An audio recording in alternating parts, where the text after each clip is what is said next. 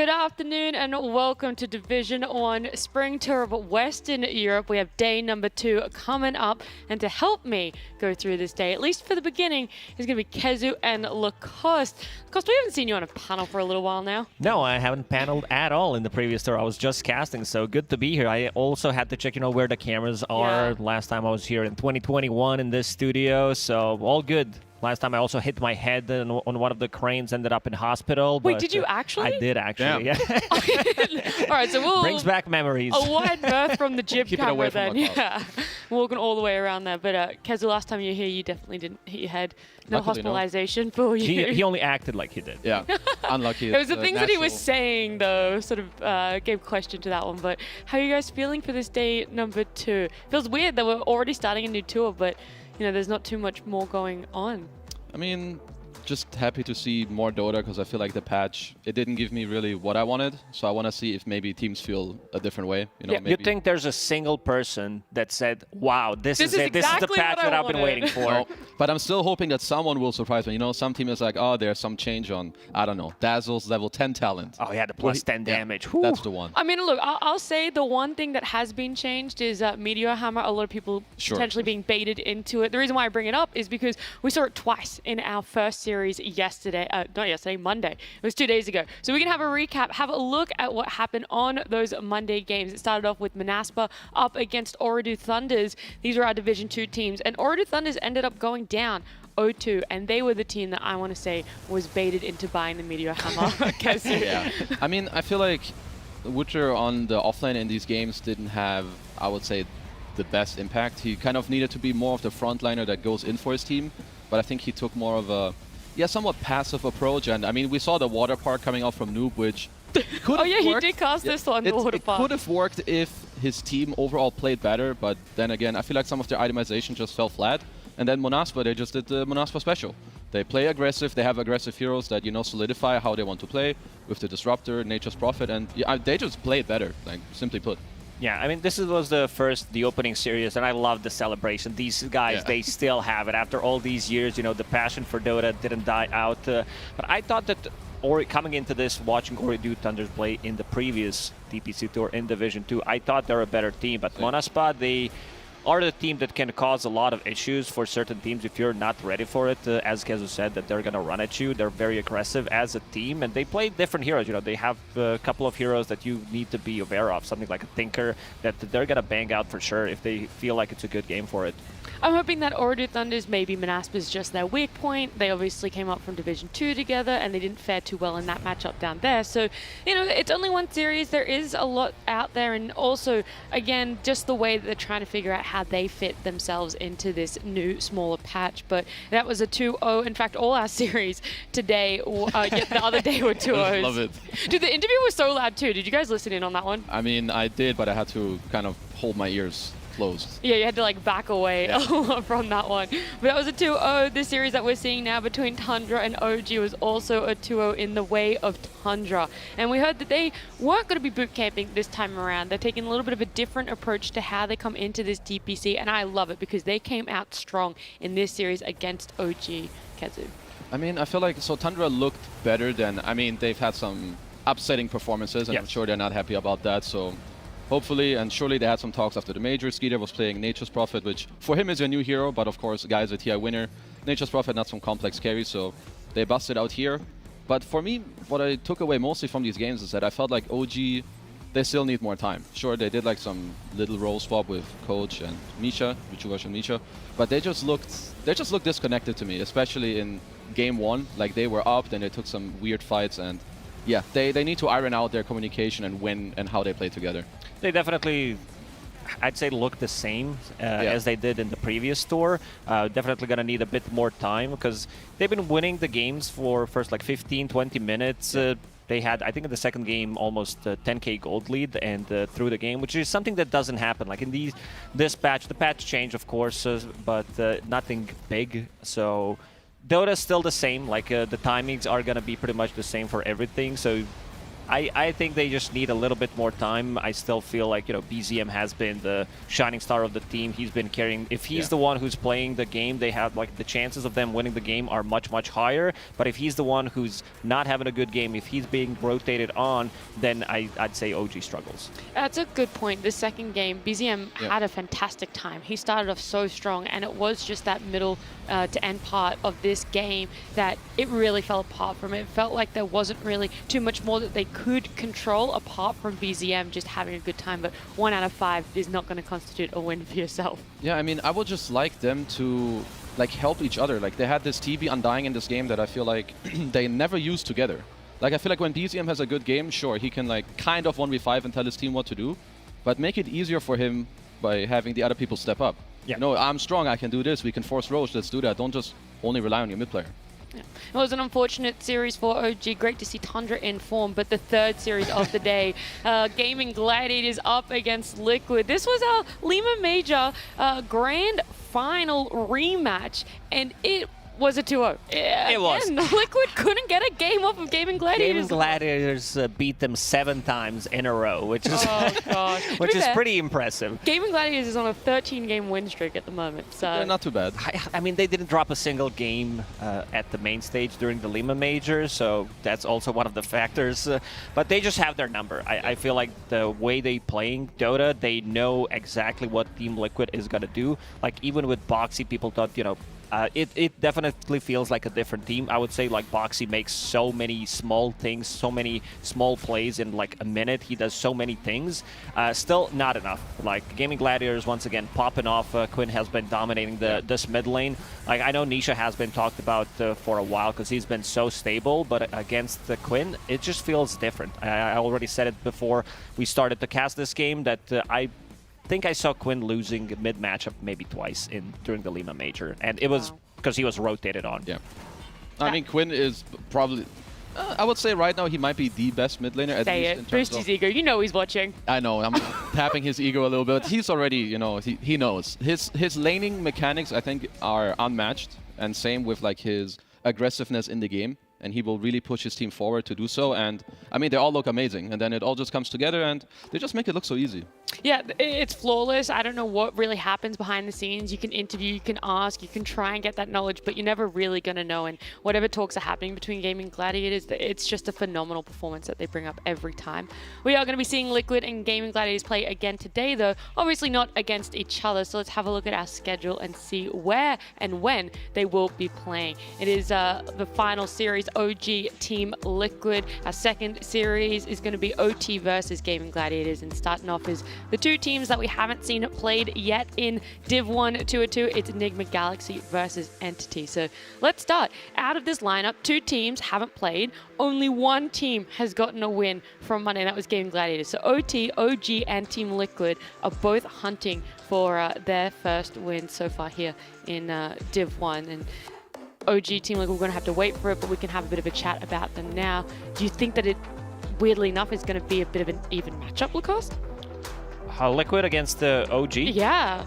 If we looked at like the form on Monday, right? That's what we want to take into account here. Yeah, I mean, Liquid throughout the last DPC tour, they looked almost unbeatable. They were pretty much on everyone's radar to win the major. They got the 2nd place. So no, I mean, I'm on Reddit. I see these comments like Liquid. Disband. Yeah, disband. Like, already. what are you talking about? They just got 2nd at the major. They have the most DPC points overall. They're bad. They're bad. If you're not first, you're last, pretty much. No, I mean, Team Liquid, I still favor them in this matchup because I feel like their team play overall is much better. Like their decision making, how fast they move around the map is so quick. Like they don't allow you to breathe every single like minute, every single cooldown. Like especially when they play lineups with no cooldowns, they're gonna be able to just like run at you constantly. I'm not sure if OG can match this pace. Yeah, and it's also who's able to adapt the fastest as well off a loss, but also this new patch. So this is, I just want to bring something up that Blitz said when they were playing with Jabs. Like, Jabs is a super skilled, like 9K player, and there's a big difference between, being a superstar on the team, playing competitive Dota, and just being a high skill pub player. Because he said, like, they're just running at me. You know, he doesn't really, he can't adapt. So he's really not to blame because the difference level is so huge. Yeah, that was something that he said. It's like, it's just so much faster paced than I thought it was going to be. It's like they're playing Turbo and you're playing normal Dota. That's a good analogy. That's pretty much. I mean, it's a lot about like these split-second decision making. So even like as a post-4 player in the early game, maybe you have like a 1, 2, 3 second window where you see a TP to mid to help out your mid laner, or you need a snappy TP to save him, help him with the rune, and even that alone in the early game, it makes the biggest of differences. And that's what you see the best post-4 players do. And obviously you can't fault Jabs. He's supposed to do other things for the team, not play post-4 for them in a major finals. Yeah, it's a tough call. We'll see how they do fare up later in the day. But for now, we're starting off. It's Enigma Galaxy up against Entity. So we have to talk about these teams. Entity, they weren't even looking to be going to the major last tour. They forced 3-way tiebreakers, and that went around 3 times if you guys weren't paying attention to that one. They ended up getting in. They ended up getting 5th, 6th at the major. So not only going from almost not making it to the major, but surpassing everyone's expectations. And what sort of expectations do you then have for them in this tour, Kazu? I mean, I think this team has always been very good. I would say that I feel like every season people underestimate them at least a little bit. And then it's like, oh, you know, they're 3rd place, they're 4th place again. Oh, they're beating this team. I'm not too surprised. I feel like they have a lot of players that just keep getting better and keep like surprising you. Especially, I think Kataomi and Stormstormer have improved so much. And also their drafts, I feel like their hero pool isn't the biggest. It's like somewhat narrow. It's actually the smallest. Yeah, so but they always make it work. Like they have like not that many heroes to choose from, but it just always looks good and makes sense. So this team I'm just a fan of them. How would you say that Stormstormer and who was the other person that you said? Kataomi. Kataomi have improved the most then, if it's not really necessarily expanding the hero pool? I mean, they just look good. Like I feel like they add like 1 hero at a time, maybe in, you know, like not too fast or whatever. But the way they play and the way they enable each other, I think is just top notch. Okay. You know what's coming from all of these players pretty much. You know what Fishman's going to play. You know that Kataomi, the heroes that he's going to play, because they had the lowest hero pool at the major. It's been like that for quite some time, so ever since they formed pretty much, and they just play good Dota. It's like stable Dota. I think they also, I would say, overperformed a bit during the major. At one point, they just like stopped playing. Like what was the series that they lost again? Talon was the last one. Yeah, but they lost the Gaming Gladiators. Definitely no shame in that. They got stumped. I think it also comes down to people kind of realizing where the real threat is coming from the team. Because if Stormstorm is not having a good game, I think it comes down to, like, if he's not making the moves, because a lot of the times they do have these position 4 and 5 that are very static, have very slow entrances to the game, so someone needs to make the space. Same goes for Toby. He plays these heroes in the lane like Enigma, Beastmaster. These heroes don't really like to move from the lane and make stuff happen, so Stormstormer needs to be that one guy. And I feel like they got figured out, especially during the major at the later stages, where there was constantly 3 heroes on the map. 6 minutes into the game, let's gank Stormstormer. Let's not make him have a good game, and let's shut him down completely. So a bit of a static, very lane-focused team there. Yes. And they're going to have to come up against Enigma Galaxy, who is a big question mark at the moment. Very big. Whilst there wasn't a roster change for them, there was the change up in who they have as a coach. So they got rid of Immortal Faith. He has departed from the team, and they've brought in March now, who there's this aura around him, the March effect, we call it. So, and what a perfect timing. They got him in March as well. I think this was perfectly. Exactly. It's just stacking. You got March in March for 2-2. Like, stars aligned, what can you say? They can bring 3 months forward. They can bring in July the old school player as their coach. There was also someone named June, so maybe you get June, then in July. Keep it going. Keep the calendar just rolling for them. But March, what impact do you think he'll have for them? But also now, where do you think the players are sort of situating themselves, that they've fallen into this core group of 5 now that they know they've had a whole tour together? How comfortable are they really going to be feeling? I mean, I would say the players should feel very comfortable together, even if they're swapping roles. I mean, perhaps the biggest question mark for me now is MC to play carry. But if that's true. Yeah, I think it's true. Well, this is, I've heard the whispers on the street, you know. I don't know if you guys have more inside knowledge. And then Amar goes back to the offlane, which obviously he's comfortable on that. He's a bit of a specialist on the offlane, but I would also say that is his absolute best role.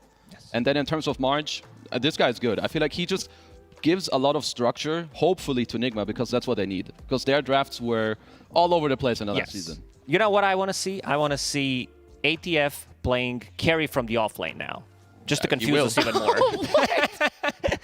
He just picks Slark or Ursa and it's runs it in happening. the off lane now. Oh my gosh. Huskar, let's go. Yeah, I'm not sure if I'm ready for that one, although it would be very enjoyable to watch. I do just really want to see what March is going to bring to them, because March was originally in SEA on Execration. They got first place in their DPC 2-1, so I'm going to see if that aura, that March effect really continues through, and if Enigma Galaxy can rise to the top ranks there. Draft will be coming up very soon, but before we do, esportsbet.io, our sponsors for the Western Europe DPC, got to give them a shout out. They have a 50% first time deposit bonus with only 2 times turnover requirement for new users. You know what? If you want to know what that really does mean, you can join their Discord. The link is below in PGL's Twitch channel panels. And now we can look forward to this game. The draft will be underway very soon. And when we have a look at the draft, have a look at what's happened in the change-up for the patch, it feels like there are still some very consistent things, but big change-ups. Lina, significantly further down in priority, but Tiny, Batrider, I want to say, still high up there in what teams would it be picking Lacoste. Yeah, these heroes haven't really changed much. I think you mentioned Batrider, the hero that just got slightly nerfed in terms of mana in his laning stage, but the hero farms extremely fast, especially like these teams that know how to play with the Batrider, especially like Gaming Gladiators are a really good example. I would say even Entity, Stormstormer, this is one of his better, if not the best hero besides Invoker. Yep. So gotta be careful about the stacks. It's some of the heroes got nerfed. Tiny definitely on Entity's radar, one of the Kataomi, one of the better Tinies, I would say, overall in the world. The way he rotates, how much pressure he puts in the lane, and also being able to just scale. There are multiple games where he was able to like even pick up Divine Rapier. True. With some crits, some ags, just slap people out.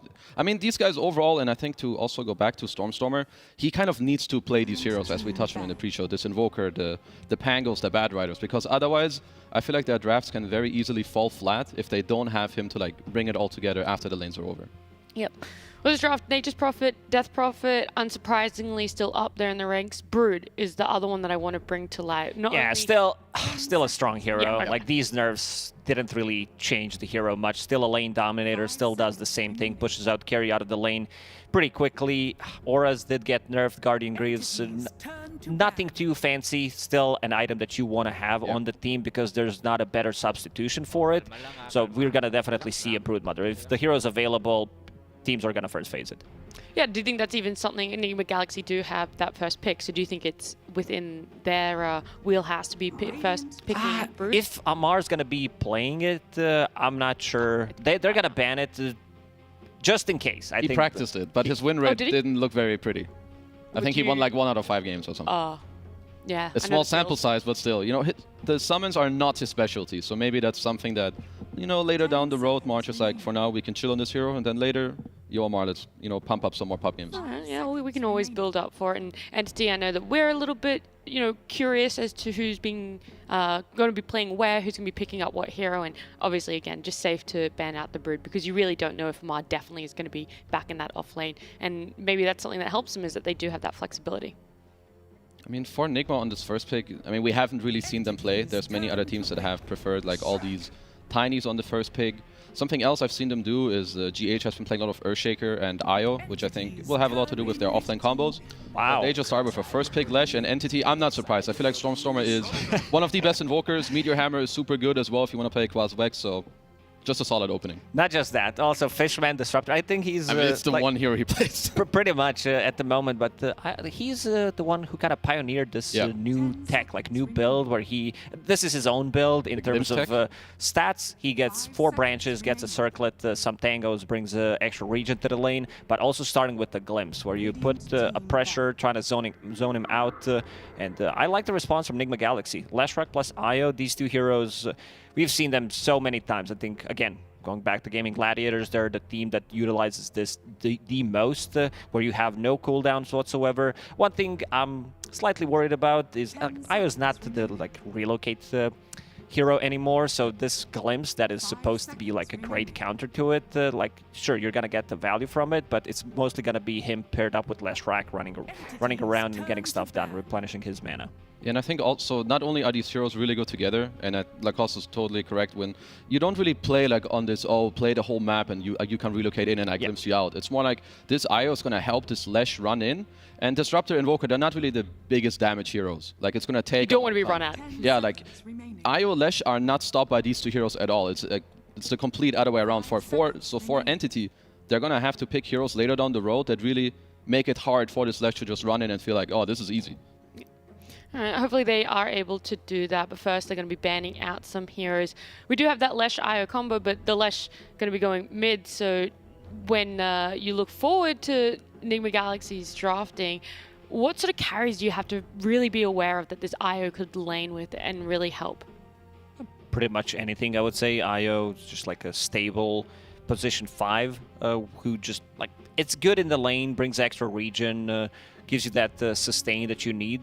But I'm looking, like, this is the hero that I've been looking at throughout the major, and it was not picked as a counter to some of these heroes, especially Leshrac. Like, where's Nyx Assassin at? I'm just, it's such a good hero. Against Leshrac, 1 mana burn, carapace, easy to set things up, and also, like, we've seen a lot of Ember Spirit as well, a lot of Batriders, so I was pretty sure that hero's gonna come back, but just didn't. I thought the same, but I feel like what teams looked at during the major in the first DPC is that Ricky Nyx, okay, Ricky seems like the better Nyx Assassin, but now the hero got kind of dumped, so now perhaps, you know, Nyx starts Was it only again. the shard change for Ricky in the patch? Was some cast range and something else. Okay. But I think it was predominantly about the shard, if I'm not mistaken. Okay. And do you think that that is enough of an impact that Ricky might now be on par with a potential Nyx Assassin pickup? I think you need to have a good laning partner as well for Nyx Assassin. The first one that comes to my mind, definitely Darkseer, where you possess a kill threat, because Nyx Assassin as a hero is very weak laner, doesn't really provide you with much at the early level, so you need to either like play with something that gives you kill threat, or you need to constantly pull the waves, get the levels, and then play post 10 minutes. 5 seconds remaining. Timing banned out on the side of Enigma Galaxy. They're just as afraid of the Gano mid Tiny that you talked about there. And Entity will be opening the next phase. Going to be picking up their 4. I mean, I would not be surprised if it is a Nyx Assassin or something along the lines. I think also it kind of sets up the Entity hero pool pretty nicely. They like play all these ranged summon heroes that either carry the Nyx out of the lane or the Darkseer, as Lacoste touched on. I would say that they are probably the team that play the hero the most as well, so they're very good at it. Other than that, for Enigma Galaxy, to talk about perhaps one of the carry picks, there's a combo, of course, I like a lot. It's the Lesh Slark. They kind of protect each other quite a lot, and then you also have IO with the Slark. It's maybe not the easiest to pick at 16-17, as Entity will have the counter pick, but that's something they could consider. What's the Lesh Slaughter? Lesh Slark, so it's just the fact that Lesh can go in, and then you have the Slark Shard. We've seen this combo a lot of the times before as well, where it's so good.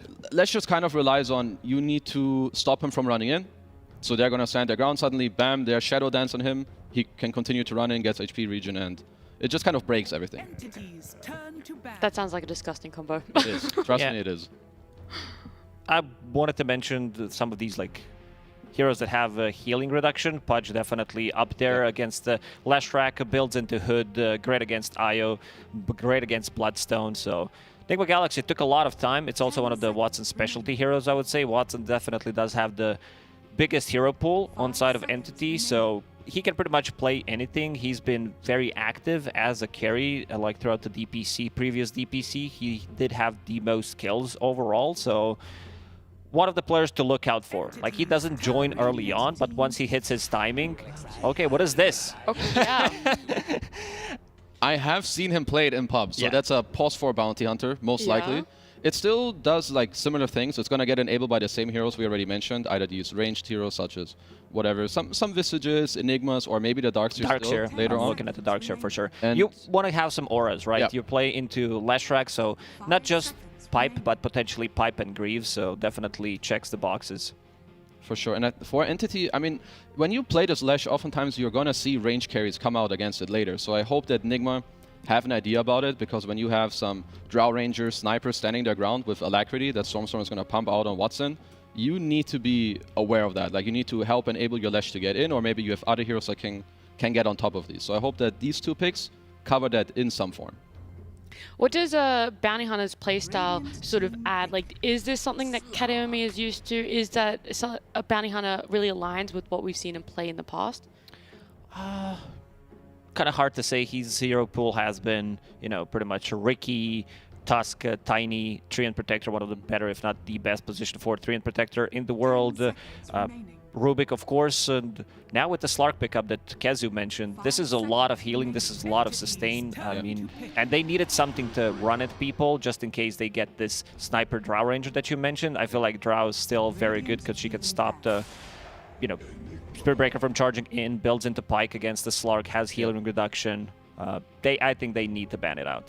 Yeah, I think so too. And now, I feel like with the Slark pick coming out, it deviated maybe a little bit from some of the other offlaners. Enigma has traditionally been very good against Slark because you don't care about his ult, you just keep getting him in. Also, the laning stage is very good because they don't deal very well with the Eidolons, but when Enigma plays against these heavy heal lineups and tanky heroes, sometimes you don't have enough damage to actually get through it. Like, what if Lesh pops his Bloodstone and then Slark isn't in the black hole, pops a shard on him, suddenly he's fine too. So I see why they go for it, but it's also a little bit volatile later in the game. Is it just very reliant on this Enigma landing, like, his black hole to really try and disable? Is there any sort of backup? What if he doesn't hit it? What if he isn't able to get in a team fight? I think it's more about having AoE damage as well, percentage-based damage. So you have Static Storm, you have Midnight Pulse. Later on, you're going to have a Meteor, Triple Meteor with the Invoker. So Slark will not feel too comfortable fighting into this. And also, he's fighting into Glimpse, something that he really hates to play into. Like one Glimpse into, Glimpse into, it needs to be Static Storm, other than that, or a Black Hole. So they don't have this like cheap combo, so they need to heavily invest into their combo to be able to get some kills.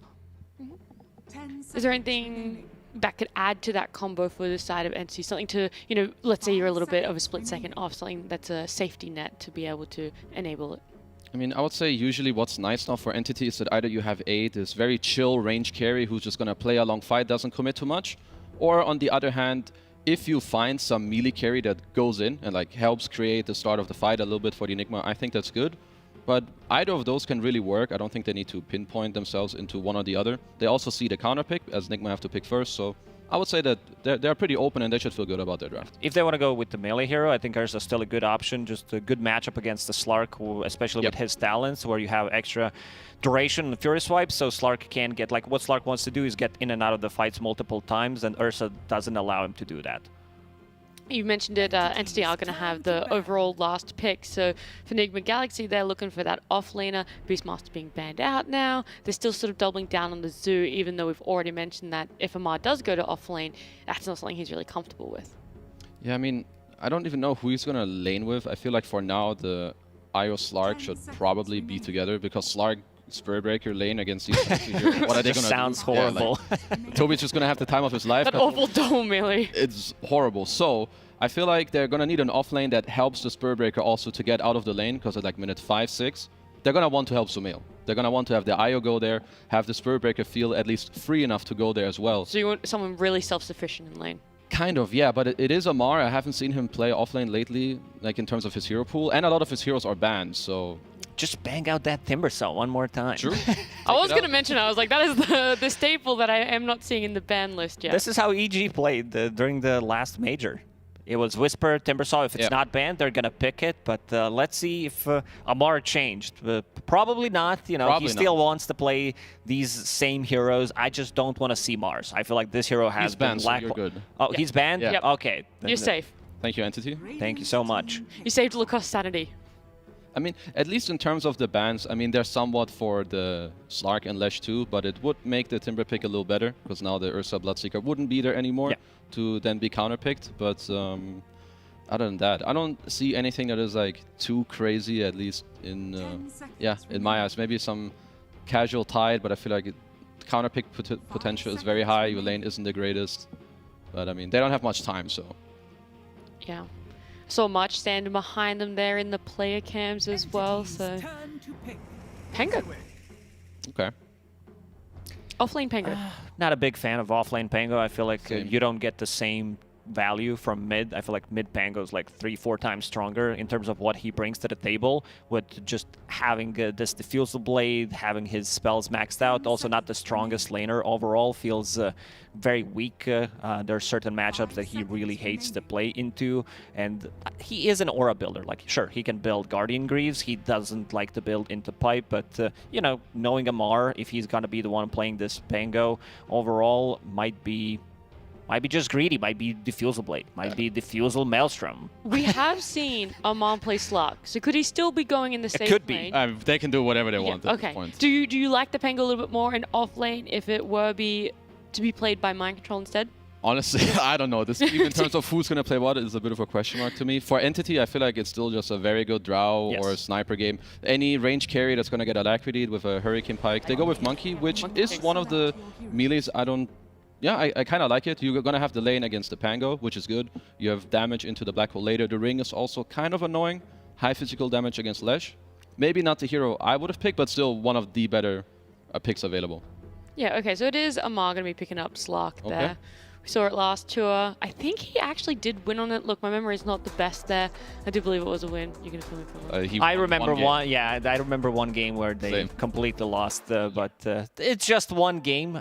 Looking at both of these drafts, I do like what the Nigma has because they don't rely on cooldown whatsoever. They can keep fighting all the time. The biggest cooldown they have pretty much is Rolling Thunder, which is not completely necessary to take a team fight. So there's gonna be like another 60 seconds that they can maybe potentially get to Roche, and especially with the Lesh IO lineup, you do tend to put a lot of pressure on the map, but Entity, pretty straightforward, I would say pretty standard lineup coming out from Entity other than this Bounty Hunter. Okay, so there's the strength for Nigma Galaxy in their aggression, the fact that they're not waiting for big spell cooldowns, but you liked the Monkey King. Was it enough for you to side with Entity, Kazu?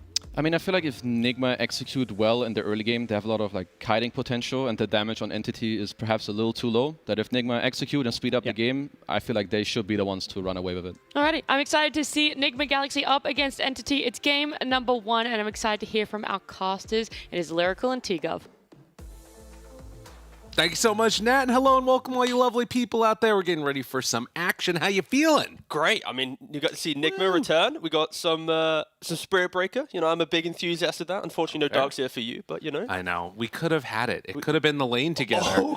Can you imagine? It would have been so good. We'd had all the analysis in just one lane. It'd actually been pretty sick, but sad day. No chance. The other thing that we're not going to be seeing is the old switch up that everybody was talking about. The Okay. Yeah. Okay. I'm holding. I'm coping right now, but there will be a time where they're going to put MC onto the carry. They're going to pick some like Amar offlaner. Like, it's going to happen at some point, especially now with March in the mix. Like, there's going to be some creativity. You know it. Before it never happens, and it's just the same old Enigma. No, I know. That could be the problem, is sort of we hype up these things, we think that there's going to be something cool, and then just all the dreams fall apart. Man, we got really deep very quickly into this cast here. Bunch of heroes in the mid. They get down the 2 wards. We'll see if they face off against each other off to the side. But already, you were talking about this at the beginning of the draft. You really liked the opening that Nigma had, and you felt like it sort of fit well with what they wanted to do. Yeah, I feel like for Nigma, especially with how well Gladiators at the Major were able to show Leshrac Eye being such a good combo. But, you know, Amar, 1 second. Let's see him escape real quick. Yeah, I feel like you throw Sumo on this Leshrac. The hero didn't really get nerfed in the previous small patch that we had. It's like, what, 10 less damage on his ultimate, something like 1 second less on Bloodstone. So, yeah, Eye Leshrac, filthy combination. Eye not nerfed. It should be Nigma's like top strategy, I feel, coming into this DPC. No, absolutely. I think that would be incredibly strong. Also, you can see Storm already queuing up the Meteor Hammer. The other thing that the patch brought us is not just the disappearance of Lesh, but the Meteor Hammer that the panel talked about a lot as well. And we did see Amar there have to skill up the Pounce level 1. So a win with the Fishman Glimpse strats that you love to see. And it looks like they are going to be sending him up top. So Amar and GH playing together in the top lane with MC trying to take the safe lane Pango.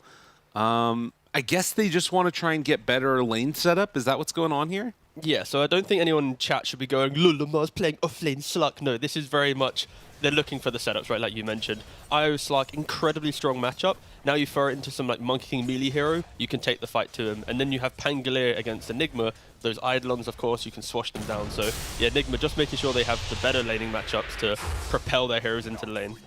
Yeah, and we already have seen how bad it can go sending a Pango into the offlane like Lacoste was talking about. That mad hero can really just get punished quite quickly. Mar trading hits now against Fishman up top, bringing him lower and lower, and willing to go toe-to-toe even without that Essence Shift point. Yeah, I feel like because you have that IO, you don't really care as well, right? It's like, Essence Shift would be nice, but IO Slark is still so potent. And it's another reason why they want to put the Pangolier away from this lane, because Disruptor, now that you put this 1 point in Glimpse early on, this Pangolier, like, using Swash to disengage from the area, you're always going to be brought back into that kind of volatile area. So, yeah, another kind of layer to why Nigma did do these laning setups. Yeah, I mean, you can imagine Watson and Fishman just bullying the crap out of a Spirit Breaker Pango lane. And in the meantime, they're having an okay time down there. Pango already 7 last hits. And you can see that while he is getting denied out a little bit by Toby, you know, not as bad as it would have been when you're denying out all those range creeps as happened in the last patch. Yeah, it's perfectly fine for the setup. And that is the unfortunate thing with Spirit Breaker. Like, it's such a bad hero for laning phase. Like, as someone who's got like 950 games on it, like, it feels worse than playing Darks during the first 3 minutes. Just so you understand the pain. Hold on. Let's not compare pain here, okay? This is supposed to be a safe broadcast. No, what the hell was that? This is a safe space for us to share our, you know, our deepest, darkest thoughts and compare them, apparently. I mean, yeah, you want to tier list it or what? Like, it's messed up. No, I hear what you're saying, though. No matter what, it feels pretty bad when you're trying to deal with that lane. As Amari's going to be pulled back in. The tether does continue through it. The Boundless Strike leaps away. Can they bring him down, though? He's stuck off to the side. Watson makes the move forward, but won't be able to find the full kill. Still, really annoying to deal with this in the lane. Yeah, luckily for Nigma there, the lane is pushing in, so they're going to have that tower region underneath them. Just be able to see us under tower.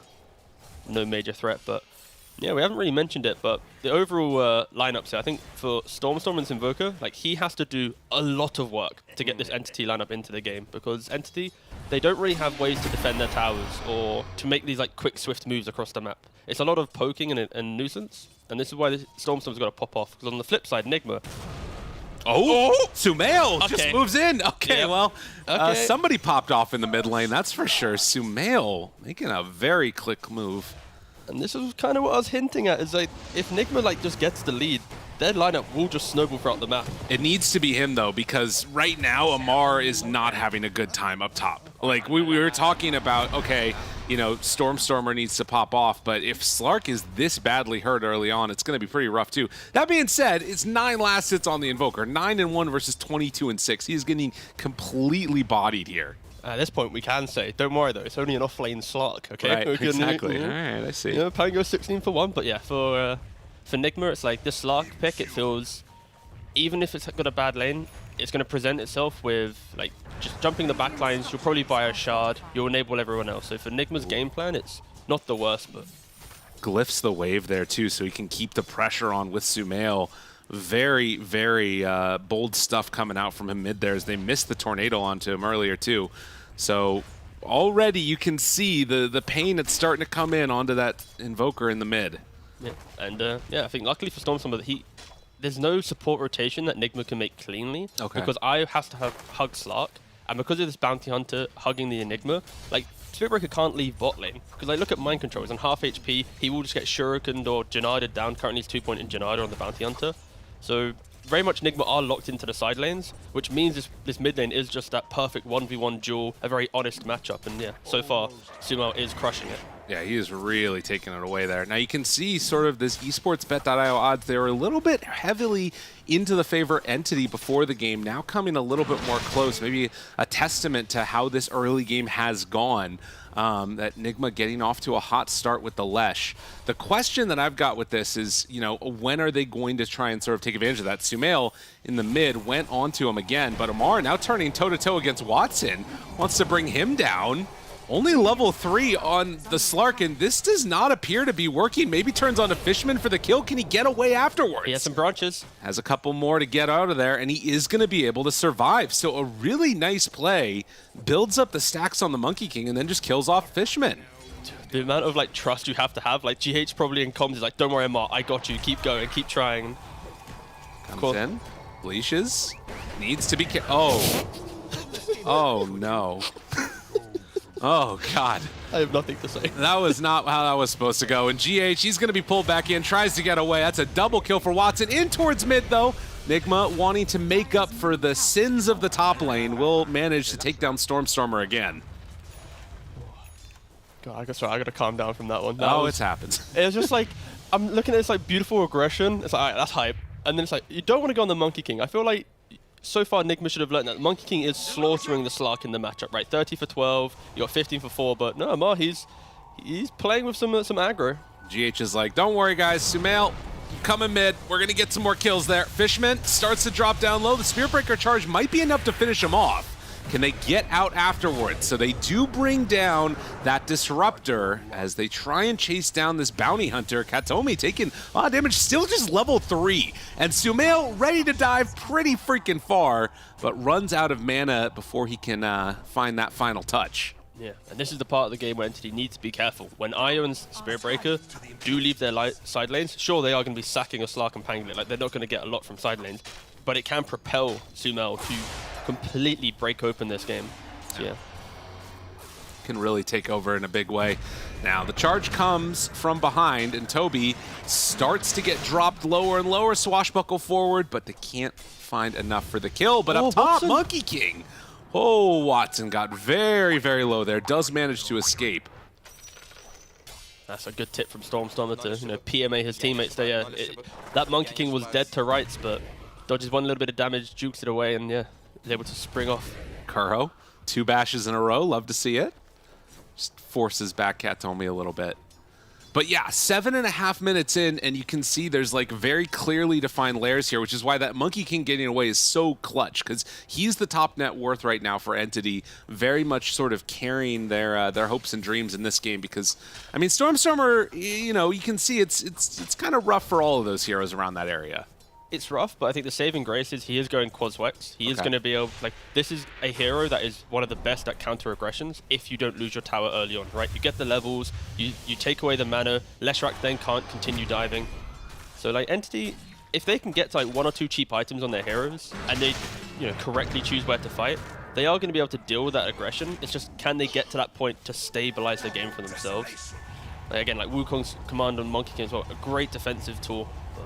They need to get to that point, and that's why Nigma, you can feel like the need or like desire to try and move their heroes around the map to try and find these kills. And I feel like Katomi's been doing this the entire time. Like, he's on the brink of death or just being quite a nuisance. Absolutely. Well, Meteor Hammer revealed in the mid, but there is a lot of healing coming out from GH. More than enough to keep him alive. The glimpse, is it going to be enough damage? No. Doesn't quite have enough to kill off Sumail. Misses the stun completely. Fairy Fire backs away. Will survive. Oh man, by the skin of his teeth, Sumail gets out of there. And Stormstormer showing that value, like you talk about, the counter aggression, it can be strong.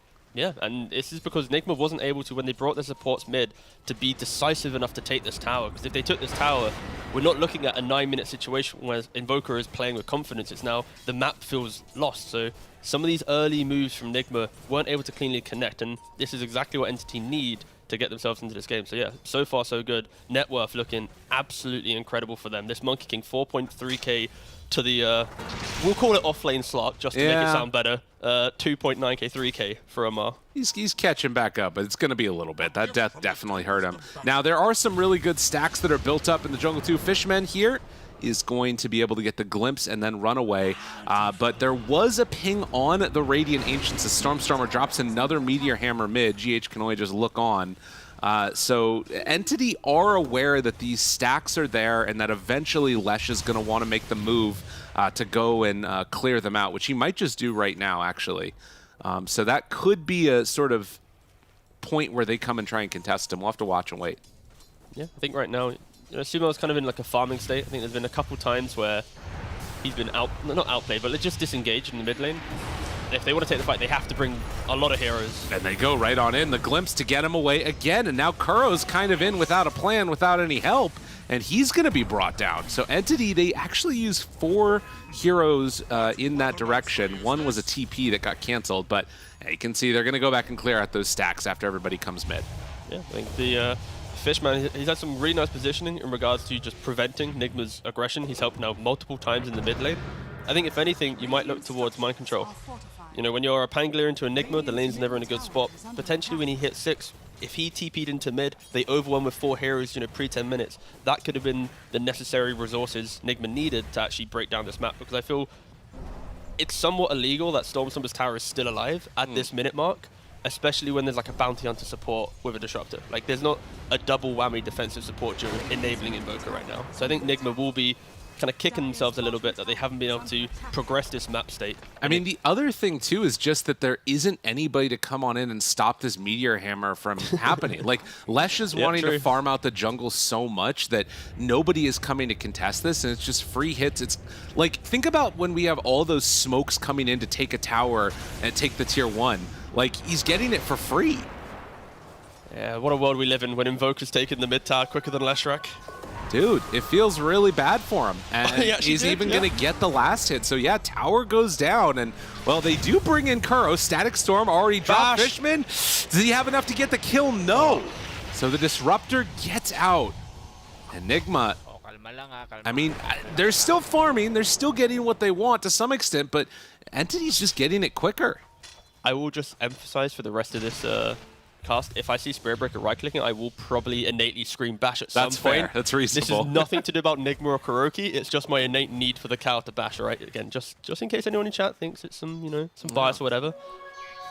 No, the bias comes out in other ways. Yeah, that's true. Let's go. Wait, what? Sorry. Hold on. Down bottom, Nigma smoking up, trying to find a kill. It's just going to be Katomi there, but that is still at least one as Enigma get on the board. Haven't been able to take a tier 1 tower yet, but they're getting towards that timing with Lesh finding his Bloodstone. That's what they're looking for. Yeah, and they've completed the mech on GH now, so even more heals are going to be coming out. And if anything, it's just they need to be very select with how they use this. They can kind of get baited into looking for a fight, and once again, disrupt the Static Storm, the Invoker, Tornado. Like, they can put themselves in a weak position. Ooh, and got to be careful here. Amar, Tornado to start. They find him, tries to TP out. No way to break it. Monkey King, the Boundless Strike was still on cooldown. I like how this entire time we kind of forgot that Toby existed in this game. Like, it's true. I won't even lie. There's an Enigma in the bot lane, and he's, what was it? Like 700 gold away from a Greaves, and wait, oh no, Sumo's Courier died with the Bloodstone. Yeah, Katomi on the job. He knew what it was going to be coming that direction. Hasn't been able to get level 6 yet, but I think he's pretty okay with this. Of course. I mean, you were able to take away, you know, the Bloodstone for an extra minute and a half, and Enigma, this lineup, it's always chasing that next, you know, minute timing. Oh yeah. Pre-20 minutes, like, that's their element. And, you know, Entity, they're doing the small things, defend their mid-tier 1 tower, take away the Bloodstone Courier. Nice little play there from Amar, actually. He lost his ultimate passive, so then he scanned on top of him to check if it was Bounty Hunter or a ward. Right. Then he knew it was the Bounty Hunter, so he didn't use a sentry. So, right. Some might say it was a waste of a scam, but I kind of like it in the early game when you're not making these like fluid map plays. Use it for your advantage. Yeah, he didn't waste a sentry. Didn't die either. There were a lot of heroes up there. Could have been bad. Man, I will say Stormstormer, like, this is the most Meteor Hammers I've seen used in the early game in a really long time. He's just spamming it off cooldown on these towers. Like, his tower damage is going to be off the chain. And it's the fact that he's doing this against a Spirit Breaker with an IO relocate. Right. And that Pangolier, like, you know, Rolling Thunder at any point. Like, he's doing this against some of the best anti-split pushing-esque heroes. But yeah, Nigma just haven't been able to capitalize on it. You know, the confidence from Stormstormer. Mm-hmm. Well, and you can see they're anticipating a gank, but Nigma, they're not really wanting to do that. They're not wanting to make moves yet. Still waiting for that Bloodstone. Sumail has the gold now, can go and pick up at least the point booster if he wants, but it's still going to be a couple of minutes, or I guess a couple of seconds until he gets it finished off. And when do you think they want to try and fight on the side of Nigma? Is there a moment when they're actually going to be sort of trying to take the fight to the side of Entity? I mean, any minute when they complete that Bloodstone, it should be their time to go. Like, we've yet to see a Rolling Thunder. We're yet to really see Amar enter the fight. Tries to get him here. Is it going to be enough to take down Stormstormer? They drop down the sentry, and they do get that kill. Yeah. On the other side, Nigma get away from the action. I think, yeah, finally Stormstormer got punished. I mean, again, he's had a great game so far, but I feel like he should have died at least once to this, the cheekiest of his tower aggression, and yeah, it does come in. But no, yeah, now that Nigma has the Diffusal Blade on Slark, they've got about to complete Diffusal Blade on Pangolier as well. the Bloodstone on Leshrac. Like, this is a massive timing for Nigma to cross the river to look for those fights. But they have to be careful because this entire time, like, we haven't even mentioned Enigma too much. He's about to complete a Greaves. Right. They're running into a Static Storm. They're running into a Wukong's with an overfarmed Monkey King. Like, this isn't going to be easy. I think Monkey's actually even got BKB, sorry, complete by the time. Like, this is a 16-minute BKB. Like, he's had one of the freest of games. No, I mean, and that's a huge point as well. If they can keep them there and actually immediately just going to drop it onto Amar, he is in a world of hurt. They try and get him in and try and heal him up with the IO. Is it going to be enough to keep him alive? Does, well, TP out. Anything to break it? Nothing. He gets away. They drop the black hole late. Oh, Toby, a little unfortunate on that one. They threw the kitchen sink at him, and yeah, Amar just didn't die. Damn.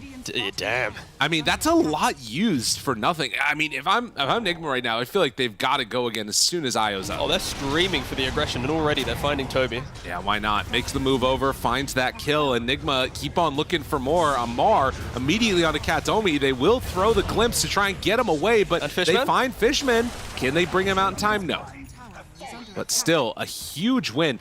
And after finishing that Bloodstone, a couple of seconds later, Sumaili's got his Kaya. He's an absolute big boy on this Leshrac. Don't know why Jenkins just hit me for a second with my casting. Anyway, moving on. Yeah, I mean, this is... Entity was having such a beautiful, stable game, and like that is the one thing that they didn't want to do with this lineup. Like, you give an opportunity for Nigma to go, wait, cooldowns are down, let's keep chaining it, and they're not going to stop.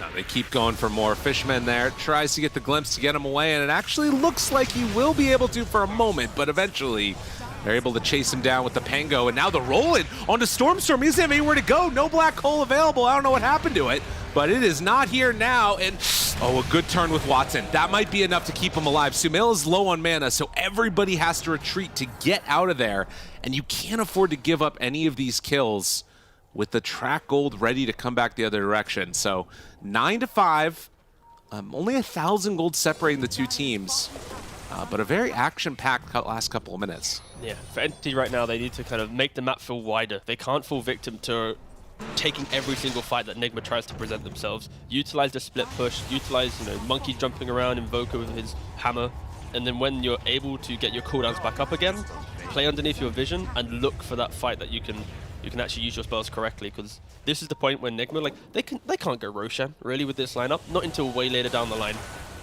So it doesn't matter if you concede a tower or two. Walks into vision, Glimpse pulls him back in. It's a second round of this now. The Meteor Hammer connects, but Amar, he just walks away. Do they have enough to keep him alive?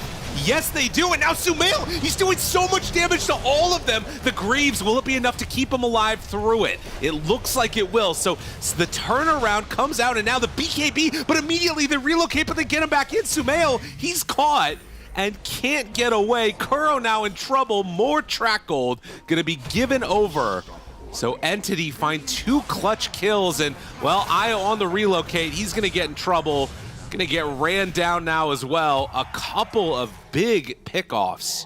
I mean, Fishman just perfectly starting these fights, right? Like the aggressive positioning from Amar, he just drags them back, and it's like an Entity are forcing Nigma to take fights when they're not cleanly ready to do it, right? They're like kind of scrambling and like hoping to throw bodies in. And sure, it looked great where Sumo was pumping out some early damage, but this Monkey King with BKB, he's able to just stand his ground, throw the Wukongs, and just put that rift in between Nigma's very, snowbally-esque lineup where they kind of all need to be clumped up together. Like, you don't want to be clumped up against, Midnight Pulse, Invoker, Monkey King. It's too difficult. No, it's a problem, and there was that moment. I mean, I think the Greaves was definitely a huge turning point too, where everybody had taken so much damage, you got max value out of it.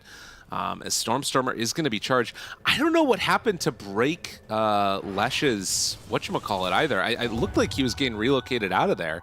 But regardless, it was the glimpse that must have come out onto Sumail. There's so many ways for Entity to block it. It's either clipped by a Static Storm, there's, Malefist, there's Shurikens if he's tracked and he just gets clipped by him. There's like so many ways for it to be a difficult relocate out game. Like we're yet to see the, those iconic, oh, he's out, let's re-engage after. Like, yet to see that really happen. And of course, picking the Fishman Disruptor, I think everybody knew when we saw that Leshrac coming out that there was a likelihood that you're going to get a GHIO afterwards. So having the perfect answer for it with this disruptor, at least in some regards, not in every regard, but you know, with the run-in looked good. It was the save that was a little bit of a problem. 20 minutes now, 10-8. Still very, very close between these two teams. And you said that, you know, we're probably not going to be seeing a Roche anytime soon. It does kind of feel like that's the next thing on the docket, though, for these teams, if they can win, like, a big fight, maybe? I don't know. What do you think? Or do you think that they just want to try and push down more towers? Oh, you may have... the only time that Nigma... yeah, I may have pressed that button, boss. I thought it was a push to mute, not push and mute. You know, I forgot.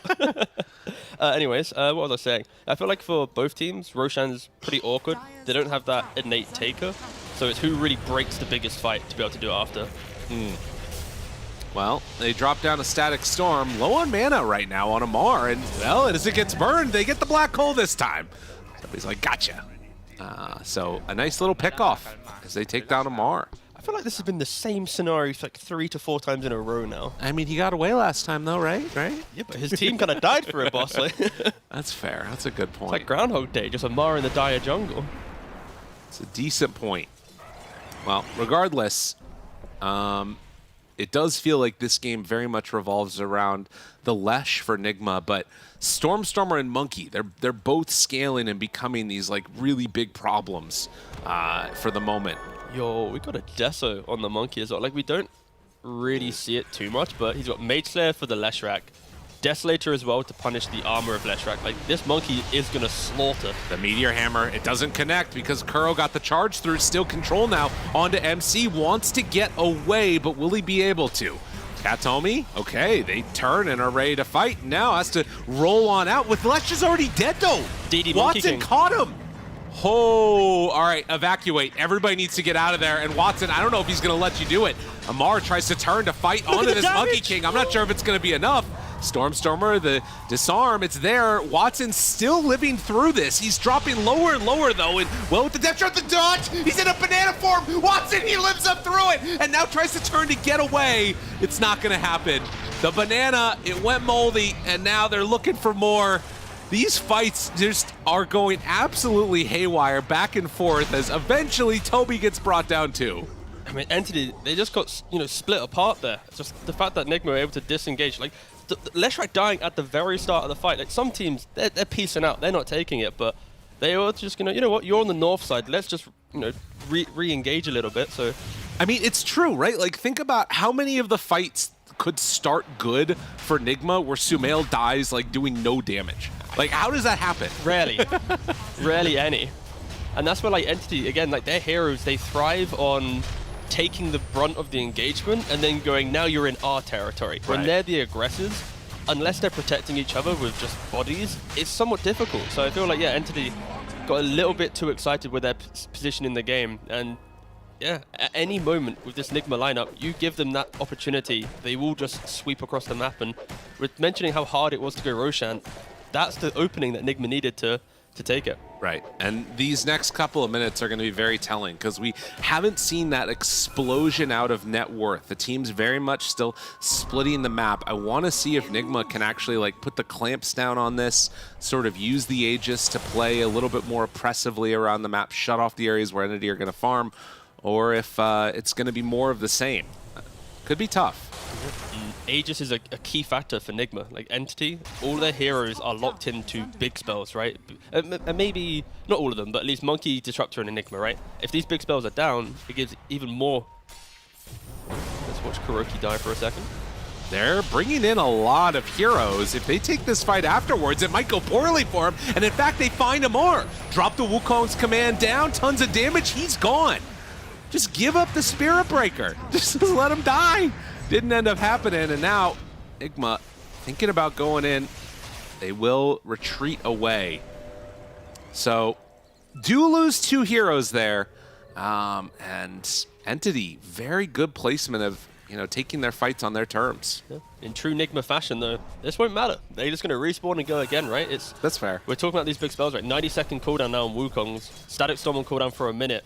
Like, sure, you're trading off this Slark, but I feel this Slark has put himself in a position where he isn't the carry in the game. You know, he is just like this sacrificial lamb that will just, you know, throw his body in. He bought this shard early on. He's not going BKB. He's forcing Disruptor to go, I have to stop you, so that the aggression doesn't follow up. And I feel like for Nigma, they need, this is another window where they make those plays. If they don't, then we are leaning towards Entity just, you know, playing defensively, waiting for these BKBs to come out, and then they all look to, you know, cross the river. But yeah, already look, Nigma smoking up. Well, and you see Katomi sort of scouting all this stuff happening. Sumail runs on in. Will get tracked and head on out to push out the wave. But yeah, still playing very much in the driver's seat, at least for right now with that Aegis. They do have the Aghanim Shard done on GH also, so that extra spell lifesteal, very solid stuff. Katomi walks into vision for just a moment. Do they TP in a lot now? They bring in Amar, Tornado lift up, Katomi, he's gone. Disarm. Tries to get some rundown here. Static Storm, they don't actually connect on anybody, but Watson, he's right on top of him. Amar, thinking about getting away, is already under the ulti form, but hasn't decided to pop that big Boundless yet. And it looks like, yeah, Entity, after losing the bounty, they won't go for any more chase.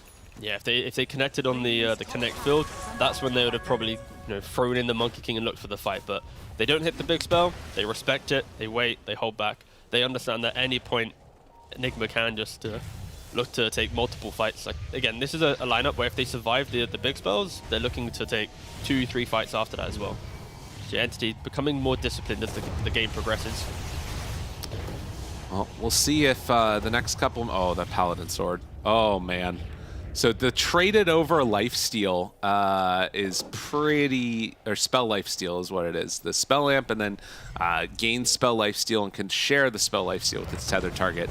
So amping that up with Paladin Sword now, I don't know how Lesh dies. Yeah, they got to try and, you know, either break that tether or at least just kite out that engagement, but it's going to be very, very difficult. And luckily for Entity, they do have one of the best spells, which is just a Black Hole. You know, you throw That's two fair. Heroes inside that, they're going to, you know, they should be dying.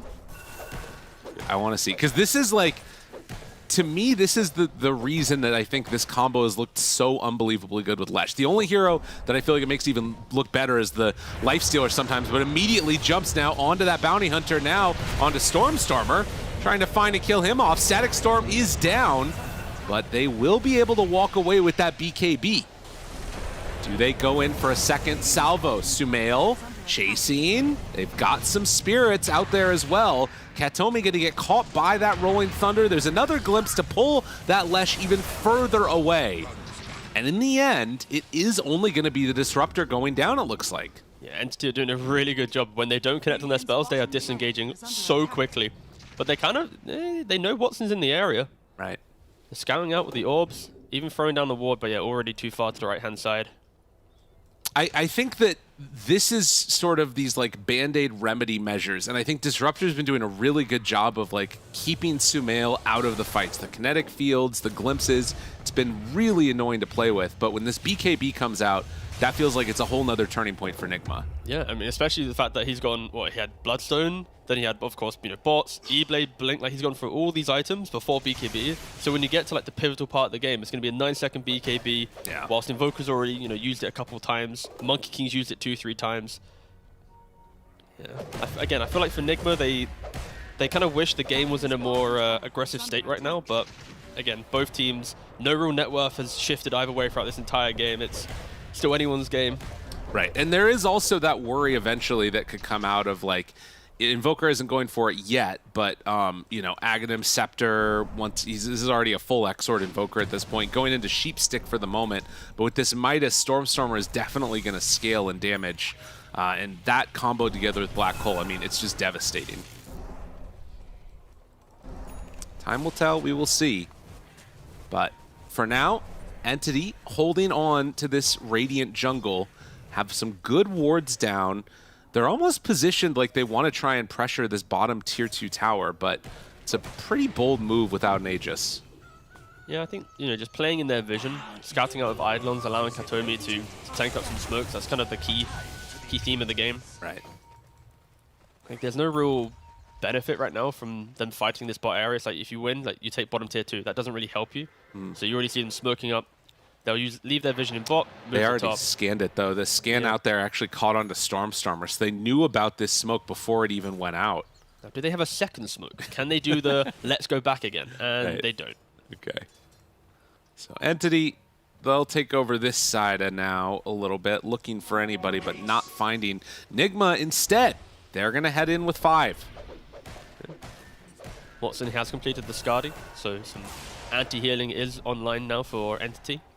You throw down the Wukongs, you're going to be in a pretty good spot to be able to rebuttal Nigma, but again, they need to try and contain them within that, because so far Nigma has done a very good job at poking the spells and then looking to chase them down after. Okay, Nigma smoked up. Yeah, see if they can find anybody. Amar is the one that's out front, kind of leading the charge. Like the entire game. Right, it looks, I mean, and now they have the BKB done on Lesh too. Yeah, this is, I mean, the smoke is not going to connect, but this next fight, I feel like for Entity, you got to be very careful about how you play it. Yeah, I mean, Mind Control's got a 9-second BKB yet to use. Sumo's got the 9-second BKB yet to use. You know, Amar's picked up this Ag, so he can jump in. If he's really quick, he's going to be able to disengage. Makes it even harder for Static Storm. Likewise, though, as you mentioned, Watson having completed that Skadi, it's a whole nother level of trying to shut down that heal potential that's coming out from the Lesh. But not really looking like they're actually going to find a fight here. Instead, it's probably going to be around that next Roche area. 2.5 minutes till it's capable of respawning, or till it will respawn, rather. So sort of middle of the road, and Stormstormer does finish off now his Shard. He's going to bring that one over in just a moment.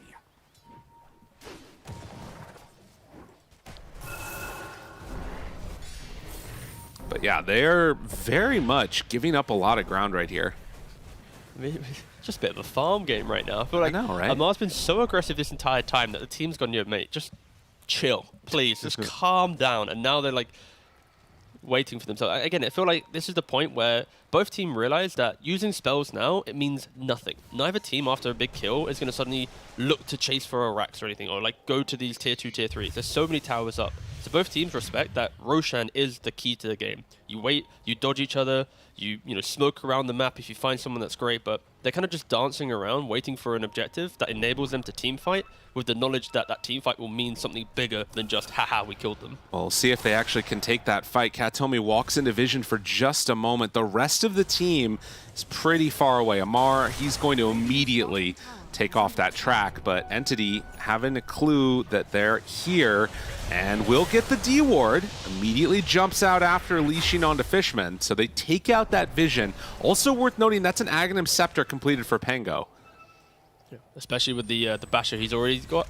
He's going to be able to disrupt that Enigma Black Hole at points in the game as well. So it's going to be very useful for the big team fight. Underneath a ward, they know what's going on right now. Look at this movement away. So the entire side of Entity, they TP 4 heroes bottom right away as soon as they catch sight down there of Sumail and GH. Yeah, they got to run back to the top side of the map. They have to protect this ward that they have outside Roshan. Again, this is the crucial part of the game for either team. And Nigma, as soon as they see the TP's bottom, they're like, you know what? Let's get back to the top side. Let's keep themselves here. And it's surprising. I feel like vision-based has been Entity's game. Even though Enigma have the Slark, I feel like Entity just had the stronger observers. Wait a minute now. Katomi. The glimpse. That maybe was just to get the bounty hunter away, but they kill off Amar's courier. That was, I think, his Echo Saber. Yeah, rebuilding the Echo Saber. MC? Is he going to be in trouble up here? They spot him. Stormstormer catches him. He has a BKB, though, if he needs to use it. MC will pop it and just walk away. Roshan's respawned, so any spells or item used right now will be critical if anyone's out to scout out this Roshan. I mean, the other thing, like this MC Pango is huge around the pit right now. As they drop down the meatballs, Stormstormer won't be able to connect. But with Basher and Aghanims on Pango, he is like such a huge teamfight presence right now. Yeah, luckily for Nigma at least, it's like you don't need the BKB to take the fight as a Pangolier. It's more a comfort of aggressive positioning. But no, neither team's really pinged out the Roshan yet, but yeah, Nigma somewhat aware due to their desire to look for that fight. MC somewhat low on mana right now. But Kuro, the charge, it connects onto 2. Both supports caught. Amar runs in, and Fishman already dropped down the ulti, but he popped the Dark Pact, topped everything.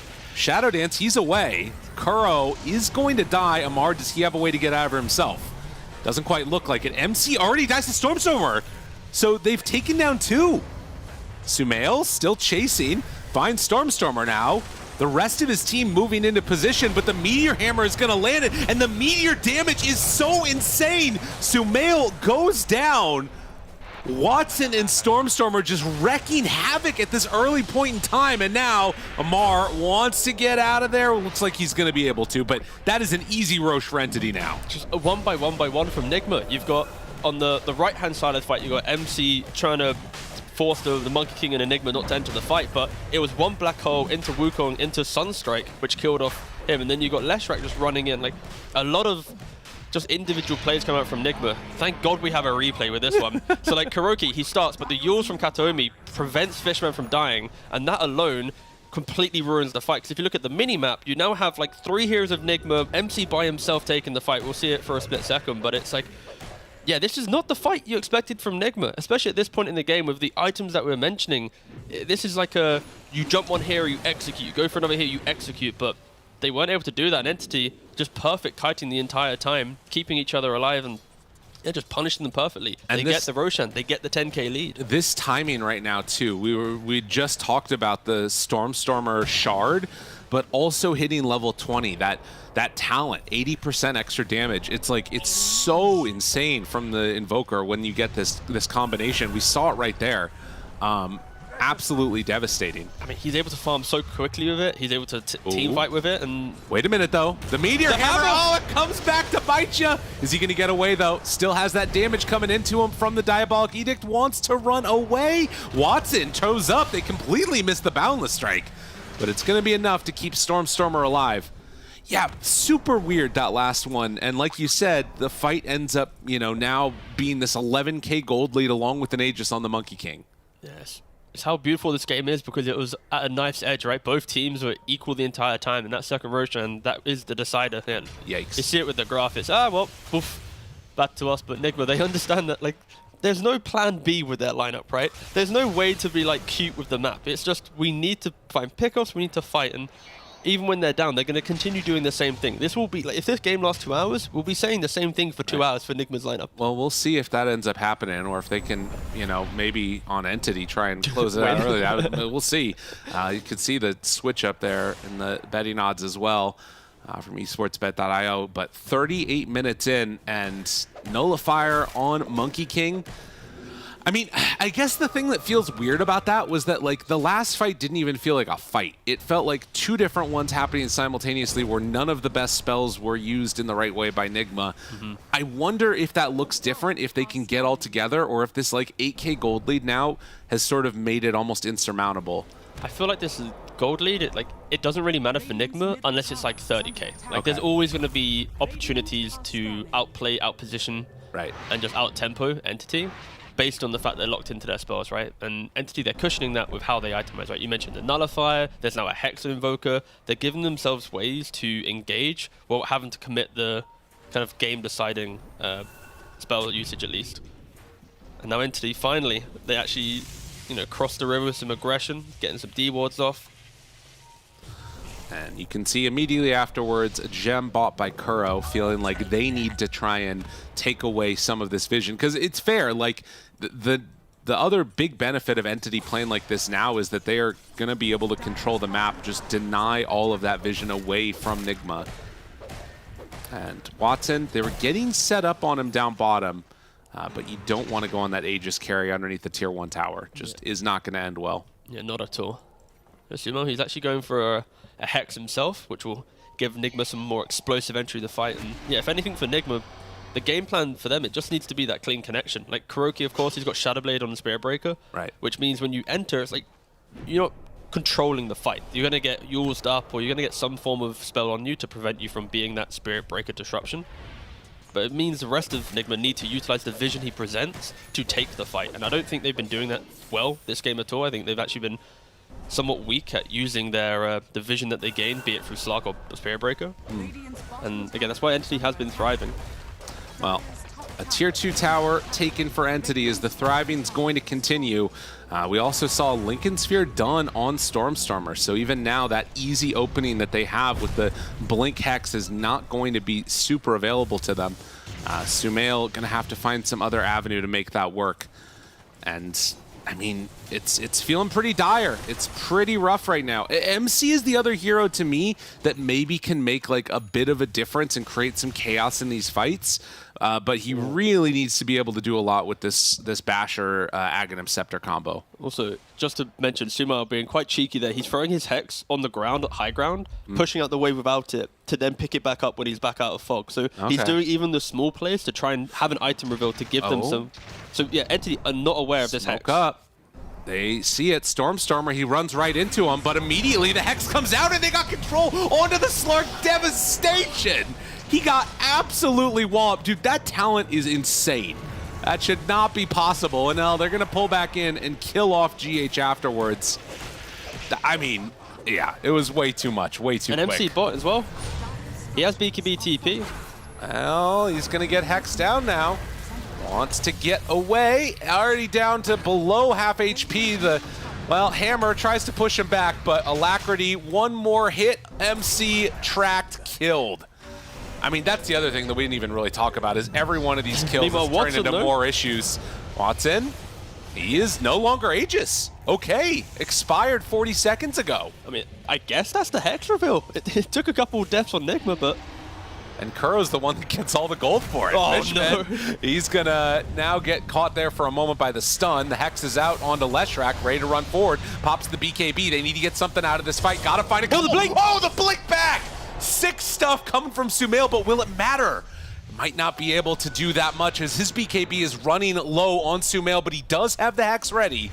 And it looks like they're not gonna tempt fate anymore. Do get the huge dodge on that black hole though. Again, Entity, it's like they're already dicing with death because they know their monkey's dead, so anything they do here is volatile. It's like, even if you win, it's like, you're not going to gain anything. So the fight is for fun. And then it's like, okay, you know what? Yeah, let's disengage here, but if they hit the hole, then sure, it's a whole different story, but yeah, very quick fingers from Sumail there. Again, this net worth lead, it pretty much feels like nothing, because at any moment, any Hex, any initiation, both teams have the damage to kill off a hero. Smoke break there. They tried to get the jump onto Stormstormer with the Spirit Breaker, but it wasn't going to work. I feel like Amar's just been playing a mini game, you know? Like, a little bit. It's not like we're talking about Slark being this insane damage dealing carry, you know? It's just like he's just vibing. He's just living his little best life, fishy life. He jumps in, he's like, ooh, hello! Jumps out, tanks some spells. It's I would like to see Amar, you know, start scaling a little bit in this game. I mean, it's been a little bit rough for the guy, definitely. I mean, he's right about the same level as the Enigma, so again, off-lane Slark. That's what we were anticipating when he came in, as Kuro is going to run away there. Does manage to get some separation. And was that a BKB? I think he did have before the Aghanim Scepter queued up, but right now, queuing up the BKB first might be the right option. Yeah, you got to get a BKB on the Spirit Breaker. It's critical. Like, every engagement he's had right now, he's charged in, and then like just the one yours from Bounty Hunter is destroying his game. Like, if he's able to lock on someone, like there's been like 2 fights where Kuroki's found Fishman, and if he's able to tank the Static Storm himself, or at least force Fishman to force away and not think about the better place of the fight, that's when Spirit Breaker becomes this like OP hero. Why this hero is like so good at, you know, like the post-TI era when Barra kind of popped off a little bit. But before BKB, it's very difficult. And that's mainly speaking about support. If you're a core, you have levels, ags and whatnot, it's different. It's a little bit of a difference. On support, it's like, you're kind of like a primal beast, just with really shit farming speed. Like, as soon as you get BKB, you are like the king of the fight. Right. Well, and I think that that's something to sort of consider too, is, I mean, we talk about sort of what that hero still needs. In general, it just feels like Nigma need a little bit more out of all of their heroes, and that's what this Katomi Bounty Hunter has kind of given them. We see 3 components of an Aghanim Scepter done on Disruptor, playing at a position 5, and, you know, that they're starting to get to a really scary scenario. Boots of Bearing now for the Bounty Hunter. All these heroes are going to be scaling, as MC does manage to get the roll away. So won't be able to catch the Pangolier, but yeah, I'm seeing all of these Entity heroes become very scary, and for Nigma, it's pretty much just the Lesh for me. Yeah, and for Bounty Hunter. Like, because of his 15 talent plus the boots of bearing, right? He's giving his team bonus move speed. Oh shit, hold on 1 second, MC. He's been caught. He is in and he is down, going to fall. The rest of the team was moving in, but it was not going to matter. And Roshan's up in 5 seconds, actually. Oh, man. He does have buyback on it. But no rolling for 35. We'll see if that ends up becoming a bit of an issue there. But you got to imagine that this is like the key one. If you give up this Aegis, you're either giving away a refresher shard. What is it going to be? It's the refresher shard for Toby. Could be really rough. And you hate to give this one up. They have to know that Roche is going down. Mar steps forward. And Katomi, they glimpse him. Stormstormer catches him right there to the side. And again, Amar in trouble. Does get the huge heal up. But and the relocate out. And Roche, it's going to fall. So Stormstormer picks up everything. Amar didn't even manage to quite get the cheese in time. So Aegis, refresher, everything there. And GH, he's going to be the one that's left behind. Unreal. Entity came to play today. I just feel like this entire theme of the game has been they have protected this top side of the Dire jungle near perfectly. Like, anytime Nigma tries to place themselves there, like, all the highlights post-game could literally just be glimpses into just Nigma death. They have done a really good job, and yeah, you know, first Roshan goes Nigma's way, but second and third going Entity. That's exactly what you need to be able to, you know, build a necessary, you know, an actual valid net worth lead. Well, and now you do have that Aghanim Scepter done on the Disruptor too. So, I mean, everything just becomes that much more difficult. If Sumail doesn't pop that BKB in time, it's going to be a huge issue. And you can see the swing there. Dota plus win probability. Still holding out some hope. As you're talking about, even with this enormous lead, there is still some potential that they have to take fights. But Entity very much in the driver's seat right now. You know, I asked about Slark and scaling. Yeah. Just don't look at his quick buy. It's the opposite of scaling. That's how it goes. He's trying to help the boys out with some double depth shrouds. MC, he's going to try and start this fight now, get some Pango roll back and forth. The blink in, Stormstormer drops down the meteors and just decimating this poor old Spear Breaker. Kuro ends up dying to one last hit from the Boundless Strike coming from Watson. And with the initiation used and both supports dead now, Entity just feel completely free in this game. Yeah, they just have no cares. They click on Spirit Breaker, they see no BKB. He's now dead for 50. If he buybacks, you know, there won't be a BKB by the end of this game. So yeah, I think they are just happy to play with confidence. Enabling each other. Again, like I was trying to touch on it, like Bounty Hunter, boost bearing move speed, 15 talent with your track move speed. Like, Entity move quick. Like, they're able to disengage and move perfectly in these fights now. And they drop it down. MC barely gets brought out of there. GH with the save at the last second. But that was a lot used. And Watson now just going to drop the ulti with the Alacrity going. He's already 25 too, so gets the extra big ring. And that is going to be a full set of racks going down. 24,000 gold lead right now as they all get away. For Entity, they need to, you know, protect themselves on the disengage. Maybe Nigma with no Wukons look to try and find at least a pickoff. But yeah, for Entity, reset, go to another lane, wait for Wukons, slap it down at Arax, you're going to get it again. Repeat that 2 more times, suddenly you got mega creeps. Well, they're going to jump in. Amar's like, I'm here, guys. I got him. Fishman, you're going down.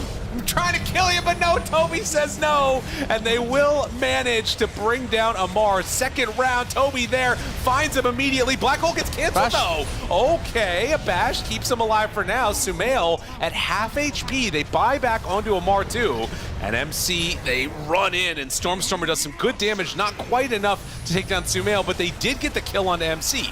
Now he buys back Amar. He's back into the fight, finds the Hex. Monkey King gained 4 staff away, turns to fight, and they have to jump out. But that's going to be the control. Sumail in trouble. Tries to walk back under the depth shroud, but won't be able to get under it for safety. 90 seconds without their Lesh. And Kuro, is he going to be brought down too? You know it. They just don't have the damage now. It's like, even when Invoker TPs to the bot tier 2 and then has to run back into the fight, they just don't have that explosive damage to kill off a hero. You can't really rely on Leshrac and Pango to be your scaling heroes into the late game. And yeah, Entity just going to run it down lanes. And that's going to be a lot of damage there onto Amar. Not quite enough for the kill. But yeah, walking down lanes. They still have the Aegis. They've got Cheese. They did have to use the Refresher. It was a good Pango Bash. But we have Arcane Blink complete on Monkey King. Yeah, they're ready to go. And Arcane Blink comes out immediately. GH is going to die. Amar, the last one left alive for Nigma. And well, he's going to be glimpsed back in. Wants to find some salvation. There is no salvation here. That is going to be Entity taking a 36,000 gold lead and taking the game. GG called. What a beautiful game for them, honestly. Just like the way that they protected their jungle, the way that they understood that they didn't need to be the aggressors in this game to win it. I feel like Fishman, if I could give an MVP, probably would get it just from how well he was able to punish Amar throughout this entire game. And yeah, just a really clean game from Entity. It was just nice. It was just pleasant to watch. It was good. Yeah. And I think like after how rough the laning stage was for Stormstormer, his comeback as soon as he got that Meteor Hammer, he was just standing there like, oh, I'm gonna drop it. It's gonna come. It was just like he takes the tower quicker than Leshrac. He goes top, takes the tower. It doesn't get finished. Finished.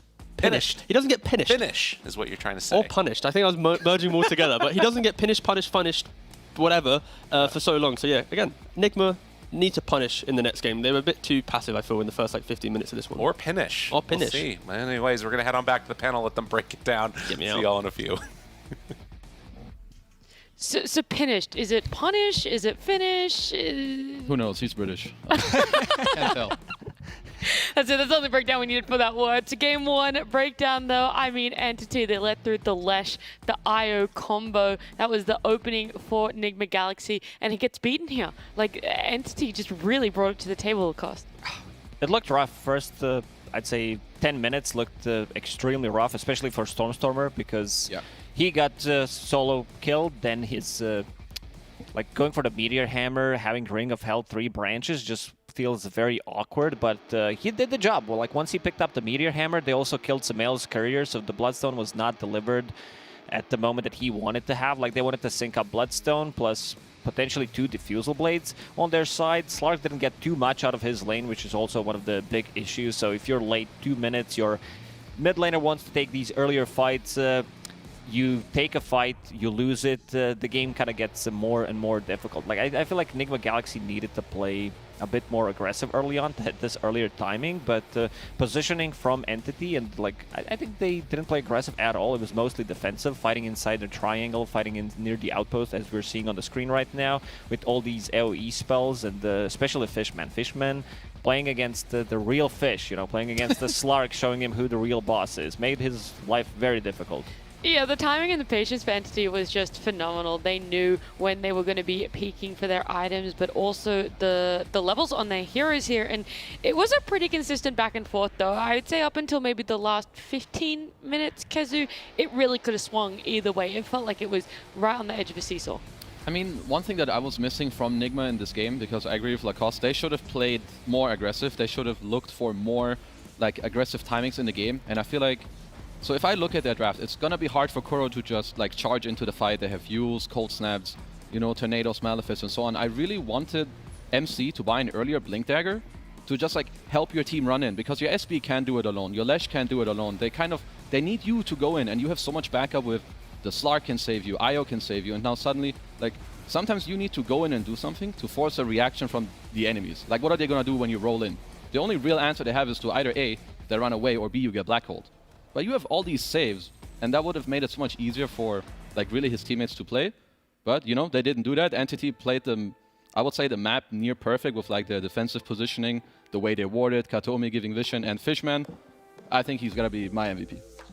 Definitely. They might need to consider also taking this disruptor or for themselves or banning it out, because Fishman, he's all over the place, having someone to play into, like Monkey providing vision from the trees. If they manage to kill burst one hero, then they're gonna start playing aggressive. You have Eidolons, you have Bounty Hunter as well. So very easy setup for Glimpse, allowing Fishman to get like some crucial glimpses back.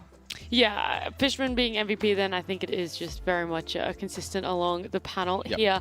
He was always there, always active, but the other support I kind of want to have a bit of a chat about is that Bounty Hunter. Yeah. It's not like it was this big shock, like, oh my god, Bounty Hunter out of nowhere, but it had an impact that I wasn't really expecting to see Lacoste. I try to figure out why they actually picked it, and it was to steal the gold from ATM. I think that was it. That was just it. We're like, let's just make him as poor as possible. He is ATM after all. You steal his gold. You get more gold when you kill him too with track. He had a couple of deaths in this game, so yeah, it checked out. I mean, he didn't do anything spectacular on this bounty. I feel like this bounty could have been any other position 4. I think the outcome would still be the same. But you're playing with Enigma. It does allow you to like move around the map, be very annoying, so they can't pull, just like stop them from trying to make any aggressive moves. He's relatively tanky. I think we're gonna see more of this hero. I don't think this is a top tier pick by any means, but you know, some teams definitely gonna look into this game and they're like, yeah, you know, Bounty, he did relatively well. Like, considering everything, it's not the hero that's gonna, like, wow, win you the game. Like, he doesn't have those abilities, but he can be very annoying. The other thing is, you guys keep talking about how you wanted Enigma Galaxy to be a little bit more aggressive. I remember, I think it was like around the 17, 18-minute mark, we saw them up near the tier 3 towers. They were being that aggressive sort of team, but all of a sudden it kind of flipped its head, and at the 19-minute mark they were almost getting team wiped. So was there also an essence of being a little bit too aggressive, or just not knowing when the limit is for a team fight? I mean, I think at some points they just... It happens sometimes in their games where they don't really fight that much together. That fight is like 2 people go in, then the next guy goes in alone, and then they're trying to help them. They're already dead. Now the 4th guy comes in and it's like, oh wow, I guess the team fight's kind of done at this point. So for them, it's more like to understand your timing when and how you need to fight together. And I feel like they didn't help each other as well as they should have in the game. Yeah, I agree. And also, we were wondering which lanes, like which roles the Enigma players gonna be in. Yeah. So in the end, it ended up with you foreshadowed this, by the way. If no one saw the pre-game panel for this one, Lacoste foreshadowed exactly what was going to happen on Enigma Galaxy. So he was playing the off lane pretty much, carry from the off lane. He had the net worth of the off laner throughout the whole game. I feel like, you know, mind control at one point. He was like, do I buy Grease? Do I buy a Blink Dagger? My carry's not having a good time. I do agree with Kezu, but sometimes you just like, maybe I need to get some more damage. We're lacking the damage, and they wanted to play with these double diff plus Bloodstone timing. Didn't work out because of the fights that they took. Scratch it, go for the next one. Do you think it's an issue in game comms predominantly about potential items, or like where does this discrepancy come from of not really knowing where you are going to be positioned despite a small lane change up? I mean, sometimes you maybe have a read on the game, like Lacoste is saying that, oh, I need to deal more damage, or maybe you're trying to compensate for something that's happening in the game. You know, mistakes can happen, but I think also on the flip side, when I look at Watson's item build, when I think about items, I think of them in like 2 ways. First of all, they should make your game easier, but they should also force your enemies to like react to your build. He's playing the Swanky King, he's rushing Death, so it's really good against Lash. Now he has to itemize in 2 ways. He buys the Mage Slayer to make it harder. He splits his Echo for the BKB, of course, to help himself. Then the Skadi as well, and everything, it just clicks and looks so nice. Whereas for Nigma, I think they only hit one of the 2, never both together. Okay. Something for them to work on. It's not going to be an easy fix, but hopefully we do see a slight improvement for game number 2, which will be happening after this break.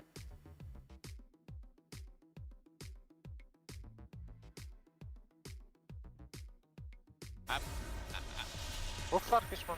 Left side. They're fighting. Stay together, stay together. I am fine. I go roll wasted, I'm fine. I'm big. Stick together, please. We only have 1 cliff. We have spare 1 cliff. You have big on Panga, so. We can chill as well. Yeah, go chill.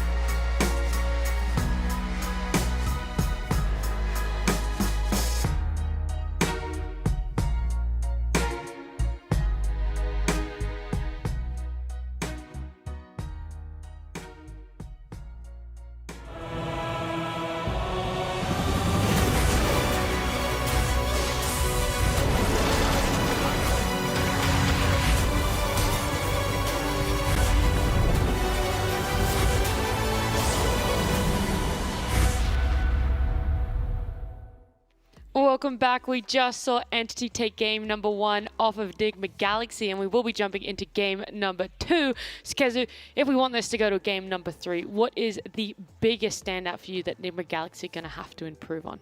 I would say mostly the mid-game fighting. I just want them to like do it together, like set up, make it easy for you by, you know, setting up the lanes. Maybe you have some items that sync up together, and then talk about how you want to engage the fight. Do you need to smoke around? Who do you need to jump first? Who needs to go in?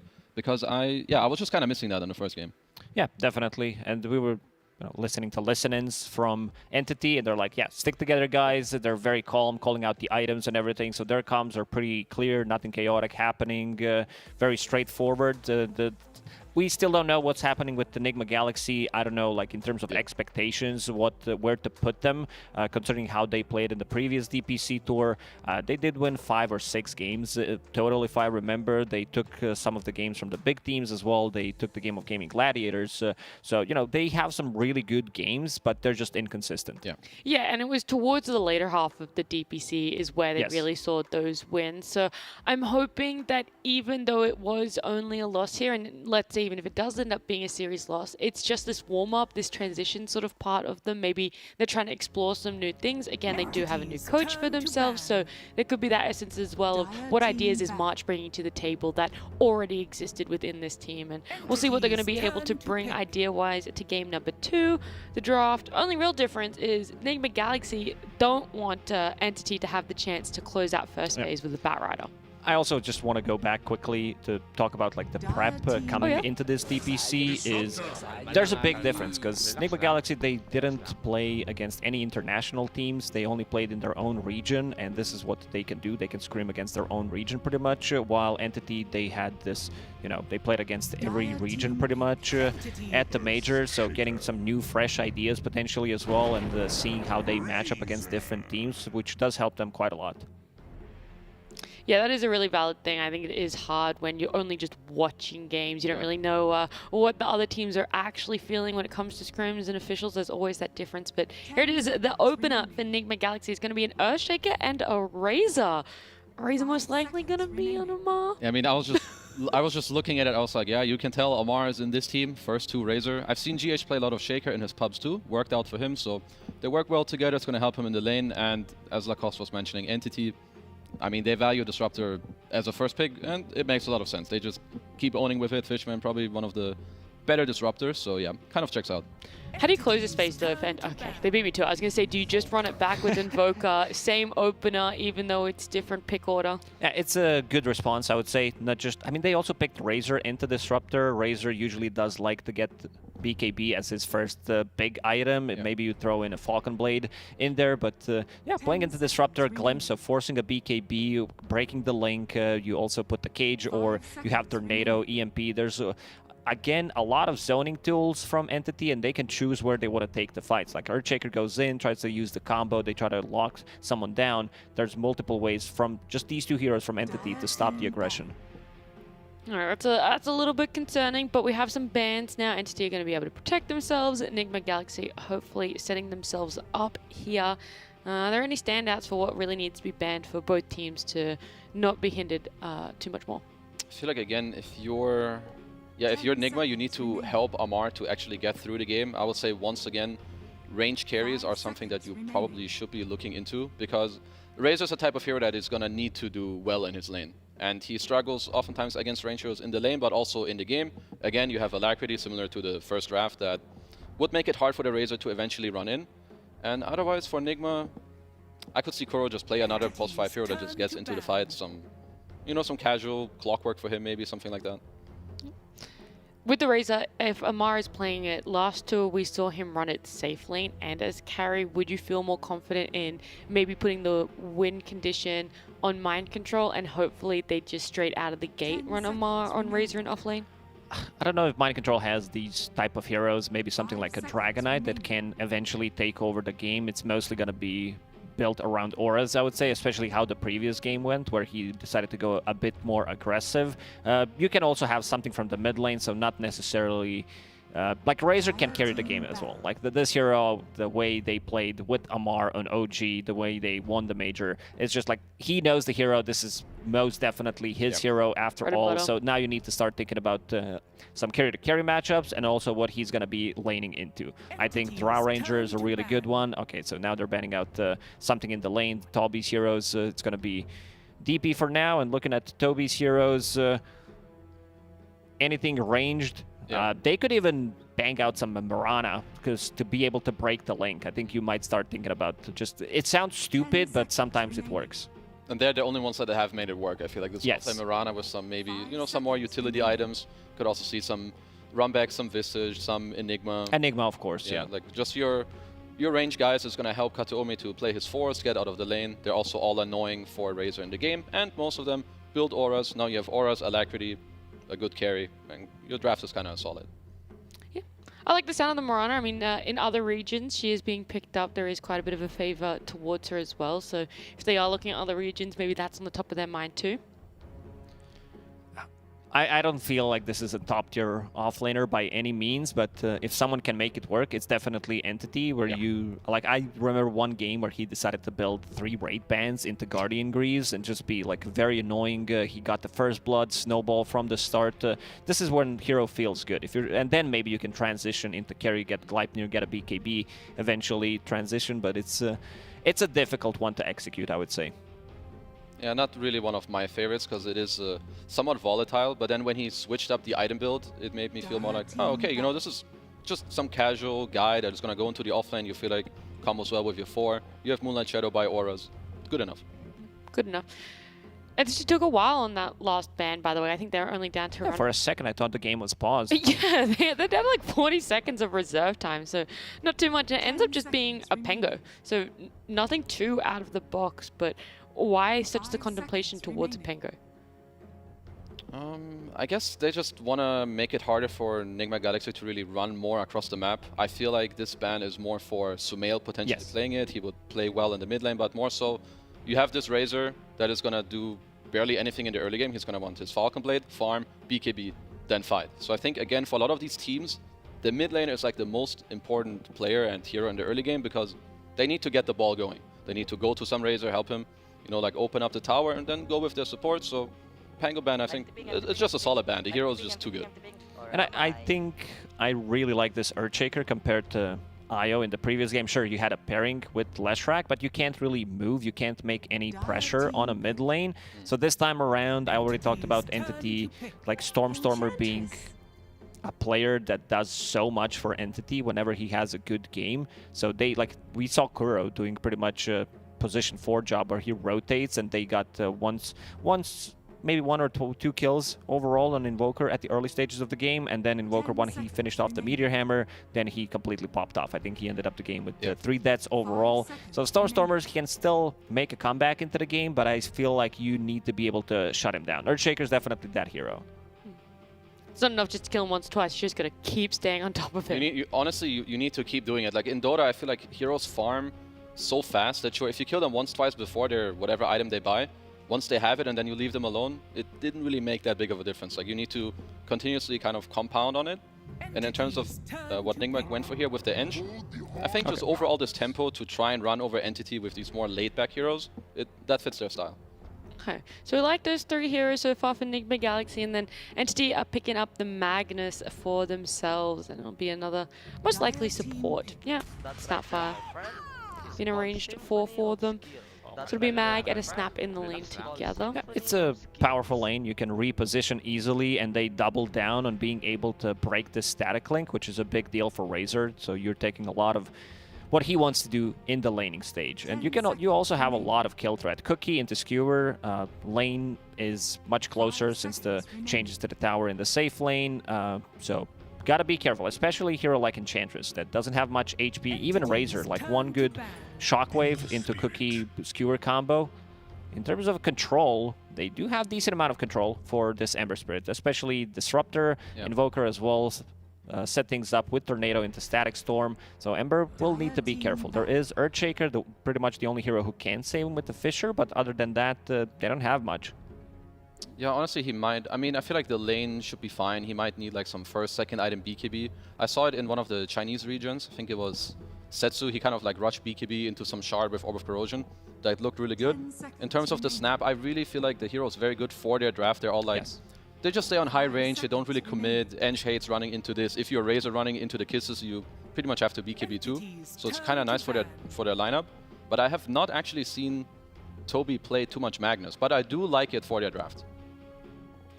Maybe a little bit of a back pocket there, you know. He's been working on it in the 1 week break they had between the major and now. We'll see how it does go for them. And last phase bans here. Beastmaster taken out, Monkey King taken out. So they do believe on the side of Entity then that it's going to be Amar playing Razor from the safe, and it's still just essentially going to be what we saw in game number 1. I think if they want to go for something like Morphling, could be really good for Entity, because there isn't much lockdown other than Earthshaker, so he does have a pretty much free game. He has really good targets he can morph into. And Abba, I think we're going to see much more of this hero, not just from position 5, but as a carry, as an offlaner, this hero definitely, because you can buy Radiance, like you can play greedy, you can buy Radiance much cheaper now, and he also did get a buff. Yeah, actually, so I think Morph is going to be the best pick for Entity by far. He should have a pretty decent lane. Again, Alacrity, buffs, you turn into Razor, you can turn into Ember. None of these heroes really scare you at all. I also think the Abaddon ban is genius, probably one of the best bans they could have gone Genius! No, yeah, for real. That's a big call. It's good, but you know, it's a good ban on the Morph, but to just go back to the Abba a little bit, he would break free from the RP always. Like, you can't really RP him. He can break free, he can help his team, he cancels whatever Cold Snap combo you have going there. And he, once again, what do Nigma want to do? Run at your enemies. How do you enable that? You keep helping your teammates to do so. Ember Razor run in for you, you shield them. He would have like ticked all the boxes. So both teams, obviously they're not stupid, that's why they're here, so they have good last bans. Another pretty good pick with Voided. Oh, it looks really good. In terms of team fight, they just have way too much. I don't think Nigma, even with the last pick, can match what Entity has at the moment. You will always have like this big combo, Faceless Void. Even if he doesn't have a good lane, will be able to catch up. And again, picking a hero that can break the static link. They understand where the real threat is coming from. I feel like damage output on Nigma Galaxy is very, very limited, especially at the early stages of the game. You have Razor, who doesn't want to like join until he gets a BKB. Shaker damage output is pretty much a Fisher. Enchantress, hero that can easily be bursted with all this magical damage. Ember Spirit, if he's not having a good time, something that Kezu mentioned is you're kind of forced to get into a BKB. You're not allowed to build a Maelstrom. And they go with Spectre. Yeah, you mentioned Radiance and who wants to be building it, and Spec can definitely take advantage of that one a little bit. So it's going to be Mind Control playing Spectre and Amar playing Razor. So there you go. Yeah. Maybe it was so much in the Razor that the last moment they're like, okay, we definitely have to downgrade this Razor. There is no way we can give it the priority that it's running into safe lane. We have to push him to the off lane. Yeah, seems like they wanted to have a bit more security in the late game if things don't go too well. I think it's also a bit more greedy, I would say, on the greedier side. This Spectre, not sure if it's enough. Like, sure, you build into Blade Mail still. There's a lot of damage on the ground from Mortimer's Kisses, from Invoker, especially if he goes for Meteor Hammer, Disruptor as well. But I definitely like Entity's draft way more. Yeah, I'm not a fan of the Spectre at all, personally. So really? Yeah, like when I look at this Faceless Void eventually in this game, he can't really die unless he gets Shaker comboed. And he's going to hit that point eventually where he just time walks back and forth. He's going to get Alacrity, Empowered. He has auras with him against like Spectre, Ember kind of poking. And Faceless Void is like the king of long team fights. So I feel like Nigma want to do the same thing, but they do it worse. Therefore, they're going to lose. All right, so Entity have the better team fight. They have the better carry to carry. Is there anything else that they have better? Or is there anything on the side of Nigma Galaxy that this is the copium, this is the one thing that they have? They have Amar Razor. Yes. So that's, okay, that's the it. big one. I like it. We just needed this whole thing, right? A little bit of hope out for the Nigma Galaxy fans. But it is going to be game number 2 between Entity and Nigma Galaxy. We're going to jump on over to our casters. It's Lyrical and T-Gov. Thank you so much, panel. You know, oftentimes they give us something to hold on to, and this time it was the Razor. Yeah. They have a Razor. Amar's back. beyond that, there might be some issues in this game. But, you know, who knows? They sort of came out of the gate swinging, looking okay in game number 1. This is definitely a departure from what we've seen from them on the last tour. And it's something that people were wondering, how would it go? Switching over MC to the carry role, what do you think? There's a lot to unpack, let's be honest. I don't know if we were going to be able to break it down in a single game, but yeah, so... Oh, we will. Okay, fair enough. Off we go. Yeah, so Mind Control going into the carry role. This might now be the rest of the tour. We kind of saw it, at least in that previous game, through playstyle-wise.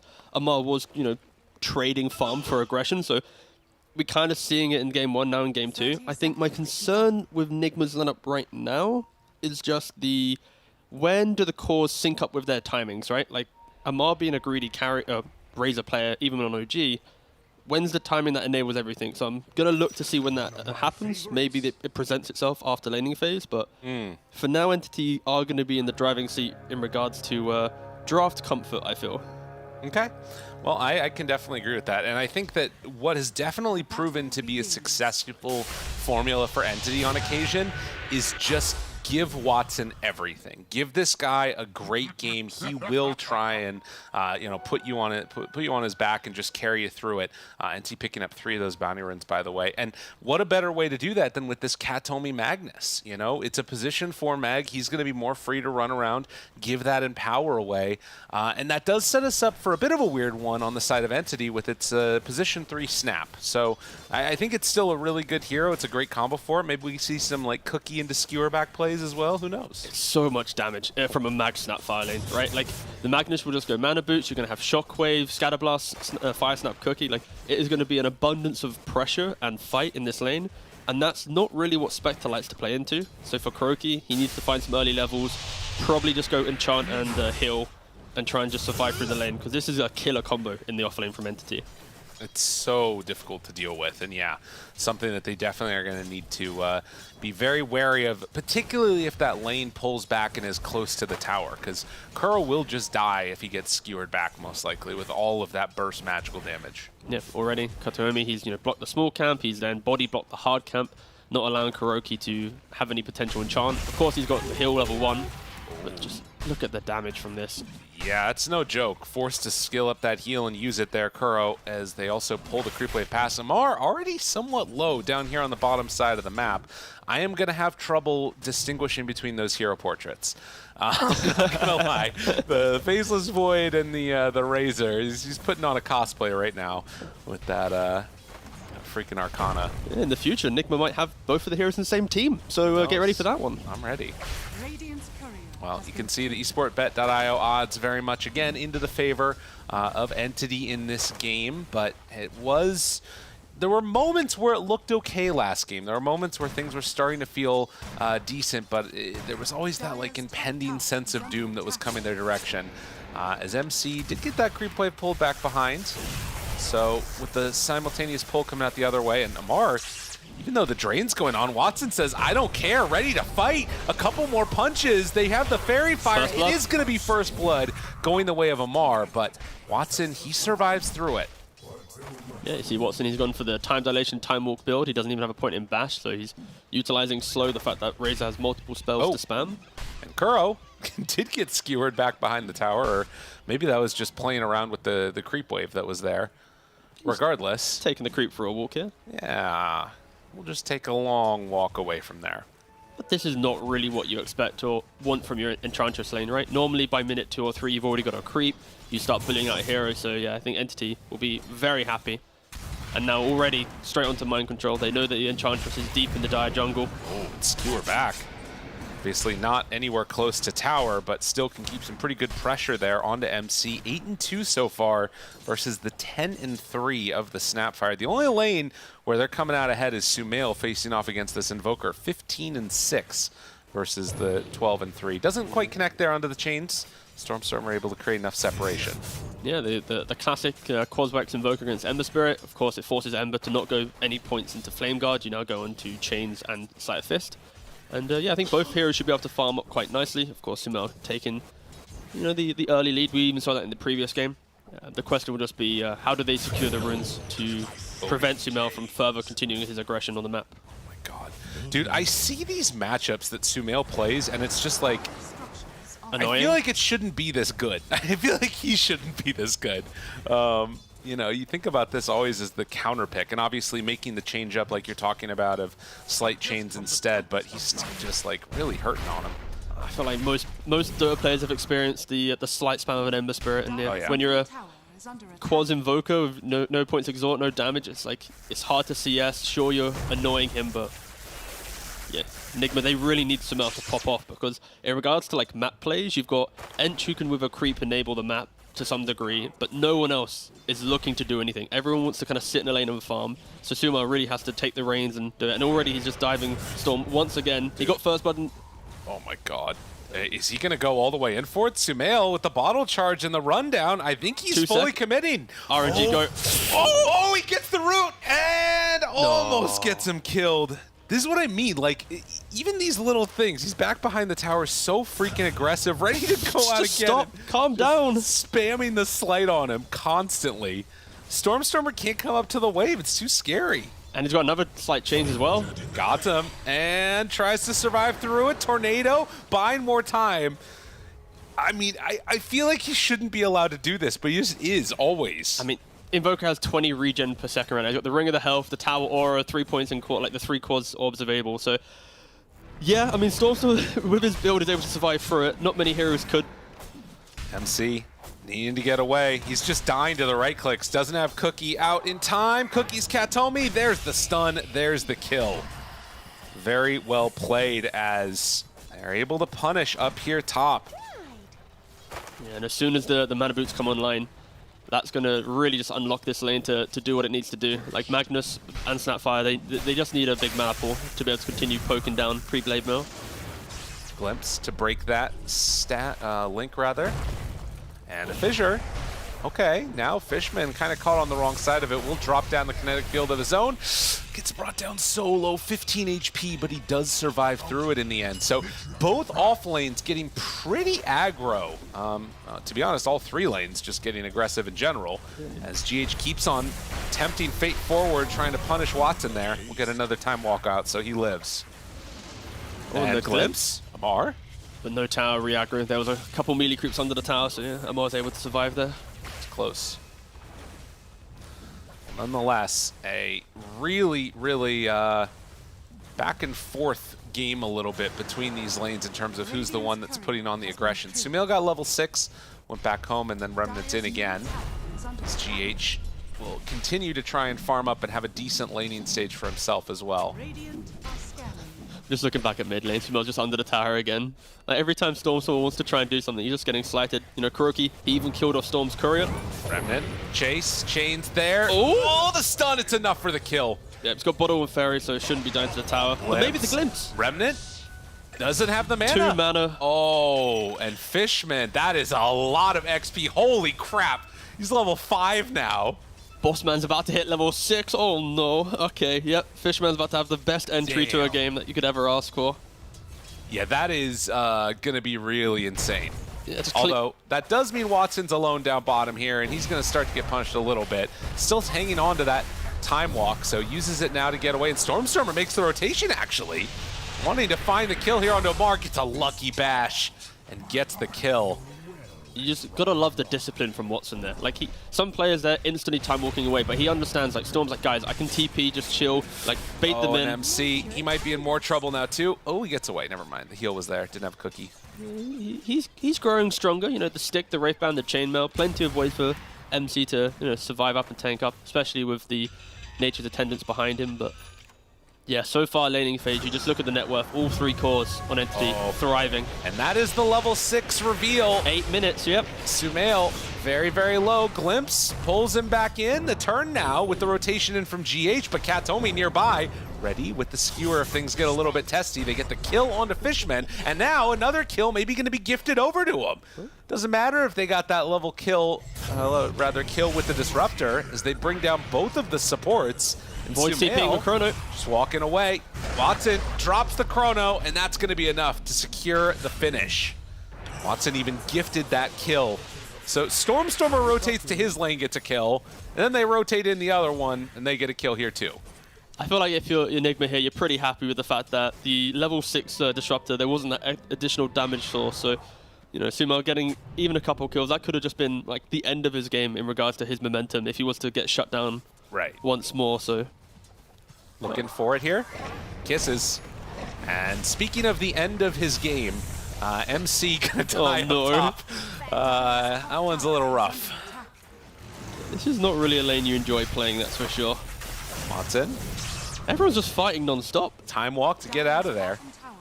And Sumail keeps the chase going for Fishman. The time dilation will connect onto Amar, but not on Sumail. And now up top, Kuro is going to be found. Kuro is going to get punished too. So Entity, they lose their support down bottom, but find the one up top. And Meteor Hammer, it is online. But the Fissure. Yeah! They found the answer! Woo! We've got the counter, boys! That's pretty sick. Yeah. I mean, I think that matters a lot.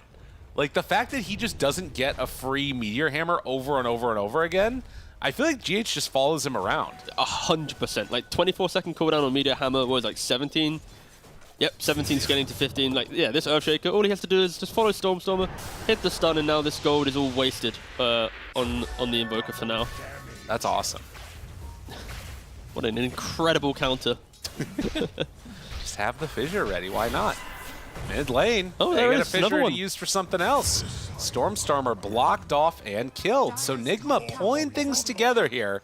Maybe I was premature to call it the end of the game there for poor old Spectre. MC getting involved. You call in the 9-minute GG on a Spectre.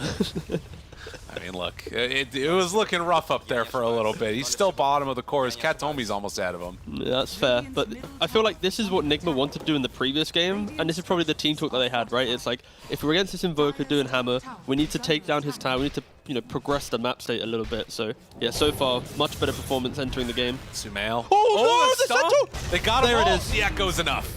That was Well close. played. But now, can't Fissure me now, can you, GH? Stormstormer moves on in, and, well, they're going to pair together for a kill, but Sumail, now he is maybe in some trouble. Katomi, ready, RP onto 2, ready for the skewer back, connects on the Static Storm. Fishman right there, get on back over here, buddy. The glimpse, oh, it was a little bit late, and then jumps in. Clean. Fishman goes down by Sumail, and they can't even get the inch. Some clean remnanting from Sumail there. Oh, yeah. This is the fun part of the game where either team can get these like cheap kills with all the spells, but they nearly just grief themselves with the Centaur creep. And Kuroki, farewell, boss. Thanks for showing in the lane, but when Toby's here, you're going to go down. Well, another round of Meteor Hammer, this time on to MC, is going to force him back. Does have that Blade Mail already completed on the Spectre at the very least. But you can see sort of the way that this is tilting a little bit. And also the big thing is, you know, you've got this like Mask of Madness done on Faceless Void. Katomi's playing nearby him, so when he wants to farm, as soon as Katomi gets some points in power, that'll be he's helpful. not loving it, boss. He's enjoying himself right now. You know, 4-point Shockwave, 2-point Skewer. Well, he'll be there soon, surely. I would be, yeah, I'd say maybe like a casual point at 8, and then he can look for Skewer after. Could also be an option. MC, no mana. The ward dropped down and looking for a fight now. Gets him right on the edge, and Mortimer's Kisses paired together with it is going to be the easy bring down. So Watson gets the kill onto Amar and going to go and take his Ancients. All right. I don't want to put any cause for concern for any Nigma fans out there, but we'll watch this mid-engagement first, and then I'll raise the point. Oh, go for it. Oh, there's nothing going on here. Okay, so... Oh, hold on a second. Sumo's looking. It's fine. He's tickling. Surely. Just you wait. Yeah, I know. It's definitely going to come. So Amar's going Midas. Oh, no. Oh, okay. God, he changed it. He's got BKB. Okay. There it is. He scared me. That's why I paused. You know, I wanted to give him the opportunity to maybe change his itemization before I talk about it. That's fair. He died, tabbed in Midas, respawned, tabbed in BKB. And, like, if he goes Reformed. Midas... He reformed. Woohoo! Let's go, baby! It's like, if he goes Midas, Etta GG, Entity, congratulations. You know, I don't think you can go Midas with a Spectre on your team. Like, it's too much. So I'm so happy that I paused and allowed him to, you know... Absolutely. To reconsider. Well, let's see how this one goes, because there is a smoke gate coming down his direction. They find Kuro. Mar thinks about going for a moment. Ooh, RP was not actually used, but they were thinking about it. It looked pretty. Do have no Mortimer's Kisses for another 40 seconds. So Entity, in spite of rotating down here, aren't actually going to go for the full commitment.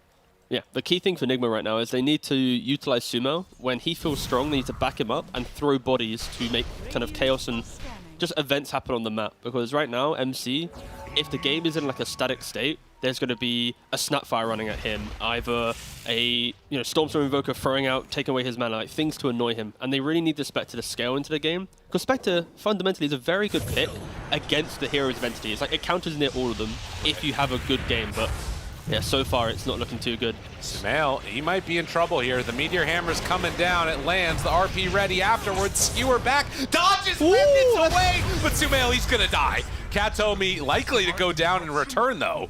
Damn. So the trade-off there is a Disruptor and a Mag for the Ember. Maybe could have used that RP earlier, but I think they still go down to the Echo Slam anyways. I got to remember that I'm casting, because I see these cool plays and I'm just like about to scream and like, wait a second. There's people listening to this. I can't just get excited over random stuff every single time. That was a nice little dodge. Still goes down in the end, but yeah. This is like kind of where Nigma will thrive. It's like that Sumo X Factor with like Ench and Shaco are like incredible supports, like propelling heroes to do more in fights. And like it's kind of the chase down. Like when you get Razor BKB, Amar can play like the Slark in the previous game, just like A-click into the enemy jungle and absorb some spells. But I think that's where Entity need to be careful. It's like you can... Speaking of being careful, actually, they've got 4 heroes coming down here. Toby does have Greaves at the ready. And, well, he might need to use it. Pops it immediately. Has the cookie to get over the hump. Makes his way away. And now, Kinetic Field down onto 2 with the Mortimer's Kisses. Amar, he's in very far and going to be dropping. It looks like. So they do manage to get the counterplay, and now GH is also going down. So Entity, reading the movement down bottom, managed to turn it again. I mean, ganking the top net worth hero feels good, but when backup can get there, it's rough. Yeah, it's you're playing against good vision and a Disruptor. You're always going to get punished if you're not decisive with your engagement. And that is somewhat the weakness of Nigma's lineup. They don't cleanly execute a hero if they find them, right? It's a lot of chip, it's a lot of poke, outside of maybe that Echo Slam. And I think that's why the panel is having some concerns of Nigma's lineup. It's the when Void does get items, like how do you kill off a farmed Void? Like GH can't do everything in the fight. He can't 100-0 Void and then kill everything else as well, or at least lock them down. No, it's true, and GH is getting closer to that Blink Dagger, which is going to help to enable that, and maybe then you can make a couple like movements around trying to find Watson somewhere and kill him off, as Fishman has just been chased around by these creeps for a while now. Watson wanting to find Kuro. Oh, a courier finds him. Goes right underneath, but doesn't look like they caught sight. So he's just going to be sitting here for a little bit, AFK for a bit. Perfectly fine. Meteor Hammer in towards mid. And that should be the tier 1 going down. Took longer to take it this time around. It was like, what was it, like minute 9 in the previous game? Now minute 17.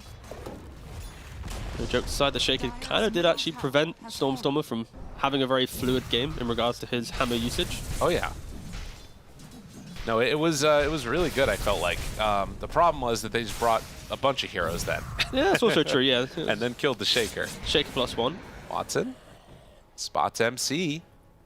Now, he does have Chrono, but no friends nearby to go for the kill. They're going for the kill down bottom. And they are going to find Mr. GH, who did not get the Blink Dagger delivered to him and is going to fall.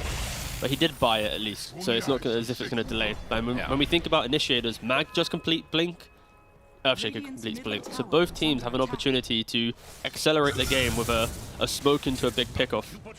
Right. There is always, on the side of Nigma, going to be that advantage, though, of having the Spectre haunt to, like, you know, start some of these fights off and maybe find that Katomi Magnus right at the start, breaking his Blink. But we'll have to see if that actually happens or not.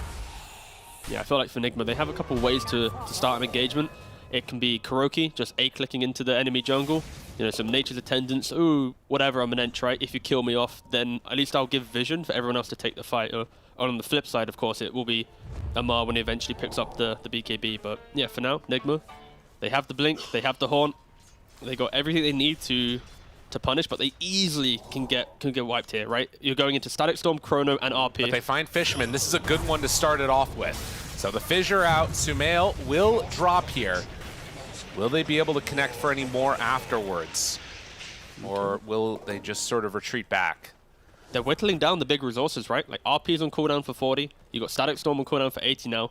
In the back of their minds, like, we only care about Chrono now. Of course, it's probably one of the best spells to deal with this aggression, but still, it is giving a window for Nigma to try and take a fight to Entity, even with their 3k lead. They really need to be able to take this tower away, and it doesn't feel like any of them are really confident to stand there. I mean, Amar is just running down bottom right now.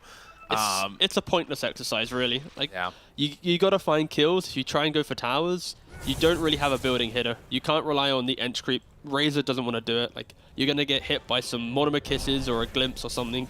Even the Chrono that we're mentioning. Oh, Mar. Oh, Mar. Farewell. He is going to be in some trouble now, and they have the Meteor Hammer, will land. Don't even need to use the Chrono. Ench is dying on the other side. That one hurts. They saw him walk by under full vision of that ward and then just TP'd and killed him. Yeah, they don't really have a way to start the fight. It's why this game feels uncomfortable for Nigma. Like, sure, you have the Shaker, right? But it's like you smoke to mid-tier 1 Tornado to disengage, and it's like, do we really want to dive deep behind this? Not really. And then, of course, Entity, they read that movement. After a smoke up, your team naturally wants to disperse to kind of recover the wasted golden XP from grouping up, and yeah, Entity can just isolate that one hero, and of course it's going to be Amar trying to push the limits on where he can farm and gets punished once again. Well, you can see right now, Entity very much in a controlling position, but they want to try and find some type of a pick-off here. Stormstormer going to get caught. The root is there. Tornado goes onto both of them. The disarm for the pushback, so they don't have control for him yet. Underneath the ward, so can't even go for the Ghost Walk away. Enigma, they pick up the kill. A much-needed one on Stormstormer. Yeah, a critical kill. And also MC, he's... we haven't really mentioned him too much, but he's getting back into the game slowly. He's going to have that Axe complete, so that exact play that we just saw, next time around, it's not a Haunt. It's going to be the Axe instead. You're going to be jumping on top of the Shadow Step. And yeah, you can increase the pace of the game. But this is pretty much Nigma's best timing in the next 5 minutes. It will be the Axe on Spectre, the BKB on Razor, and look to go fight, fight, fight. Still getting closer and closer to that one being done. But they do also already have the answer, obviously, with the Mag Blink RP ready to go if things get a little bit testy. And a Chrono. I'm trying not to say that again and again, but it's like...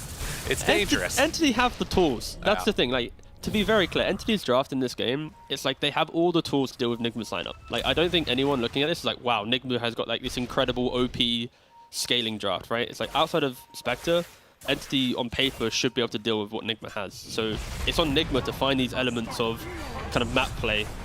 Well, they are going to find Kuro there and maybe keep him alive even. Oh no, it's an Enchantress, mate. Look at him. There's the better play that they're going for off to the side, which is trying to take down Roshan. So BKB done now for Watson as they're going to claim the Aegis. And, I mean, Haunt is not at the ready either, so yeah, they really can't do anything to try and come and steal this. Yeah, they're just not ready for this at all. Alacrity on top of the Void, Master Madness plus Master, and plenty of damage to deal with this. Oh, Amar. He has his BKB, but RP already used. They pull him back in, try and kill him off, pops the BKB, turns for a fight. Watson actually starting to drop, has a time walk to get out of there. Has Alacrity still going? Is he going to be in trouble? They burned through the Aegis at the start. That is about as good as it gets for Nigma. Can they find any more? Didn't want to pop his BKB for that usage. So Entity, they whiff on the first go on Amar's BKB. Yeah, some rare mistakes in the team fight from Entity. You know, you got the RP, but you don't hit the Sunstrike, the skewer back from the follow-up. Yeah, of course, nice positioning from GH to disengage a little bit with the Fissure to disjoint Watson's kind of entry to the fight. But yeah, that was the perfect opportunity for Nigma to not get rolled over with a very quick clinical Roshan, or Aegis, sorry, from Entity. Right, and I think the biggest thing there is it really extends the timing when maybe Nigma can take advantage of like these couple of items that are online, right? You can maybe take a fight now with Razor BKB, which is going to be decent. Ember's almost got Sanjin Kaya, which is going to help him out to increase that damage and survivability. but you do still have this sort of looming threat and danger of, Invoker getting out of control late game with the Faceless Void. Yeah, and on the flip side, actually, now that I think about it more, there is a chance where Nigma, if they overcome like the mid game and get it to like a later state of the game, tankiness could be their best friend. Like, can a Razor die inside a Chrono if he has, let's say, like AC, Halberd, the BKB? I see in his quick buy, he's got like a heart, for example. Like, there is a scenario where this Razor gets so tanky that, Spectre, Ember, they are, late game enjoyers. They Right. easily can scale. So there's this part of the game not too great for Nigma. Of course, they can get absolutely wiped, but I can see like some end game with some comeback potential if Nigma does struggle in the next 10-15 minutes. If they can get to these big items that they're hoping for. Yeah, we'll have to see. I mean, it's definitely a big question mark. And I think the thing that I want to watch for is, like, now that you've lost this Aegis as entity, do they still want to try and play sort of in that domineering fashion across the map, or are they going to be more comfortable taking it to the late game? I remember so many of those entity games when we were in the tiebreakers where it was just game after game going 60 minutes or something like that. And who knows, the patch didn't change that much. Might get another one in it for us. I mean, I kind of hope so. I feel like Entity, they are one of the better teams at producing these 60-minute bangers, if not longer. And this one does have the potential to shape up to be like it. Entity, they are itemizing for the moment. You got this Blink on Invoker, Disruptor going for Tranks into Drum, most likely going to be going Boots of Bearing at the after, so it's like... yeah, they have itemized for a very mid-game lineup, and if they whiff on some spells like they did in the top lane, then yeah, Nigma, they will be able to survive through it, weather the storm. Well, Toby does have the almost full pipe completed as... Wait a minute, are they going for a little bit of a battle here? They tried to. Couldn't quite connect. Fishman waiting for one more to show. But nobody is going to do that on the side of Nigma. But yeah, the early goings is still a slight lead, about 3,000 gold into the favor of Entity, as TPs are going down bottom instead, and they actually found him. Toby in no man's land gets caught. Already used the cookie, already used the Force Staff, going to be brought down. So Nigma able to dodge the gank top and then find a kill bottom. Yeah, and that's what Entity have to be careful for. When they're ping-ponging around the map, trying to go for these pickoffs like they did in the previous game, like they're trying to do in this game, a failed TP into no pick, it gives Nigma that opportunity. Like, they have to respect the Spectre being able to follow up on anyone that they find.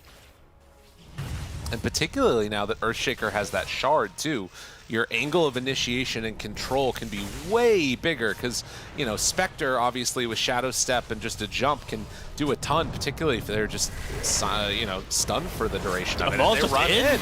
Ready to go. Watson's there, does have the chrono ready if he wants to drop it, but just will back away with that BKB. So Nigma starting to hit their stride. Yeah, I feel like Entity, after this Aegis, they've not really been able to put themselves in a position to utilize their counter-aggressive heroes, and they're giving Nigma quite a lot of map to play. We're not really feeling the threat of the chrono, and Dota's one of those games where it's like, even if that you have the heroes and spells, like if you're not using them, your opponent gets the confidence to continue playing with that playstyle, and I think that's exactly what's happening with Nigma right now. It's like, why are we caring about this chrono? Why do we care about this Static Storm? Like, they're not using it that well right now. Let's continue trying to build an advantage. All right. Well, I will say that I think as this game gets later and later, my worry about this, Magnus and power with Chrono and all the other things that we've talked about, it does become bigger and bigger. But oh, for sure, 100%. Could be a rough timing here, particularly if they can keep making use of this, like, Earthshaker Fissure within the Shadow Step combo. Would be really nice coming out from Nigma if they can make that move. I've never seen a more impactful 2-5 Razor before than this BKB Halberd. Like, Amar's playing a whole new playstyle of offlane, which is like, he doesn't initiate, he just kind of aggressively exists. There you go.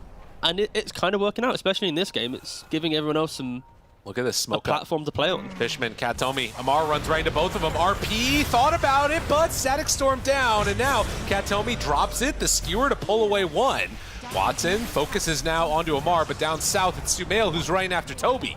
Will get the cookie to run away from him, and now Shadow Step forward, finds that Snapfire, gets the kill. GH controlling now onto Stormstormer, nowhere left to go. Watson just has to run away. So they will still chase there after Watson. does manage to create some separation and get out of harm's way for the moment, but it's not for forever, as the chase is still going, and eventually they're going to give up on it, it looks like. You know, GH is looking. He might try to blink Fisher just to go on, blink, get it. Oh, can't get him. Yeah, I mentioned this aggressively existing strategy, and it's kind of what's happening, right? He walks up, Entity go to initiate on him. It's like, wait a second, what are we doing? And then the rest of Entity very kind of discombobulated with how they want to take that fight. You know, there's a lad to the left, lad to the right. Nothing's really connecting, and we're not seeing the Chrono into Sunstrike, into, you know, Mortimer Kisses. It's very much just every man for themselves and hope to survive. And of course, Nigma, they're going to thrive with this. Razor running through, Ember running through. It fits really well with their style. And you did see the gem get taken away too. So Earthshaker now has Fishman's gem. They're going to try and shut down more of this map and take away the vision, force them to play in the dark. But they're looking up top right now, trying to find Sumail. Will they be able to get him? Chrono is out. The Meteor Hammer to follow. Is it going to be enough damage? Yes. So the easy movement up top finds the kill with that Chronosphere. Took about 10-15 minutes to find that punishment, but you know, Entity, they've been able to, you know, finally connect on some of their big spells now, and yeah, just remind Nigma that they can take the fight if they are able to, you know, clean up their act a little bit. Right. But with Sumail down, this should be in theory a tier 2 falling for, or going the way of Entity. I mean, yeah, that's the thing to me, that like this hero on Faceless Void just becomes so weird and insane and strong, where like you start to become a problem even when you don't have Chronosphere. Like you get that Aghanim Scepter or what have you, he is going to be an issue. But they're sticking around up top. Entity wanting to get the most out of this with Sumail gone. Now GH is nearby, ready to jump in at a moment's notice with level 2 Echo. And it looks like as the rest of the team shows up from Nigma, Entity will decide to retreat. Okay. And I respect that. You know, Nigma actually throw some bodies up here. They don't do anything else on the map, so yeah, just kind of reminding Entity that they'll still look to do it. They'll still look to fight. Yeah, they're very uncomfortable right now, actually. I don't think they're enjoying this game in any way. Like, the fact that it's been about 15 minutes of just awkward fights. Well, Roche, very quick respawn there on it. So it is back up again.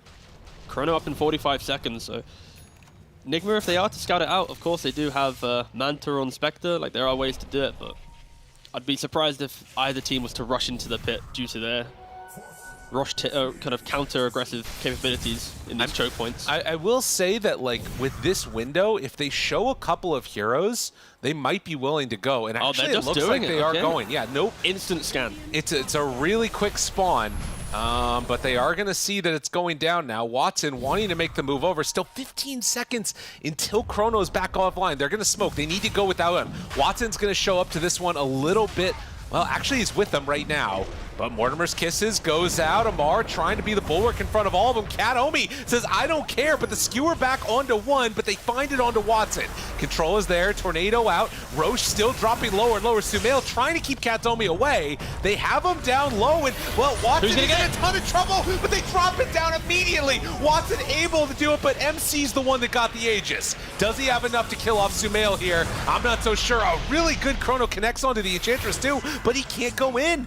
Has to back away. There's just no damage. The rest of the team is gone. Watson looking for the TP out. GH not going to have it. Watson's still going to make him work for it for a little bit here, but eventually they're going to be able to run down this Faceless Void most likely. Although he is pretty freaking annoying, and GH does have the time dilation, so his Blink Dagger keeps on being broken. Watson trying to make his way out of here. Creating some separation. Stormstormer's nearby. Keep running. Amar. Oh, there's the fissure and the deafening blast, the pushback. What the hell am I watching? Lift up and, well, Watson, he's still getting away. You got it, boys. Go, go, go. He's going everywhere. He's going to get down to the low ground to the other side. Keep going, boys. And Katomi four-stabs him out of there. But Ghost Scepter, pull back. Excuse me, MC. Almost in some trouble. Could get glimpsed again if they want to go for that now. But MC's going to be away, and somehow, some way, Watson survives through it all. Oh, God. Cue the clowny chase music, that's for sure. I think Nigma really, they're hoping they had like one stun, one hex, one something, but whew. Nothing there. Nothing there at all. Damn. Fight-wise, though, again, it just proves for Nigma, like, they are the kings of the fight right now if they can just make it chaotic. If this Amar Razor, who just, you know, gets to the backlines, prevents Entity from, like, formulating their spells perfectly, also doesn't help for Entity. I think they were late with the smoke. When they got to the area, Toby threw in the Mortimer's Kisses in the hope to disjoint that Roshan. And, yeah, once again, I just feel like Entity, they have all the team fight in the world, but sometimes you have too much team fight, where, like, getting it off at the same time, making it feel good, can be hard, and I think that's the issue of Entity right now. It's so much that can go well for them, but you can't do it when it's the fights aren't, you know, cleanly set up for you under your own vision. Right. Well, and I think that some of that too is like, you know, Nigma definitely taking full advantage of a moment that is sort of like hard to replicate, right? Roche respawning, they scout it, they have vision, like almost instant spawn, and then it's suddenly Entity have to run across the map and get to them. Yep. I'm wondering over the next couple of minutes if that type of thing is going to be able to continue as, yeah, quick and easy blow up there. MC makes it happen. It also helps when in the previous game when Fishman popped off in this disruptor, now it's like if you see him for a second, MC has one job, just kill him. Oh, yeah. It doesn't matter. Like even if MC dies, you've got this Razor and Ember behind you, and I had a lot of concerns about the greediness of Nigma's lineup. I was worried if they could get this into the game. And yeah, I think 35 minutes in, they are happily in this game where no way do they have scaling issues now. Right, and it's just going to come down to more of how does the sort of gameplay work? What's the vision like? How do they find him on the map and that type of stuff? Yeah, and it helps, you know, Kuroki with his build, he's got the Holy Locket, the Glimmer Cape, extra magic resist on his 10. Like he can just stand up front and create this vision. It was a pretty bold attempt right there to go onto him, and Stormstormer shows up. MC is in pretty far. He has an Still Aegis. has the Manta, but looks like he's willing to sort of put himself very far forward aggressively. The heart is complete, boss. It's Yeah. 4,000 HP on Amar. Yeah, it's pretty good. Yeah, it's pretty good. Yeah, he's going Hex after that into Refresher. His job is just to be the big boy that finds the backline and just prevents him. Like, Snapfire can't throw out spells from the backline. Razor's going to be on top of you. Again, Mag can't blink because of the Spectre Haunt.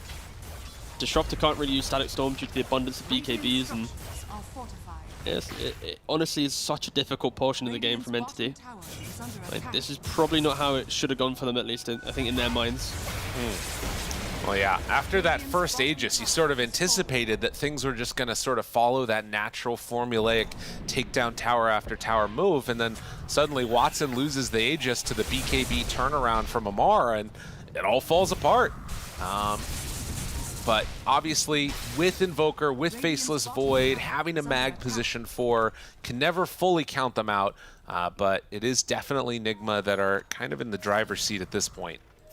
Yeah, it's going to be one of those games where Watson needs to get to the point where he's an aggressor without Chrono. Yeah. Like, he's going for Silver Edge right now, like he has Skadi. There's ways for him to threaten, but once he has that like independence from Chrono, and then on top of that, you have Invoker with some kill threat, the Shard, the level 20 talent with the media damage, maybe like a Hex Axe. Sure, the game can easily flip, but yeah, right now... Mar just runs right in. Toby is getting gone on, gets stunned, gets controlled, and gets killed. So they do manage to bring that position 3 Snapfire down, and Razor popped his BKB. They just are not afraid, ready to keep going for more. I mean, you don't want to show on the map if you're Entity. Like, if you show for a split second, there's going to be some fissure from the fog, some shadow step on top of you, followed up by Sumel's Ags remnanting from a mile away. Like, it is not easy for Entity to really push out lanes or show right now. It's interesting. I haven't seen, I don't think, the Storm Surge move speed talent for the Razor. I feel like I almost always see the Eye of the Storm interval. But he's going around at 470 movement speed now. He is very swift. He is tanky, he is swift, he is annoying, he is Amar. Yeah, there you go. Well, Stormstormer does hit that level 20, so has the Chaos Meteor damage talent. But even at 38 minutes, Meteor hammering towers as the BKB and the Ghost Walk run away will keep him alive. The tower has fallen. It's like as annoying as like a Nature's Prophet with like the old school Shard, even when they used to buy Meteor Hammer. It's exact same concept. And that's pretty much what Entity can do right now. I feel like if they leave their base and smoke up, all Spectre has to do is press one horn, and the fight will be way too hard to play out. Like, even look, Katomi shows for a second, and already, like, shoot, get back to your base. Right. Remnants away from that EMP. Amar can't keep the link going. Katomi still could look for an opening here. As Watson jumps forward, takes away that ward, then they're away. But yeah, 4,000 gold lead right now for Nigma. 17 to 20. As we get closer and closer to the super late stage dynamic, MC is definitely feeling like one of those heroes that, I mean, particularly once this Abyssal Blade is going to be done, that's when it's really rough. Yeah, it is. Oh, Amar, down bottom. The skewer pullback, they had him on the vision with that ward. Where's the damage? Do they want to go all the way in for this one, though? Fishman, Force Staff tries to get away, but they did manage to get the glimpse to force him back. And now MC, he's already caught by the Chrono. Watson trying to do what damage he is. He doesn't know who to hit. He doesn't know which target to go for. The RP is there for round 2 after the Meteor Hammer, but they don't have the damage. They don't have nearly enough. Katomi forced to skewer away. And Watson also can only look on, although Toby jumps in and is definitely going to be going down right now. They had some really good control, but they don't have the damage. I mean, Amar's living his best life right now. Like, this is what he wanted to do in the Slark in game 1, but now on Razor, he's able to do it, but like tenfold better. He starts the fight in a 1v5 situation, just walks into the middle of them, sets up for a horn, and yeah, at that point, they've just used everything for nothing. And now, no Chrono. Question is, what are you going to do at this point? Good fissure to separate that. And well, Katomi trying to get away from Amar. The slowdown is there with the Ice Wall. That probably keeps him alive. As Roche, another quick respawn.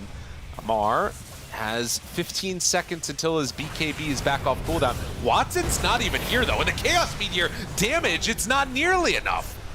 They just shrug that one off. Watson finally shows back up. But Amar, he's just going to pop that ulti, walk away from him, jumps forward, wants to do what damage he can, and now the glimpse for the pullback, and Katomi says, get on into the fountain then. That's You're not right. going to go for anything else. We're going to find that final touch for a couple quick kills. Amar's still so low. He got the kill! He ends up getting him. They bring him down. Oh, Stormer. Well, yeah, you just survive through it. It's pretty rough. Are we looking at a game 3 ban Razor situation, or whew? I don't know. Look at his quick buy. He understands how tanky he is. He's going for the Bloodstone. Like, It ain't break, don't fix it. I mean, he's got Heart, a Halberd, a BKB, the Titan Sliver, throw in a Bloodstone instead of that Wraith Band. He is going to arguably be unkillable. The Fountain is all an entity need to kill him off. Right. And I mean, I think that... Oh, wait a minute, though. Are they going to get this? So the dagger goes out.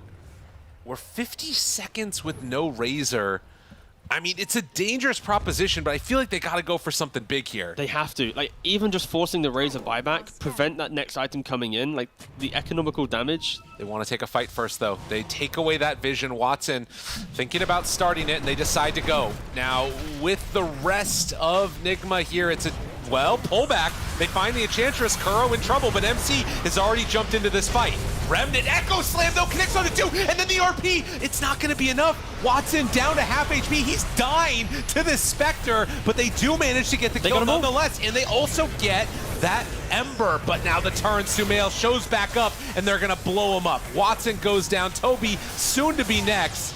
They use the buyback on both the Spectre and the Ember, and then they're going to win that fight and earn themselves the Aegis. Katomi tries to blink away, but he blinked into a fissure, and GH was always going to find him. Double buybacks, but, you know, such critical buybacks, you get the Roshan yourself. You got to respect Entity trying to go for it. I think they showcased what they could have done, like 20, 30 minutes ago, what they could have done with their spells, but just a little bit too late for them. And now, yeah, Nigma throw the Aegis onto Spectre, refresh onto Sumo. Yeah. And, I mean, you can see how good this, like, could have been, and Watson, you know, doing a good chunk of damage, gets that RP off, but dying to, like, the blade mail on Spectre, it meant that when the buyback came out, there was just nothing left in the tank. Yeah, and the whole kind of archetype of Nigma's aggression has been Amar at the front. So sure, when Amar isn't there, Entity, of course, they can easily take the fight, can easily try and punish, but as soon as he re-emerges, and on top of that, how easy Ember is able to get back into the fight. Oh, whoa, whoa, Fishman. Static Storm got to run away. Amar, he's ready to go into the fountain. And Fishman TP's back home from inside home. Nowhere is really safe. Amar will get glimpsed again. And doesn't look like he's that concerned. He's got like 25 seconds of not caring. When Mag's up, of course, you know. Oh, yeah. Little skewer situation, of course, that'll be pretty bad. But yeah, for now. Well, the plus side, if you're Entity, is that they've only lost the Tier 3. They're likely about to lose the first set of racks here in this game. But, you know, it's not easy. Force staff him in, actually, MC. Okay, 5 seconds until Mag is back up. If they can keep him here for a little bit longer, things could look okay. Watson jumps in too, still disarmed for a very long period of time, and Glimpse not off cooldown, so they can't quite pull him back, but the stun, the Hex, the RP, they catch it on both of them, and now Mortimer's Kisses, but they haven't finished off MC yet. They finally do. The Echo Slam is good, but not good enough. Watson jumps away, knows that Amar is too much to handle right now. They lose the Mag again. Fishman gets back to the fountain, but that is going to be the full walk away from him. And, wow, that one hurt. So, okay, and they have the Chrono back up. They're trying to do something. Go on to Fishman. Force staff keeps him alive, and now the Chrono. It's down, but who's the target? Who's he going for? Watson finally chooses it. Has the second round maybe. Tries to bring down GH there. Does get the bash for the kill. Stormstormer manages to get away from Sumail, actually. This fight's still extending out somehow, some way, but Sumail goes into the fountain, kills off Stormstormer. Now they jump forward. Watson on to Amar. Still trying to bring him down. It is not easy to kill this Razor at all. And with the Meteors out, it is going to be the BKB in response. Amar gets out of trouble, but now they glimpse him back in, and now the Static Storm is down, but the Hex is there. Stormstormer tries to do it. He doesn't have the spells off cooldown. Amar's walking back into the fountain, trying to trade over the cheese into his inventory. That keeps him alive, but it might still get him dead nonetheless. MC, Tornado lift up, 3 seconds till Mag. He might be taking a trip to the fountain too. MC wants to get out of there, but the TP, Katomi going really far away, wanted to catch the backline, gets MC there, and MC is dying. Entity, they might have found something here. Entity find another kill. Now there's no buyback on either of those It's 2 heroes. minutes. That is a huge problem. Oh my god, Entity, did they... Couldn't you just hit the towers? I mean, they could have. I don't know. All right, boys, you see the line getting drawn. All right, Entity gonna run it down some lanes. Oh, God.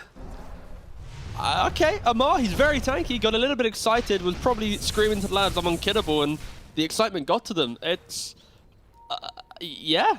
Oh, man. No buybacks on these heroes. It's Sumail in GH right now. And there's still Chrono, because he refreshed, didn't use the second one. Kuro does have buyback, but it's only an Enchantress. I mean, with no buybacks, this is a huge problem. They might just be able to end this game. They do have 2 forts, though. I mean, we'll see if it ends up mattering or not. They jump in with Sumail trying to kill off that creep wave, but they've got pipe. They're going to use the glyph there. But I think this is at least tier 3 down. Now, can they go for more? Do they know that these buybacks aren't there? They should actually. They should go for it. They should go for it.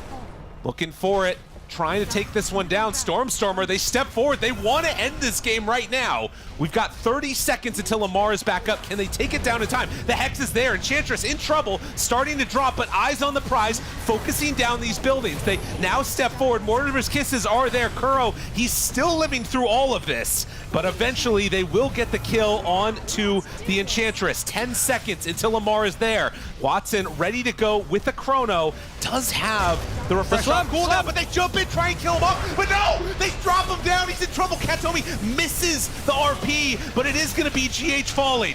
Now Watson, he needs 7 more seconds until he has another Chrono ready to go. Kuro, Amar's still chasing. The Hex is there, onto this Mag.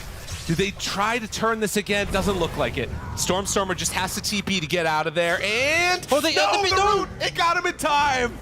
And a kill there from Nigma, and suddenly the tables have turned.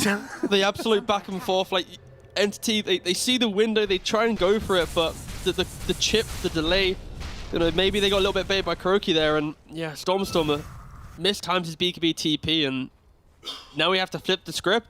Now Nigma just has to walk down lanes. Everyone's back alive. for sure. They need to respect this chrono, this refresher available.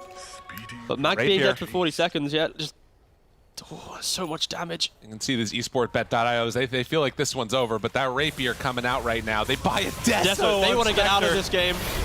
I mean, you got to be careful. They don't know about the Rapier. Watson, he jumps in, jumps out, the skewer, the pullback, and now the chrono! He's got them all! Oh, the damage from the fountain, it's enough! It's enough! It's enough! They got him! MC in trouble, starting to fall. Watson gets him! Katomi! He does it again! Kuro is going to drop down! The fountain, the Rapier, everything! It all worked for them! Unbelievable! And now they're dead without buyback again!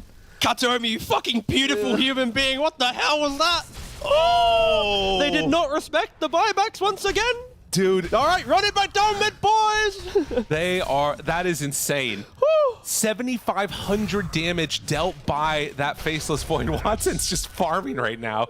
I mean, they got to go for this, I think, but at the same time, I mean, I don't even know. We'll take a look at that replay. What a freaking combo and what a bait. But his buyback literally just come up in this fight. Like it was, he wasn't available, and then he insta buyback with them being in range. Of course, the refresher just really paying off for Entity, just being able to punish multiple times in a row now. Jeez. And you can see and also, just sorry, look here when he puts the Remnant to the left side, he's also trying to like find some like catch plays here where he's trying to hopefully get him here, and like the entire time he's just thinking of the fountain. Yeah, look at him. And now they want to try and end it again. Right, okay, they buyback this time. They have buyback on Amar, but you don't want to use it with 20 seconds left. They're still going to be able to focus down these buildings. Go for the tier 4 towers again. Watson, he's ready. He's trying to take it down. It's a lot of tankability for Amar, but can they keep him away from the Ancient? Do they have enough to do that? They're thinking about it. Amar steps forward. The disarm is there. The control, though. GH needs to be careful. Katomi finds Sumail again, but there's nothing to get out of that. Oh, man. Both teams are feeling squirrely right now. The Haunt's out. They got to be careful. MC jumps in. There's no fountain here to help you. Stormstormer thinking about a turn. The Hex is there. Onto the Ember. Toby needs to get away, but does not have the mobility to do it. Stormstormer, now he's hexed. They find him. Chasing, killing, done. And Watson, the only one left alive right now. The only one with buyback. And that might finally spell the end. Although now, Enigma, they're so afraid they're going to go get Roche. Oh, come on. They're like, guys, that fountain's really strong. Brother, like, just time the buybacks, man. Like, you've seen them use them. I respect it. This game is way too chaotic. The comms are probably everywhere. They need to just, you know, probably stabilize themselves. And this is that stability, but I'm pretty sure if you timed them, you could maybe have done a punishment. But okay, you get the Roshan. What is it this time? It's Act, Refresher, Cheese, Aegis. It's an abundance of resources to not get fountain found once again from Entity. They won this game. They absolutely won this game, and they still probably will on the side of Nigma. But this is another opportunity where if these heroes respawn in time, they might be able to do something. They're going for the tier 3 towers. And Watson picked up a nullifier, so now he's going to be able to punish these Aeon Discs that are coming out on the Razor. Scary stuff. We're going to get one more fight. That's the thing. We'll see if that ends up happening in terms of, or if they just go for the all-in now. They could. Still 25 seconds without Katomi. He is so much of their fight right now, and you can see that they're deciding to go for Megas. Nigma do not want to test this. The question is, can they get it and get out cleanly? Because everybody's going to be alive then. There's a fortification available. Right now, if anything, Sumail, he needs to utilize his Ag Shard to throw out these Remnants in the hope just to clip the Magnus, prevent those Blink initiations. He's already doing it now. Oh my god, and Invoker is like 1.5 creep away from level 25 too, but the Meteor, Hammer, the Meteors are there. Hammer long gone, but look at him, MC! He's in some trouble, does still have that Aegis, don't want to use the Chrono if they don't have to. I can't believe that this game is still going. A small play there, like he's trying to skewer on the kinetic, so you can't get him through the kinetic, and potentially if he got him deeper, that could have been a thing, but why the hell is this game happening, lasting this long? I mean, Magnus is the answer. I mean, that's one thing. We said we wanted to see 60 minutes. It might still happen. There's a very real possibility, because now Radiant, they've got buybacks. Everybody except for the Mag. Snapfire about to get it from Gold. Yeah, and I feel like Entity, they don't care at all about any lanes lost here. Like, you've got plenty of ways to push out the creeps. So the fact that they weren't mega creeped, it gives them all the lease of life. Like, it doesn't matter. The kill score, the net worth, nothing matters right now. And for Amar, too, he invested into this Aeon Disc. With that Nullifier now there, this item becomes much less important. Some might even say it's now like kind of a useless pickup in regards to the greater fight, but for Amar, if he's tanking the Chrono, he's probably excited anyways. Right, that's fair. He can survive through it. It's mainly for Entity. They need to be able to find a way to wrap around him to utilize a better Chrono on Heroes. And again, you got a refresher. You have 2 opportunities to hit a banger. We did also talk, and we saw earlier, the Snapfire has gone for that level 20 talent, so Lil Shredder uses attack damage with the Daedalus done. So actual damage dealer on Toby, but they're moving in right now with a lot of heroes. Use 1 to start, get vision. Toby tries to back away, but MC is in, and Watson right on top of him gets a bash right there. Can they bring him down? Has to jump away for the moment. Still nothing used. Amar on top of Toby. Stormstormer, the deafening blast and the pushback. They're still chasing. The Hex is there. They got him caught. Toby in trouble. Second round refresher is out. And Toby trying to get away, but won't be able to. Does have buyback. Dead on Disruptor. Now hexed up on Stormstormer. Watson waiting for his moment here. Does have Chrono ready. RP already used, and now the jump, they get him caught, and now the Meteors drop down too. They got them both dead. Do they have more left in the tank? Amar trying to back away. Watson jumps from him too. And MC still standing there, has the cheese in his inventory. The Hex is out. They have more control, but they don't have their Magnus. Now Fissure, the cookie to get him away. The Hex is out there too. The impetus shot from downtown, almost enough to get the kill, but he gets out of there again. Look at this. Back and forth we go. It's a buyback from Ember and a couple buybacks used on Entity. Stormstormer, Toby, Fishman. Still, Void has refresher. Another Chrono is available. Again, they're fighting inside Entity's base. Skewer is incredibly strong here. Enigma, they have to respect it. Ember, of course, did use buyback. Well, once he's back up again, that's still the issue at the moment. Watson does have, like you said, that refresher ready to go. Doesn't want to use it yet, but might if the opportunity arises. Still dangerous, but MC, there's no real save for him. Kuro's there with the healing. Tornado lift up. GH looking to the side, wanting to find him. They even dropped down the gem, seeing if they can find vision onto Watson, and there he is. Jumps in, jumps out, static storm down, looking for the control. Do they have enough? Watson tries to find that backline. That's cheese used now too, as the glyph has been dropped down. Hex is out onto this Faceless Void. Force Staff keeping him alive. The melee racks is still there. Watson wanting to save this Chronosphere, wanting to save this refresher, seeing if they can get the kill without it. A couple more hits. Rooted, drop down, dead, low. The Echo, the Force Staff to the other side, but he's hexed. He's in trouble, but he has that buyback. They take it down, they take the racks. Rapier in the hands of MC, but he does go down, and now Watson steals it back. So they get Mega. GH is gonna get caught and going to die here, as they also find the Hex onto Kuro. A little bit difficult to take down the Enchantress, but with Katomi there, it looks like they're gonna be able to. So they get the Mega Creeps, they take down 3 for it, but they all have buyback. They didn't get the Rapier. The Rapier's on Amar now. Yeah, they killed MC and stole it away. Exactly. So, a good play there, being able to steal that one out for Amar. Yeah. Oh god, this is just a long drawn out game, but for Enigma at least, it's like now you get the Mega Creeps, you take away a Rapier, it's like just levels of insurance now. And of course, you still, fundamentally you have to respect that the inevitable fight where Magnus is able to actually contribute to the high ground, but he's got a Rapier again now. Yeah, he's back again. I mean, he has no buyback. There's no reason not to have it. 3 minutes away from the 60-minute mark. If anything, I'm trying to think what neutral items are going to be good here. It's for Enigma, it's like you want heroes that just allow you to push yourself out of this game, right? Well, I mean, they also just got the Aghanim's on the Disruptor, so that's something else to consider. Wait, Amar? Oh my God, double Rapier Watson. Dare we dream? Throw it on the Snapfire. Daedalus Rapier plus your little Shredder. Gets the vision down here. Katomi could place it. If they see somebody, it's a really good blow up there. They're going to see him. Spot him right away. Looks for Amar. Pulls him back, but the BKB already there. Yeah, now they see that the reward's in the area, and they're going to take those away. Yeah, with the Mega Creeps coming into bot lane, it's a very split decision right now. Do they just commit Watson. for this moment? He's going for the all-in, but the Hex is already there. He's in trouble. He's in trouble. BKB out, though, and now the Nullifier to turn it. The Ancient, it's starting to be hit. They need to come up with answers to this. Amar, down low, second Chronosphere. It's there. And Watson, now he has 2 Rapiers. Does he have the damage that he needs? Get him they out. turn their sights back. The Echo Slam is there on the Stormstormer. MC trying to find him. Is it going to be enough? Yes. 2 Rapiers on the deck, a triple kill for Sumail, and GG is called. Nigma managed to hold out till the end. What an insane game.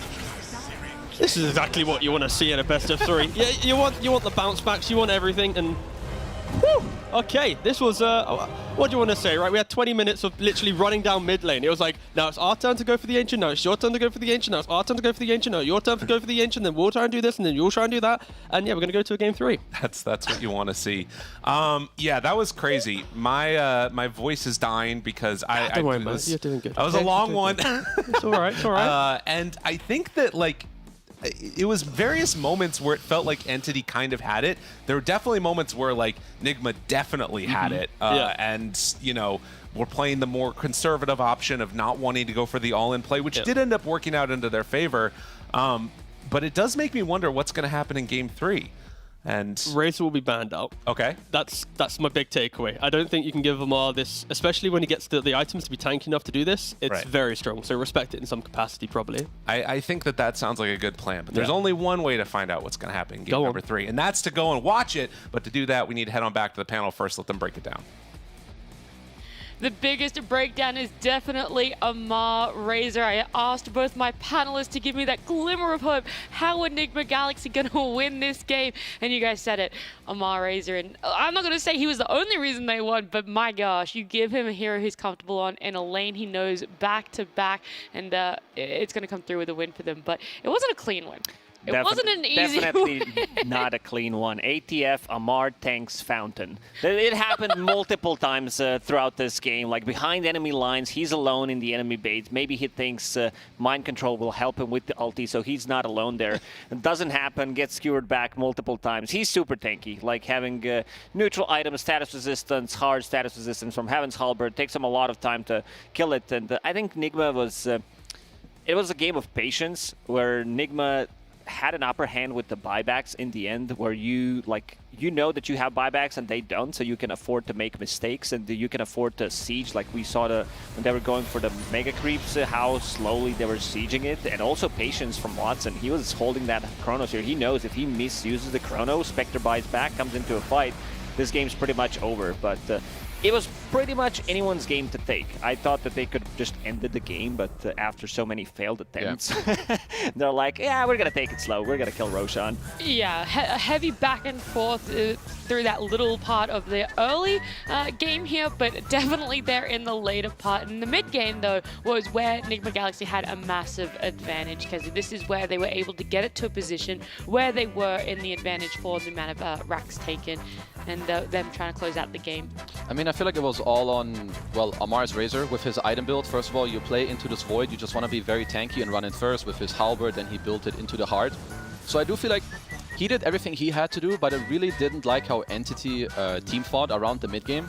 Because let's just imagine we're Fishman or Katomi. It is really hard to play fights against this Ember Spectre. They're going to cancel your blinks, they get on top of you right away, and then this Razor runs into you. So you as a team, you need to be able to play together as like a unit in the fight. So when this Razor runs into you, I feel like your alarm bell should go off and we should want to kill this guy when he runs in. But I feel like they over-respected him. Sometimes that happens when you buy these items where you force your enemies to react. And I think Entity didn't do that properly. And then Nigma just abused that. Fight after fight after fight. They got this entire lead. And then eventually I thought this game would never end. And they would just keep running down mid after Yeah, you and everyone else watching thought that one. But now we're here, and Nigma, they did it after running down mid 7 times. Yeah, I stopped counting after 5. It was pretty difficult to watch. Where you get in, like, this is it. Also, Kataomi, he had some really nice skewers and the RPs, but that one, I think they wanted way too much inside the enemy base, where he gets in, skewers him the wrong way, and like, now everyone needs to fall back, everyone starts running, but in England, they have pretty good chase potential with Spectre, with the Shaker, Ember Spirit, with the Aghanim Scepter, so many remnants, so many tools to close the gap and catch someone. I mean, this whole game was pretty much nuts to watch, like that Watson's escape when they chased him for almost a full minute, I believe. And went all the way from the top jungle practically back to like where his own tier 1 towers in the top part. Oh, it was a good chase. It was played not perfectly, but very entertainingly by both teams there. And I know that Enigma Galaxy won this game. I know that they will get MVP, but I want to know from your point of view an honorable mention to one of the entity players, because in my mind, I'm kind of stuck between how patient, how he itemized the Faceless Void on Watson, but also definitely the game-changing moves played by Kataomi on the map. I mean, I would have to go with Watson. I think the patience and like, your entire team is dying, but you know if you die with them, the game's over. Like, there were some points where he knew when he had to ditch, he knew when he had to like hold his chrono, hold his, you know, his refresher, whatever.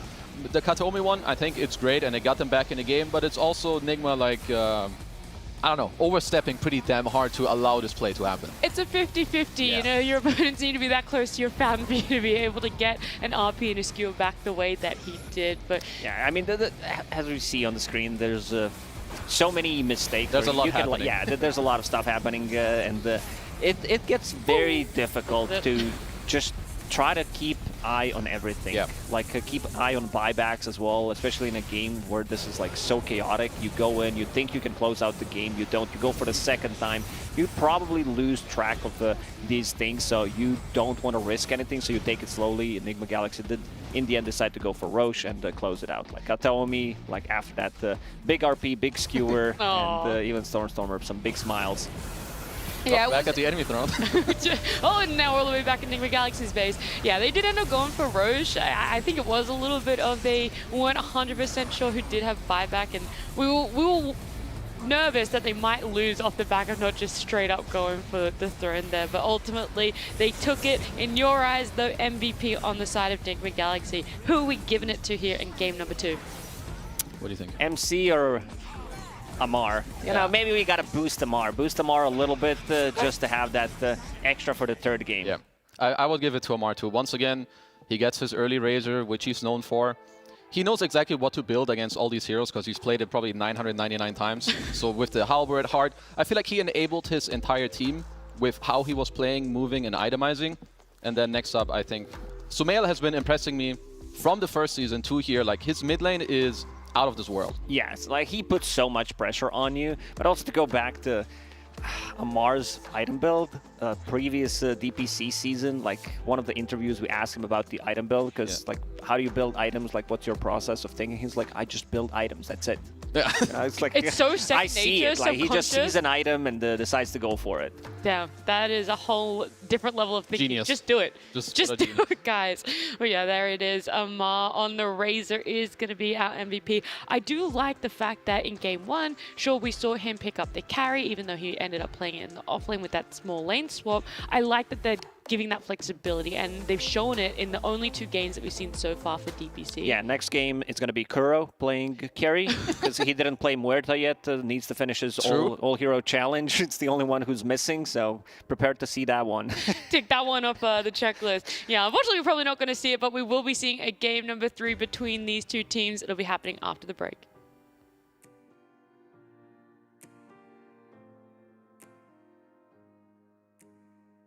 Again. Bem andas, back. Nice. No RP. He wasted. I'll TP guys. I'm TP. Look void. Actually, what are we going on? Anyone. Here. Magnus. Look, just focus. So 3 seconds abyssal. You have time. Nice. No need. No buyback, right? Freaking end.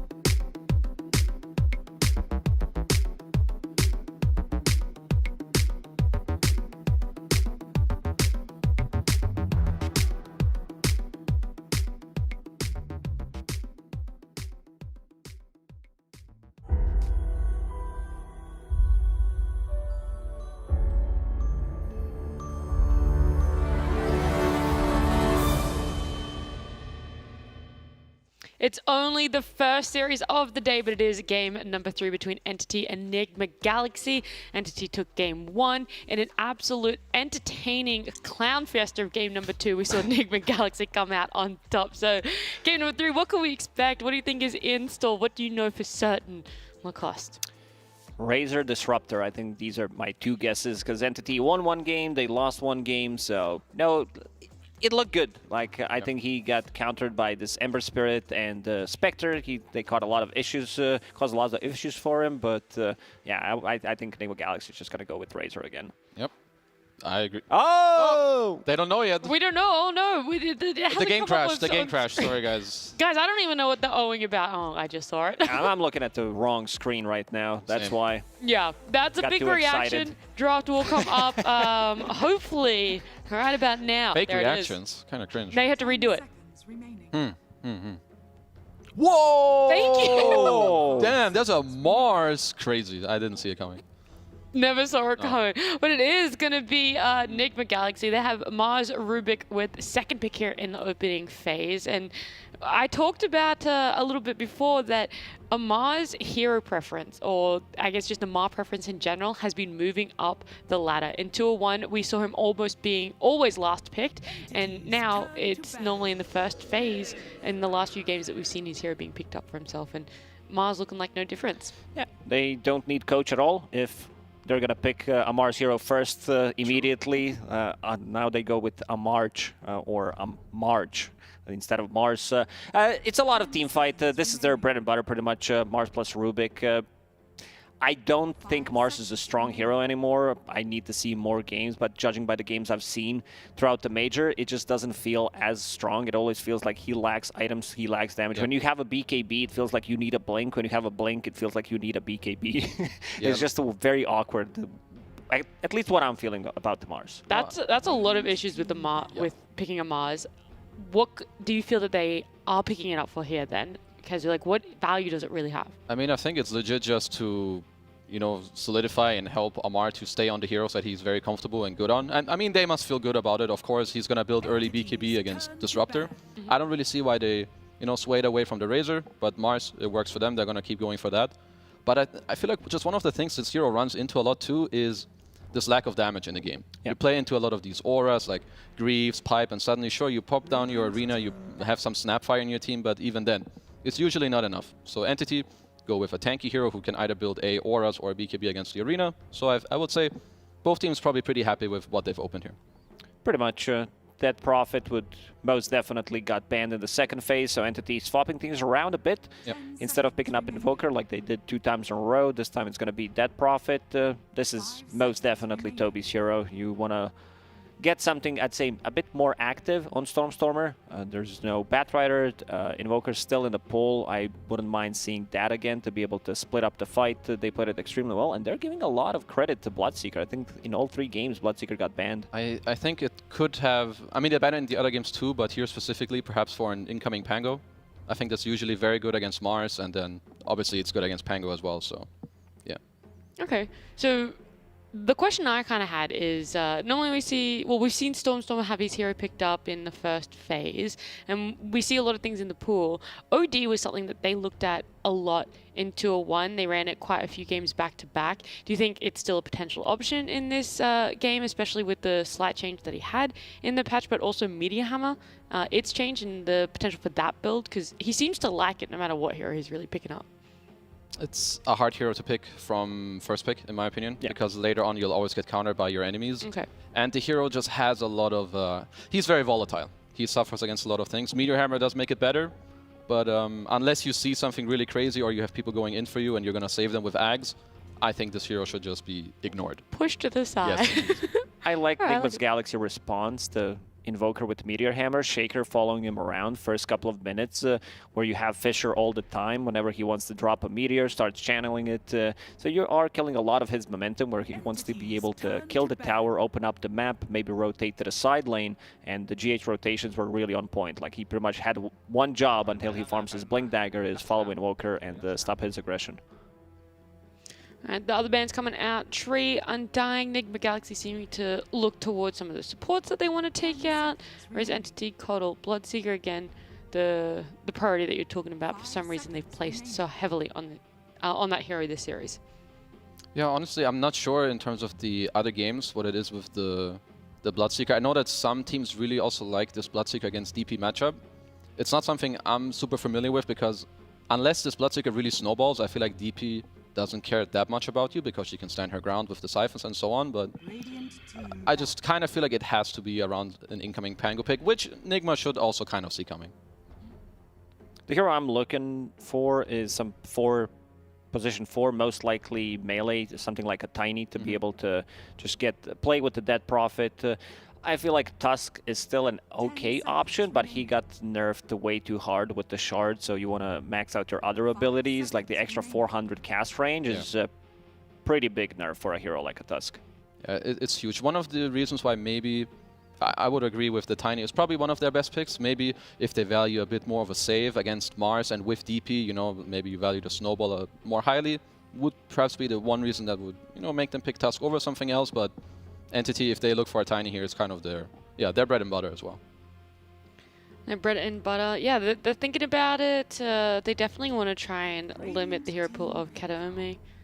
But Darkseer, the band coming out there. A little bit of a curveball when you look at their bands there.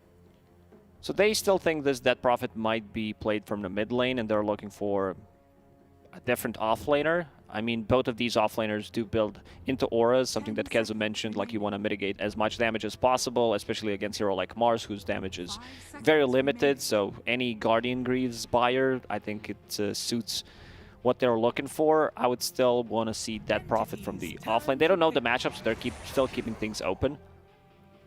Ooh, Jihiro.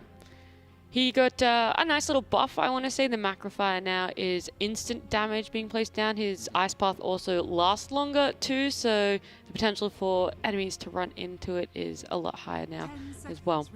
I mean, I guess just some follow-up damage for the Mars later in the arena, something you always want. Solid laner, haven't seen too much Shakiro lately. But yeah, Entity probably just gonna go with this like generic melee 4 that we've talked about. I would also still agree, your DP can just go offlane. You don't really need to shift it to mid, in my opinion. Okay.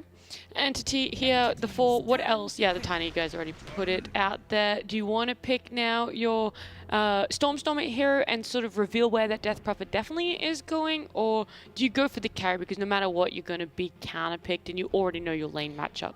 I don't think Nigma's going to flex this Mars to mid. I feel like this is just going to be an offlane Mars, so you already know the matchup, so I wouldn't mind seeing them pick up hero for Watson immediately, because you know it's Rubik plus Mars, so you know that you have Disruptor, so why not just reveal it?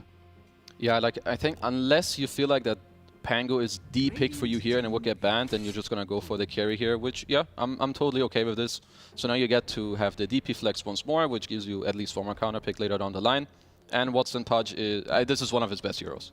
Oh, for sure. I mean, he's been dominating with the hero, and yeah, in terms of damage output, there isn't really much damage that Pudge is afraid of from all of these heroes. Like, now is the thing, do you want to pick a carry here, or you want to pick mid matchup if you're looking into ranged carry heroes? Like, I think Ursa is an okay pick, but then again, you're playing into Death Prophet, or if you want to go with something like a Drow range, or okay. So TB, also another counter who has explosive damage, builds into Scotty, great against Dead Prophet, great against Pudge if he manages to get the Sunder off. In terms of damage burst, like once TB gets 2, 3, even 4 items, it's like their damage is not that great. And also just like the matchup against the Dead Prophet, you don't care too much about the Exo because you have so much armor. It's a pretty good TB pick. He's going to have these good matchups we're talking about. He's going to build Skadi. He gets to keep his range. He kind of also makes it harder for like this DP to really run in, at least eventually, if he does get to these items. Going to help you take these objectives. So yeah, I think this TB pick is going to be pretty good. And for Entity, whoever their last pick is, very likely a mid hero, you know, some generic deal magic damage, some Zeus, Queen of Pain, something like this. Zeus, Pugna, these are 2 heroes I'm looking for. I think it's a good Pugna game overall, and something that he played really well. I think he played it once or twice during the major, and also a hero that got banned. So one of the forgotten heroes, I would say. Other teams do not dare to touch it, but let's see if Nigma Galaxy has a read on it. All right, so Pugna, Zeus, that's 2 heroes. They have 2 bans. They could potentially take both of them out. They don't have too much time though to really sit and think about it. And is there any other obvious heroes that come to your mind, Kevin? I mean, sorry, there's a bunch of heroes that they can play. There's Pango that works fine against the Terrorblade as well. I think Ember Spirit also is their cheap damage. They don't have that. They have decent amount of lockdown, but I feel like Ember can also work. Do they have to split the bans? Because they do the Brewmaster ban here, right? Thinking that DP could still go mid. Obviously it can. Do you just go all in and go, okay, both bans for off lane, or do you have to 50-50, one for off lane and one for a mid ban? I think you'll just have to go with what are the most valuable heroes and kind of ignore the roles. So if you're like, okay, it might be Brewmaster Pugna or Brewmaster Zeus, something like this. So I feel like then you just throw it on them. They're going to go with Pug. I feel like the 3 heroes that I will think of here is Pugna would be really cool for them. It's really good to help their own tempo. It's like a semi-save as well, keep your DP Pudge alive. And then like Zeus, and I still feel Queen of Pain is underrated, would be a pretty cool queen game. It isn't the easiest to get counterpicked. You buy BKB later, you're chilling. But any of these are pretty good. Okay. Putting out a lot of options there, and Stormstormer goes, nope, just give me Invoker. Sure. Practice 2 games of Invoker. He's going to be ready for the 3rd one, so why not? Yeah, it is a little bit like that. He's got the confidence, he's got the momentum going on it now. Enigma Galaxy get to have overall last pick. They know what this mid matchup is, and what comfort could Sumail be picking up, the playmaker that they need on the team. Well, they'll just snatch the Ember. Okay. They run it back. He did great last game on it. So. Yeah, he really did. I was thinking of like some other heroes where sometimes you see Invoker, you feel more inclined to pick some Kunkka type hero, but I think Kunkka Mars together is kind of awkward. You don't enjoy the DP matchup. Same with Pudge. So I think this Ember is great for them. Rounds out their draft. He did amazing last game and probably going to do the same thing this game and all the other games to come. So yeah, I really like this Ember pick. Yeah. You think Stormstormer might change things around a bit? Not play Quaswex Invoker into Ember Spirit, instead go for Exort one? I feel like he should consider it. Yeah, because it's a good game for it. You have so much setup on the side lanes, especially with Tiny, with the Glimpse, Sunstrike, a lot of value. I'm mostly looking at this bottom lane, the safe lane for Entity, where they're going to play Pudge plus Disruptor, so you have a setup for Hook as well. And I'm still leaning Entity. I do like Nigma's draft most out of all 3, but I'm still leaning towards Entity because of Watson Pudge. Do you have a team that you favor between the 2 drafts, Kazu? I need to look. I feel like when I look at the lanes, I'm going to slightly lean with Entity, but I feel like, again, if Sumail pops off and Amar does something like he did in the last game, then they're just going to somehow magically win with some strange item builds. Even with a Mars? Sure. Sure. Yeah. I have faith in the Amar Mars. Why not? All right, I like it. I like having that faith in both of these teams. We are going to see who comes away as a winner of this series. It is Entity versus Enigma Galaxy in game number 3 with Lyrical and T-Gov. Thank you so much. We're back again, ready for some more action. Ooh. The game's so nice, they had to run it back twice. I worked really hard on that. I hope you liked it. No, I did like it. Just like I like how we've confirmed that Mind Control is now actually the carry. Yes. You know, game 1, he always was. Really. He baited us a little bit. That's true. That's fair. Like, they baited us with this whole Slark shenanigans, right? Game 2, you know, now it's a Spectre, and now it's game 3. It's like, oh, he's playing a Terrorblade. Like, clearly, Mind Control is now the carry of Nigma. Amar is the offlaner, and you could argue there will be flexibility down the line, maybe some Darkseid and stuff, but it is cool to see that they have locked it in within their repertoire of the playbook. That is something that's definitely true. And, you know, you just mentioned Darkseid, my favorite hero again. Gotta say, Amar, the last time I saw him play it, it was quite bad. I think he has like 4 games on this hero competitively. It will never be 5, yes. It's something that they really like to run, obviously, on MC, one of the most accomplished ones in the game. But enough about that hero. We're back into this one. A couple of other things that I think are pretty interesting here. And one thing that I think we should highlight, at the end of game 2, coming into this game number 3, Entity were top 6 at the major. You know, this is a team that has looked so incredibly good, and no matter what happens throughout the course of this game, I think as Nigma, you've got to be feeling good that you came in, took a game off of them, pushed them to the very limit. Things went clowny, but they still showed that this team's got a lot of sauce to them. Yeah, especially when you think about the start of Nigma, like in Div 2, it's like, and then it's like, okay, sure. So, you know, they're coming out swinging, and, you know, Entity, that they've always been that, like, 4th, kind of 3rd place team in the EU. So if Nigma are able to overcome them, sure, it's, you know, good stead, but again, team development is the reason for DPC, and it's it's clearly working out.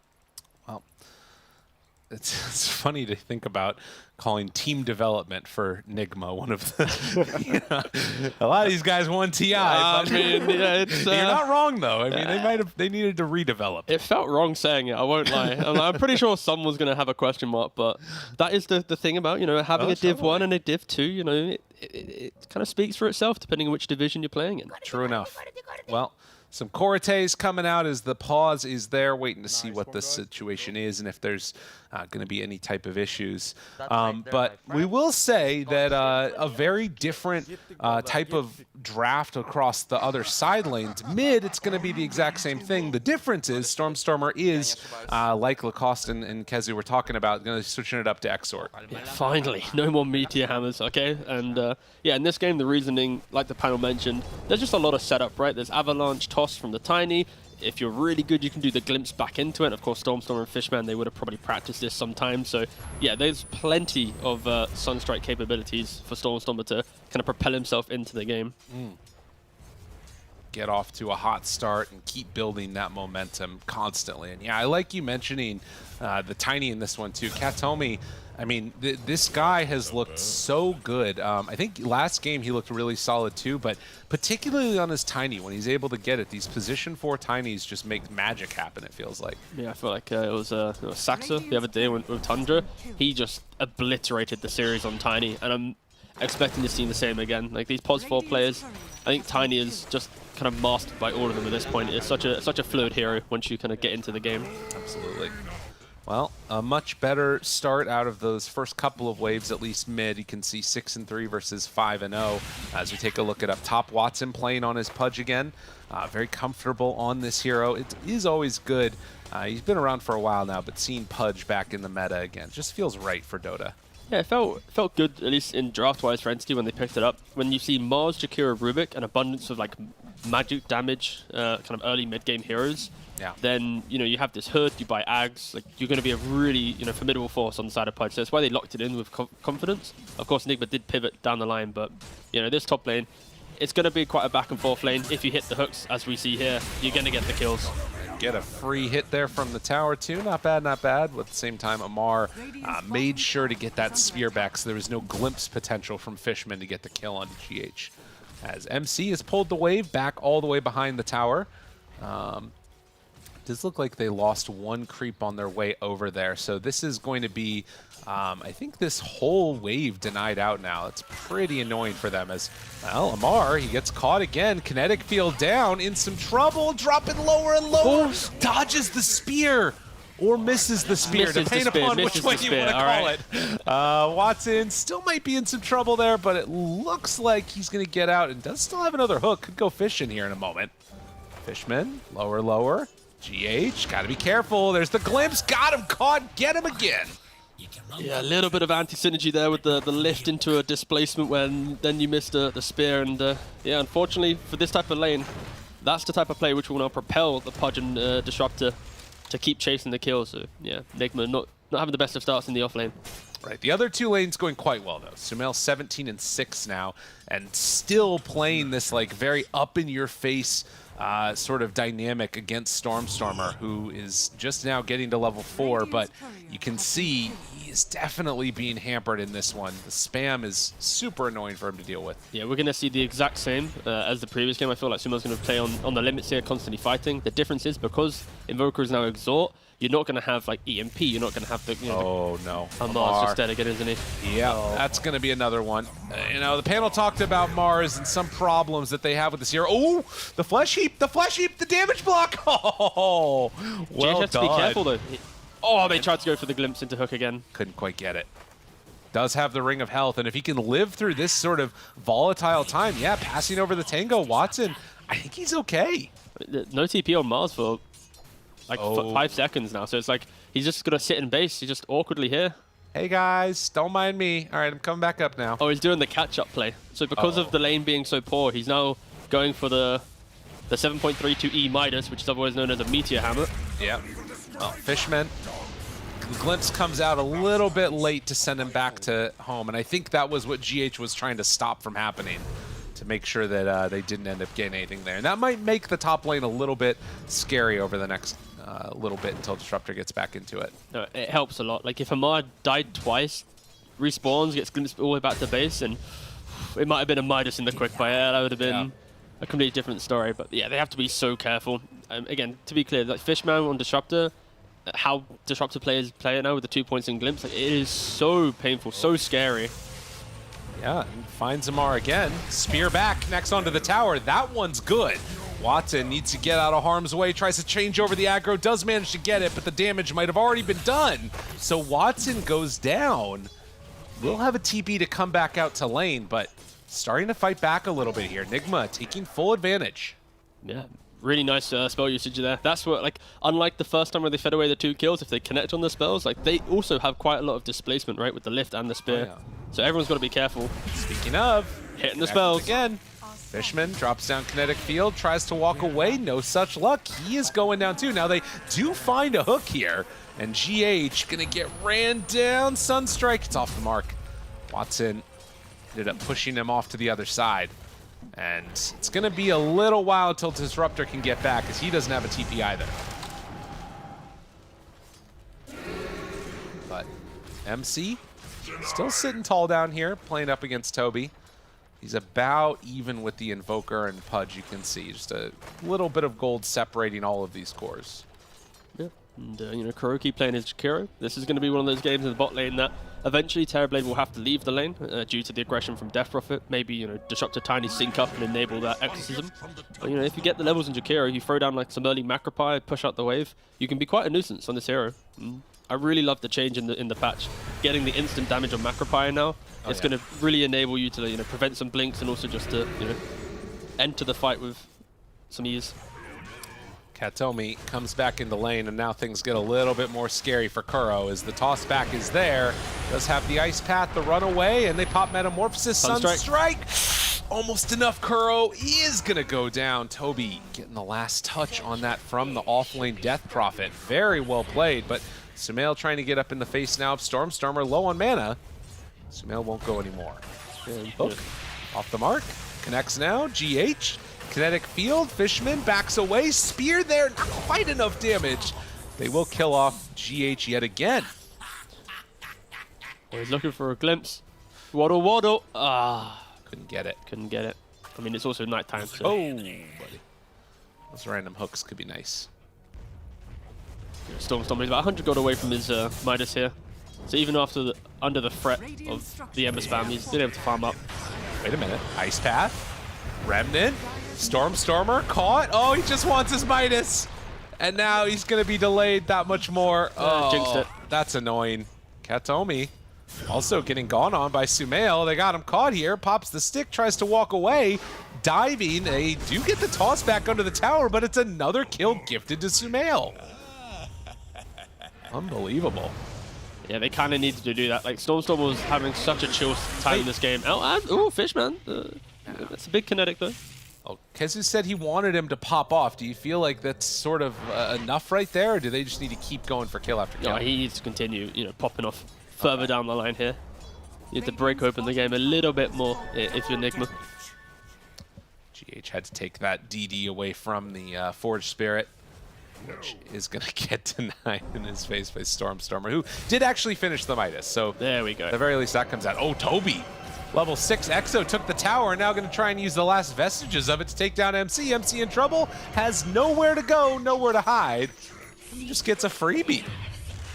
Yeah, this will now be the awkward part of the game for Nigma. It's like Amar's free farming top, Terrorblade has no place at home in the bot lane, so it's like they need to now shift their cores around to unlock this Terrorblade to farm more. And in some games it would be this Mars looking for a gank, but again, in the back of my mind, I remember it's a Mar, so right. Will he concede his own farm to assist the Terrorblade? Well, you did. Oh, no. Okay, he's going bottom. He's okay. Going to continue farming. Oh, he didn't go Meteor Hammer, luckily. That's what I was about to say. He decided to switch over to double bracers. Mid lane, they find Stormstormer again, get that kill. Watson wants to get the counterplay, but GH is already there with the lift. And with no hook available, Watson's just going to need to hold on to this tower with the Vanguard. Does have Dismember. It's again pretty scary as he's brought down lower and lower. Does have hook ready onto Sumail, throws it out, good dodge. Katomi, he's gonna get caught for the moment, or rather catches, and now the Dismember, they have toss, enough damage to kill him off? No, the Remnant away is there, Fishman drops. Enigma still playing just absolute perfection around this Ember Spirit mid. Yeah, it could have been a little bit awkward there. Kroki was ice pathing off to the Disruptor, not helping out Sumail, but luckily with the Remnant out, was able to disengage in time and continue. And I think that's going to be the issue for this Pudge in this game. There are a lot of kiting potential in the toolkit of Enigma, right? You've got Spear, you've got Ice Path, Lift, even the slight chains. Like every hero pretty much, other than Terrorblade, has a way to annoy this Pudge and just keep that distance away from that rock. It's really annoying to deal with. And I mean, the also issue as well is, I mean, at the very least, like you're talking about, that Terrorblade is going to be somewhat susceptible to it, and he's bottom of the cores right now. So that is something that, you know, is going well for Entity in that regard. And there's still 1,000 gold up right now, you know, above the side of Nigma. That's mainly just that Terrorblade lacking the farm after getting kind of handled in the laning stage, and tried to Manta dodge with the Illusion Rune, the Glimpse, couldn't quite get it though. And there's going to be the even smokes smoke up, way. but not going to keep him alive. Does get the Rune Deny. Oh my god. Fishman being a nuisance, Sumail. He's going to try and chase him. Doesn't have another Remnant. Barely get him. And they high-fived because he got the slight to get his body on top of him. He doesn't have a Remnant. He won't go for it. They had friends in the area. Watson. Katomi. Hold back in. Sumail there. Ice Path down. Macro Pyre too. And yeah, that's going to be a dead Tiny. This is what Enigma needs to do. They need just to create this forward aggression so that this Terrorblade can just catch up behind. And we're really yet to see, you know, Mars enter the game either, right? You know, Mars, he's got, what is it? 4-point Spear, 2 points Rebuke. He's not put anything into stats, okay? So yeah, he's holding 1 point. Actually, no, Psych. He's fully gone Rebuke, yeah. I was about to say, maybe he's holding a point because he does this for fun when he just mode farm. He doesn't really care about having the spell literally leveled up at that time, but no, instead he goes full farm mode. Okay. And that puts a lot of emphasis on the double supports plus Sumail to provide that aggression, because he's going to go, guys, I'm going to enter the game when I have BKB. Until then, if the fight comes to me, I fight. If the fight doesn't, then good luck, have fun, see what you can do. That's kind of the vibes I'm getting right now from their playstyle. Well, they are definitely making a lot happen with these heroes mid, but if you bring more numbers from Entity, that sort of stops the aggression that Sumail can do on this Ember Spirit. At least I think it does. I don't know. He still sometimes seems willing to just run around like a crazy person. But level 10 on him does have an Invis Rune bottled up right now. Katomi is nearby. They see him over here, I think. Have full vision. Static Storm down. And is this going to be what they need to get the kill? The Invis is there. Avalanche and the toss. It's enough to bring down Sumail. Yeah, a really important pick off. And if you're empty, it's like, thanks for tanking the gank, mate. I'm going to go back to the jungle. You know, cheerio and whatnot. And yeah, for Entity, they kind of need to get some of these big picks. Like, meanwhile, you know, got Toby in the bot lane. He's happily farming up, and I'd argue when he picks up this Greaves, he needs to enter the game. He needs to use this Exo and punish the fact that there isn't this BKB on Mars. There isn't this, like, Terrorblade who's got, you know, Yasha Dragonlance or something crazy. It is a very, you know, not very team fight strong Nigma outside of their supports. Slash Ember. Amar with Exo there. Sunstrike. Oh, not enough damage. Good TP away. That keeps him alive. And well, it looks like Toby's going to go down there. So didn't even actually pop the Exo. Definitely a good decision. But they are able to force Amar away, while Watson continues to farm up in the mid lane. Pretty much the only hero that can stay here without too much worry. Yeah, just really important moves from Entity there. Like, as soon as Mars picks up this the BKB, that will be the point where Entity have to be just a little bit concerned with how they engage, right? If they walk up into Mars, their spells will obviously feel like nothing. And yeah, you got this Blink coming soon on Tiny. Watson's like 1,500 gold away from his Ags.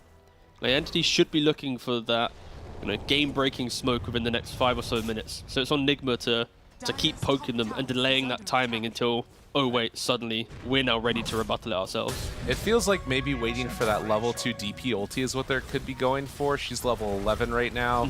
And then, of course, like Pudge is getting closer and closer to Aghanim Scepter. Exactly. So those might link up together pretty well while Stormstormer just keeps farming. And they're doing a good job of out-farming them on the map. A 3,000 gold lead in spite of the 9-9 kill spread across the two teams. When you lose your safe lane tower so early and your supports are playing an active playstyle, you don't have that kind of passive push out the creeps mentality, which kind of helps you produce that net worth on top. So, Smoke heads in. Katomi in some trouble. Spear, Macro Pyre got them both. Greaves trying to keep him alive. To get away, and they find him. So Katomi lives, and, well, Amar, not so lucky. They might just think about going for more, and in fact, they find him here. In trouble, Sumail wants to get out of there. They steal Spirit Siphon. The Glimpse pulls Sumail back in, tries to dodge it. Not gonna happen. Big kills and a bigger objective soon to go down as Tier 1 tower in mid.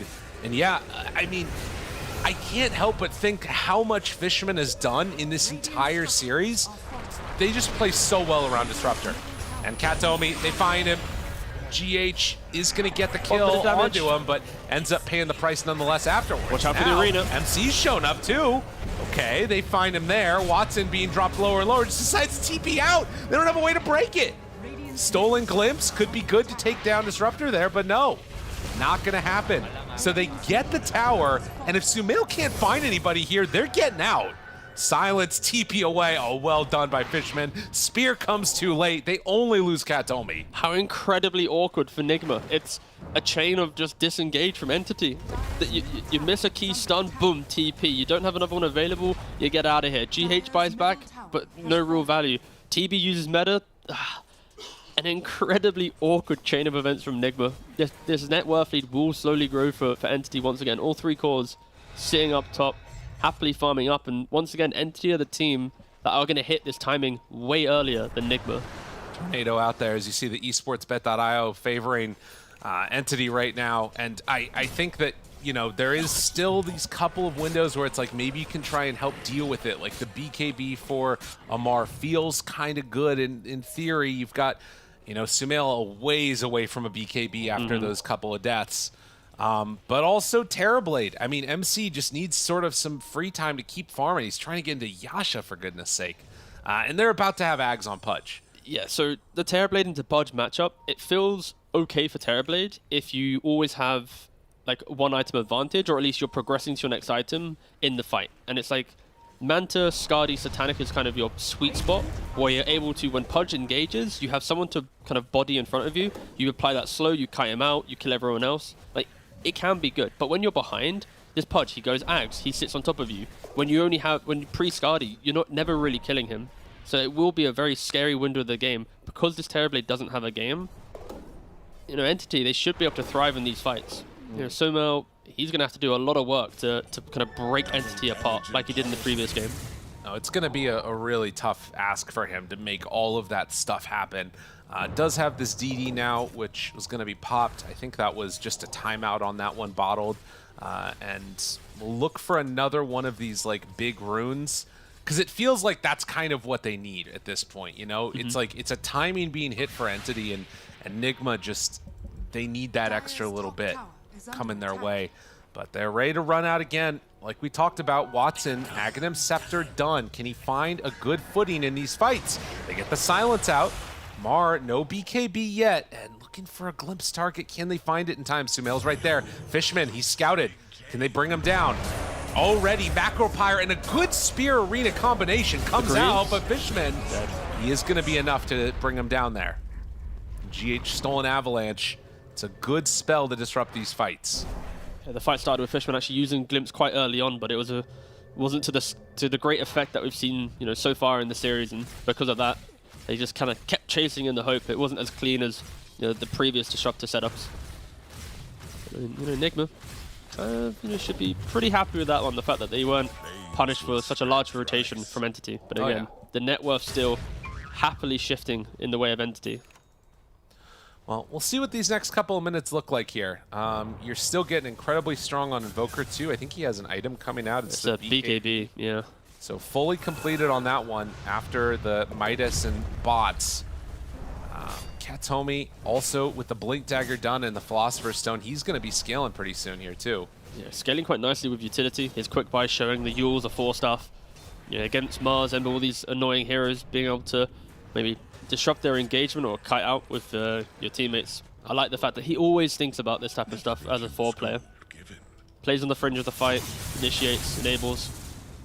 Probably one of the best 4 players in the region, in my opinion, when he gets his specialty heroes. Well, we did see that last fight, too, sort of go a little bit weird, but like we're talking about Katomi with this Blink Dagger, they've got so many good things online. It feels like this would be an okay time for them to try and, you know, maybe take a fight. Think about Roche, and, well, they're throwing out one, get them with the hook. So clean. And, yep, that is what they were hoping for. So 7 Flesh Heap stacks as Sumail going to be able to dodge that Static Storm, actually. So good play there. Amar? Sumail's not with you, but he just kills off Fishman. Okay, Watson in this fight too. GH tries to get away. That's not going to happen. So the Haste Rune coming in from Watson, and it ends up being 2 supports for 1. Can they get another? Yeah, in regards to that aggression you're asking about, I feel like Entity, they're so close to triple BKBs that they'll look for the free picks that you saw here, this, you know, cute Avalanche toss into Hook into Sunstrike. But until then, you know, DP 300 gold away, Pudge about 1,000 gold away. Like, they're so close to this incredible timing where if you look at Nigma's lineup, exclude Terrorblade because he doesn't really do any damage. A BKB removes all of their damage, right? I feel like there's like a 1 in 10 chance that Nigma can even win a fight against a triple BKB timing if Entity play it correctly. Like, that's how incredibly strong they should be within the next like 4 to 5 minutes of this game. If they aggressively posture and look at Roshan, yeah. It does feel pretty bad when you say their carry doesn't do any damage, but you're not wrong. MC, particularly with meta down for the next 100 seconds. Yeah, there we go. It's going to be kind of rough for him, but MC's going to come on in. I guess they don't know that meta's down, so there you go. And also, if you look at his inventory now, he respects the fact that the game is difficult. He's not going for the Manta, he's not going for farming items. Yeah. He needs that Skadi, so when the big fight happens... He needs to look out, too, because they might be coming his way.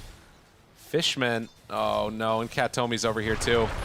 Avalanche, toss, silence, and gonna be dropping. Was not able to get out of harm's way quickly enough, but they do have a glimpse connection. This is not gonna work. Where's the damage? This is not gonna work. Oh, they can kill that guy, though. Yeah, Fishman might be going down again, although Exo used. Fishman tries to back out of there. Katomi just runs in, have a toss kill onto Kuro, maybe.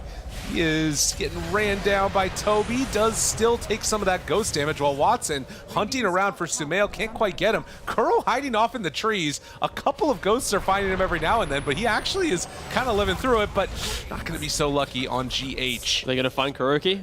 They knew he entered the jungle. Is he going to leave? Okay, no, yes. Looks like he gets away. The great escape. Still, Terrorblade down, Rubik down, and a tower taken. Feels pretty rough for Nigma. 8,000 gold lead now. A little rough, but I think the silver lining here is the Exo was used in a fashion that the fight was drawn out long enough that this wasn't a win the fight, instantly go Roshan because we're next to it, and we got our BKBs, look how good we are. So, I thought you were going to say the silver line is they won game 2. I don't know. Oh, I mean, oh, Jesus. I don't know. That was going to be my analysis in like 20 minutes, boss. Okay. Got it. Well, we'll see. No, I hear what you're saying, though. It wasn't that, like, snowball into the next objective for Entity. Yeah, and, like, Ember just got the BKB himself, and we're at 1,200 gold away from, or 1,100 gold away from a Skadi. So, like, if Nigma can stabilize, there will be a point where the Roshan isn't going to be a simple Exo take it, no contest from Nigma. There's going to be a BKB, there's going to be a Skadi, there's going to be a way in which Nigma can present themselves in the fight to go toe for toe. But again, it's you need to kite out the triple BKB at the start, protect your Terrorblade to go. But there is a window for Nigma to bounce back into this game. Oh, free courier? No! Goes down. I don't know why for a split second I was like, maybe he will do it, but no, that's just a dead courier. Luckily, it didn't have any of the components of Skadi already on it. Yeah. That would have been, you know, pretty absolute disaster. No, it's true. And yeah, they're even pulling in the waves right now. They know how important the Skadi is for MC. Mar giving farm to his carry. And there it is, Skadi complete.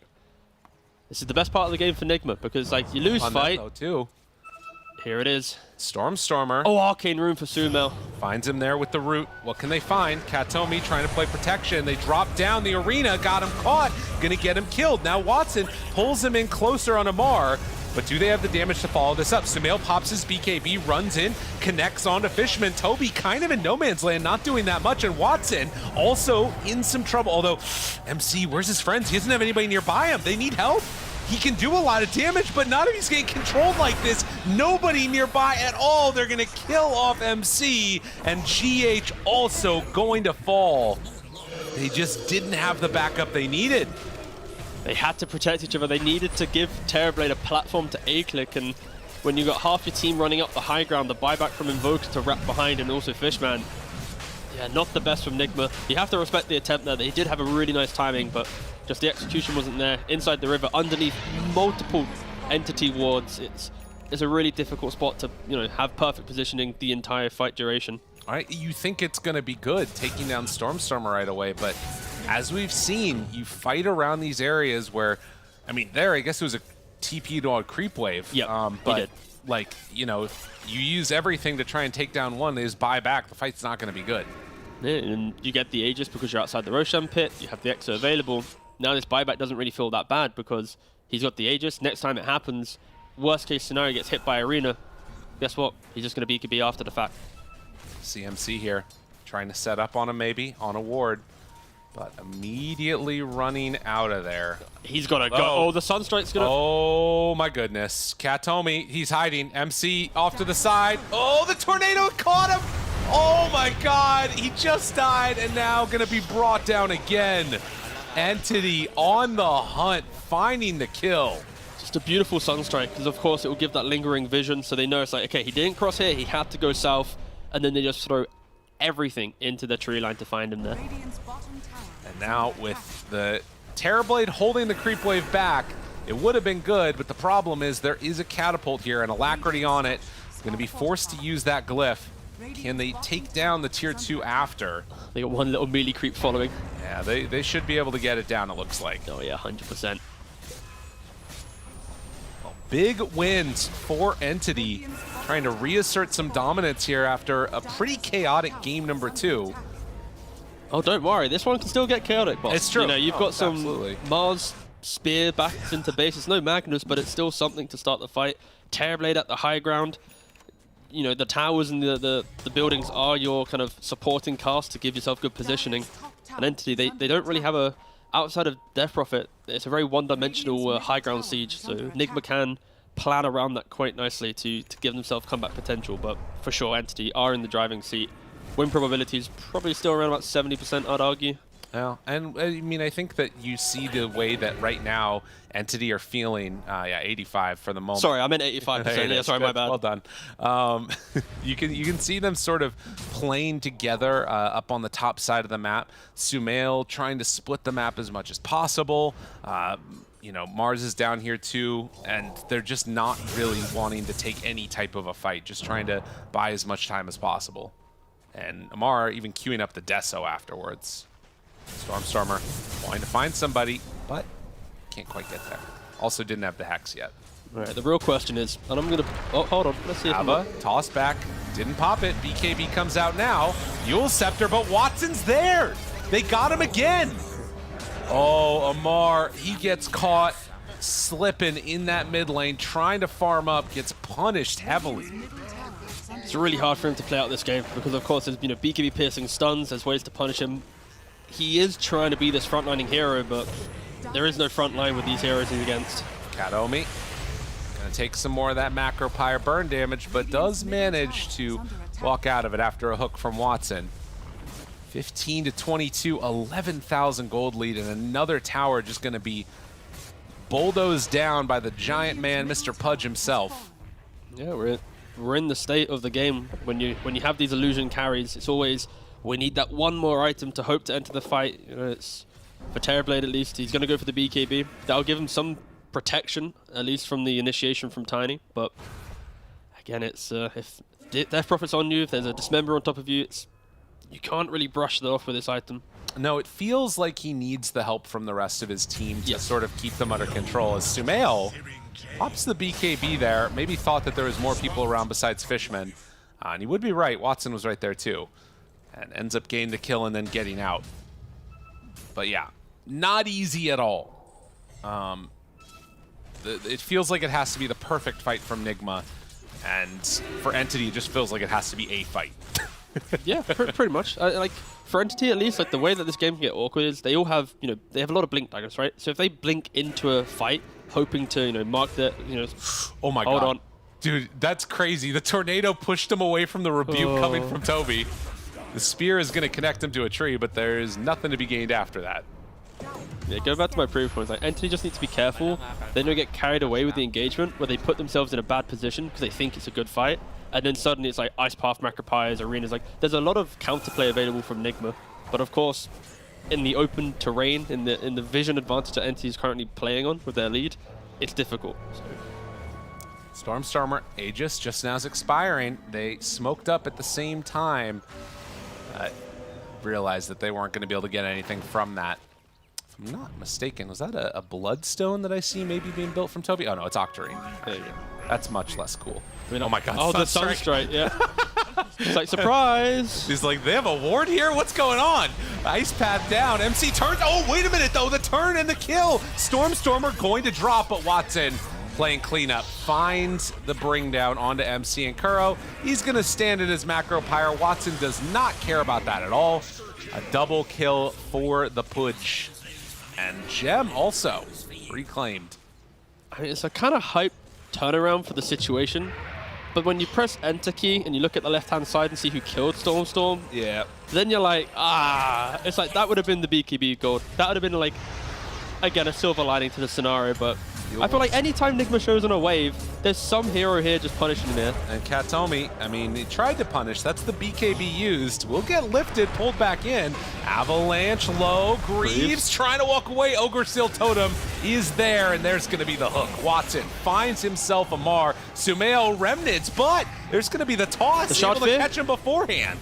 Walks away, Remnants out. Fishman on the hunt, has 2 seconds until Glimpse, and well, Sumail gonna pop his BKB, wants to fight. You can't really fight this guy though. It's the big man, Mr. Pudge, looks for the silence, finds it right there and hooks instead, but there's gonna be the toss and finds the kill. Watson, still too strong. Sumail spamming B right back. He will be right back in 69 seconds. And yeah, again, Entity just sweeping across the map, just pick-off after pick-off. They got no reason to slow down right now. Toss forward, Avalanche from long range. Katomi Yules wants to survive, will die when he comes back down from the Macropyre. And GH will eventually die too. Watson actually had to pop BKB and get out of there also. He was brought down very low. And be right back, be right back. Not sure what's going on, but Sumail letting the team know about it. Yeah, it's good to keep your team updated, especially when you're dead. There's not a lot for you to do. Yeah. 14,000 gold lead right now for Entity. Showing again why this team performed so well at the major, performed well in the last tour as well. Had to break out of the tiebreakers and trying to reassert themselves here in Tier 2. Yeah, I feel like for Nigma, like the last 10 minutes or so, they've had like glimpses of we could actually take this fight if this is present, or if this, support duo is in the, like there's so many chances for them to take these fights, but, or at least not even take fight, but turn them around. But they are in such a difficult spot, which is push out the waves and delay, that it presents so many opportunities for Entity to just find non-stop pickoffs. And I feel like as soon as Nigma can get themselves into the same corner of the map and be ready for that play, they will find opportunities to turn around an engagement that one time. Okay. I could be down for it. It'd be really cool to see if they can make it work. I just like to, this one to go another 60-minute match. Why not? We did also see it's now a minute and a half until Roche is going to respawn. E-Blade completed on Pudge. Yep. Obviously, such a good answer against Terrorblade now that it's based on the opponent's stats instead of your own. And there it is, the glimpse into Hook. He gets the BKB off, but Dismember is there too. Tries to throw down the arena. And look at the Hex and the control, but the save is there. Sumail able to walk away for the moment, but well, Amar, he's not going to be so lucky. Katomi chasing. Kuro's hiding off in the trees. GH also able to escape. Terrorblade. They got him caught in trouble. the one man to hope to get away, but they do have the control, and MC dies to Stormstormer. So they get out with the supports, not so with the cores. It just feels like Nigma, even, of course they're behind, it's a difficult position, but they're just not ready to try and make these plays. Of course, it's testament to Disrupt on how much of a nuisance he's being. He's forcing out these BKBs so often when Nigma show for a little bit too long. And yeah, when Terrorblade's dead for 30, he's going to go knocking on the base and see what he can take. Exo already popped. Watson going to be the tank for this one as Toby gets closer, does all the damage that they can. Still that 20 seconds until the Terrorblade is back up. And, well, they're going to get a second glyph out of him, and it looks like Entity are actually going to respect the high ground hold that is there potentially from Nigma. Yeah, Exo was, 2-3 seconds away from expiring. Roshan is actually about to respawn. So, no Exo. Sure, there's a lot of cheap ways for Entity to take the fight outside of Exo, of course. Toby has a shard. He's going to be able to apply fears. He's got BKB. Like, there's so many ways for Toby to do things outside of it, but yeah, it's kind of a potential window for Nigma to leave their base. And yeah, they are smoking up. This seems really good. I mean, if they can connect. If they can connect on one fight, and I feel like this has been the theme of the last however many minutes. It's like, if they do that one play, if they actually have numbers in that one opportunity, they can start building the comeback. And of course, they're not in any way in a comeback situation. It's like they just need to get it. But Entity, they're grouping up right now. They understand. You can also see, though, that these waves shoved out by the Terrorblade, I mean, it does feel like they know that this is coming, even though, like, those waves have been really well pushed out by the Terrorblade illusions. They're drawing it on the minimap. They know exactly the angle in which they're coming from. Right. Toby's in the low ground in the river, behind the trees, ready to break any smoke with the perfect ward above. So yeah, Entity well aware of this. Playing their vision just about as perfect as you can. And for Nigma, oh wait, they're going in. They actually just saw Forge Spirit. The Forge Spirit just ran into them, the whole team. They find Fishman for the moment. Spear is out there, BKB2, but do they have the damage that they need? Hook is out, and Kuro is gone. GH buys back immediately after dying. MC completely alone.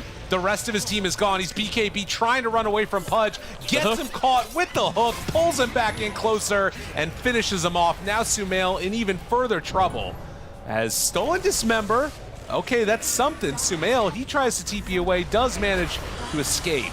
But the hook is there, won't get away with Dismember this time. As GH goes down, Kuro again hiding off in the trees. Looks like he'll be able to get away this time, unless, well, a chase actually. Yeah, 2 went down, 1 went up. Oh my god, Stormstormer. All right, he's coming for you. Kuro. I mean, Kuro has no TP, so we're going to have over a 43-second chase, or Stormstormer's going to give up. He went off to the other side, and yeah, the call is probably just to go and hit some buildings.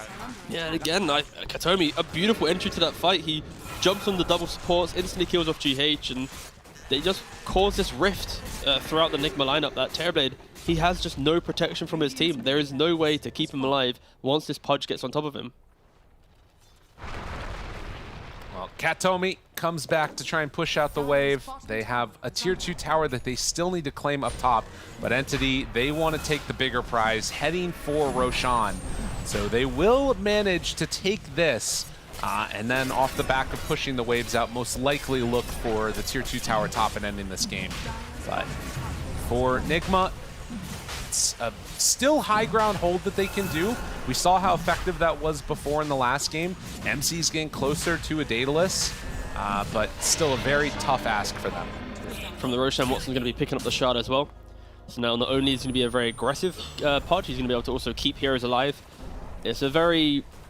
They have a lot of, not single target lock, but they have to try and execute one hero. So of course this Pudge in the correct position will be able to keep this DP or Invoker alive if necessary.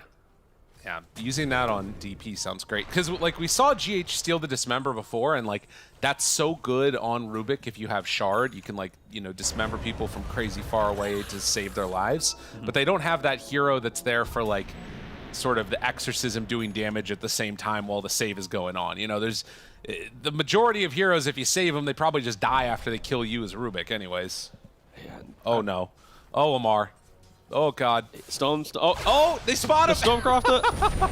Stormcrafter from Stormstormer, and well, nowhere left to go for him. He pops the BKB pretty late, dodges the blink away from the rebuke, and Entity find another kill. Stormstormer, he's just styling. Yeah, I mean, he got, what, 3 Invoker games in a row? He's living the dream right now. I guess to play his best hero. Yeah. And yeah, I'm just looking at that worth. Like, Tiny's about 300 gold away from taking over from Mars. No, it's true. I mean, Katomi's an amazing Tiny. I think he had a Philosopher's Stone for a little bit. Oh no, it was Fishman that had it. But regardless, yeah. I mean, it has looked quite good. And another now hook. They find it from downtown. Watson, the other hero that's just on one of his absolute signature best. Kuro gets glimpsed back, gonna get killed off. They're walking in the Macro Pyre. They're Ogre Seal toteming in the Macro Pyre. They don't care.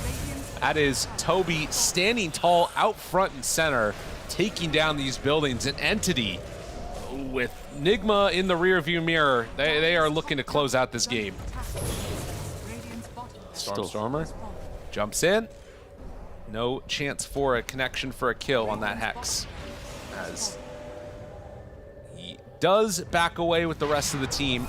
Entity now 30,000 gold lead. I'm trying to think of the way that they got to get back in, boss, and it's I don't want to lie to you, but it's looking pretty slim. They really need to rely on some mad overextensions from Entity. You know, it wasn't this bad last game in terms of the gold lead, but there was that moment where, you know, we saw people dive Fountain, and then there's the question of, like, could they just hit towers? And it feels like that's what Entity's doing. Yeah, they're just hitting towers, and luckily for Entity, they're not diving Fountain. They also can't, because, like, Podge, he hooks heroes to them. Oh, wrong one. He actually went for it, and can't we just hit towers? Now they give up the gem. Although maybe it doesn't matter. Watson, he's controlling him, in trouble, and MC going to die, and the hook connects now onto Amar, wanting to get out of there, but no way to get out. Stormstormer gives up his life for the eventual good fight, and Sumail couldn't be there for it. As Katomi finds himself another tasty target, it is going to be that Jakiro. Holy moly. Amar with the buyback has a Shadow Blade to try and, you know, maybe skip some waves or some shenanigans, but yeah, once again, Nigma proving that they cannot take the fight in open space. I feel like these lineups from Entity, though, they're so much fun to watch because of how, like, poetic the fights are. You know, it's like I hook you out. Yeah, I like it. Thank you. I hook you out of position, I Sunstrike you. You know, half HP, or you got the support Tiny displacing people. Like, it's displacement and an abundance of damage through just really nice itemization. And true. It's like kind of like high skill as well. Because if you miss these spells, if you blink poorly, then you will just get clapped by Nigma's defensive toolkit. But I mean, we saw it just a second ago, right? Stormstormer blinks high ground, hexes an illusion, and then ends up dying for trouble right afterwards. Yep. Now covering the hook also. Macro Pyre down on top of the Pudge. He's not dying to that one. Katomi tries to get away, still taking a lot of damage. Does not have the Ogre Seal to him, but does have the hook coming from his best buddy, Mr. Watson, who is down very, very low right here. That's the Aegis still. Aegis in hand, 30 seconds left on it. If they can keep him low, maybe there's an opportunity, or they can just go for the all-in play. Aegis going to be reclaimed.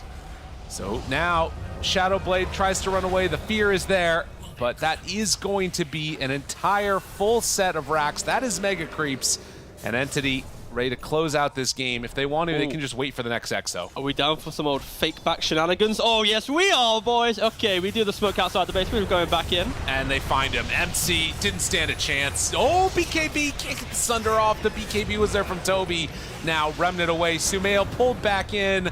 Everybody's dying. Everybody's in some trouble. Amar can't connect with the spear into Arena. And he is going to get now ran down along with Sumail. Katomi has a BKB for some reason. Amar is gone.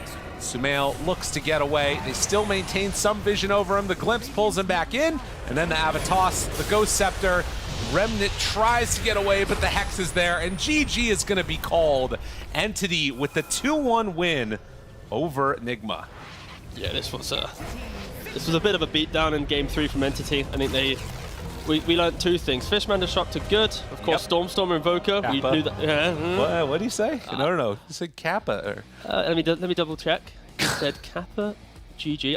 I'm doing the fault now. Oh wait, I'll go back. I was gonna do the fault where I'm looking at chat and whatnot. But no, yeah. I mean, Entity, they play a very fluid, aggressive playstyle.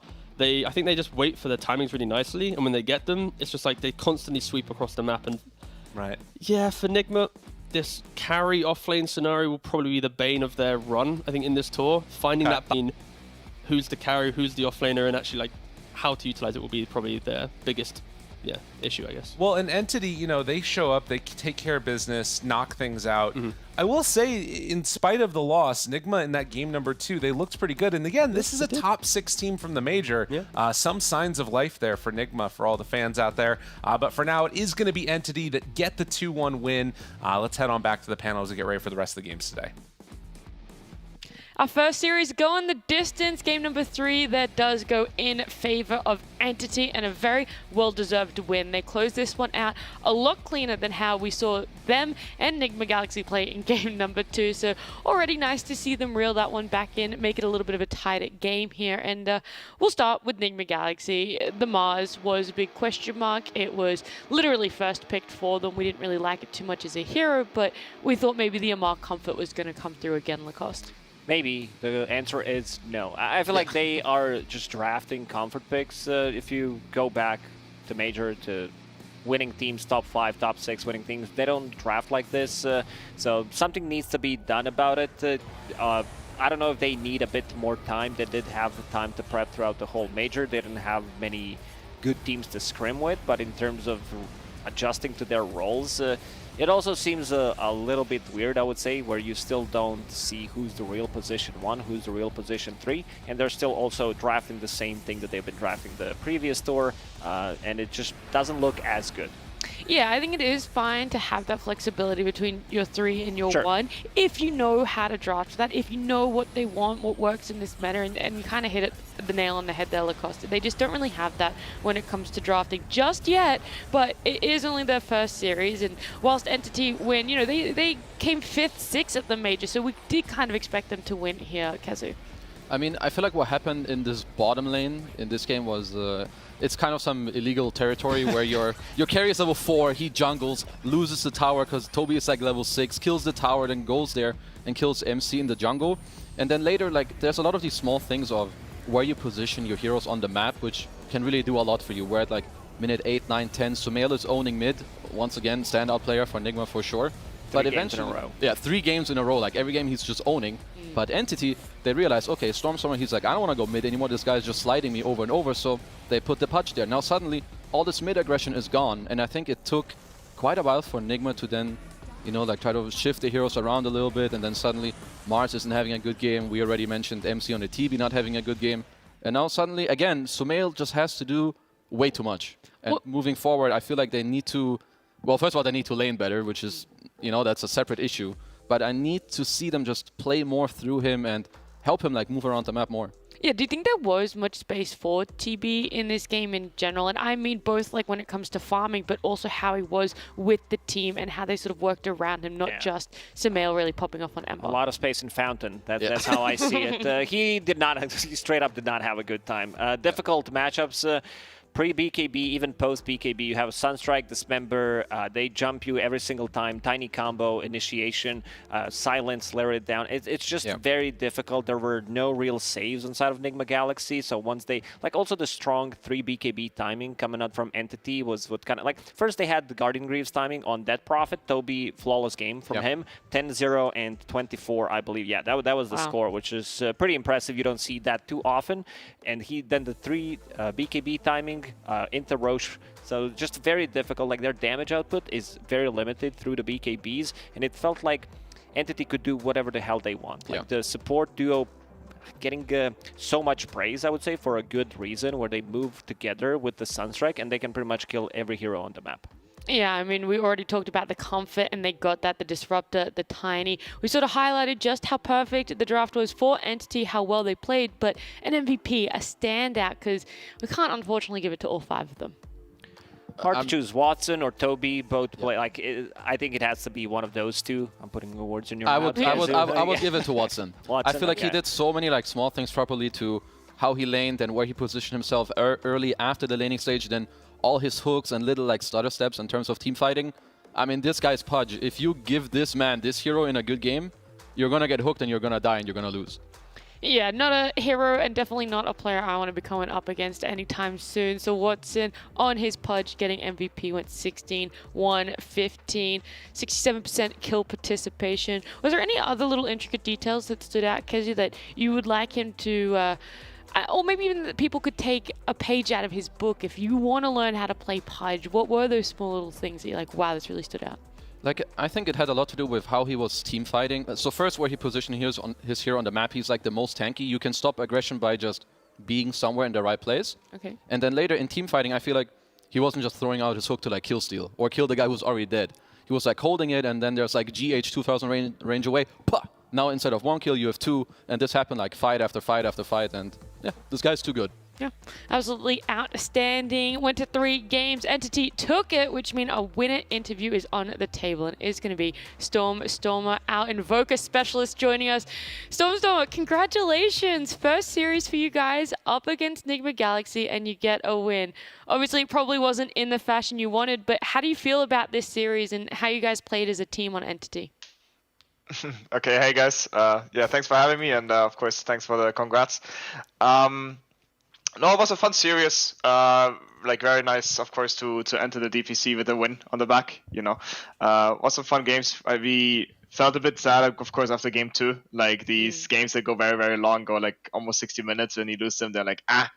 But we managed to come back. Shout out to my teammates in the last game. I think I don't know what they smoked, but they were doing pretty very good. But yeah, fun games. Yeah, it was really good. The game too, you mentioned it there. I know it was a little bit disheartening for you guys, but it was really enjoyable for us to watch. What were the communications like? Like, yeah, what was that end bit there? Like, how in control did you feel in that game? Or like, what was it for you all in game number 2? I mean, we felt like very comfortable, like how the game progressed. Like at like minute 25 roughly, we felt like the game was going pretty well for us. We got like this Roche and everything. Then we messed up a little bit our movement on the map. We lost a lot of map control. We messed up, I think, like a fight on top, and they got really ahead from that, and they started just snowballing. And then there's, of course, this freaking sequence of thrown happened. Where like they run down mid, and then we're like, okay, nice, I have no bike, we run down mid, and then I have no buy, and they run down mid, and we're like, okay, we probably lost. But then Kat told me he's just saying, guys, I got skewer talent, and he just, I don't know, gets them all to the freaking fountain. I don't know, it was crazy. We didn't even know what's happening. We were just like, okay, let's go throne again. Who was the most vocal one saying go throne? I don't even know. I think I know who was the most dead inside one after he went through and he died. It was Katsuomi. He's doing like the 3-man skewer into our fountain. He's killing all of them, and then we like die in front of the front, and he's like, oh no. Was there what? Yeah, was there a single person on the team that said no, we should not go for the throne? Let's try something different. No, not really, honestly. Like everybody was like, maybe now we can go through, and people just went with the flow, you know. You could maybe wait Roche, you could maybe camp on an ops or something, but somebody said go through, and the others just blindly trust him, which is kind of nice, of course, but it didn't work out like 2 or 3 times. Was there an idea to use double chrono on the throne?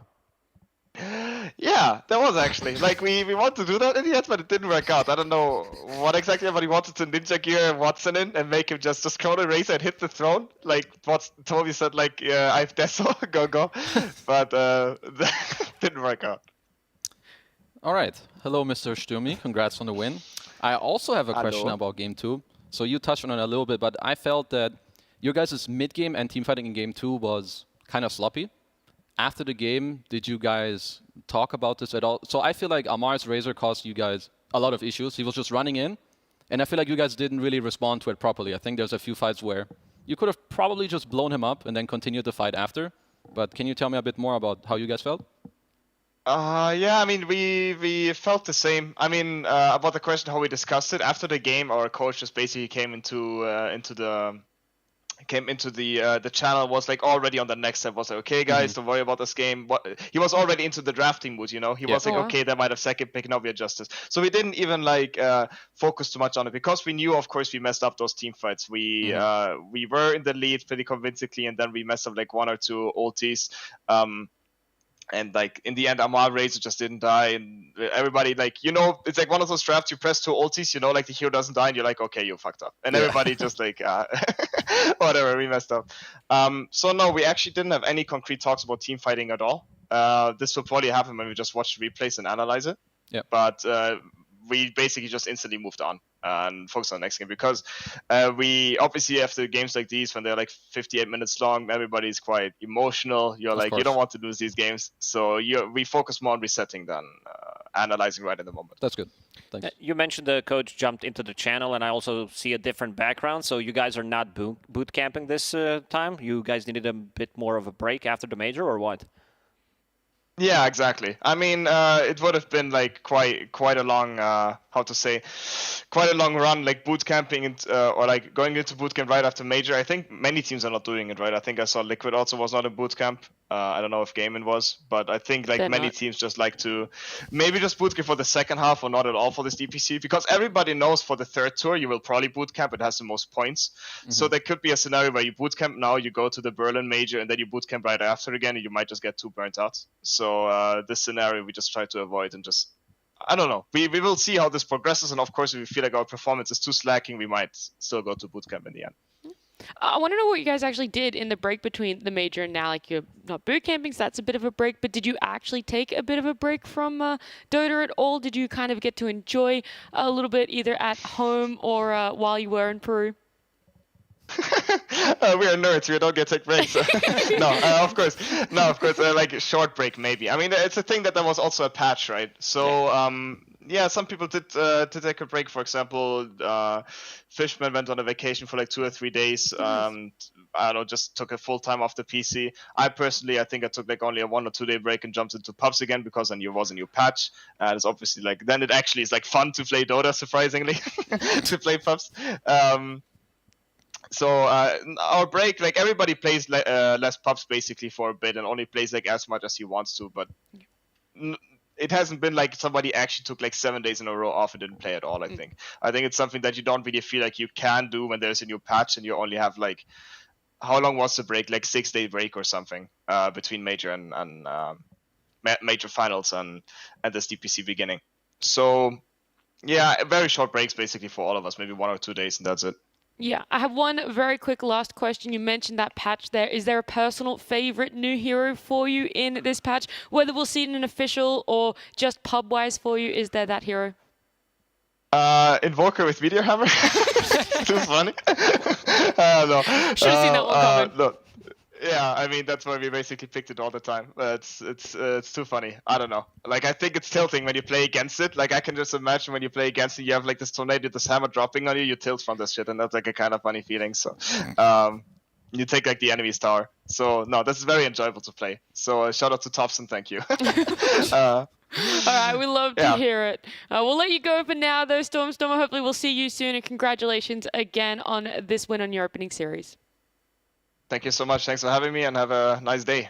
Thank you. Bye-bye. You too. That's the pleasure of being a play. You know, you get in, you play one series, then you get to go. Unfortunately, that's not the same for us. We do still have 2 more series happening today. We are going to be jumping to a break. When we come back, it is that second series. It's OT up against Gaming Gladiators.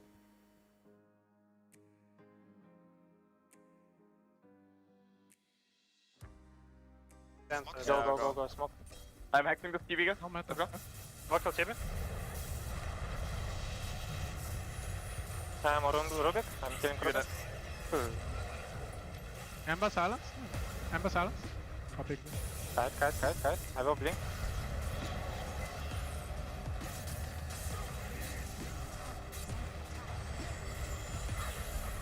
Master. Amber silence. No. Push from. He's feared. We cannot. Go. We're not back pass.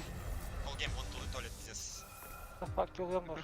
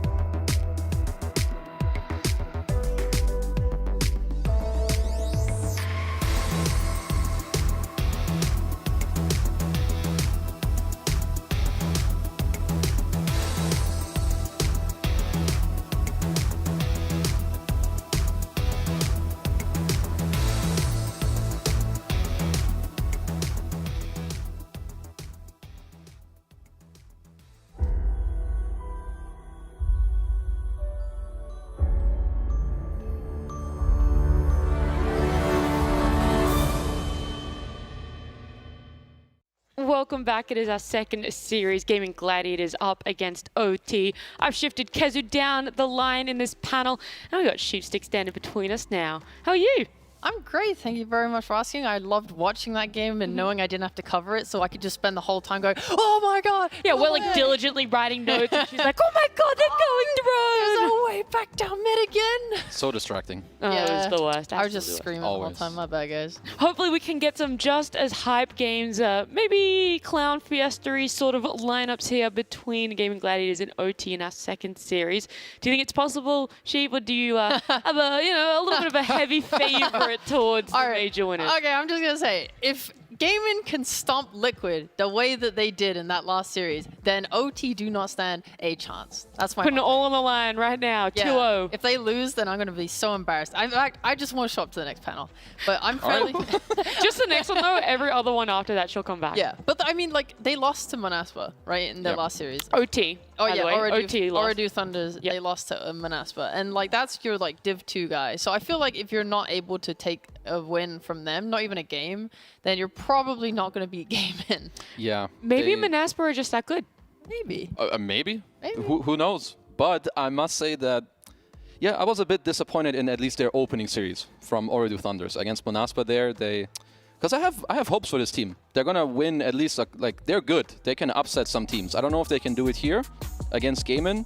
But yeah, in their opening game, I don't know if it's maybe some nerves or something else, but yeah, that was not the same Oradu Thunder that I did see in Div 2. Tell me a little bit more about the Oradu Thunders that you did see in Div 2 then. What really stood out for them, and what sort of garnered, or what did they do so well that put them in that position to be coming up in first place from Div 2? Actually, a lot of things. They just look like, they look like a Div 1 team, just slightly worse. But in terms of playstyle and drafting, it looks like very, top tier. In a way, they have very solid drafts, they pick well, they have synergy within their heroes, the way they move around the map, their team fighting, they have standout performances on their players, especially their carry and mid, which is Noob and TA2000. So yeah, these guys are good. I just hope that they can just continue on the same trajectory. Like if they lose because they're worse in the game, that's okay. But try to keep the same mindset as they had in Div 2. All right, let's just chalk it up to potentially nerves. Maybe this thing of now we're in Div 1, we really have to prove ourselves. This is a series that you can prove yourself. Even if you don't take the series win, a game win would be astronomical because they're coming up against Gaming Gladiators. These are our Lima Major winners. Sheep, give me the rundown of these 5 players. My god, they're so good. I mean, I love this team, and I love how they are as people. Like when you ever speak to them or see them in interviews, they're always very well spoken, they're always very calm, and the way that they talk about each other. So yeah, I'd say they're pretty calm. Like I would agree. Yeah. Yeah. Like you've seen Tofu. This guy has like his vibes are immaculate. Big chillin'. Yeah, for sure. I mean, I think that they all really respect each other. I think Quinn has solved a lot of issues in their roster and made them all much more happy because their mid is super reliable. They can focus on side lanes, they can focus on mid, they can do whatever they want. They have freedom to play just any way they like. And I think that Quinn is overperforming incredibly hard. Maybe he's performing to his normal standard and we're all just calling it overperforming. We could just never see it because he played in NA, but now it's showing. Yeah. This is it. He's got a nice support system around him, and we got a pretty good support system too. I mean, we're supported by esportsbet.io. They are our sponsor for the Western Europe and NA DPC. They are at the moment running a 50% first-time deposit bonus for new users, which means that you'll get an extra 50% to your account balance when you place your bet for the first time. So if you want to hear some more information on that one, you can head over to their Discord. The link is below in PGL's Twitch channel panels. Now we get to turn our eyes towards the draft. I believe it will be starting hopefully soon. And when we look towards it, Oradu Thunders, you said that they had nice cohesive drafts.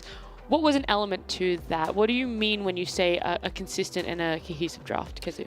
Just very solid, like starting from the lanes, like some synergy between the 1 and 5. Like let's say you have some Undying Drow Ranger, very typical.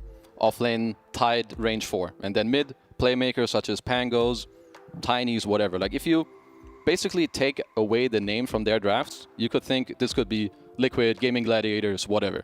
And then they also showed it a lot in their play. They are perhaps a little inconsistent, but all the rest, it's there. Okay.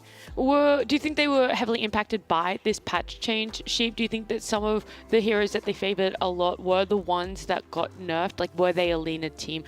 I want to say tiny, but I mean, he's just as good right now, even after the patch. They were, yeah. I think when we covered them versus Manaspa, it was quite interesting to look at because Manaspa were the team playing like all these weirder heroes and little like edge case stuff, and then Oridu were more like, yeah, we're definitely just picking all of the most broken heroes.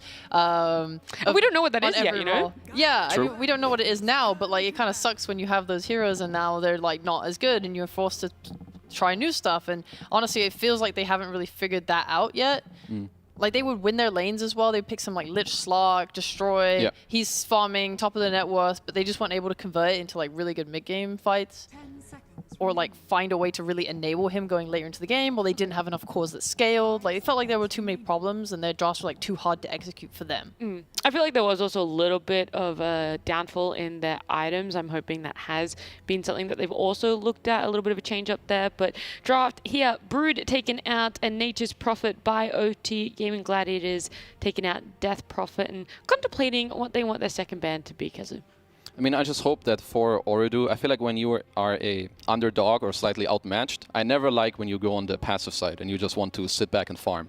Because I feel like, especially Gaming, they're very aggressive, they're going to play very fast. I need them to match the tempo of Gaming if they want to stand a chance, and especially in the early game and in the mid lane.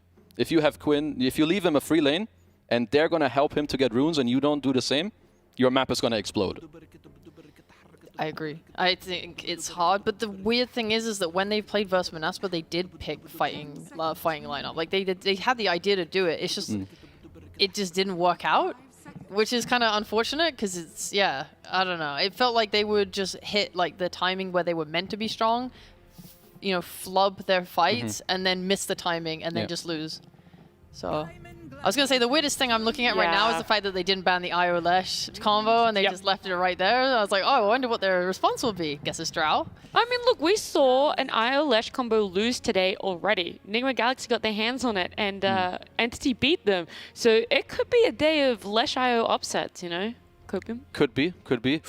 But either way, Drow is a good response to these heroes as you play on high range. You have high physical damage, and you also have the shard to reduce the, the regen, but first phase Drow Ranger for me is always, it's very high up the volatility scale. Like, it's very counter-pickable. There's a lot of other heroes that will make the game hard. I could have seen, I mean, one hero I would have liked potentially slightly more is Bad Rider, but I'm also okay with this Drow Ranger response. Yeah, they're good at Bat on Oridu. Yeah. I think it was like the most played hero of their mid laner last tour. So absolutely. I'm surprised by that. I guess it does just give them a really strong safe lane though. Like, I'm looking at this, I don't know what off lane I would want to play into it. Yeah, you might just want to like draw the lane by pulling or give some auras to Quinn and then, feel good about that. Yeah, there's going to have to be like dragging shenanigans. I mean, maybe there's just like a Snapfire picked and then something. I don't know. You kind of want like a melee hero to start fights for you when you're playing with Lesh IO because you want a hero that like sets up. Usually you see that in some Clockwork, some like... Nyx is a bow of meta, but he's not bad because you can reload on top of him when he catches. So you could play it like that. There's something else where you could maybe go... This happened at the last TI where people kept picking Centaur into Undying, which I still think is a decent matchup. The Drow is a bit... Again, it's volatile in the lane, but if you get through it, it's very good in the game. It also helps your IO, your Lesh with the Stampede. But the reason why I think Centaur is good against Undying in the lane is that your base HP region is like really high. It's like 8, 9, 10. Undying lowers your HP, sure, but you don't really care about it because you just heal so much when you eat a tango. So for them, that is one pick I could see like later down the line. Okay. Yeah, and we definitely know that that is something they're comfortable playing as well. So it'd be interesting to see if they pick that one up. As for bans, Oridu Thunders actually banning out the Primal themselves. I would say that they're a team that favors picking it up a lot more than Gaming Gladiators.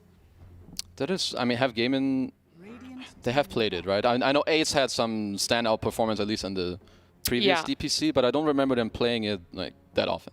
No, it's not that often. It was that 1 or 2 times on Ace and only Ace in the team. I think they're just feeling like what hero is going to be able to threaten our Drow Ranger. Let's get rid of it. So that's fair enough. Are there any others? Because Clock makes sense. It was that hook shot to initiate into the backline. Now you've said Primal as well. Is there a third one here that stands out?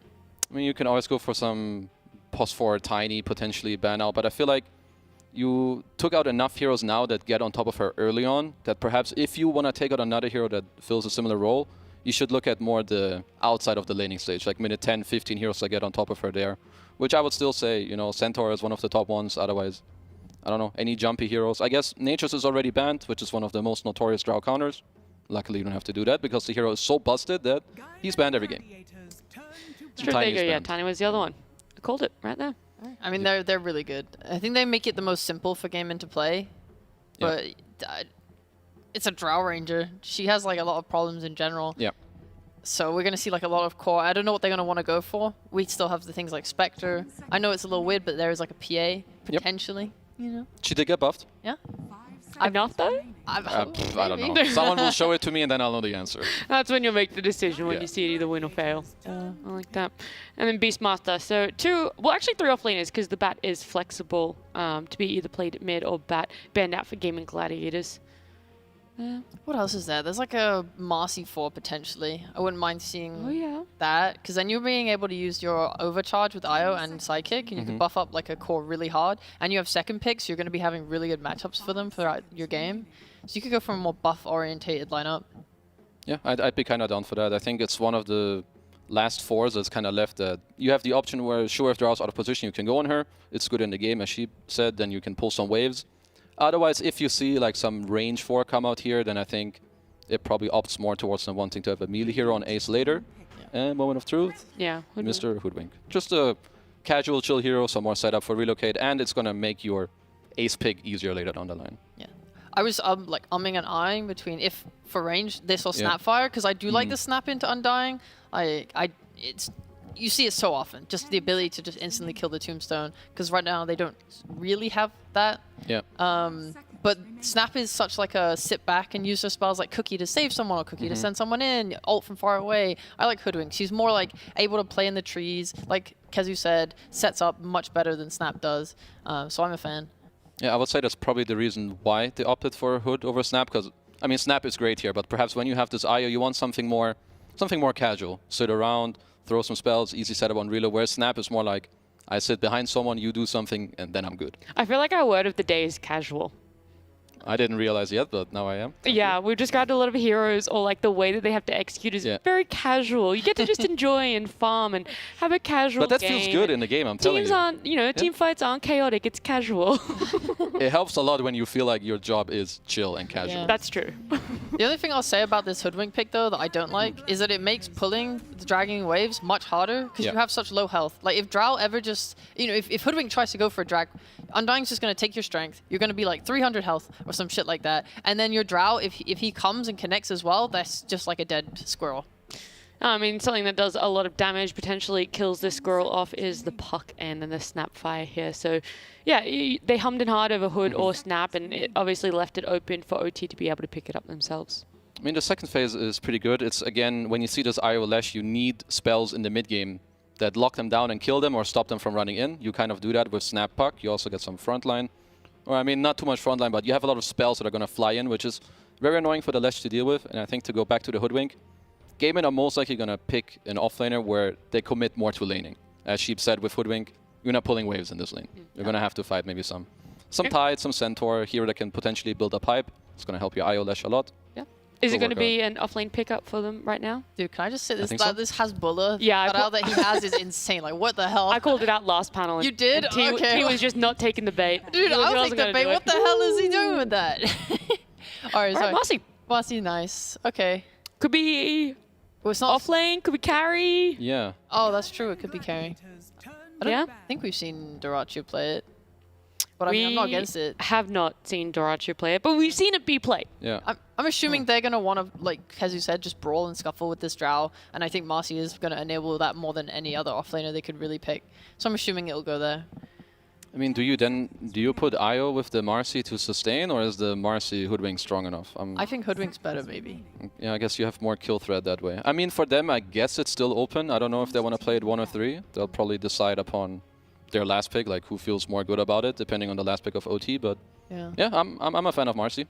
Yeah, this is the benefit Gaming Gladiators having that overall last pick. So they really do get to see all of their matchups where everything is going to be going. And now Lycan being taken out, Dragon Knight being taken out. Oh, another reason actually that I really like the Hoodwink going with the Marcy would be that it frees up the IO to move more towards Quinn.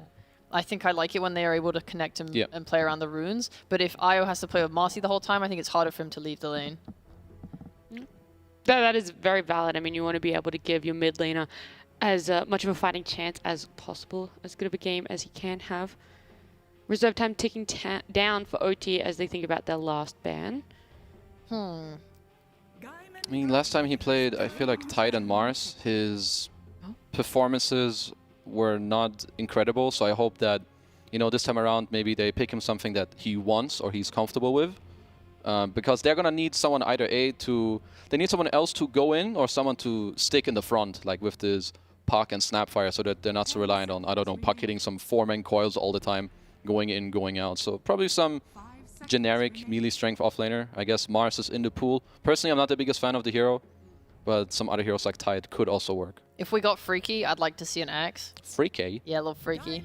Oh, Freak? No, not I think not Freaky enough. Just a Tusk. Just a Tusk. Dude, maybe they'll just go all the way and just send this Undying off lane as a core. Well, I was going to say Snap. Does she get moved to a core and then your Tusk is... Probably, she could, yeah. Probably, but that's boring. Yeah, that's boring. We're trying I'm sorry. We're trying to get a little crazy over here, Nat. Can you relax? I said Freaky. Let's go. All right. Yeah, there's definitely a Tusk 5 guys and an Undying 3. Yeah. Let's go. I'm on the same page now. Wouldn't that be tight as hell?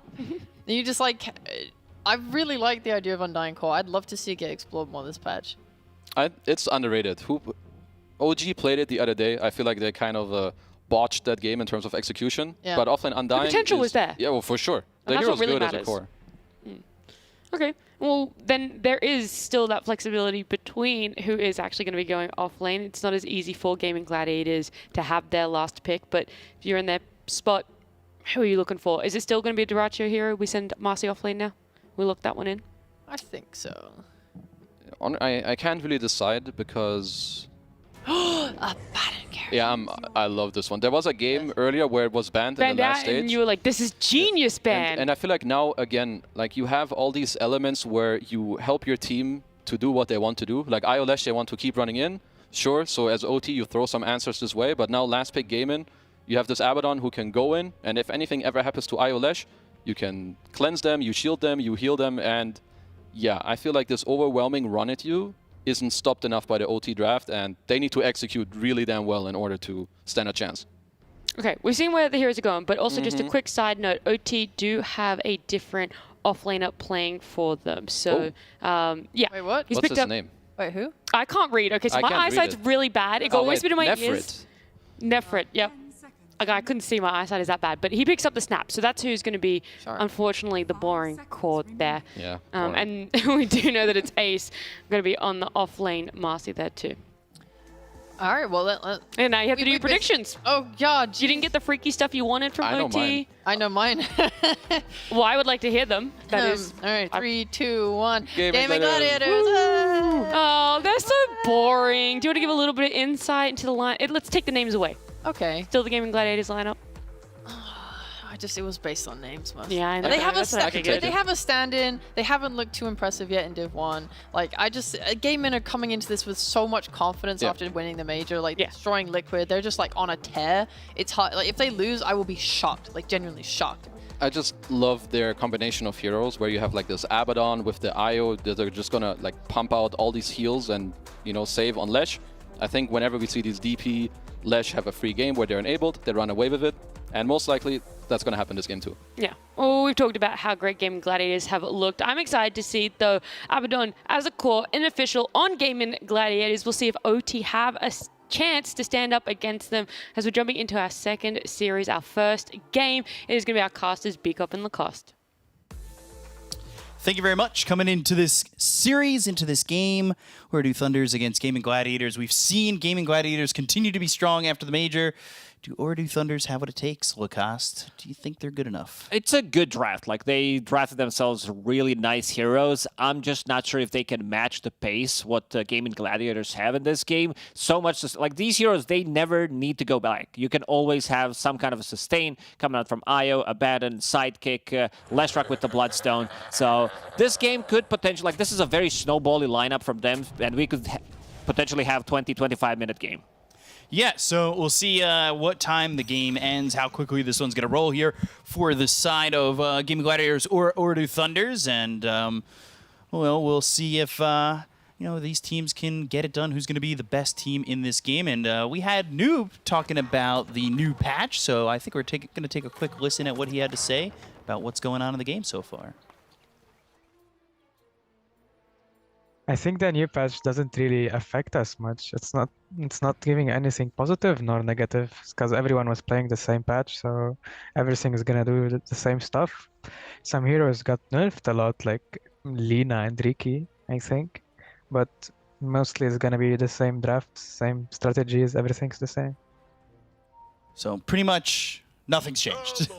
Yeah, 2 heroes nerfed, and that's about it. I mean, he's not wrong. A lot of these numbers are just there. -5. -5 plus 10 damage talent. Okay. Nothing significant in terms of change. Yeah, Gaming Gladiators, they want to go, but Omar saying, I don't know if you guys noticed, but we are 4 currently. Noob is still missing in action. To talk more about the drafts, OT, their draft is, I'd say, relatively easy to execute. Right. Because you always have heroes to play, like Snap. This is going to be offlane Snapfire. Nefertu's going to play it. He's the player that played in a lot of these Division 2 teams, like Tier 2 Dota, pretty much. Played some time in Brame. Namiga as well. I think these are the 2 best teams that he played with. And, still needs to make a name for himself. Like, this could be potentially a big debut playing against the major winners. Snapfire, one of the heroes that does tend to put a lot of pressure, especially when playing against melee heroes. But then again, there's going to be so much sustain in this lane. Io plus Abba. You know that these heroes want to take a fight. Like, they just want to trade in the lane. Yeah, it feels like Duraccio is going to be trying to play really aggressive with this hero. I'm not too familiar with Abba safe lane, what you're trying to accomplish, and when's like the timings here for a hero like this? Are you looking to fight just level 6, or is it like a certain item point for this hero? Farm up, get the Radiance going, the overtime damage. They don't have like break mechanic yet. They can't really burst you. So that's going to be a good thing. Radiance, of course, it got buffed. The cost down by 350. And also Abba got buffed. The base attack time improved from 1.7 to 1.5. We've got Celery's webcam up, and he has just been giggling the entire pause. It's something that really I've noticed about Gaming Gladiators. I feel like I look at their webcams during like the Major, during last tour, and they all seem pretty high spirit, relaxed, laughing. I don't know if you noticed, they won the Major, so you would not expect them to be in a bad mood. But yeah, something about Celery. Celery is just a very chill, very Dutch guy, I would say. I want to accomplish his Zen. Like, this is how Zen I want to be in life. Yeah, just smiling at all times, very calm. It'd be the Celery way of gaming. I feel like that's very green. So we'll see what happens as we get these bounty runes picked up finally as this game continues after the DC. And on the Drow, it's TA2000, also known as Naif. And he had, I remember back at Epicenter a long time ago when he stood in for Empire, and this guy was like the TA master. He is very, very good at playing these ranged carries. Yeah. That's kind of his niche. First stun, misses. Saving all the good stuns for later. That's how it's done. You gotta like grow the karma, grow the positive stuns and the hits, and then use it at the end. Hopefully. I like how top Duraccio was throwing the Aphotic Shield onto Celery, and it's like, he's probably gonna take a majority of that aggression, and it's like, all right, cool, go after him. I'll put a shield. You'll get damaged. See, I'm really interested to see if they can kill these heroes once they get like level 2, level 3. Going on for Gaming Gladiators up top, but like, what's for you the most interesting lane? Like, where's the bloodbath coming from? I'm looking at this bottom lane where Ace and Tofu are going to be playing Undying. It's an Undying lane. They didn't pull anything. These heroes don't have much HP to work with. You see 12 DK make it 16, 400 HP on Marcy. He's even starting with the sidekick and Blades of Attack. Wants to be able to get as much damage and as much sustain in this lane. He understands that this constant harassment from both Kaori and the TA2000 will bring him relatively low. But definitely a lane to look out for. This is extremely strong lane coming on from OT, where Undying tanks, soaks up all the damage pretty much, and then TA2000 should be having a complete free farm, as you already see, sitting at 7 and 6 at the moment. Yeah, so it feels like maybe they're going to be waiting on, say, Quinn to come over and maybe even rotate to try and get, like, a good fight, get the tower, early push on into the Tier 1 tower. We've seen that sometimes where, like, Quinn will TP to the bottom lane with Leshrac, and then they'll set up a fight, and I think they definitely have the heroes to kind of get that done. If you catch TA2000 out of lane, you get a bushwhack, it would dispose. All of a sudden, if Quinn's there, you land another stun, and you've probably got yourself a kill in the making. On top, we see Celery tether back to the range creep as Dyrachyo, like you said, this is a very sustainable lane, and he's just here on Dyrachyo is insanely aggressive carry player. He tends to go for an extra wave. Let's see the healing coming out from him. Yeah, they've got the Aphotic Shield that bursts on Omar and Nefrit, and the right click's coming in. All of a sudden, you need a cookie to get away. Just unable to kill these heroes, and they're outputting a good amount of damage. He's also starting with the Boots of Speed. Gets that extra movement speed from Curse of the Avernus as well, so gotta be very careful. Omar does have Boots of Speed on his Tusk, and look at how aggressive they're playing here. Yeah, they really want to go forward. Dyrachyo, again, right-clicking onto Omar and Nefrit, and he was one shot away from having that Curse of Avernus on him. Top lane, it's 6 CS right now for this Snapfire. And 4 CS for Marcy. That's the big one. Yeah. Drow Ranger sitting at 12 denies. TA2000. Right click's coming in, the Curse of Avernus, and they're just going to run down onto the tower.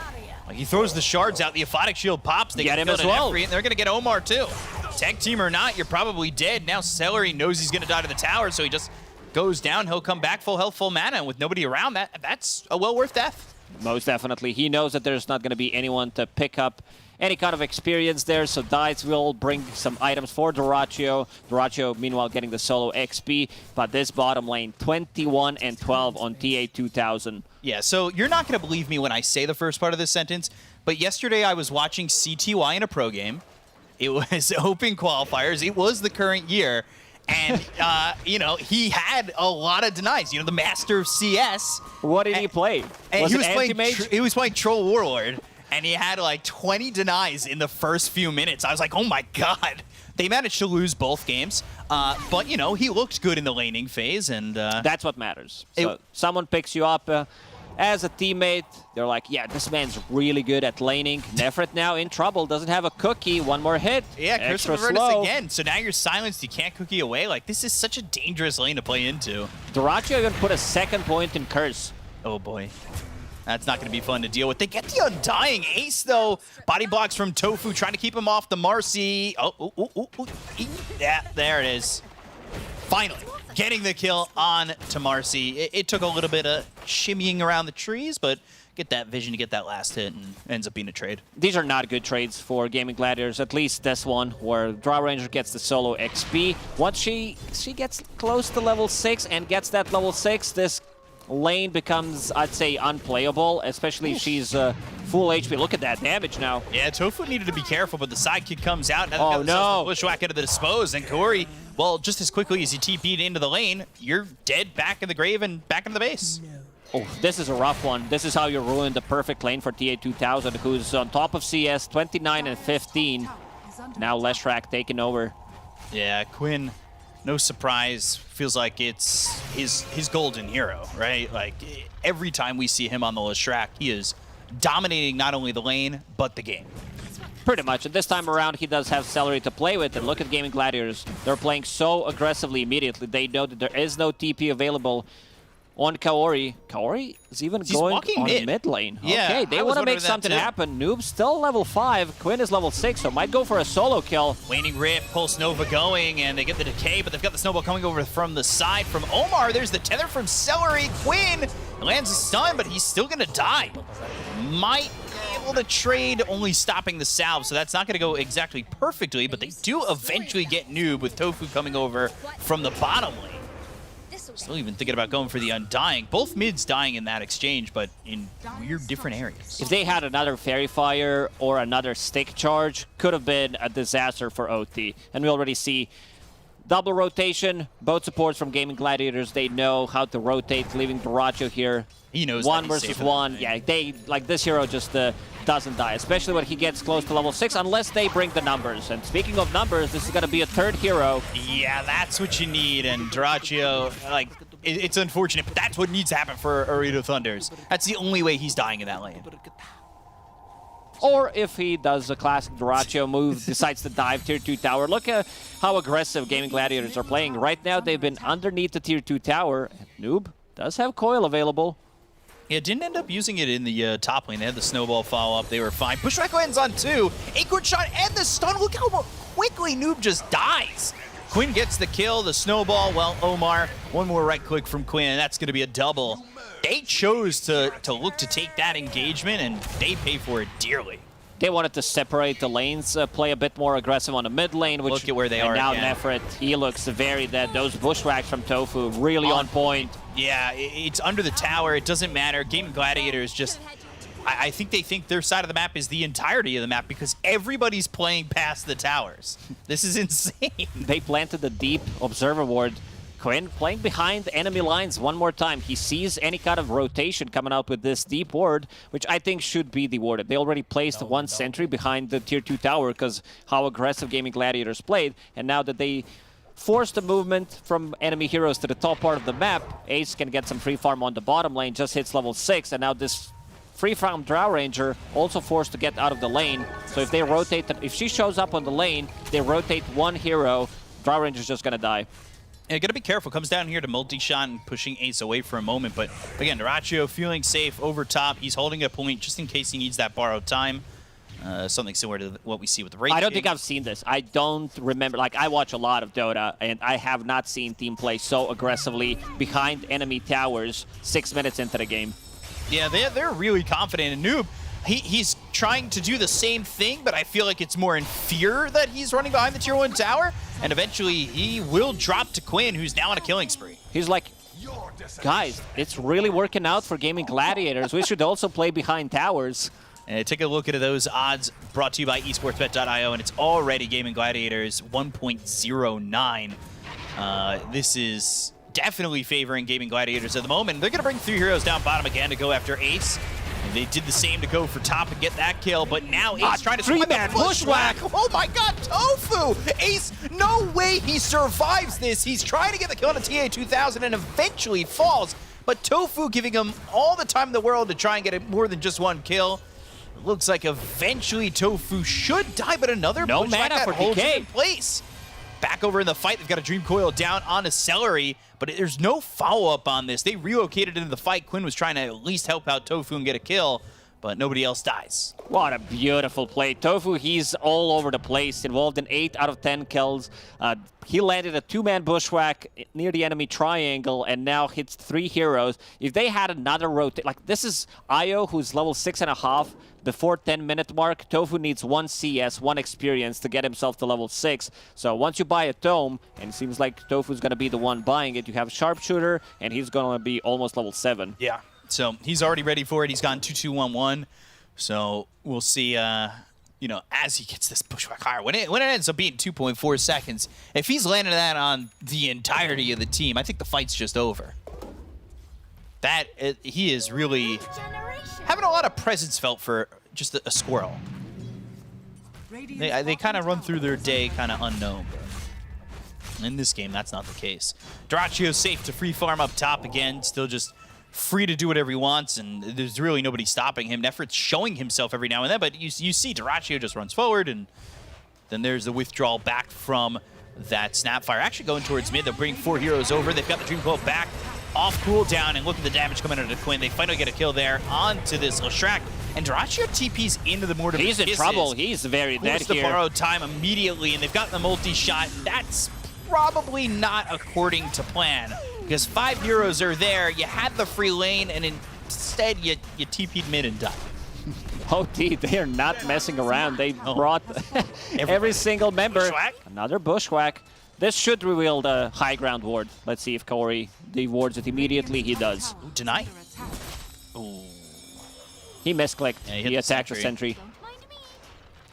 If he had gotten the deny there, don't know if I could compliment Tofu anymore. He's just been doing everything. You can always talk about his beautiful hair. True. That is very true. I'm trying to replicate it, but I just don't think it's not working out, no. Yeah.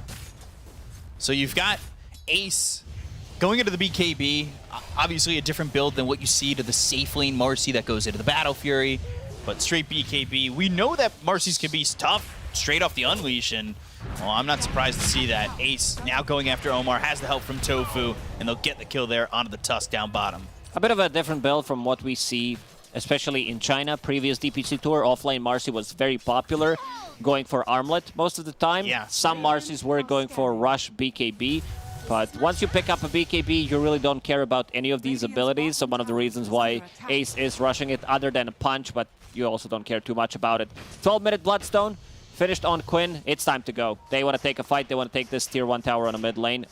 Maybe even rotate to the bottom, but seeing what they're drawing on a minimap, playing behind enemy tower one more time, I see different drawings on a minimap. They seems like they want to do a full circle. At least that's what Quinn wants to do. Yeah, we'll see where they go. I was expecting maybe Quinn to come down bottom earlier to get that tower. And I know he came down with the relocate when that fight was going on, and they ended up losing Ace eventually.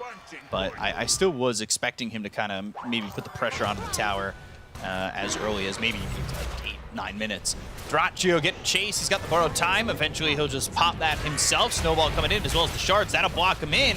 And now they've got the Mortimer's Kisses, and you'll get the damage coming out.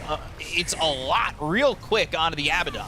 They also find a follow-up on a Tofu with Waning Rift. They've got the Illusory Orb, and one more right-click will do it. Even dropping the Dream Coil, which is probably unnecessary. He did not want to risk it. Missed chance from the squirrel inside the trees. That's how Tofu managed to survive that one extra miss hit near the bottom lane. And OT bringing numbers, making this game pretty equal at the moment. 1K gold lead for Gaming Gladiators. So they are the ones making the moves. On Snapfire, so that's going to be some extra tankiness. Draw Rangers really farmed. TA 2000 almost has 4 staff. Full pike finished in another minute, going into Shard, wants to be able to reduce that healing, so that's going to be a big timing for Drow Ranger. So far, he did not die, sitting at 2-0 and 2, and they're also stacking the triangle for him. Not that it was under the radar, but the way that he moved out of the lane, and then it felt like Ace was going to have that open bottom, I didn't really expect Drow to be where TA 2000 is right now, and for where Dyrachyo is in comparison. Like, Dyrachyo felt like he had a free lane. Now he's died a couple times in a row, and all of a sudden, what felt like could be a quick Radiance is, you know, not the best timing. This is going to be, like, 17-minute Radiance if he doesn't die an extra time. Yeah, but big difference. Game already. Yeah, lowest net worth core at the moment. And we'll see if it gets any easier. They do have Quinn stand at the top, which is no surprise with the way he's been playing thus far. He still has 2 deaths himself, but overall, I would say he's made some high-impact moves in this game. They'll look over, they'll try to get Ace. He's already got a BKB, so he'll go into the Unleash, unable to get the kill there onto the Undying thanks to the blocking of the shards, but he'll rebound out of the high ground, get the kill to Omar. They'll look over for the Undying, miss the stun, and he'll be able to TP out, so it's just 1 kill for the side of Gaming Gladiators as they continue to play across the river. First usage of the BKB, they definitely wanted to get more. Ace gets stuck. As we said, there isn't many abilities that go through Magic Immunity unless there's a Drow Ranger. This Marcy during the BKB definitely not dying. Yeah, you pop the BKB, pop the Unleash, and all of a sudden you need to be careful about what kind of right clicks you're allowing to hit you. While that's all going on, you do have Nefrit finally getting a lane to himself where he's able to farm up. He's close to those Guardian Greaves, and quite honestly, the fact that his lane was so hard to deal with, but he's still above the Abaddon. Like it's kind of surprising. I'm really shocked about where Dyrachyo's at, and Celery's gonna die inside the trees. Corey, very interesting build. I think it's time to go for Roche because tag team is maxed out. They're also going to have Illusion Rune, so you can dodge some of the spells. And I don't know if they can contest this. This Roshan's going to drop down immediately. It's already down to half HP. Gaming Gladiators, they can't react to this. Very nice move, and also interesting build from Kaori. He's the one maxing out the Soul Rip, wants to be able to get more heals done in a team fight, wants to be able to match this healing coming out from Gaming Gladiators. So first Aegis. Not sure everybody had that in their prediction book where Ordu Thunders were going to take the first Roche based on the laning phase, but here we are. And they are keeping this game pretty competitive at the moment. And they're doing a really good job at the moment, just not allowing Gaming Gladiators to snowball with their lineup. The first aggression that was supposed to come with the Bloodstone never really came. Now Abba, he's the one that picked up Radiance. Let's see if they decide to take a fight. If they want to fight into this Drow Ranger who's level 12, so that's level 2 marksmanship. Going into BKB next, Pike done, plus a shard being delivered on Courier. So Tier 2000 moving forward with Omar, multi-shot into the trees. I don't have anybody rotating on the side of Gaming Gladiators at all. And Ordu Thunders, they're kind of taking a page out of the playbook of Gaming Gladiators with where they're playing. All 5 heroes are in the jungle at the moment. Or, well, sorry, 4 heroes are at the jungle in the moment with Noob now going bottom.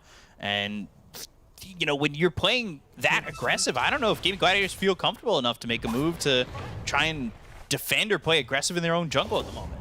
They don't exactly have vision to see where Ordu Thunders are. Yeah. And Ordu Thunders, they want to take these fights. Like, they have 2 big items. This is the Pike plus Shard on Drow Ranger that we mentioned, and also Noob picked up a Blink Dagger. So his initiation is going to be much easier if he lands Coil on 2 people, Snapfire with ulti. It's always going to be really good follow-up. So in this game, pre-BKBs, like before they buy him or after they use him, Snapfire plus Coil is always going to be good. Yeah. Even Omar managed to get some farm, found enough money to farm up his Blink Dagger.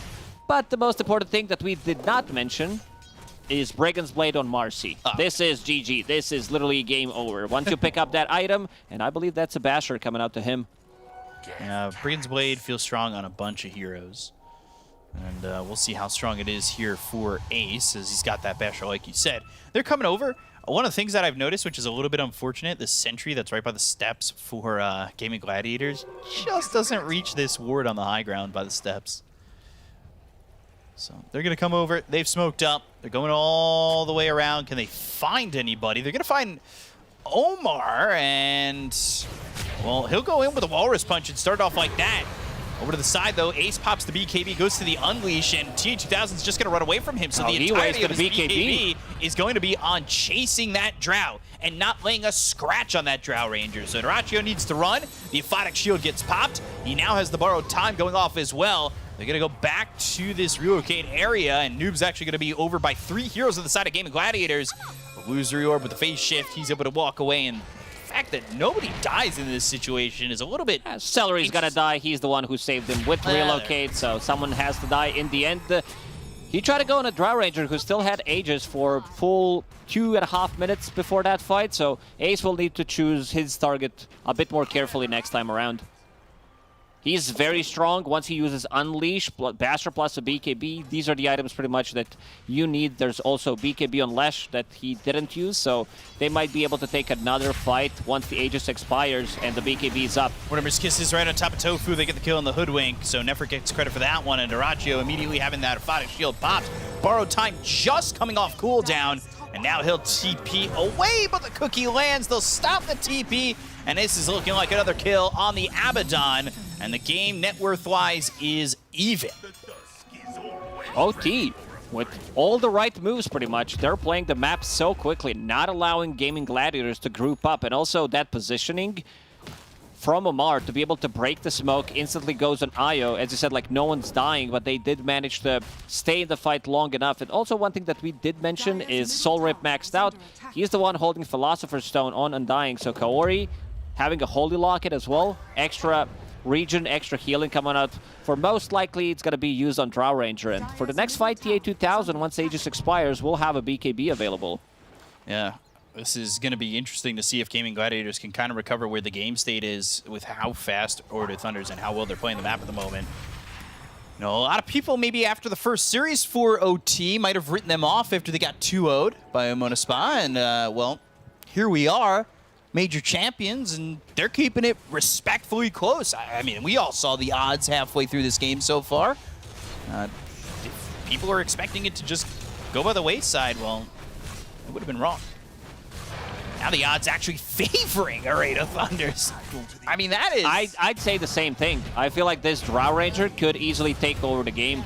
because he's been farming up extremely fast, and I like the item build that he's going for. BKB into Scotty next. Scotty against Abba, against Leshrac, healing from Io. This is going to be massive, unless they can find somehow a jump on this Rao Ranger. But then again, there is a Snowball save, Soul Rip, Cookie, Force Staff, so many things that they can save people with. It's got to be all about the execution. Like, even Quinn is picking up a Blink Dagger, so you will have eventually 3 cores with BKBs and Blinks that can jump on top of Drow Ranger, try to close the gap. Yeah, maybe not so fortunate like the fight we saw up towards top, right? Where Ace pops that BKB, tries to rebound in, and all of a sudden it's Cookie and Force Staff. You can't catch the Drow. So if they have some backup to that, maybe they'll get their hands on that Drow. And you could see the Dota Plus win probability 51% to 49% in favor. Does not want to be too biased, does not also want to give us 50-50, so let's just give extra 1% to OT. Yeah, not giving us a Dota Plus curse or anything like that. No bias here. Dota Plus still didn't update Abaddon carry, so we don't know how Dota Plus thinks how strong this hero is. And looking at the skill build on Dyrachyo, is he did not pick up any points in Mistcoil. Wants to be more tanky, getting stats instead, going into Manta style next. So this is going to be his way of farming and also his way of pushing the waves. This is something, I'm not sure who first invented it, but when you talk about carry Abba with Radiance, K1 comes to my mind. Yeah, K1 Hector. Is there anybody else you think, or just him? I mean, it has been played a couple of years back, but he's the one who's been pretty much spamming it, even when it was not as popular. Nefrit, in a good spot to break the smoke. Yeah, but he gets disposed. Force Staff, Wrong Cookie way. back in the same direction. Bushwhack technically misses, but they're going to land the stun from Quinn. He'll pop the mech, he'll try to survive, but that's not happening. Where now Ace is on a dominating spree. Those shards don't block out Ace, but it does block the rest of his team from getting up out of the high ground. At least from those steps, and now they're going to pop the ult. Corey, over to the side, look for the Walrus Punch. Right click's coming in from the Drow. They go good positioning from TA2000. Backline, they've got themselves the Dream Coil. They get the kill on an Ace. They'll take out this Marcy. They'll get the kill on a Tofu. And now Celery, Dyrachyo, what can they do? They get themselves the kill on the Undying, but they're going to lose this IO. So now 3 heroes dead on the side of Gaming Gladiators with the borrowed He's time not running getting out of this There's one. no more sand in the hourglass for you, and there's no more life in your health bar either. Man, TA2000, his positioning has been mastered here so far. Level 18, and a bit of a lag. Not sure if it is lag, but you know, it's a good time to pause. You win a good team fight, and also Undying on Undying with the Tombstone, providing vision. He dropped it on the high ground. They kind of dove behind enemy lines, and TA2000 was sitting on the low ground. Multi-shot with that level 15 talent, which he used multiple times, and we're going to see that again. Ace doesn't get anything done, gets snowballed and immediately deleted. 2 supports on the backlines dealing with Noob as well as Corey. Like, that was a big issue for them too. You don't have yourself Tofu, you don't have much life left in Celery, so you lose a lot of this fight with the 2-pronged attack coming in from Arado Thunders, so really well done for them and by them to figure out who really the primary targets are for each hero. They don't have enough to lock down Puck. That's one of the problems. Maybe with Abba, with Manta style, he could get potentially surprised by the silence. But you need either Bushwhack, you need Rebound, Dispose, which is a bit more difficult to execute, or Leshrac Stun, which is also kind of a tough now that the phase shift is maxed out. And now Puck, very tanky with this Kaya Sanj build, has Regeneration Rune. Next, Roshan, full 3 minutes until he respawns. And Dyrachyo still just towards the bottom of the core list. He has not really recovered in this game.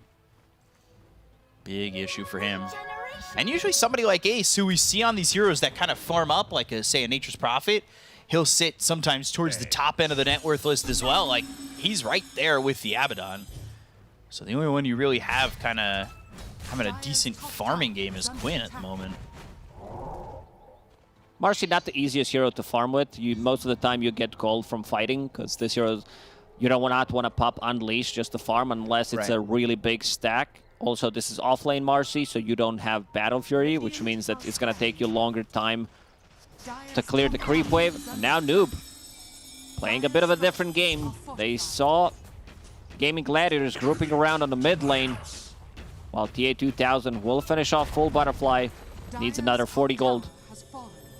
Yeah, it gets close to that finished item with the fact that he took that top tier 2, so that opened up the outpost to be taken here, and well, they are starting to retreat back. They've got a couple of heroes nearby. Ace is going to go with the blink as well as the dispose. Nice but good job dodge. avoiding that Bushwhack with the snowball. Kisses in once again. Quinn's locked up with the BKB top tier by the Leshrac going in on a TA2000, but he has a BKB of his own. Dream Coil on a 3. They'll take out as there goes Celery, and then goes Tofu. So they are losing heroes by the wayside as Dyrachyo trying to run in with the borrowed time, but there's still just not enough damage coming from this That's a full Abaddon. team wipe incoming. Quinn trying to TP out. Oh, just gets away, but Dyrachyo not so fortunate. And 4 heroes dead on the side of Gaming Gladiators, and Oredo Thunders keep it clean.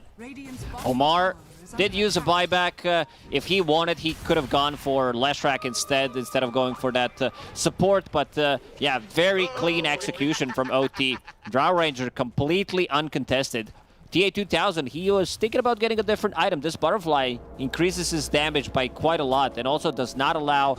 Like, it could sound weird, but getting Butterfly into Leshrac, but then again, you're playing into Marcy, playing into Abaddon. He does not want to get hit. And both of these cores instantly queuing up MKBs. They need somehow to be able to deal with those, with that evasion coming out from Drow Ranger's Butterfly. Yeah, so they need to be able to kill off TA2000. He popped that BKB. He was untouched in that fight, kept it pretty clean, and honestly, Noob did too. The 3-man Dream Coil, like everything worked out for them. Now all of a sudden, they're up 5,000 net worth on a Gaming Gladiators lineup that isn't exactly finding a recovery mode. Definitely not. I feel like Oredo Thunder, they need to mess up 2-3 fights in a row to be able to throw this game. Because so far, and I don't think they're going to do it, because so far the execution has been on point. You have so much sustain. You have this mech, you have full pipe and another Glimmer Cape plus Soul Rip that we mentioned and a Holy Locket. Item that we usually don't see, but items are starting to even pile up on Undying. This is position 5 Undying. IO going for the same item build pretty much. Ooh. They have some vision on these heroes, and, well, Celery's going to pop the mech. They go to Mortimer's Kisses. They'll take the IO. Quinn's going to have to fight for his life, and, well, now deciding against it as he pops the BKB and TP's out. Losing that IO very early on. There's just nothing he could do, especially with the rest of the team nowhere nearby. It seems like Gaming Gladiators will need another set of items to take these fights. Mostly 2 MKBs and another big item on Quinn, which is coming out relatively shortly, but it's not going to come on time for them to be able to contest this Roche. Yeah, another Roche going free for OT, and that's going to be another Aegis on TA2000. They've also got the Shard now on the ground, and we'll see who picks that up, because this Drow already has that. You really want to get that early on, so you've got yourself that hypothermia damage coming out, especially in the closed-in engagements that they've been having with Gaming Gladiators, and I'm still curious to see who picks up the Shard, because they kind of just left it there. Does everybody? No. I was going to say, does everybody have Shard? They just left it? Sometimes you forget. They're like, we're winning against major winners. Let's see if someone's going to go inside the Roche pit. Who could be the one? Marcy could destroy it. That's the one I like, because she does not want to pick it up. IO, definitely the one that could benefit a lot from it, especially when playing with Leshrac, and also Abba, if he somehow manages to get inside the Roche pit. Yeah, he's all the way back at base at the moment. And he also doesn't have Miss Coil, so yeah. Well, we'll need to put a point in it. Eventually. Somebody's gonna wander upon this, and they're gonna be like, oh my god, I can't believe I have this. Dream Coil BKB, getting out of that Dream Coil immediately. Ace is gonna try and run away while TA2000 takes the top tier 3, or attempts to. They've got the Hex finished on Quinn. He's gonna blink on in. They've got the Hex going through with the Bushwhack coming out, but the Snowball save is there. He's That's full going on HP. a creep out of the high ground, but they need to deal with the fact that TA2000 just isn't taking any damage. Waning Rift on the 2 that's out of the IO, as well as the Hoodwink. They'll back up back into their base, and, well, Raid of Thunders, not really a scratch on them. Didn't pop a BKB, it was only a snowball. Flash Golem was used. You see the plus Tombstone, of course, but nothing too valuable. They're going to continue to siege with TA2000 once the tower falls. This was the first initiation with the Hex, so next time it's not going to be as surprising for Oredo Thunders. And they already dealt with it so easily. Going over and getting an Arcane Rune is Dyrachyo, but still not going into the Roche pit to check out if there is that Shard. Not that he would be aware of something like that. Bottom lane, you've also got Ace pushing, so not the full team here for the side of Gaming Gladiators, and they're electing to allow the top lane to just go down. They don't really feel comfortable fighting into this Aegis, knowing that, well, they've seen it before. Omar can get that save pretty easily with the snowball. They do lack control. They can't really control Drow Ranger. They also don't have enough control for Puck, and Puck, after seeing him picking up that Aegis, decides to get Eon Disc instead, so we'll be able to get multiple round of spells. Drow Ranger, level 21, that level, like, her talents are so insanely good. Level 15, level 10, and then you get to level 25, the damage. And he also decided to go for Linken's.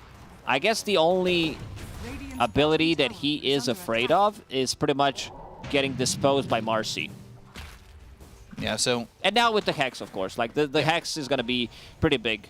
He didn't know what he's going to go for, kind of preemptively decided to go for it. So TA2000 having a pretty good read what's going to come out. Bushwhack. Again, they've got 4 staffs, they have Snowball, they have the saves. So they'll still be okay, and they go back. Like, he's full health again, and he's just ready to stand his ground. They don't even need a shard from Roche to finish off this game. They do still have a minute and a half left of that Aegis. Quinn trying to land a stun, will do so. Will it matter? Multi-shot comes in, lands out of 3. They go to the Hex once again. Still a minute and a half on this Roche, our Aegis. And they just continue to land stuns, and TA2000 continues to do damage to the towers. There it goes. Uses multi-shot, instantly kills the creep wave.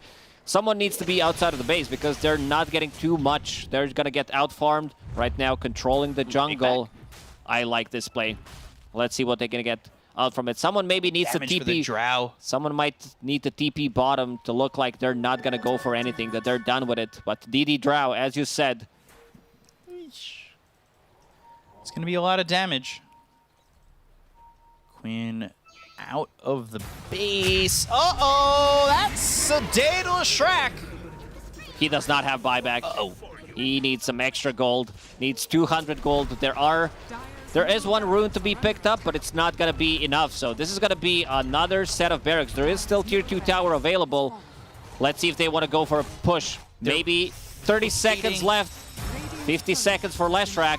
And TA2000 forcing himself very aggressively. They're relocating to cut the creep wave, but that allows them to set up on Celery on the way back and just kill him. Like, this is all OT right now, and they're not being stopped. Like, nothing is getting in their way, and I mean, if I'm Gaming Gladiators, I'm probably pretty hesitant about just calling GG and going for that last fight. They go to the BKB, but a lot of that duration is going to be used with the Walrus Punch coming in. So now he's in trouble. They get the kill to Omar. They take out Kaori. They've got themselves 2 kills. They got the bash. Go for the Drow. They've got the bash. Can they get the kill to TA2000? They'll follow it up with a stun, and they do get themselves 3. Heavy commitment. This is double buyback from Gaming Gladiators. Let's see what they're going to be able to do. There is no Roche. Maybe they can try to take a tier 2 tower. First, they're going to retake the outpost, but the next time OT goes for a push, if they manage to find Leshrac one more time, he's going to be dead for a very, very long time. It's going to give them enough time for actually to close out the game. Because without Leshrac, their damage output is very limited. They need another set of items. They need this MKB. Nope. Let's see the silence. Never mind. There's still a shard in Roche. So if they go to, like, check Roche, they're going to be shot. All of a sudden, no. Get a little bit of net worth. Still looking to build that MKB, Quinn. Very close yet so far. They've got Tofu. Something to eat, something to kill. They're going to go for Noob. They've got that No Hex. E on this. They've got the stun. They'll get the kill. That's not worth it, Noob. They will take out this puck for 90 seconds. Yeah, take that, Noob. Abba. That's now going to line up with Roche, potentially respawning. Yeah, Abba got a lot of gold from that one. So right now he does have Enchanted Quiver, so that's True Strike coming out from him, and also Monkey King Bar going into Basher next. If Gaming Gladiators can hold for another couple of minutes, MKB is finished on Marcy. Leshrac, he needs some kind of a armor item. Just a casual plate mail will do the trick. Playing against the Drow Ranger, you saw how immediately he I mean, it was DD Drow Ranger, but still. So this net worth lead was 10K. They hold, they get a couple of kills, it's 3K. Now they go for Ace, bring it back to 5,000, but Quinn's gonna go in, he's got the Hex, it's on a TA2000, they land the stun, it's gonna be on Omar, they're going in deep. Fire Snap Cookie, that stun's gonna land on the Abaddon, they go to the Scatter Blast, Quinn taking a lot of damage with the high ground from TA2000, they've got the damage to get the kill on the track, the look over Duraccio, the borrow time's just not gonna be enough to get more than just Koori. The positioning is just perfect here from TA2000, and they will take out this Abaddon. TA2000, GG, well played in the old chat. While he's attacking, he types miss, accidentally uses it, and now with 80 seconds, no Leshrac, 69 seconds without Eba, nice, but he's going to be able to respawn because he does have buyback available. This Hurricane Pike, TA2000, having a perfect game, only managed to die once. Yeah, perfect positioning, just right on the edge of the cliff. 7,000 damage done. No Leshrac for 60. Abba needs to buy back immediately. So buyback comes in, that tier 4 is down. The throne will be exposed. Can they finish off the game? 4v5. No tree there for you, Tofu. Creeps are coming in, right clicks from TA2000. They need to make the jump. Duraccio pushing in. Pops the Manta. Really just trying to force them to fight by hitting their throne. Oh my god, look at that damage. The damage so quick. Just out of the Abaddon again, the borrow time's going to be forced, and he's going to have to run back to base. Hunter's Boomerang, Ace goes in with the Unleash, but they've got themselves the Walrus Punch with the BKB duration, but the right-click damage is going to be more than enough to get the kill on Ace. They're going to relocate in the fight. They'll go after him. So he's going to be caught up and killed off. TA2000 gets himself a triple kill. They'll call GG, and Arena Thunders will take the first game off of Gaming Gladiators in this tour. The major champions do fall for just the first game so far. I believe Gaming Gladiators were on 13-game win streak. They did not drop a single game, and the first team to beat them after winning the major is Ooredoo Thunders, which is pretty impressive. Yeah. Like the way they moved around the map, that first move, like in terms of lanes, TA2000 got so much out of his lane. Top lane was doing okay. Mid lane, pretty even, I would say. And then they died a couple of times. They decided, you know what? We want to take this team fight. We have an overwhelming team fight coming out from Puck, plus Snapfire, and also Drow Rangers joining relatively early on. They take the tower. They got one pick off on position 5. They turned that into Roche immediately because tag team is maxed out. And then after that, they were kind of controlling the whole map. TA2000, definitely MVP of this game. His positioning was nuts. For sure, and we talked about it at the beginning of the game. These ranged carries is what he has going for him, and he showed off, and it was a really good game from him. And, well, honestly, I don't even know how to put it into words, but I know who does. It's the panel. I'm going to throw it back over to you guys. Take it away. It was a fantastic game from Ooredoo Thunders here. I mean, they take down Gaming Gladiators. They lose their 13-game win streak here against our newly Div 1 team. What's that face for, Sheep? I said I wouldn't show up to the panel. So oh yeah, she's going to go. So Bye, guys. anyway, Kezu, I asked if there was going to be a Lesh IO upset. We saw it get defeated earlier today already, and here it is. Maybe the combo is not as strong as everyone thinks. Well, apparently it's at least not working out today. I don't exactly know what's happening, but I feel like Ooredoo Thunders, they just played so much better. I thought the camera was going to come around and show Sheep behind the desk. Oh, surprise. Whoa, hey! Some injuries happening. All good, Balls all the way back. We have to continue point, please, Kezu. I mean, I would say that this is not the same Gaming Gladiators that I saw in the other games. Some of the things that OT did, I'm really happy with. Like, sometimes you play against these Tidehunters, Abaddons, and you're like, oh, they're so hard to kill.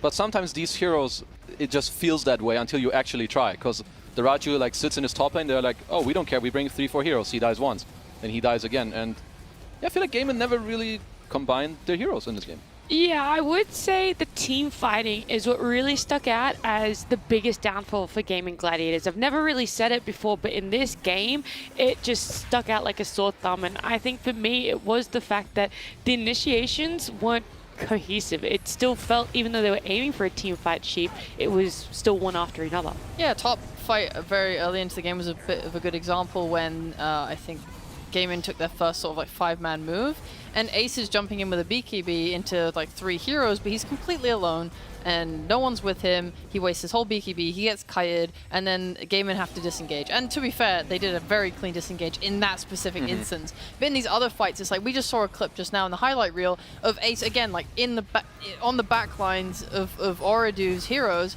doesn't even use his BKB and just kind of gets destroyed. I think he struggled massively to make Marcy work for himself this game.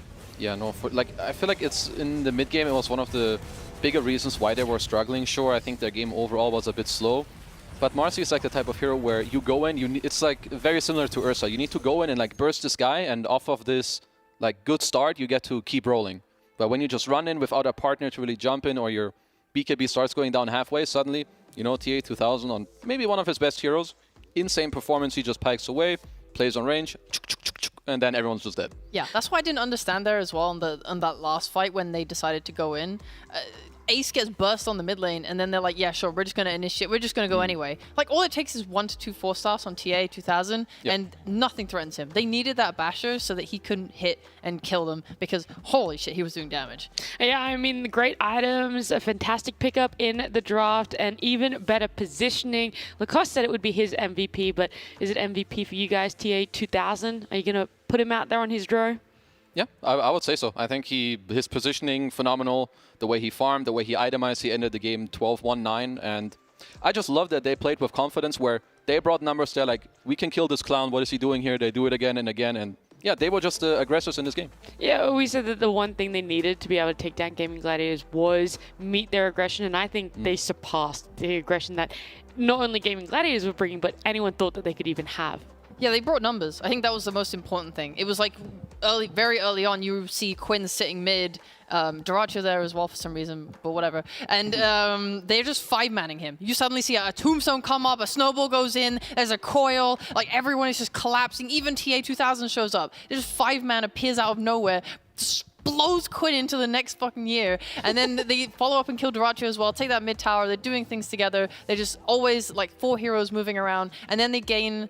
I wouldn't say they gained a net worth lead, but they gained like a momentum lead off of it that led to them getting like Aegises, and it led to them being able to then take these later fights where Gaimin were disorganized and couldn't fight back well. Yeah, it really put Gaming Gladiators on the back foot. So it's not necessarily like that network lead that you build up, but it's just like Gaimin are like, oh, I'm a little bit worried to go here or to do that, or maybe it creates a little bit of seed of doubt for them and their map movements. And when we do have a look at Game 2, I mean, it's no doubt we do expect Gaming Gladiators to be able to bounce back, but in order to do that, what's going to be a focus? What's going to be a chat in between the break has it for them? So I feel like that they are probably pretty happy with the draft. I would say that they just need to clean up a couple of their gameplay stuff, which I feel like has a lot to do with some of the individual play and syncing up your heroes.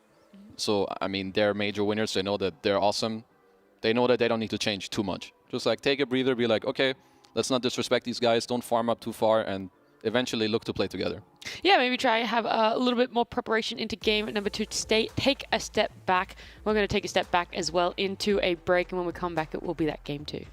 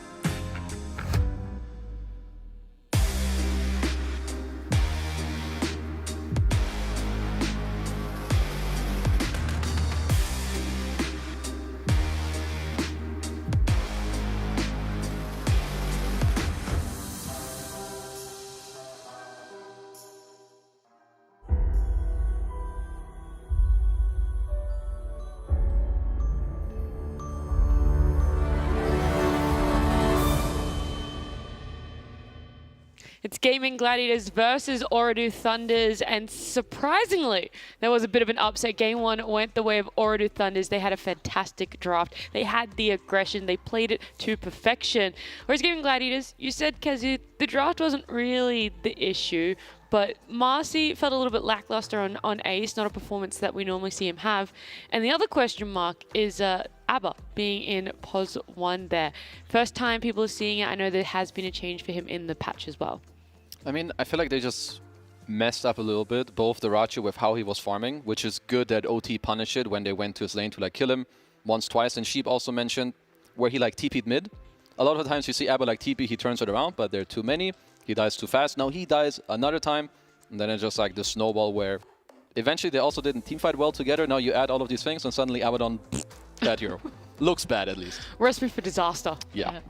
For sure, I think that Ooredoo did a really good job of dealing with it in general. For example, he was having a pretty good lane, and then they TP'd Puck up there, I think, and just ganked him. Like I talked in the last panel part about them bringing numbers. They just did that to Abaddon because he usually gets away because you use your your spells and then you don't have any more spells, so he has his ult and then he just walks away. But they always brought enough people where they could kill him twice, and they just killed him a lot. And he's by nature he's clunky. He doesn't have much mobility. He's not got he's not burst. He doesn't burst you. He has to do a lot of like chip damage over time with this like radiance idea.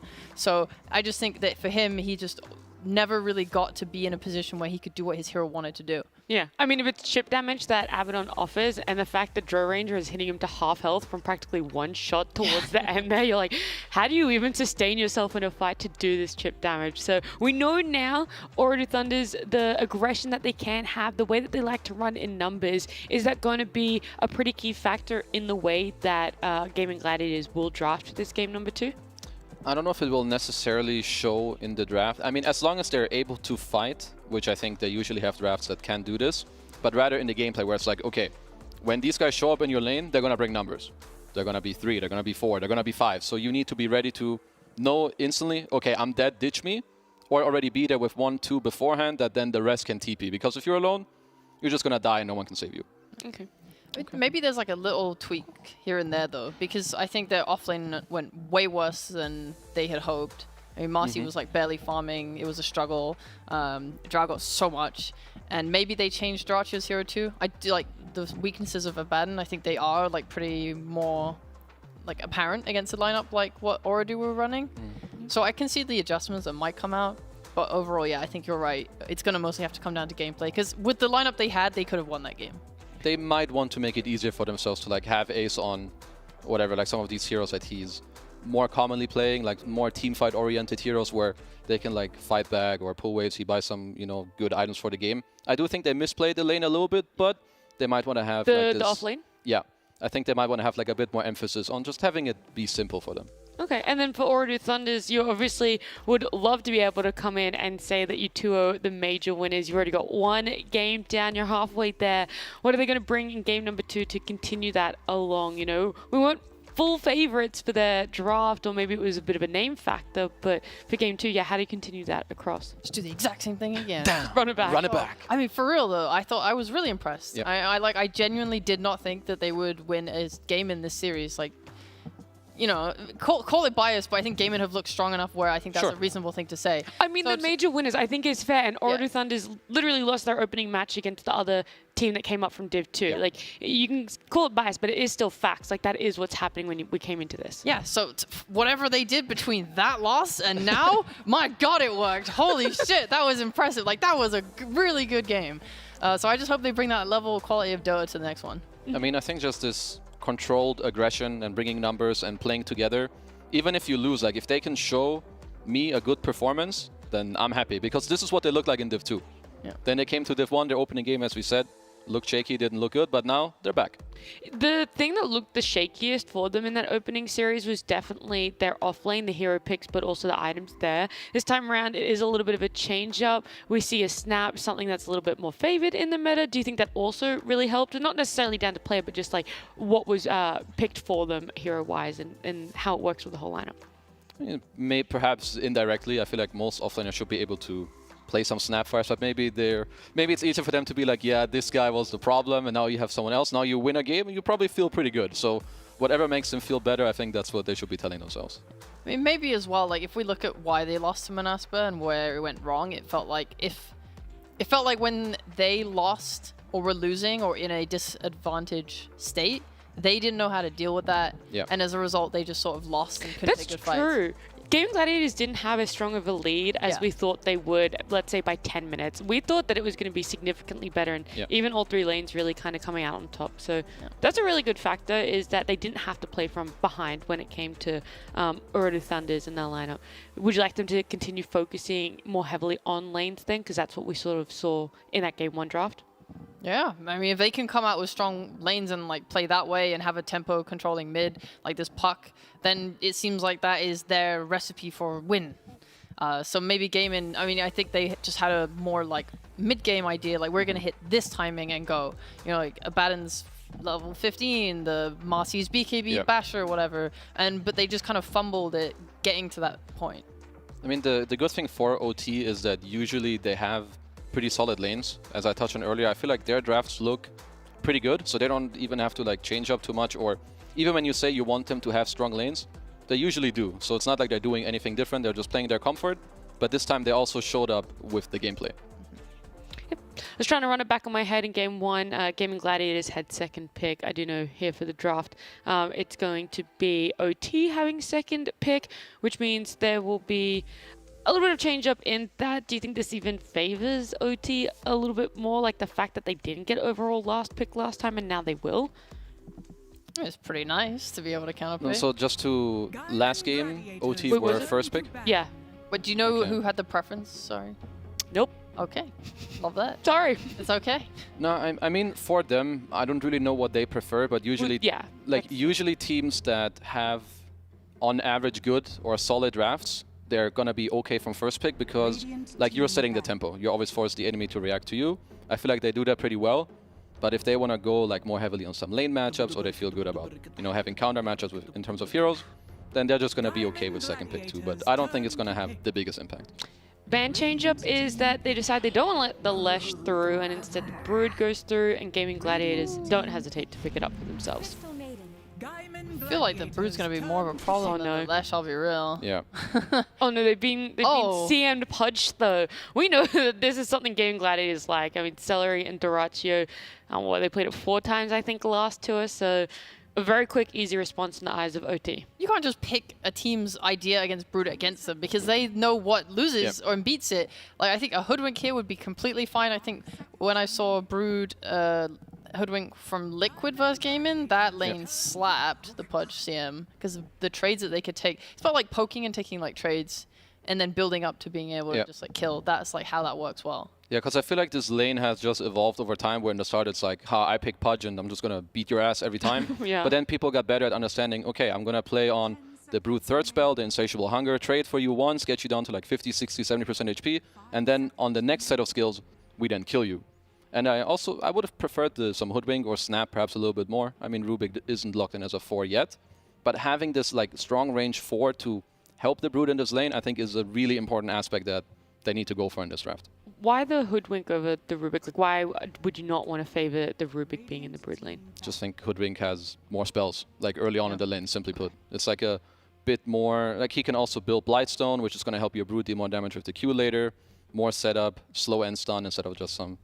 I mean, it's like some random Fade Bolt. No one really cares. Yeah, Fade Bolt's more of a like, use it, decrease their damage, focus on CSing, whereas I think Hoodwink's more poke, prod, kill, which I would like. A lot more annoying. Yeah, I mean, they can take whatever they want. They can't. I mean, they might ban here a bunch of strong 4s, but then it leaves more cores open for gaming. So. And they're going to be pick your poison sort of team there, and they are taking out at least one. Oh no, that's Gaming Gladiators. Don't worry, I was looking at the wrong team. I was like, they take out one, but no, they don't yet. Clockwork already started on that 4 train. How do Orodu Thunders build the rest of their draft though? This is something that they've seen work because Gaming Gladiators have picked it up in the past, but that's your lane right there, done and dusted, and everything else is still really open. I mean, I think the easiest way for them to go is you can't really pick a core out of phase easily because the matchup, the core you see, you already have your core in that lane with the Pudge. So opening with probably just a range 4 that then makes it easier for you to pick the offlaner later down the road.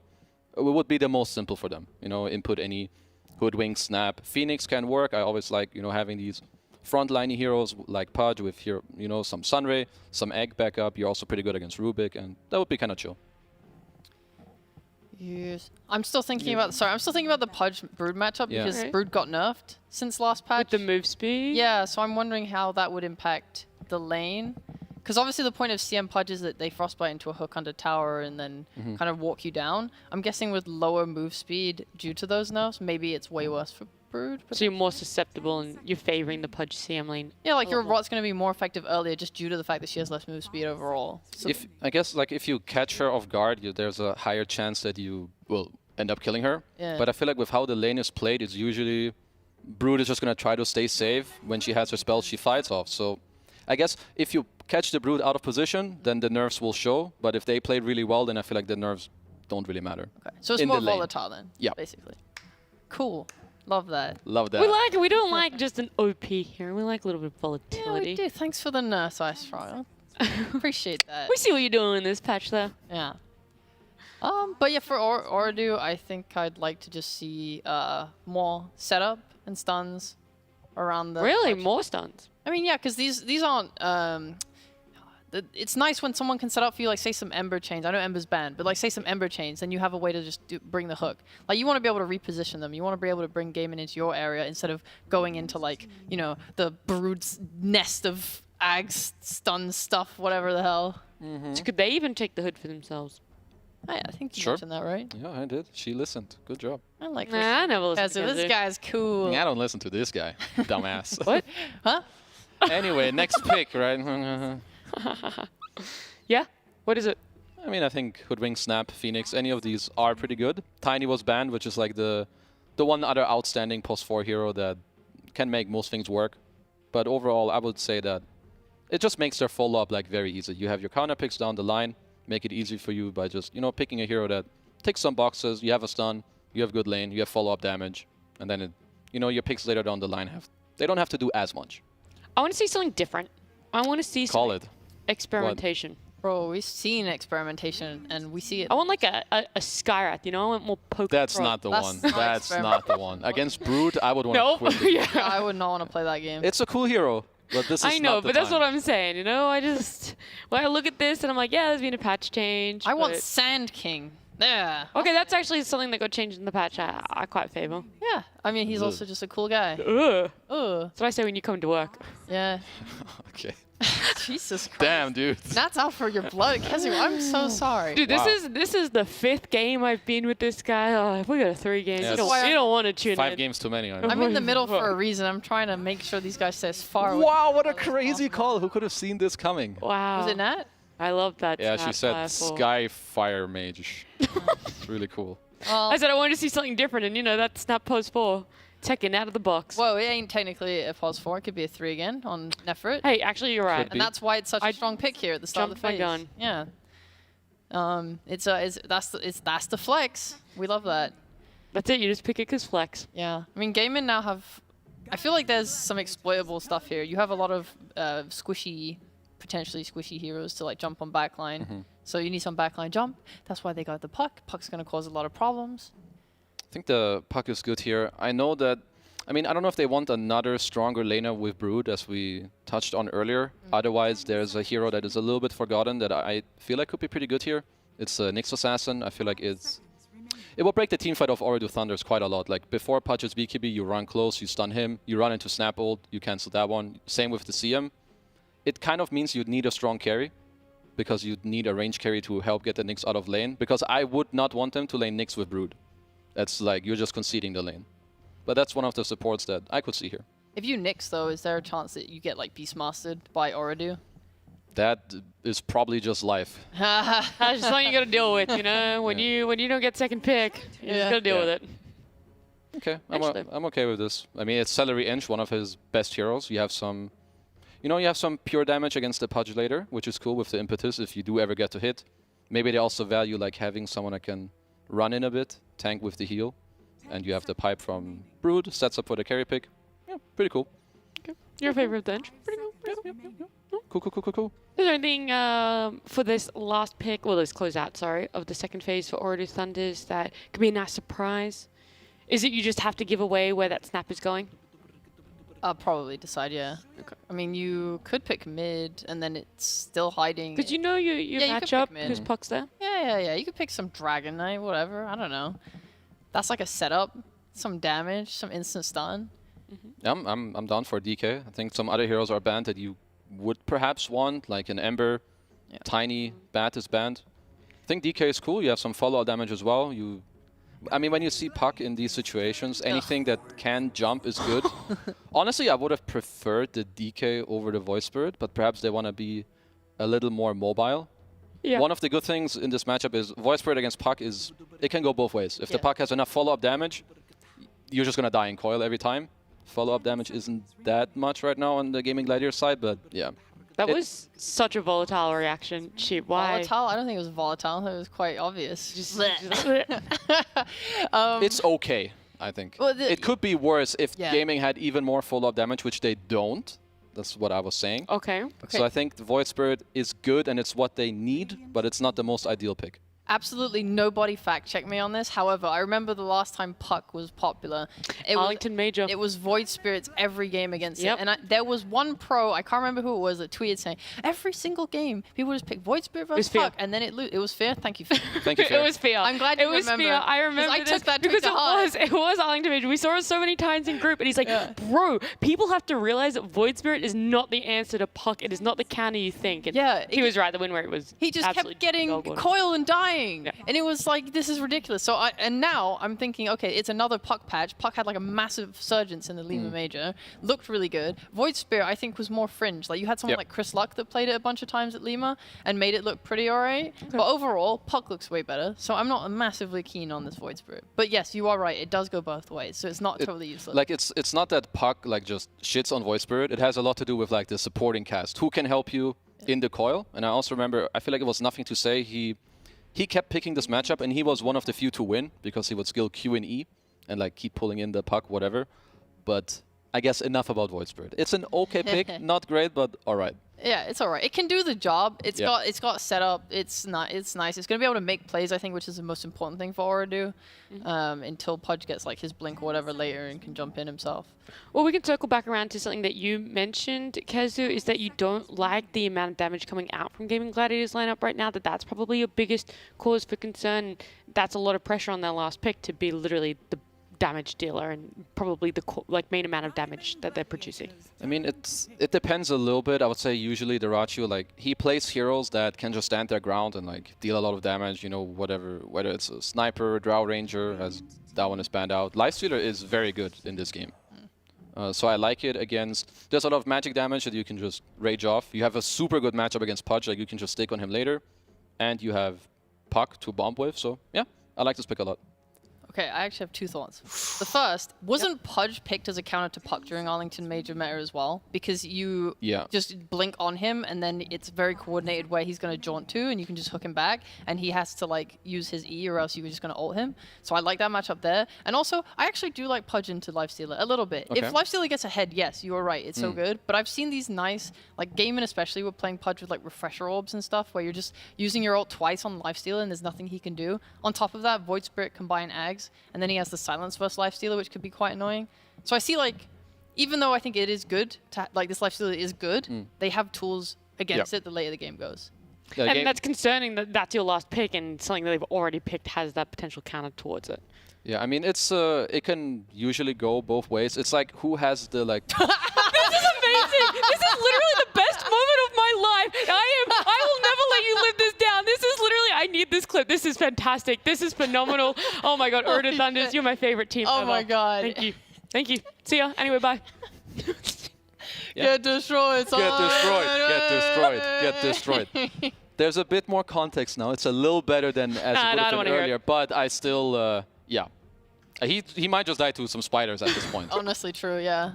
Yeah, we can actually talk about the Skywrath. It's their overall last pick. Is going to be played in the position 4 for them, and so it will be leaning up against, who is it? Ench and Lifestealer there. If you tuned in late, Nat said she wanted to see a Skywrath this game. Yeah, we were 4 picks in, so each team had 2 picks, and I said I wanted to see a Skywrath this game. And Kezu said, no, that's the worst pick possible. I can defend myself now.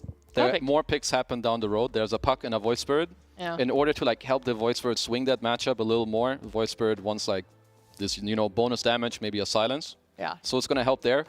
I'm still not super impressed by the pick itself. I prefer the Gaming Gladiators draft. It's all in the silence. That's all they wanted. I feel it, bro. I feel it. This is going to bridge the gap to get the timings for the heroes on the rest of the team later. You got this nice silence. So Bridging it. You're going to be able to go mid. You're going to kill his Puck. You're going to rotate the safe lane. You're going to kill his Lifestealer. Bam, bam. Damn, so godlike Skywrath Mage. Yeah, this Skywrath Mage is doing a lot, bro. These are 2 lanes where the Brood isn't. So he's just going to avoid that guy and his fighters and just he sees Brood and he just runs. Yeah, it's quite simple. He just runs. Yep, nice. So then Ordu Thunders? No, I said Gaming Gladiators. No, you said Gaming Gladiators, that's right. And you're going, no, sorry, because I was... It's okay. I'm happy to bet for Ordu Thunders. I think they impressed me very much in the first game. So I'm impressed. I hope they bring the aggression again here in game number 2. But also, Gaming Gladiators, I mean, to get 2'd by a Div 2, now Div 1 team would leave a lot to be desired. We'll see how these 2 teams face off in game number 2 with Big Up and Lacoste. Thank you very much. Coming into game 2, Ordu Thunders trying to get it done with a Nat-style draft. Now, if you're looking at this game, would you take a Nat-style draft or would you take a Quinn-style draft? I mean, the question is really 50-50 in my eyes, right? Yeah, I mean, this type of draft is either very hit or miss. Okay. It can be like, wow, man, the OT is on another level, or it can be, why the hell did we pick these heroes? Man, Puck is going insane. We can't kill Lifestealer. Speaking of like counter matchups, panel touched upon by quite a lot this Puck versus Void Spirit matchup. Of course, it can't go both ways. I would, it's about the players as well. One of the better Puck players out there, Quinn definitely, and then you have Noob, who's been making name for himself. So I want to see how hungry he is. He showed in the previous game that he can play Puck, and now. Like, I'm not a big fan, don't get me wrong, about the Crystal Maiden and Skywrath Mage as support duo, especially against the Broodmother and Lifestealer. It depends who's getting the first jump. If you're silencing Lifestealer, being able to just burst him down, silence plus Void Spirit to Pudge, you also have a BKB piercing ability. But this matchup can also go real bad real quickly, where Lifestealer's having a free time, and then Pudge, like, you just getting... Slow down, Ghoul Frenzy, one of my favorite abilities in the game, does so much, just slows people down and gets you that bonus attack speed as well. Just love saying Ghoul Frenzy. Thank you, Suns fan and Synderen. They kind of started this trend. Ace, getting hooked. Oh, there's the hook, Ace. Well, they're trying to be the exterminators of this spider, and they will. Omar getting first blood, that works. You know, that'll make me eat my words that I said in my head. I was structuring the sentence, waiting to respond to you, and I was just like, TA2000 not playing a ranged carry? That might be problematic. Hits the first hook. He doesn't care. Did have a setup. I like the response from OT immediately after seeing that Broodmother, so they were expecting Gaming Gladiators to pick it. This has been very popular. This is something that I believe Gaming Gladiators kind of started to do on their own. Crystal Maiden plus Pudge, so you have a lot of damage, you have a lot of... Pudge in this lineup, in this matchup, will always be low HP. Like, yeah, you know that he's going to get harassed, Rubik with the Fate Bolt, right clicks, so... Expecting Kaori to save some of the tangles. Kaori this time around will need to be slightly more careful. He's not playing Undying, even though he was playing Undying in the previous game. Did manage to die and kind of leave some solo XP, rotated mid, and most eyes on mid lane. So far, 4-1 against 4-0 on Puck. Yeah, it'll be interesting to see how that mid matchup goes and how safe Core is going to make TA2000, especially in this game. You know, last game, TA2000, what, 8 minutes in, had about 15, 16 denies and was really dominating the lane. So we'll see if he kind of gets a little bit more of the same of that, as Omar's going to lose his courier as we take a look up towards top. Celery on this Enchantress. Snap Skywrath lane. Like, this is not a lane you're going to see all too often. Definitely not. Usually want to pair up Snapfire with some kind of melee fort, Tusk, Tiny, sometimes Rubik, but most of the time like 99% of the time, definitely not Skywrath Mage. Omar was the one who got the first blood, and now Ace in trouble again. Yeah, Ace getting a little bit low, needs to survive this, but TA2000 going in, and they've got themselves They're not done. Frostbite. And Tofu needs to be very careful about where his positioning is. If Kaori had enough mana to use another Frostbite, I think they would potentially go for it, but there was already 6 Magic Stick charges, plus a Fairy Fire and Tango running on Rubik. I wonder if they go for it anyway. What's he got coming on the courier here? Pudge, he's got himself that Ring of Protection, and then the Crystal Maiden's got 3 more mangoes and a Sentry. So all about the mana and the mangoes. So Noob up here up against Quinn. Matchup is the same. It's even. Perfectly even. As all things should be. 11-1 to 11-1. Do they both have 2 sips in their bottle? No. So it's not perfectly even. Puck is using it as we speak during the pause, but yeah, so far so good for Noob. The thing about this matchup is you could just, if you die once, if Puck gets level 6 faster than you, there is rotation from Rubik, maybe Enchantress. You die once, then they kill you again. Could potentially cause a lot of issues for you because you can't really deal with Coil. Maybe later on, Snapfire. I was thinking about the big wombo, Snapfire Ags plus combo with Pudge Shard, and then you spit out. Not sure who you spit out. Probably going to be Void Spirit. Skywrath Mage, go die. Stole the first blood. Yeah, you put him right there. That's for taking first blood. By the way, I like that Celery took it, but his first level on this Enchantress, just knowing that both these heroes don't have a lot of health. So spamming the impetus shots, making them a bit uncomfortable where, you know, taking a CS here or there. That always works. Strachio trying to keep the CS up. He's 13-4. A-OK right now. Noob, did he refill that bottle? No, he's still working on his last sip, so not having that water rune at the moment, while I believe, yeah, Quinn's still holding on to one. Noob actually eating a lot of damage from these illusory orbs. He needs to be a little bit careful. That's his last sip.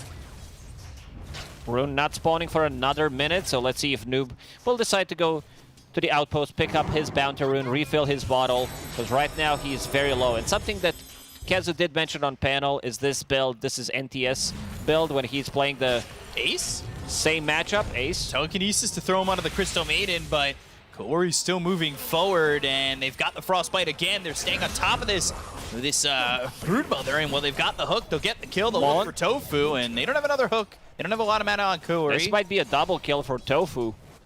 TA2000. Or he just might die. He used that magic one hook. Available in a couple of seconds. Ring of Health on Pudge. Getting some extra tangos and the raindrop. I almost wanted to say that Kaori's kind of standing forward, hoping he dies, and then get a TP mid. Like, he's giving me that feeling like, yeah, you know, whatever. I'm dead. Telekinesis. You don't want to lose both, though, and I was not wrong. Double kill eventually. Yeah, you got it. I thought he might go for it, but kind of lost the vision. Both OT members hiding in the trees. Shot with a cookie up top on Celery, and a Scatter Blast to get the kill into the Gold Enchantress. Frenzy. That worked out. And Omar, one shot from dead. The enchanted Warpine Raider is going to get that kill for Celery while he's respawning. That's fun. He didn't actually end up TPing mid either, so they didn't go to refill the bottle for the Void Spirit. He was dealing with that Water Rune, activates that, has 2 sips to work with, so not necessary to go over mid just at the moment. Once TA2000 hits level 4, an extra point in a rot, he also brought that Ring of Health, and also does have Raindrop this time around, so a bit more tankiness. Kaori, 2 points in Frostbite. Braccio trying to play aggressive, as we've seen even in the previous game. Nefrit dropping very low, needs some extra regeneration. Omar does have Healing Salve and 1 Tango available, but needs to be careful. Kaori setting up some positioning. Yeah, this isn't exactly like the last game where Game Gladiators in the early parts of the game were playing it across the river.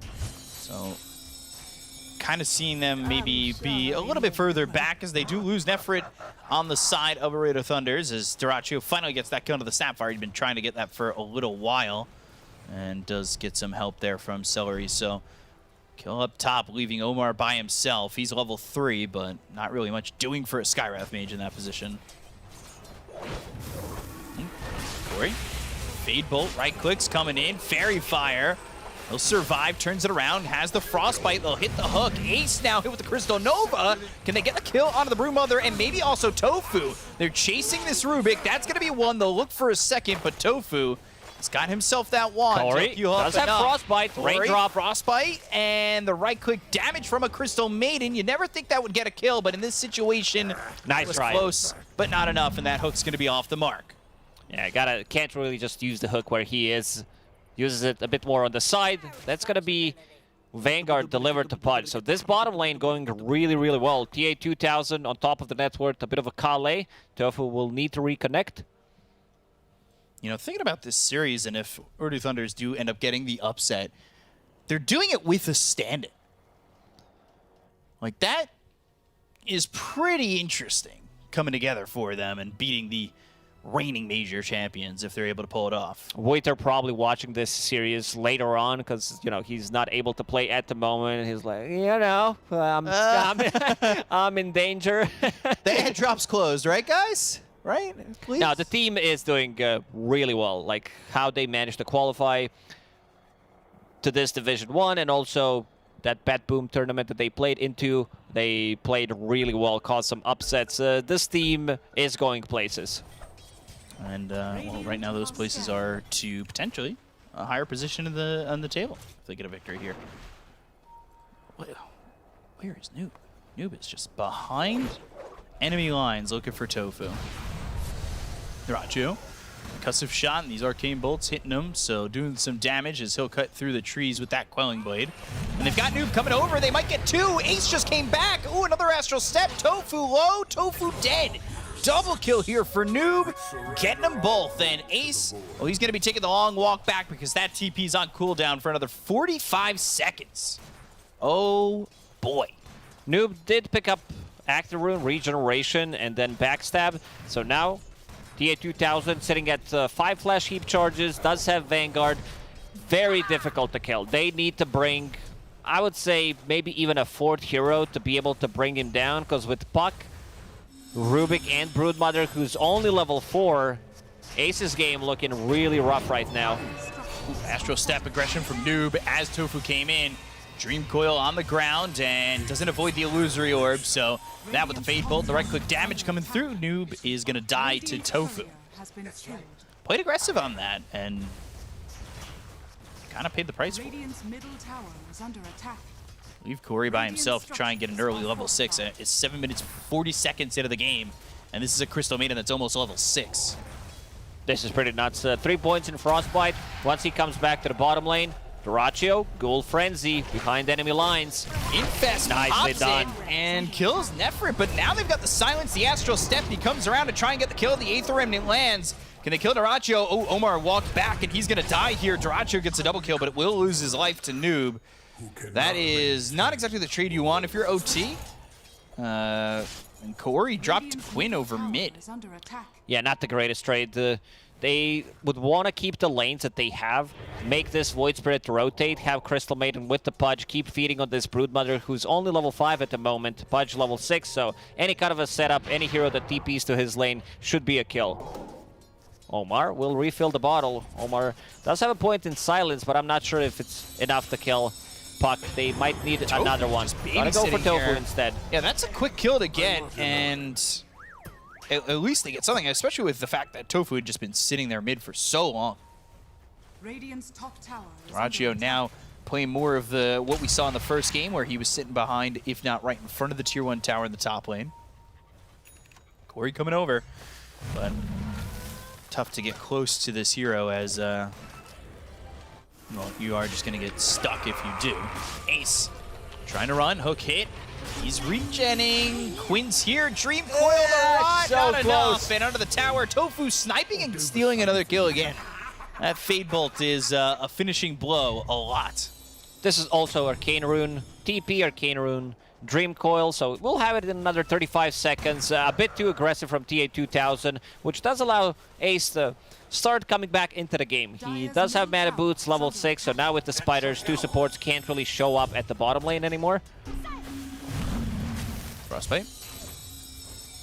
Quinn Playing safe for now. Omar comes in. And, well, this isn't great here for Noob. A lot of damage being done. Frostbite again onto the Rubik. They've got Celery over to the side with the silencer for the Waning Rift. There's the silence from the Skywrath Mage onto this Puck, but they just don't have the damage, and they will lose Noob. So Gaming Gladiators really starting to pull away with this one. They're already up 3,000 net worth. And again, Duraccio playing behind enemy lines, zoning out Nefrit, who needs level... He needs just another creep to be level 6. The problem is, how do you kill this Life Stealer? Skywrath Mage needs to start putting more points in Ancient Seal to be able to potentially burst him, surprise him from the fog. Does he have Tome? Yeah, he does have Tome getting on the Courier, which will get him to level 6. And now maybe with full combo from Snapfire and Skywrath Mage, they could be able to bring him down. Radiant using a scan, they know something is up. Quinn, Invis this time around, and one thing to notice is Quinn decided to buy another set of raindrops. This is the second raindrop just to be able to survive. He's been doing just that, though. So for now, it's working. Drachu's going to get a tower for free. Seeds of Serenity were down. He heals up through the entire thing. 4K lead here for Gaming Gladiators. Omar and Corey will chase. They've got the silence, but they just don't have the damage, the two of them. I don't know how this is happening. Corey being involved in so many kills over bottom, but still has a 3-digit net worth. These are all early kills. And he invested a lot in mangoes. Like, a lot of these were to try to set things up for Pudge's hook. Pudge, this is going to be big timing once he decides to pick up his Aghanim Scepter, but still very far away from it. Tia 2000 already going into the Ograk, so we'll see what he can get from there.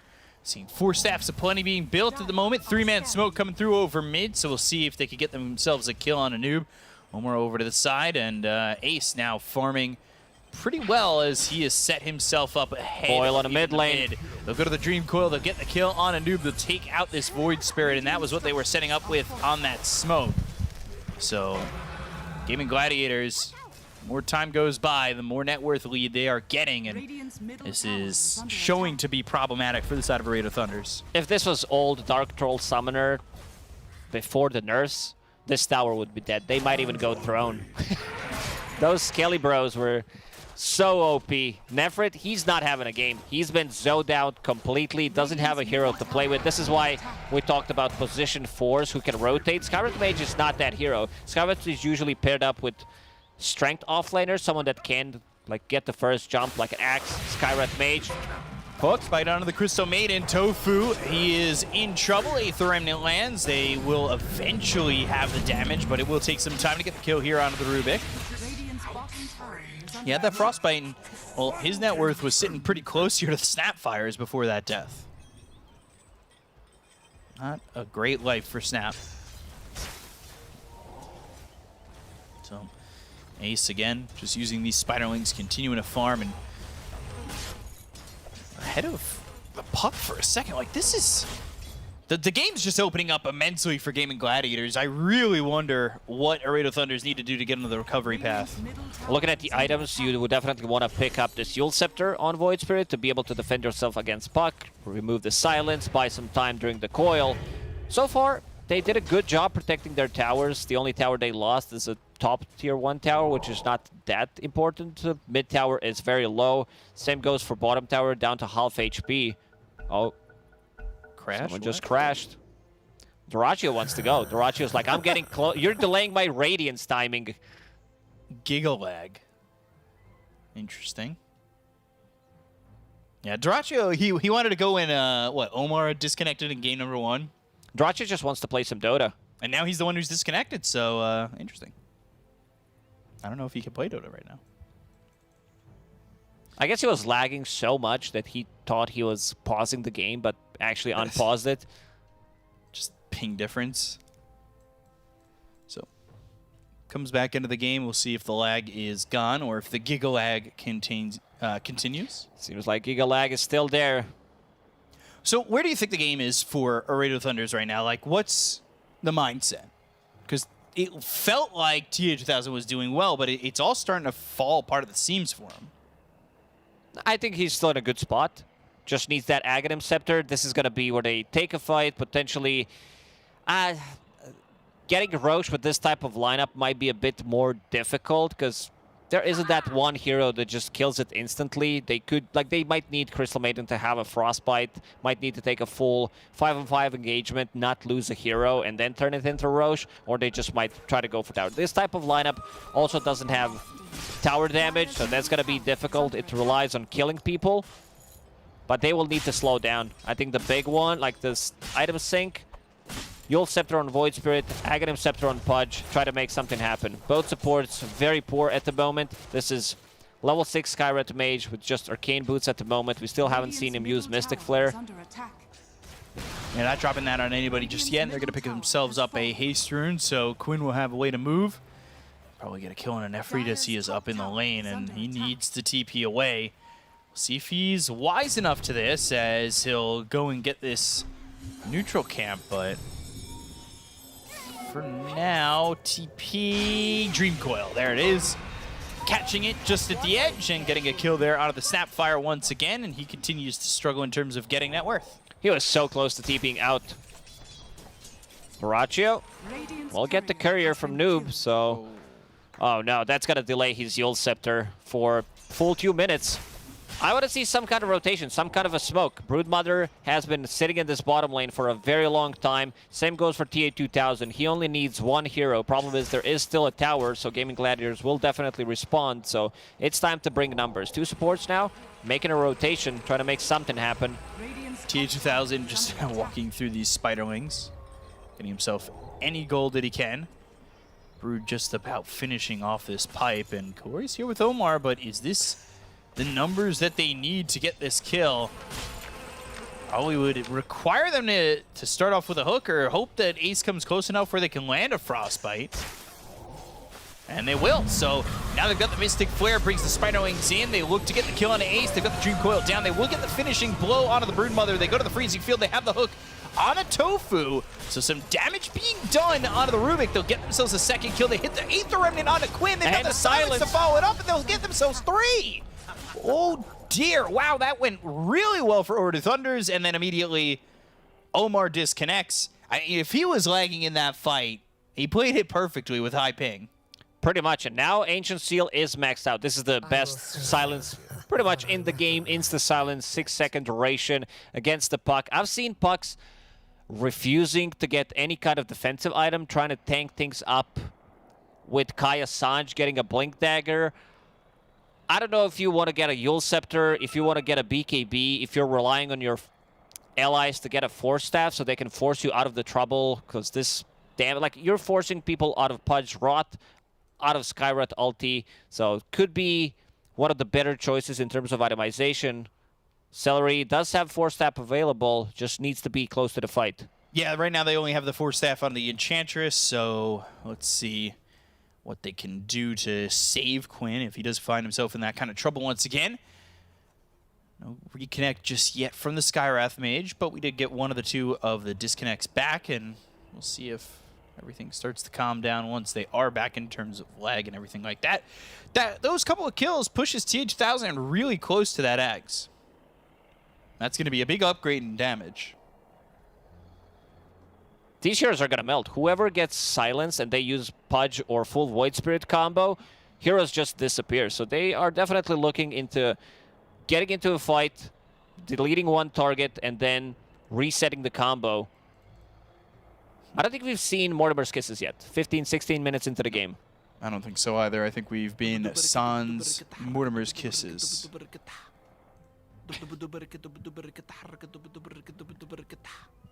Yeah, really, I'm enjoying that. I'm vibing it. Yeah, we're both kind of head bopping over here, losing track of ourselves. Good voice lines in the supporter packs. You think this year, this support season? There's always some good ones. Some bangers. Who do you think's you take any listens to any good ones? Any favorites from the tour past? Kind of hard to remember. If you ask me, like, what's the best voice line of all time, I would have to think for a minute, maybe even harder. Nah, definitely not. Oh, okay. I thought maybe that would be the one. I still spam that on occasion. Thank you. Appreciate that. Yeah. So, refixing Discord.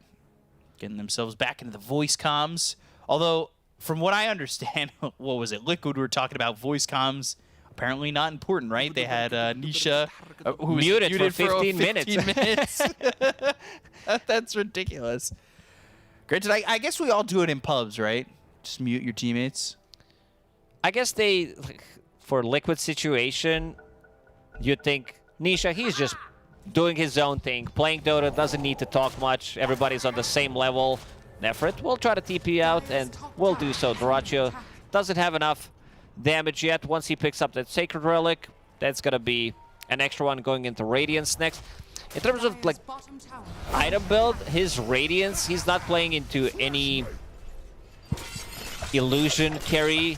There isn't like a missed chance that he's too worried about because most of the damage is magical. So I guess his thinking is, I want to be able to get more farm, and also I want to sustain in the fight, get this damage from Radiance going. His next item, I feel like it needs to be a BKB just to be able to defend himself, because if he gets silenced by Skywrath Mage, they're going to blow him up.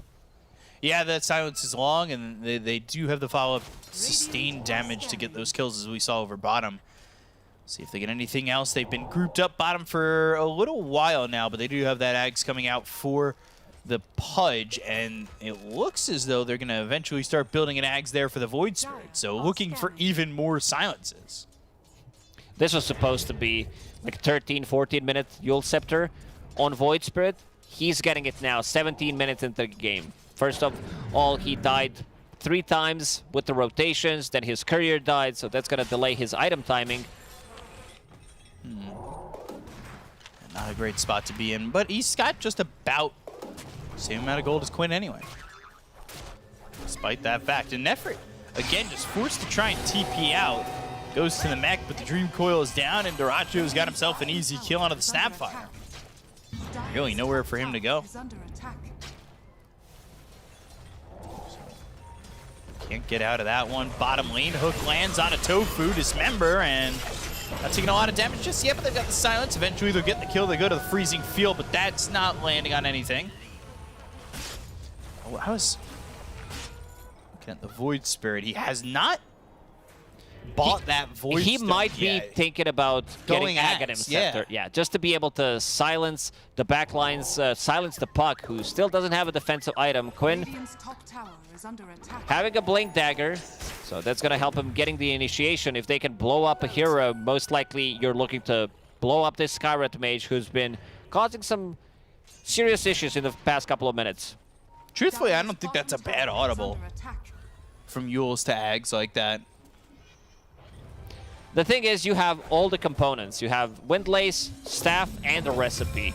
But you're also 1,000 gold away from Ags, so I wouldn't mind seeing him. Let's see. Okay, not going to play with his life. I mean, he could have picked up Point Booster. Might make a difference in a fight. Yeah, they'll look for Celery. Astral Step onto the high ground, but the 4-staff into the Roche Pit, so away he'll go as these heroes sit towards top. Finally buys it. Noob was thinking about, do I want to reveal things?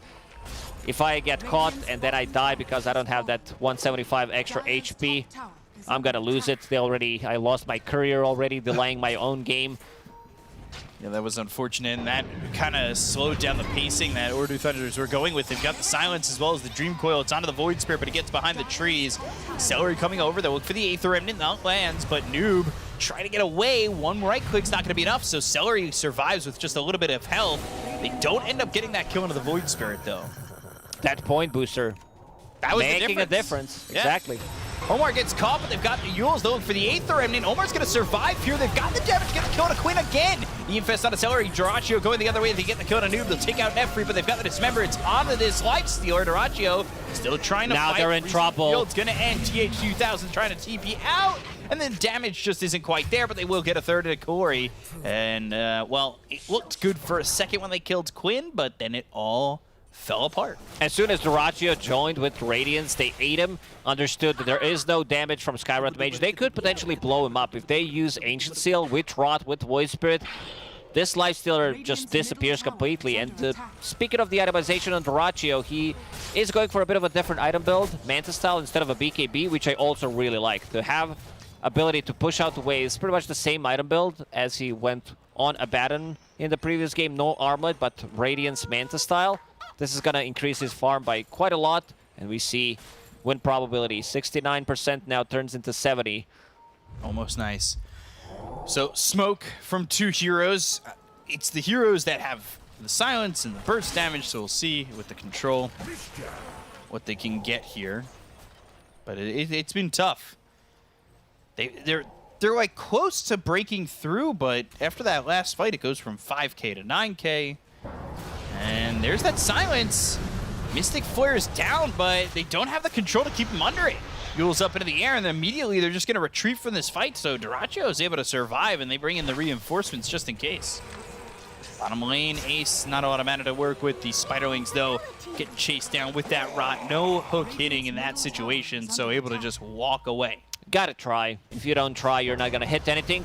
Silence. Right? Silence. They're gonna be able to blow him up unless they do not hit the Aether Remnant again. They go to the Dream Coil. They're gonna turn this one around. They'll look for Nephra with the Illusory Orb on him. Celery's got the dominating spree and popping out of the Infest to kill off Omar. So both of them go dominating, and again, Ordu Thunders, well, things feel very lackluster in the last 7 minutes of this game. They definitely do. Like, they lack a bit of control. They do go in. They see this 4-staff on Enchantress. Scarlet Mage does not want to heavily commit. Same goes for Snapfire. So in the end, they die. And Ace now about to finish. Guardian Greaves has a pipe. So he wants to be able to mitigate as much damage as possible from all of these heroes. How's Void Spirit doing? Aghanim Scepter about to be completed in 1100 gold, while the rest of the Gaming Gladiators are going to finish off the Roche. So Dyrachyo will pick it up, has enough gold to buy Manta style in 100 gold, farms 1 creep camp, and that's going to be it. Usually I'm not a big fan of Dagger of Ristul, but on certain heroes like Lifestealer, it works out well. Where people are just kind of running away from you. Dagger of Ristul doing its thing. Yeah, you get a lot of damage, but you get the HP, so it's not that bad. Extra little bit of attack speed is always nice. Consuming 100 health is what, nothing for him, right? Pretty much. 2,600 total health. Here he goes, just running him down, activates it, hook to try and get the save, but that's right, an ace. Effort's gonna survive for a second longer, but eventually dies to the Radiance burn of Dyrachyo, so now goes after Kaori, but they've got the Dream Coil to follow it up to make sure that he can't run. They'll pop the Infest once again. Hook, but burn, burn, burn. And melt that ice away from Kaori and get themselves another kill. They're running back TA2000 as well. Nice play there from Dyrachyo. Invest his own illusion, and this game seems to be very difficult for Ooredoo Thunders. Their comeback into this game is some kind of a hook underneath the tower. They blow him up, instant silence. They do have overwhelming amount of damage, but it's just how they're going to execute.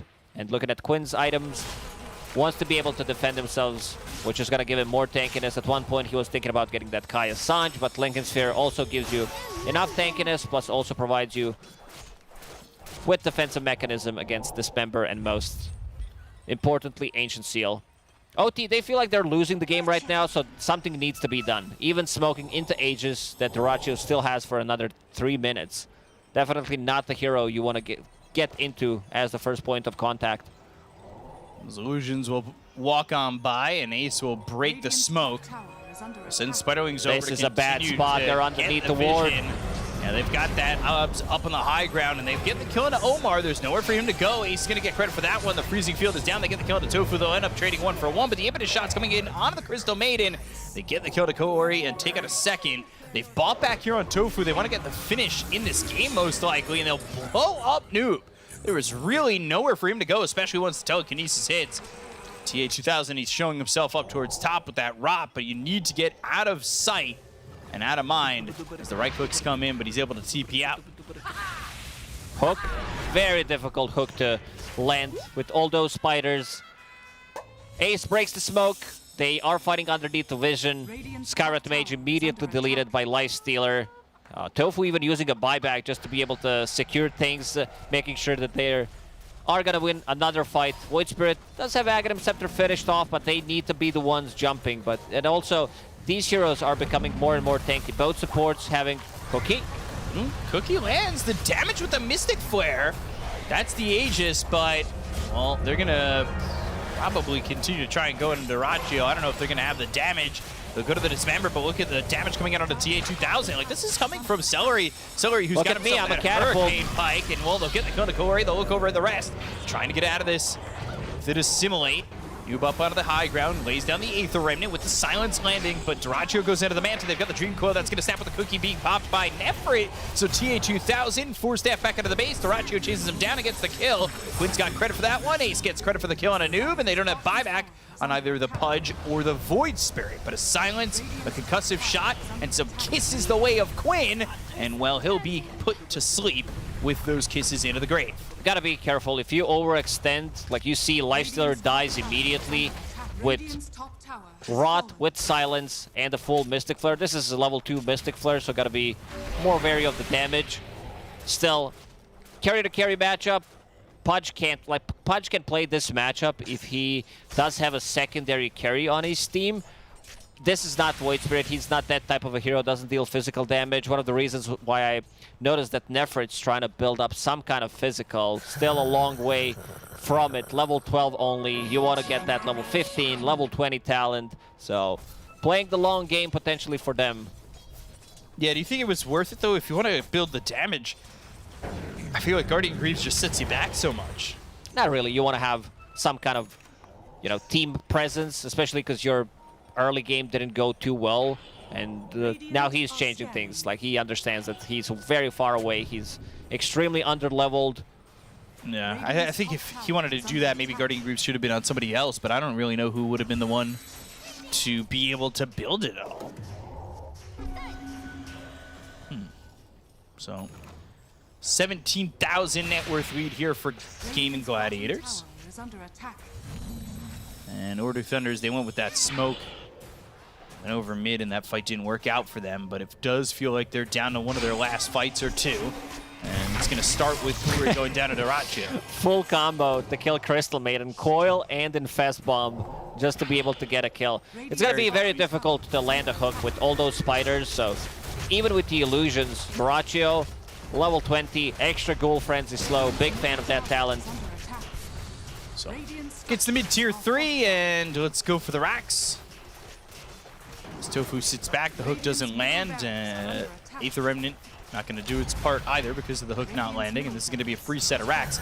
There's a tier 2 still sitting over bottom, and with Gaming Gladiators getting the tier 3 over mid, that's where they're going to head to, the tier 2 bot. Dyrachyo will send illusions to the top lane, cut the creep wave there with Radiance, and they can push the tier 2 tower.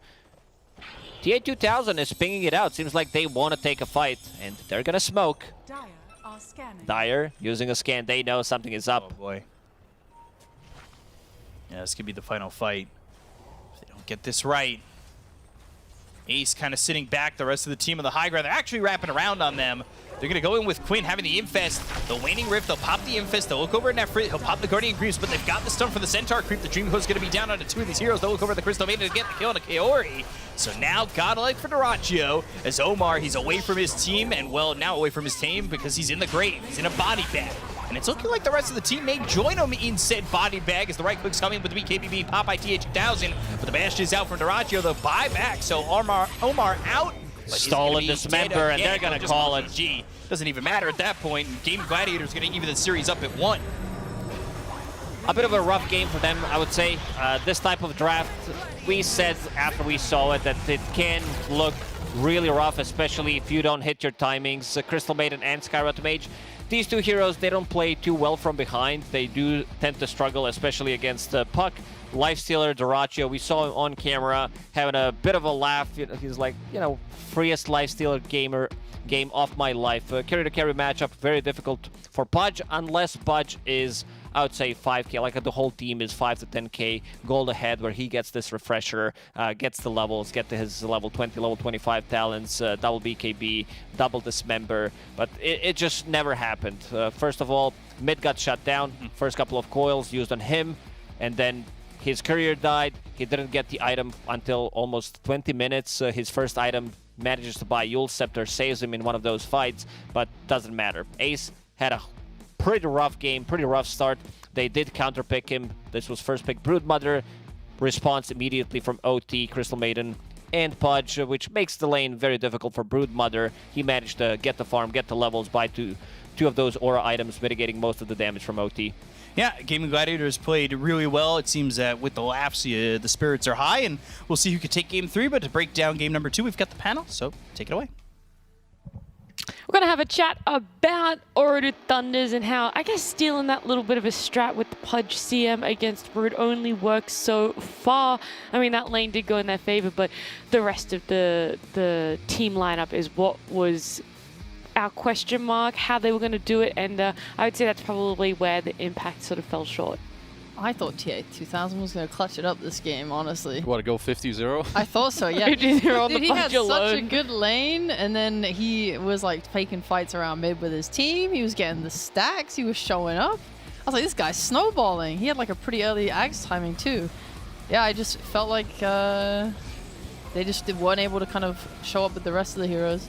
I feel like it was eventually pretty hard for them. Like when you think about the Pudge against Brood, it's usually, I mean, the lane can go both ways, but this time, so they won. The problem is still that Brood buys all these items you don't really like to play into. It's Pipe, Greaves. Also, if you look at the rest of their lineup, it's all very like magic damage based, like over time, where once again, it doesn't really counter the Brood in any way. It's a very good Nakes game, and I would also say that between like this 8 to 15 minute mark, if OT wanted to like speed up the game, which they had to like open up some areas, maybe kick the Rachi out as they did in game 1. They needed to involve their Void Spirit in a smoke with Skyref, go around and kill some heroes, but I feel like once they miss that timing, you could see in the game itself, it just eventually gets near impossible. That's the thing, right? In the pregame, I really thought that this Skywrath was going to focus like a lot of effort around mid and top to make plays and get kills, because I thought, shut down Quinn, shut down Dyrachyo, I think you're fine. Because you have stuff to deal with Brood. But they didn't. There was so much skirmishing around bot. There was constantly TPs from Noob to go down there on his Void Spirit. And then Quinn was also rotating down there. And everyone just brought so much attention to this bot lane. It really didn't feel like a good decision. I mean, both those things eventuating to the win that Gaming Gladiators were able to take for themselves. However, it wasn't just this sort of, yeah, we have the advantage and we just keep going. It was a little bit of slowly but surely they built up this lead for them. Were there any sort of moments or timings where we thought Orodu Thunders could have come back, or was this the way that Gaming Gladiators had to execute their draft? So I think for OT, the aggressive moves they could have done are with Void Spirit, where he like smokes top. Eventually, when you're far behind, you like need to keep the map kind of open. And I think Gaming made a pretty big mistake when they ended up going bottom to take a fight at like the 15-minute mark. I feel like if they want to go and kick out the Pudge, they need Lifestealer. If the Rachi feels like he doesn't want to be involved, doesn't want to leave the top lane, then I feel like Gaming don't really have any reason to go there. Because I think that was a little bit of a comeback for OT to get back in this game. All right, so there was the potential either way. It does mean we are going to game 3. But first, we have to give our MVP for game number 2 on the side of Gaming Gladiators. Do you have a player in mind, Sheep? That's a no. Kezu? I actually don't. Oh. Do you? Yeah, no, not really. Is it like everyone just played really well? Is that why we're a little lost? I could give it to the Dyrachyo, but I'm really surprised why he didn't buy a Deso in this game. Like at all against the Pudge. I feel like could have sped up the game, which once again would lower the chance of OT to come back. Where did he go? The Radiance? He went there Armlet Radiance, which I feel, personally, I don't think this is the best Radiance game. It doesn't really do that much to the Pudge, so I would have liked him more to like speed up the game with like some Deso, maybe Char, BKB. But perhaps if we want to give it to a support, why not give it to Celery? I suppose. I'm down. I don't have a problem with reason. You know what? Yes. What? Actually, This doesn't feel like a, oh wow, this is like a, No, okay. Okay, reason? Okay, the problem is it didn't feel like anyone stood out in like a massive way. But yes, I think Celery was pretty fun to watch. I mean, he didn't have like the highest kill participation in the world or anything that game. But every fight, my God, this guy got to hit. Like it was nice. You know, you just saw him like sending the missiles. I would give another shout out to Tofu. I think he did a really good job of canceling like Pudge dismembers a lot of fights. I think that was also sort of a blunder. And he's handsome, right? He was so handsome. Yeah, but like T2000 would sometimes go for a dismember on like Lifestealer without using BKB, and Tofu always cancelled it. Like he was very snappy with it. He also made some nice rotations early. You know, my MVP is not Celery. I'm sorry, Celery. I'm going for Tofu. He also made some nice TPs on mid to work with Quinn when he had Coil up. I think they got like 2 kills on Noob's Void Spirit as a result. I think Tofu overall just played a very solid game. There's my boy. Yeah, I do think in the mid play it's less Tofu as Noob feeling like he wants to donate a little bit of money to Quinn, but fair enough. Okay, sure, whatever. We're trying to built these teams up over here, because what the heck, man? You want to do an LVP? You want to do a least valuable player team? I mean, I'm just he had saying value facts. just to Quinn's pocket, apparently, according to Kezu. I will call out good things when they happen, but that play was not good, and that's all right. It happens. I'm just trying to look for some... Yeah, you're hyping up the supports. We had great positioning from Celery. No, Cazaldo. We had great positioning from Celery. We had amazing rotations from Tofu. So big shout out to the supports there with the game number 2 victory for Gaming Gladiators. It means a game number 3 between GG and OT. It'll be happening after this break.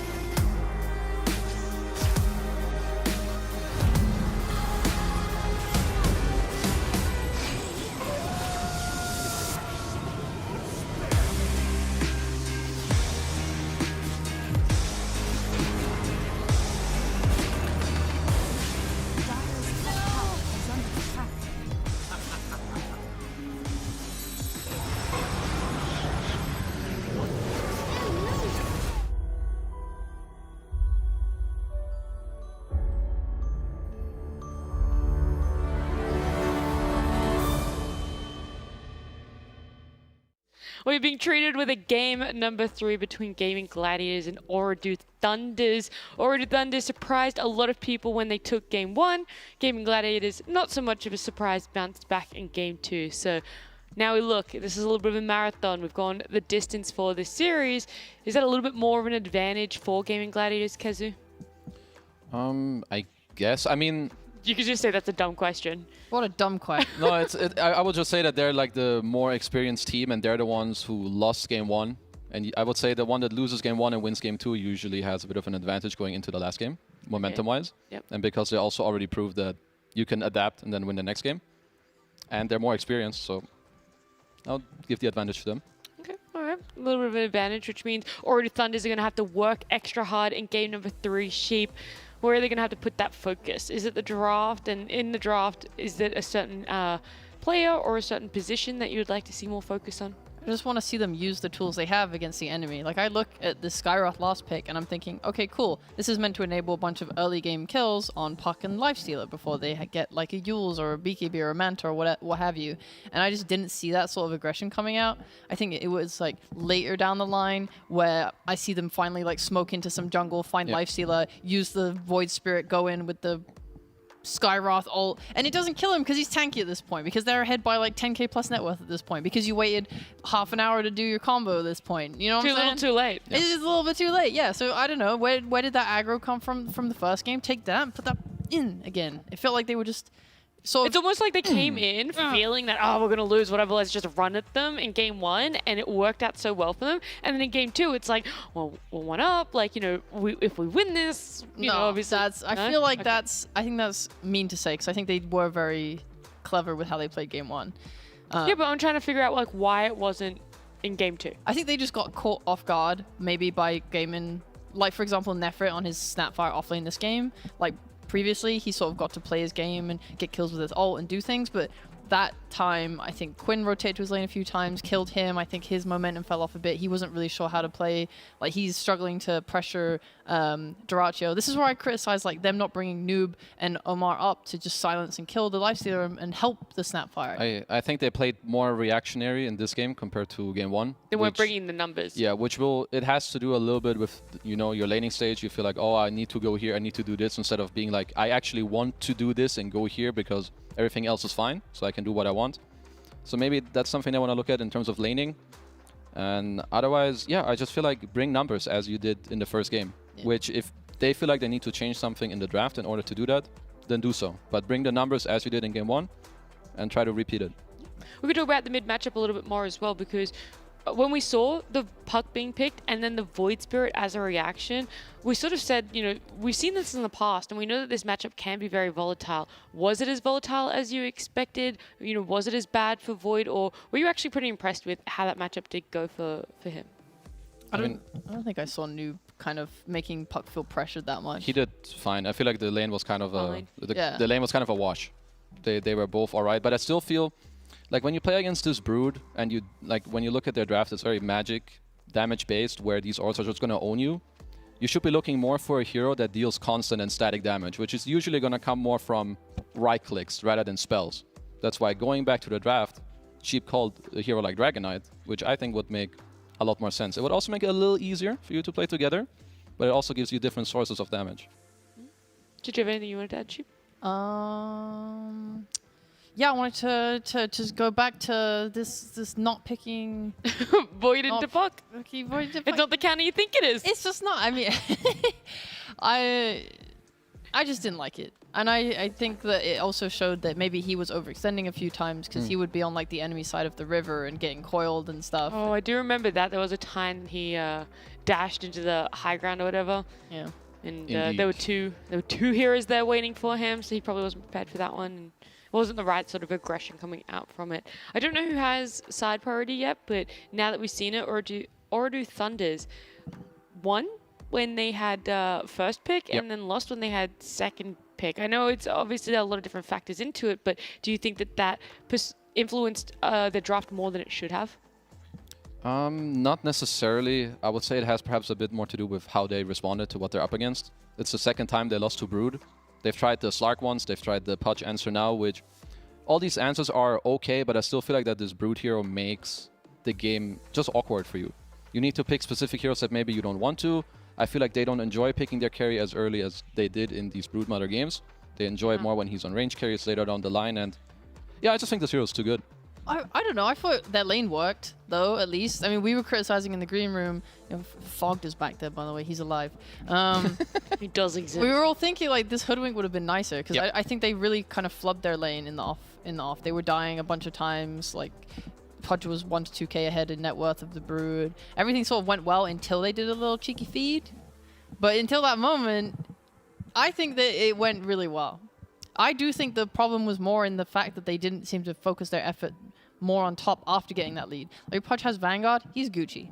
Let him live. Let him farm. Yeah. They had that lanes, and then it was everything else that you felt was a little bit of a struggle, and that's when it gave way to the Brood being able to come back after being looked after in lane. Which is true, but like the thing is, sometimes something works out for you, but you know that there's still like an underlying issue of something you would like to have, and I just feel like whenever I see TA2000, not to say that he can't play melee heroes, of course he can, but when he plays like these snipers and drow rangers, it's just a different world. Yeah. He's like popping off like some tier 1 carry players. So I would like them to put themselves in a situation where they don't feel forced or cornered to pick his hero early as opposed to late. That's fair. That's actually a good point as well, because if you're trading like the Brood ban for the Lesh ban and letting Lesh through, all those range heroes you're talking about are really good against them. So I think that's Very valid. Very cool. Do you go back now and do you let the Lesh through and ban out Brood? I mean, you could beat the Lesh IO combo, you couldn't beat the Brood even though you won lane against her. You already beat the Lesh, so why not go beat it again? That's it. Double down. Yeah, I mean, it wasn't a flip beat. You won against the one of them, and you lost against the other. So which one would you rather play against? The one I lost to, obviously. Obviously. I had to prove myself. I had to prove that I can beat this Brood. True. Well, some of them might feel this way. Don't. Just take the easy route. Make it simple. Don't make it any more difficult for yourself Yep. than it might already be. Yeah. Yep. Well, while we're killing time, yeah, I just want to go back to that Doratio Iron build that you mentioned. When he went this Radiance Manta, we were like pretty mauled because we thought the Deso build would be better. Literally everyone in the green room, by the way. Yeah, but something we thought was pretty cool, at least something I thought was really cool that he did do with it was, like, the problem is they had multiple silences. They had the silences on the Void Spirit Ags, they had silences on the Skyoth Mage, and he would use Manta to dispel one of them. Then he infested one of the Manta illusions to instantly then become extra cool. save. I thought that was sick.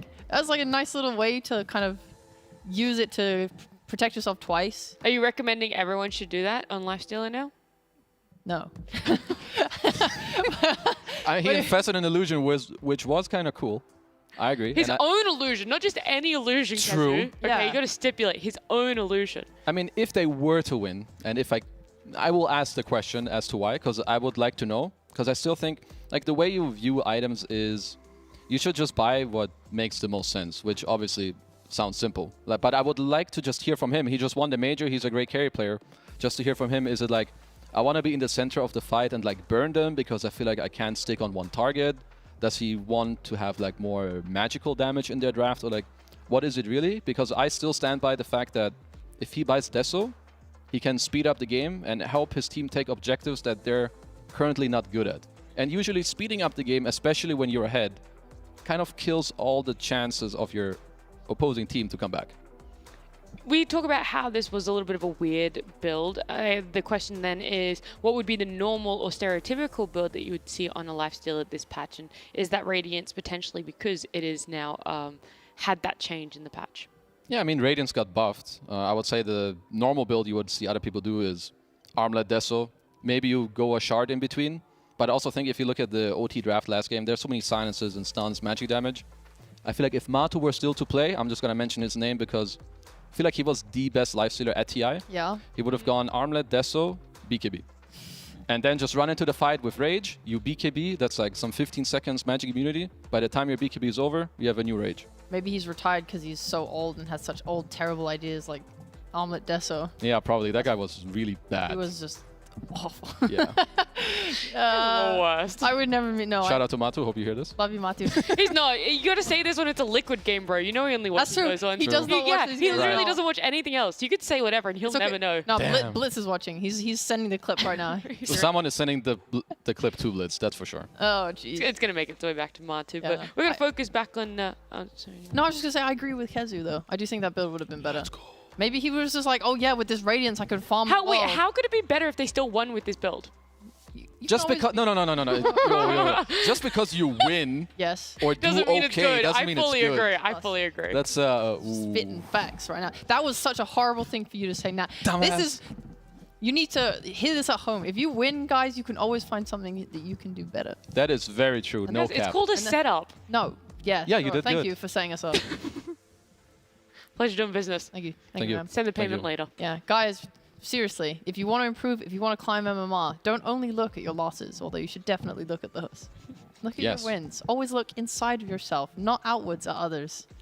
Wow, that was more philosophical than I thought it was. Very gonna go. inspirational. I want to go play right now. Yeah. If you were to play, let's say this game right now against Game and Gladiators, and you just lost the previous one, this is the way you're looking at me. What, are you asking me what hero I want or if I want to play?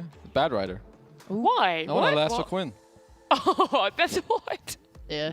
I mean, first of all, Bad Rider is a good hero. I was going to say, that can't be the only reason. He's a good hero. He's an annoying hero. So he's going to annoy all of these stupid people in this Yeah. gaming gladiator team. Yeah. And then whoever I want to kill, I drag them into my team and kill them. Oh. It's quite simple. Why are you getting closer to Kezu? Oh. Woo! Great lasso display here. Thank you. And that's how he's going to do it. Just like that, huh? Yeah. Hook, line, and sink right there. But Awesome. Thank you. I don't even know how to segue out of this one. I can't believe I just did that on broadcast. I thought it was fun. Thanks I had a lot of fun. No worries about that one. By the way, the game isn't starting. Yeah, because there's a player issue. There is a player issue. That's why we're sort of talking a little bit about what we would like to see changed up for Oru Thunders. The question I have is they're playing with a stand-in, and we've seen them play Snap back-to-back now. Is this a comfort because it's a stand-in, or is it there's a lot of merit to having a Snap fire off lane? Hard to really answer because answer it. I don't know the player that well. Yeah. But Snapfire is just a hero that it just feels good to have him in your team no matter what role it is. I hope that they're picking it with the intent of it being a flex hero. And not just tunnel vision. Exactly. That's why I thought it was so good in the last draft, because they had second pick. Yeah. And you could pick it out of the phase and put it wherever. But yeah, no, he went like 2-7-2 last game. I bet he feels terrible. Are you saying he should feel terrible? No, I'm saying he probably feels terrible. He probably felt like, Likely. oh, I didn't get to play my hero. I felt really bad. Like, I feel like after a game like that, you might want to try something else. Yeah, I would tend to agree. I think you played it twice. First game it worked out well. Second game, I think they had better answers, didn't work out. So fine, go play something new you feel comfortable with that fits your draft, and let's go. This is the bait. You pick it up and you actually do flex it this time. You don't put it on off lane. Because Gaming will see it and then they'll be like, ah, nah. It's this guy. That's just gone. First pick Snapfire. Oh, psych, you thought it was going off lane.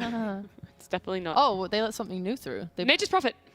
Oh. That will probably be picked because I don't see why they wouldn't. Oh my god, I'm so smart. You're so smart, babe. You know what you could pick? Just Pango Marcy. That would be the LGD responsive Tor 1. Did they pick those two into Prophet? Yes, they liked the Marcy. But this is the difference. Okay. Nature's Prophet is...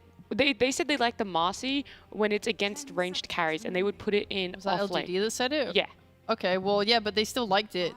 It was in the Asta series. LGD they picked did it like do that every opening, single game. Yeah, and it was good because it made the Pango much stronger with Psychic Swash, and also they're not doing it, whatever. And also the Marcy was just very good against these heroes. And also now that there's enough, the Sprout Leash no longer goes True. for BKB. It doesn't actually just destroy Pango's game suddenly. Pango can play now. Yeah. So, well, would have been a nice opener. For sure. Or a response, I should say. I guess if you haven't practiced it, then whatever, but just throwing out there. They could still pick a 50% of what you said. Pango is still pretty good. They don't. So I would have liked a hero such as Bad Rider. He keeps saying Bat Rider. Do you think he wants Bat Rider, Nat? No. What hero would you like, Kazu? Kazu who? I can say something else, like Skyref Mage. No. Very good against Nature's Prophet. Oh, true. They're right in the feels, my guy. I already have a lot of shame on the shoulders over here. It's alright. I'll go back to Bad Rider. Am I allowed? Yes. Okay. A lot of the times when people did set up for the first pick Nature's Prophet, they take out this hero because Bad, he kind of answers a lot of the things you do in the game. He answers your wave clear, he picks you off, he's very mobile. You can really BKB TP out later too, but they're gonna go for Rubik Tiny, which is, I guess, a very generic opening. Like you have a ranged support that's gonna deal damage, and Tiny, which feels good. So nothing too crazy, but an okay setup. Gaming Gladiators pick Bat and then Ban to protect. Oh god, that would be too based. That would be kind of way too based. They could. I mean, I feel like they're gonna go with support. It's one of the cores you could pick here, but most likely the easiest thing for you to do here is just to pick a strong 5. Yeah. Yeah, I feel like it's also the safest way. Yeah, boy. You're too good. 2 for 2 on the Gaming Gladiators draft right now. They're gonna lose. They're gonna lose. Yeah, because I predicted it. I predicted 2 so far, so they're gonna lose. If you get the other 3, they would lose. Definitely. Wow. Okay. Wow. Well, I guess that means we're picking some supports in the next phase because these heroes don't flex to support. Yeah. Or do you have a little bit more on that side with Tiny? The thing is there a realm? I know we've always seen offlane Nature's Prophet and then mid lane Batrider for them, but is there a way that they put Duraccio on Nature's Prophet and Ace plays the Batrider and later they could pick up something for Quinn? Or would you just not like to see that? No, it could happen if something strange happens in the draft. Doesn't mean you. I think it won't. Yeah. It's like good in maybe 1 out of 100 times when you have these. That's two very together. few. It is, and it would be easier if you're second pick, which you're not. So most likely this is just your 1-3 Nature's Prophet, your Quinn mid Bad Rider. They're 2 of the most broken heroes, so you can pick them this early and feel good about it. Like there's nothing wrong with that. Are they gonna ban Queen of Pain? Is my question. Bro, you read my mind. You were insanely good. Damn, sorry, I should have let you say it. No, that's all right. No, I'm the analyst and you're the host. Please Okay, let me go. This is how I was gonna ask it. Sorry. Oh, we're seeing Puck and the Slark ban. You know, they only have 1 left, and normally Queen of Pain. That's the counter for Batrider. Do you think that's where the last ban is going to go? Nah, that's just what I was thinking. Yes, I think Queen of Pain is really nice now that she got a +2 base damage buff as well. She's probably going to be hogging off in that mid lane, given the opportunity. I mean, it's going to be on Gaming here to pick some more lockdown in their next phase, though, if they're going to let it through, if they're planning for it. But Sheep, they did play Batrider in their recent series. Yes. They knew they were going to pick it, and they did not ban Queen. They did not. Oh, I did actually talk to Quinn literally after this, and he's just like, yeah, most people aren't comfortable with it and would like ban to protect it, but if you know the matchup, then you're okay to let it through. Because, so like, I've seen them play this matchup. I still think it is one of the worst matchups for a Batrider. But if they decided to play it, and it was against Nisha, then I feel like you're probably not afraid against any other mid player just kidding. in the same matchup. That's true. But now they do it. Everything we said doesn't matter. Hey! Okay, now there's a Storm Spirit left, and that's the final one I can think of. Or Ember, actually. Ember's a skill-based matchup, but it's another one against Bat that's okay. So I'd probably look to either one of those two heroes. Yeah, I would prefer the Storm. So I still feel like that this Ember one is crazy high in volatility. So even though you can do it, again, it doesn't mean that it's the greatest or the safest. Where Storm, I think, it's a bit more chill. You can also fall back jungle for like 1 level if you have to. You have an easy jump on the Bat too. So yeah, with these bans, very high likeliness of a Storm pick. Yeah. There's also a very small chance of a Pango. Small. Still. True, yeah, Pango's good. I think Pango's like, I think Bat prefers, likes playing against Pango. Like when there's a skill diff in mid, I think the Bat comes out more ahead than Pango in that matchup. So I'd probably prefer not to see it, but I wouldn't be surprised if we do. I'm okay with it. It would be good for their draft too. Like it's pretty decent against Nature's Prophet, as you mentioned earlier. It lanes fine against Bat. I would say that Bat doesn't care too much about the hero in the game because you're very fast. You're gonna buy an early BKB, but yeah, either of these heroes is pretty good for them. Which core do Oro Thunders reveal here? Like I know there's the Flex and the Tiny, but either way there is going to be a reveal of where that Tiny potentially goes. Well, this could be where they put the Pango and be like, it could go off lane, it could go mid. Oh, please don't go off lane. I don't want. like this offlane Pango flex, it has to. I feel like kind of stop. Like it's not good. I've been saying this for please no. months. Yeah. Like maybe I'm wrong about it, but offlane Pango, it just doesn't look good. I would agree more with that now, especially because they nerfed the damage on the shield crash, so it makes it even harder to contest CS. Well, it's not going to be a Pango, it is going to be a Phoenix. Does mean that our Tiny is going to be in a core position, and it's going to be 4 Rubik. Wait, that's confusing though. Are they putting it carry or what? Like Tiny is mid. You want mid Tiny against Bat? How's that matchup? Yeah, I don't know if you want it, but it's okay. You don't really die, but it's a very horrible in-game matchup. Like you don't enjoy playing this as Tiny at all because you just get kited, your low move speed, your turn rate is pretty bad. So overall, Batrider can just run you down. Phoenix does give you a team fight, which is something decent against Nature's and Bat because you can try to go in an egg, but Gaming Gladiators, they understand, okay, now there's a Phoenix, we need to answer it. We need to pick supports, we go Snapfire. So they should feel, I mean, they should feel pretty good. Snap good against Phoenix, good with Bat, follow damage, solid lanes. Clap, clap. Clap, clap, clap. Nice Tusk as well. Yeah. There's so many heroes to go in. This is a very well-rounded lineup right now. Yeah. Okay, I like to hear. You don't feel that there is anything lacking too much for them, or any time period in which you worry for the Gamian lineup? They have really good scaling, BKB Pierce, they have magic damage, physical damage, ability to take Roshan. They kind of have it all. Tick, Push, tick, tick, tick. You first pick Nature's Prophet, you tick like 8 boxes already. That's honestly, plus on that. You have farm speed, you're mobile, you have good laning, you have objective taking. I've came up with one thing. Ho, ho, ho! They don't have very good AoE clear. Like, I think dealing with summons could be very difficult. Like, say they pick Lycan right now, that would make me a little bit Monka W. Monka W, Monka, yeah. True. That's the one thing. Okay. And they could. I mean, they have this last pick of the second phase. They could protect from that. But again, it's the question of, we saw Snap 2 times in a row from that offlaner. It's a stand-in. We don't really know that much about him. Is that really something that you are ready to run off the back of being a new stand-in? I mean, I could see something like, at least when I look at the Gaming Gladiators heroes, I could see something like a Tide. It's perhaps a bit slow. Wow. Dude. It still has some things that I would say aren't ideal, because the Gaming Gladiator heroes, they can play very fast. So Tide is good when he's going to sit in the right position. He can't get lassoed as you break it. You can potentially buy a pipe or hood, at least against this heavy magical damage lineup. But Gaming Gladiators, they're going to play very fast. Batrider, Nature's Prophet, they can just go all around the map. And that's an easy way to kind of abuse heroes like Phoenix, Tide. Very slow, very immobile, very static. You're right. Yep. Yeah. Yep. Can you be right about the bans as well?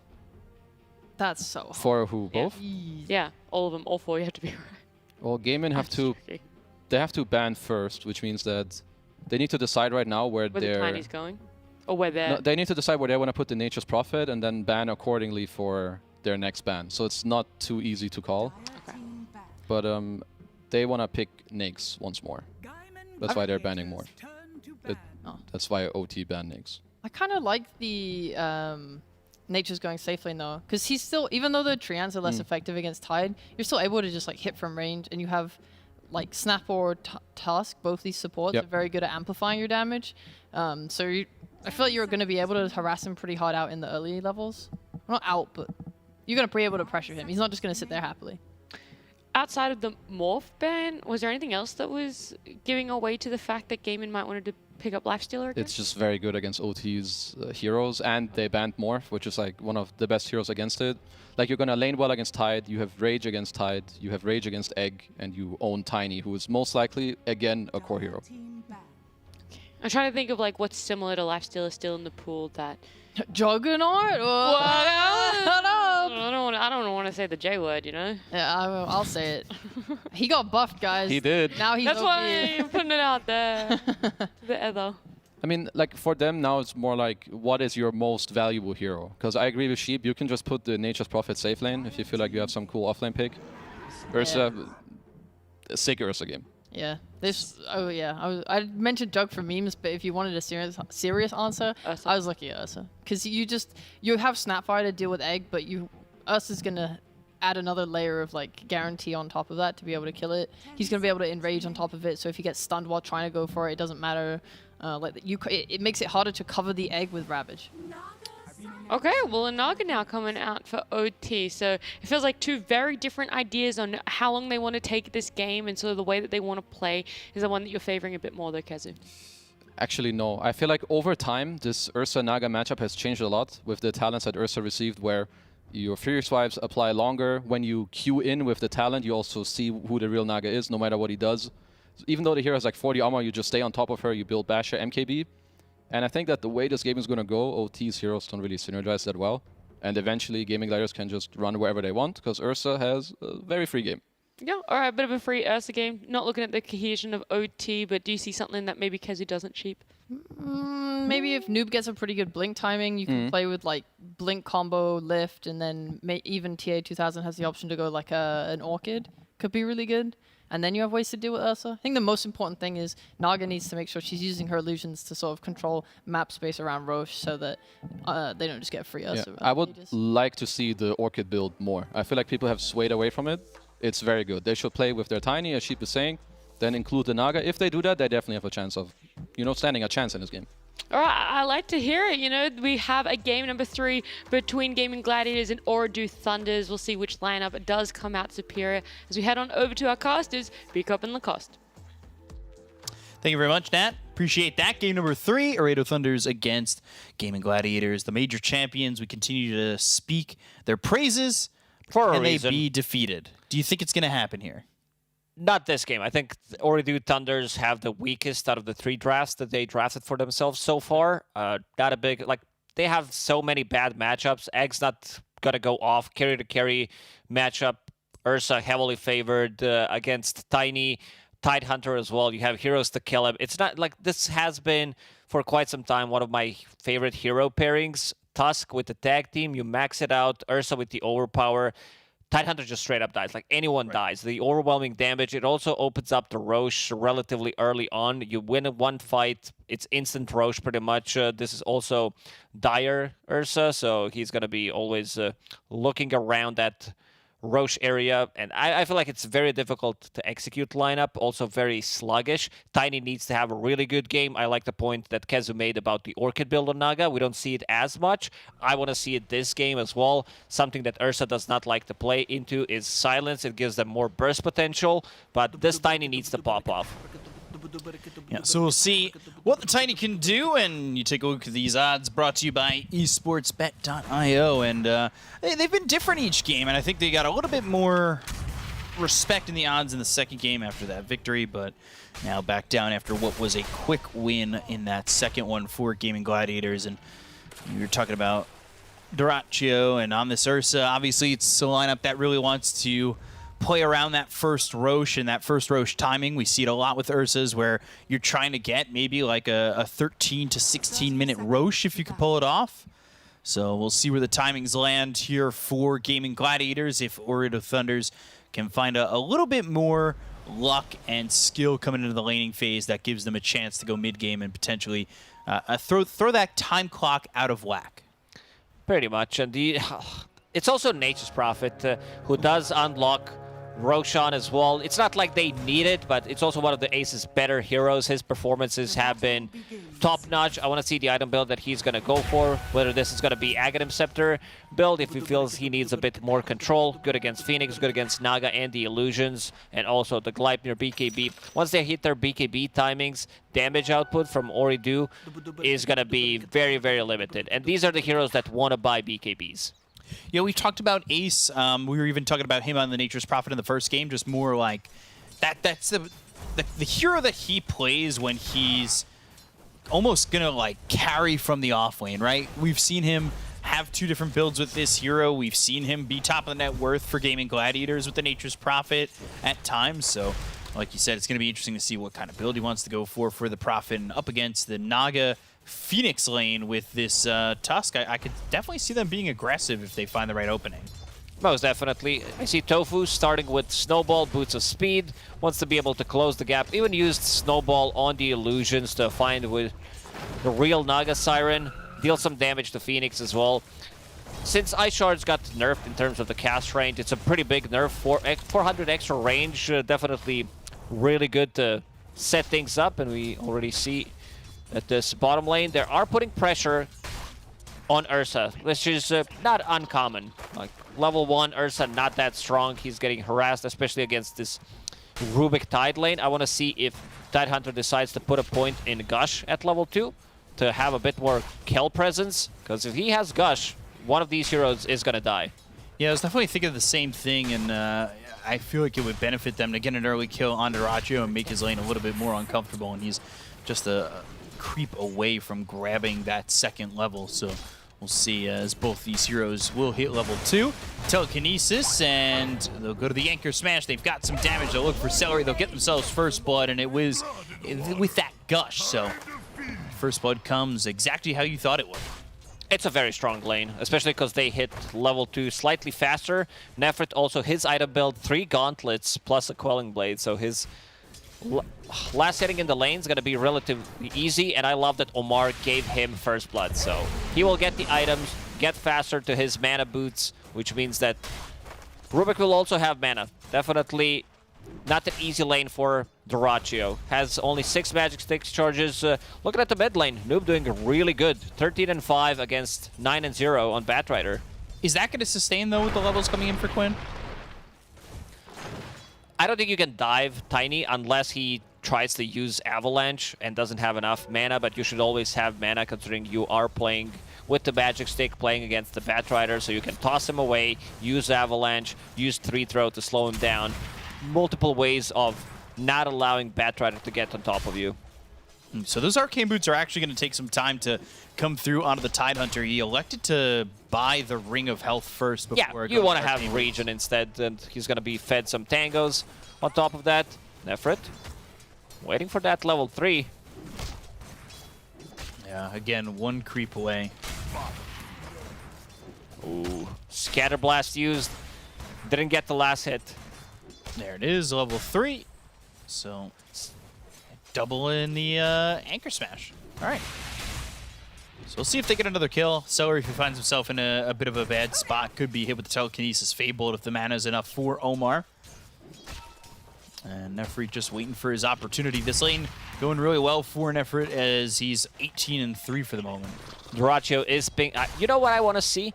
These carries that do build into Rings of Health, safe lane carries, they don't usually go for the enemy secret shop to buy ring because they want to keep the lane closer to themselves. So maybe plant a ward and one of the position 5s can maybe rotate and kill their Ring of Health. Just a thought. Yeah, I feel like we've seen that even today, where like you'll throw a ward on that cliff over in the jungle, and then if they catch a ward, you just dive in and try and get. If you have some kind of maneuverable hero, someone that can, do something, close the gap, Phoenix, position 5 Morana potentially, right? Use leap charges, kill the courier. Tiny misusing that avalanche could open things up for Quinn. Tiny now needs to be slightly more careful. Level 5, Quinn just hit level 5. All 3 lanes for Order of Thunder is going well. In terms of CS. So, a little bit of lag coming out for Celery. And 27-5 for the Naga Siren, 25-9, 25-4. Like, this is all going pretty well. Ace, the one actually lowest on the CS in terms of cores at the moment. Kind of shocking. I think they have kill threat on Phoenix. Naga Siren, a bit of a difficult one, especially because he decided to do raid bans. So tanking things up and also getting, I believe, Gloves of Haste on his courier. So getting power treads, going into jungle. You need to catch Phoenix mid-die with Snowball, otherwise you're not going to have enough damage. And he'll dive away. So we're just trying to survive here. We'll see if they are able to make a kill like that happen for the side of Gaming Gladiators. As this Naga is free to farm at the moment, and that is not great. TU2000, we talked about him in the first 2 games with the fact that his niche is really more so range core carries than anything. But here on the Naga Siren, so far, the start is pretty perfect. So we'll see how he parlays that into something maybe a little bit better for him and his team this go-around here in game number 3. Telekinesis with the Gush, the Anchor Smash, Celery. Good Cookie lands onto the tie, but they still get a kill there. Omar's got credit for it, and Doraccio can't do anything more than just watch. Once you start getting more levels into Anchor Smash, you get level 6, you finish off Mana Boots, have that Ravage available. Doraccio is not going to feel too comfortable. Right now he's sitting underneath the tower, farming a Ring of Health, having that extra regen from the tower. It's still not going to be enough. He's still at half HP. And that's why Doraccio bought the healing salve for himself. Yeah. Needs that regen, can't just be sitting in the lane like that. 1-1-2 now for Nefrit on the Tidehunter as he hits level 4. Ace going to go to the Sprout, but the Avalanche from Noob. He makes a rotation. He gets a kill. Tofu comes in. And what can he do to really help out? Not much. And Noob's still sitting there. Nefrit actually going to get chased by both Celery and Doraccio as the Cookie lands on top of the Tide. You need one more right click to get the kill, and they'll do just that. So a trade in offlaners over in both offlanes. And who do you think gets the better of them? This is a good start because Ursa got the last hit. He went big Ava. Avalanche toss. Ace just might die again. They've got another kill here onto the Nature's Prophet. They'll look for the snowball on a Noob, maybe in a little bit too far.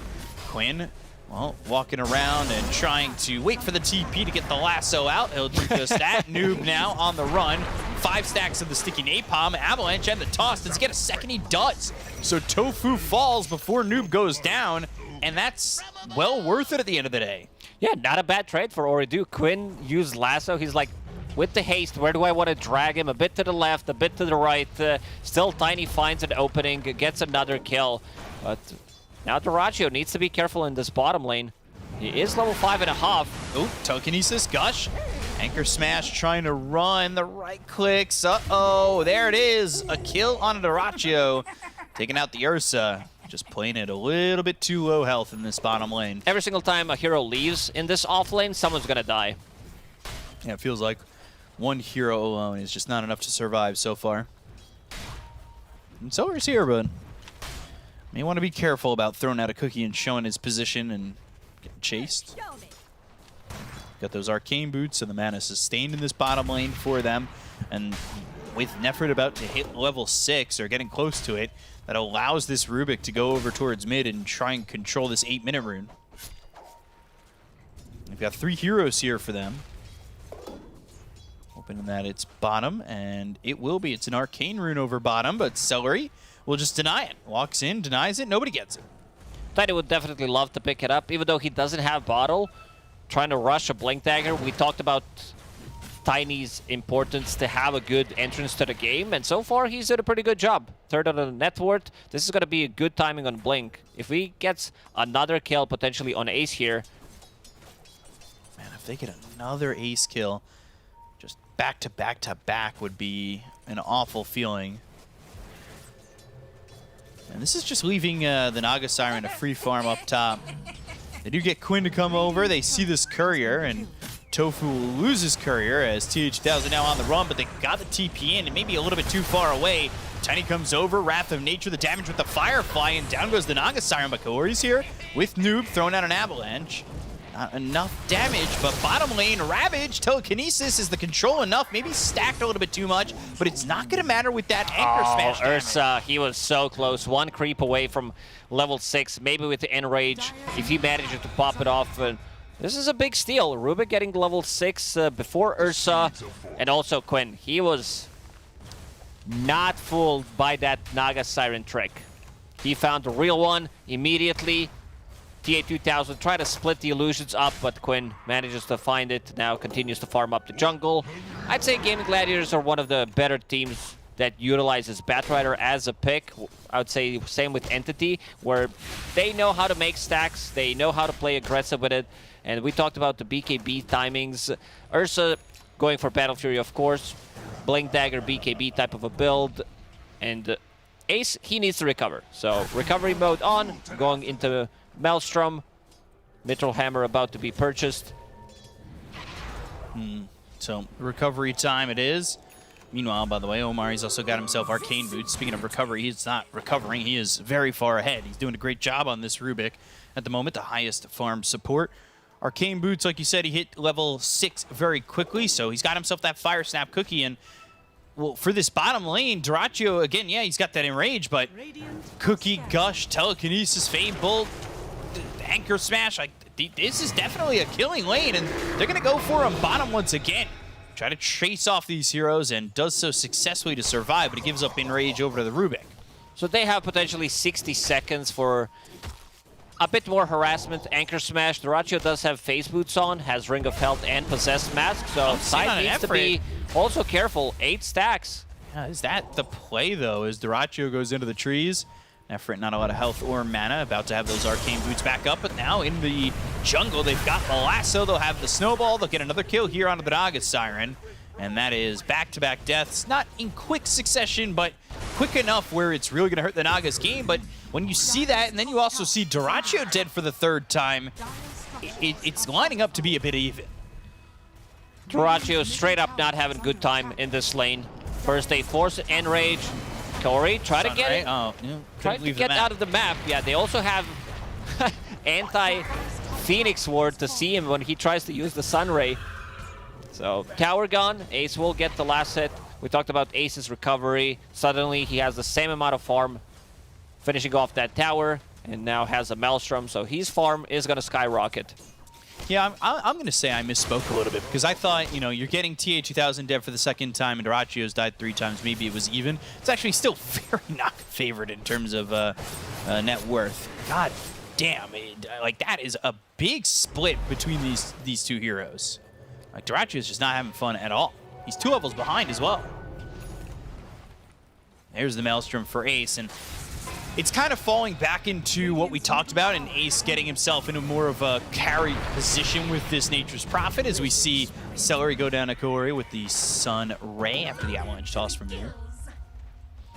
So, is Prophet going to be able to carry this game enough for Dyrachyo to get any semblance of farm together? Yeah, most definitely. They need to play with Tusk plus Snapfire. Avalanche toss. Tiny. They have found Ace. They'll get another kill. Omar's got credit for that. Noob needs to get a bottle for himself because he doesn't have enough mana sustain. Even though they have 2 mana boots, Arcane Ring, it's still not enough. So looking at his career, bringing the bottle and Windlace, wants to be able to put some more pressure. Because if you don't have mana, Tiny's pretty much useless as a hero. Can't step up on this. He's got Blink ready to go. If you come in, it's Avalanche Toss City and Death City as well. It's already 10-5 in favor of Order Thunders. They've got Quinn TPing in.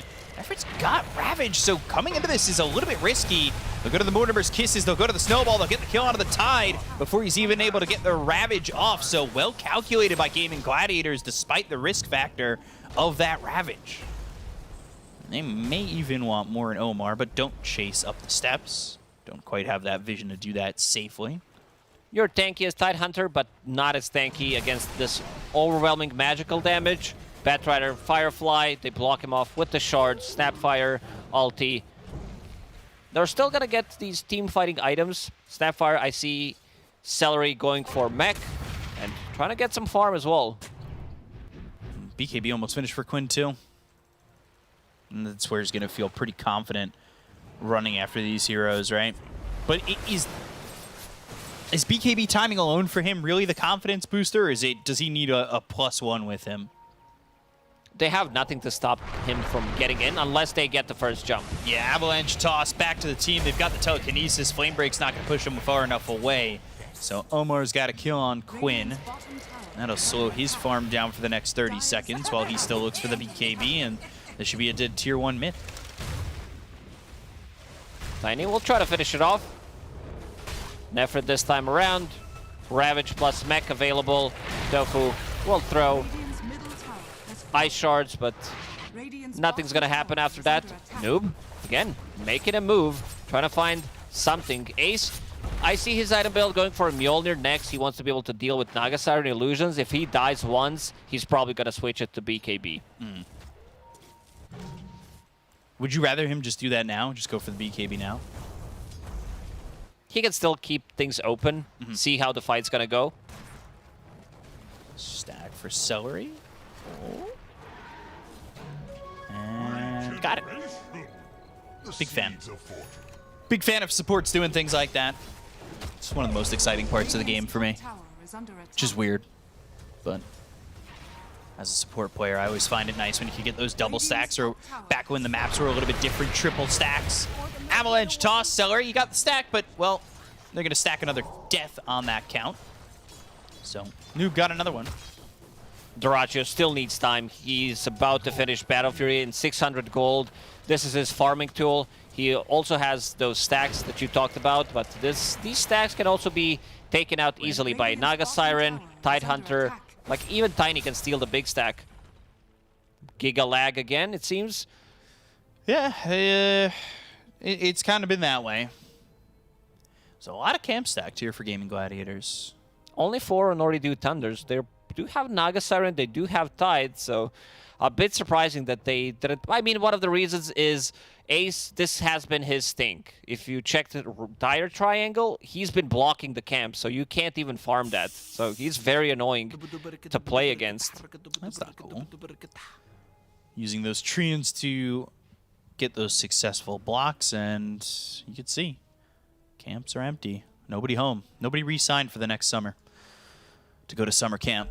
So, bottom tier 1, 14 health, and dead. There it goes. So that's going to be another tower here for TA2000 as he's building into the heart. Then goes Butterfly and looking at a Hex. We'll see if he's able to get the farm and how quickly. As Tofu, telekinesis, thrown to the cliff. So he'll snowball down to the low ground, go after Omar. Walrus Punch up into the air. Meanwhile, there's a lasso. It's going to be on a Noob. They might be able to get themselves a couple of kills, but the Walrus Punch turn around onto Doraccio. Won't do anything for them because Noob is still dead. Still a 4K gold lead for Oridu Thunders. Gaming Gladiators getting a pick off. Quinn about to finish off his BKB. Looking at Naga Siren, her items. I guess he wants to be able to sustain, survive, getting that heart as his second item. I'm not a big fan of Butterfly on Naga Siren, especially in this situation. You are already playing into Maelstrom, which does proc evasion. And you also kind of saying, Ursa, can you buy MKB? This is the item that Ursa loves to buy. He farms it extremely fast. All it takes is one good fight and 2 minutes, and he's going to have it. So, telekinesis, Sunray, the Walrus Punch coming in from Omar. They'll get the kill there. They still the Scatter Blast. Doraccio running in. Icarus dive away, and Noob blink, and the toss. Thinking about the Ravage. Pump fakes it for a second. They've got the shards. It blocks in 2. They're going to come forward. They'll go to the Ravage, but the BKB's been popped by Quinn. So he's turning around, looking for Noob. Supernova, they don't exactly have egg scramblers, so they're going to run away from this one as Quinn goes down to the low ground. Doraccio will join him back towards the back end of this triangle. What a beautiful play from Gaming Gladiators. This Flame Break pushing Nefrit away so he can't connect on Doraccio. Gush thrown over onto the Ursa, jumping in. Look at the damage with the Wrath of Nature being thrown forward by Ace. These heroes are together. They'll go to the Sunray. Icarus dive away, but Nefrit, he needs to be careful to go to the Song. That lands on 5 and allows Arido Thunders to start to run. This could be a Roche. I want to see if Gaming Gladiators want to take this fight. No Song, no Ravage, no Supernova. How are they looking in tag team department? Only 1 point in it so far. I feel like this is the opportunity for them. Like, they don't have to do it straight away. They might go for a smoke, get a kill, get a pick off with Lasso. Avalanche toss onto BKB. Quinn. Sunray, Flame Break, not enough. So Telekinesis will hold him in that Sunray, and they'll burn him out. They're still looking for more. Noob's just walking forward as the Guardian Greaves coming through from Nefrit to kind of heal up a little bit, but they go to the Mortimer's Kisses and the Snowball. Do they have the damage? Now the Mortimer's Kisses. Tofu's gonna die, so they've lost 3, and that might just end up being, well, Arido Thunders controlling the Roche Pit, controlling the pace of this game to where Gaming Gladiators really aren't gonna get their hands on an Aegis for a while. Omar with some big steals, keeping Scatterblast for a very long time, and now holding on to Mortimer's Kisses. Like, this is the easy spell to steal if you have Vision of Snapfire. But Scatterblast, a lot of burst damage. Fate Bolt, let's see what Ace is up to. Yeah, he decided to switch to BKB. We'll definitely get full Mjolnir after this one. Like, they want to have something to deal with the illusions. Ursa's talents also do help. Extra 20 seconds, Furious 5 reset time, and also Earthshock that applies to Furious 5, so you know which Nagas are an illusion, which one is real, which are the illusions. Butterfly, next on the menu, as we said, after finishing off Heart of Tarask, which is very close. Yeah, let's see if he commits to that. What's really the potential for Roche here for the side of Arido Thunders? Is they're going to get another kill on Accelerate? Like, they took a fight like that. They're not exactly the best Roche-taking team. So, as long as they keep it out of the hands of Gaming Gladiators, because they've kind of missed the timing on that first Aegis that they would want on Ursa, I think everything's okay, even if you don't get the Aegis yourselves, right? Yeah, if they had a different lineup, if they had, like, one good hero that takes Roche, they could have potentially forced it, especially now that Ravage is up, but their heroes are kind of bad against Roche. Noob finishing off his Aghanim Scepter, 3 Wally. That's going to be a big one, and also very easy to use. Like, you can use Sprout as a tool to deal damage. Oh, Quinn forced to use that BKB. Sunray on him, and that was because of the Yules that came out from Kori. And that kept him close enough where Noob TPs in and is able to blink Avalanche. So BKB to disengage. Quinn, that BKB now down to 7 seconds, and he hasn't really benefited much from the usages. Needs to be a bit more careful, or he needs some kind of follow-up. Ursa still doesn't feel too comfortable playing with him because he doesn't have a BKB. And I'm glad that the Raj, like, usually as Ursa, you want to have Battle Fury, Blink, which is... it does allow you to go for the kills, but this time around he realizes that BKB is much more important, where he can go in, survive, potentially jump this Tidehunter with Snowball and kill him. Ace does have a BKB available. This is position 5, trying to make something happen. Tofu, meanwhile, dead over mid. They also use the Song. It's on to Quinn, who doesn't have his BKB for 30 seconds, so they'll throw out the Ravage, and Quinn just disintegrates in front of their eyes. They also get a kill in the Celery, so another 3 kills here for Arido Thunders as, well, everything is just going their way throughout this entire game. And now they're in Roche, which is the big one, because if you're able to take this away from an Ursa lineup, things start to get shaky on the game plan. It seems like Gaming Gladiators, they're not going to go for this, and eventually you are going to have enough Roche damage to take it. You have enough sustain. Naga Siren with Illusions, with Heart. Look at the damage Ace is taking. Kori has been so annoying, and he also doesn't care too much. Never mind. Gets blasted. Wrath of Nature, Snowball, Punch. It's going to be enough. I guess he thought, I'm okay having Yule Scepter. I can dive. I can Yule Scepter myself, but got surprised by that Snowball Punch plus from Tofu. Arcane Rune spawning bottom. So we'll get denied by the Treant that was sitting there. We've got Noob looking for a jump. Jump, Avalanche toss, Tree Volley. Duraccio never had a chance. Back to hibernation for him. Another beautifully executed gang from OT. Avatos combo, Omar, Shards Fate Bolt, and 3 volley. So even if he uses Enrage, still like the damage is gonna be. And they found another avalanche toss. Tofu on the run. Free throw. We'll dodge it. Snowball back Blank towards Noob. is available. Ooh, pig pull. But Sunray's there, burning, not burning enough. Celery also had mech available. Yeah, he uses it. The avalanche comes in, and they're able to keep Tofu alive. It was close, but just like in horseshoes and hand grenades, close doesn't really count. So 9K lead. With Dyrachyo still trying to get into the BKB, he is just a 250 gold away from that. Ace has finished off the Mjolnir. Quinn's game, though, has slowed down a lot. By a lot.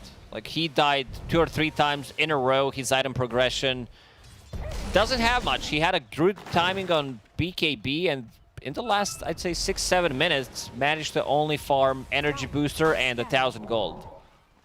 And not much for this Batrider, who I think for many were expecting to kind of get out of the gates rolling, and feels like it's slowed down on this back end leg.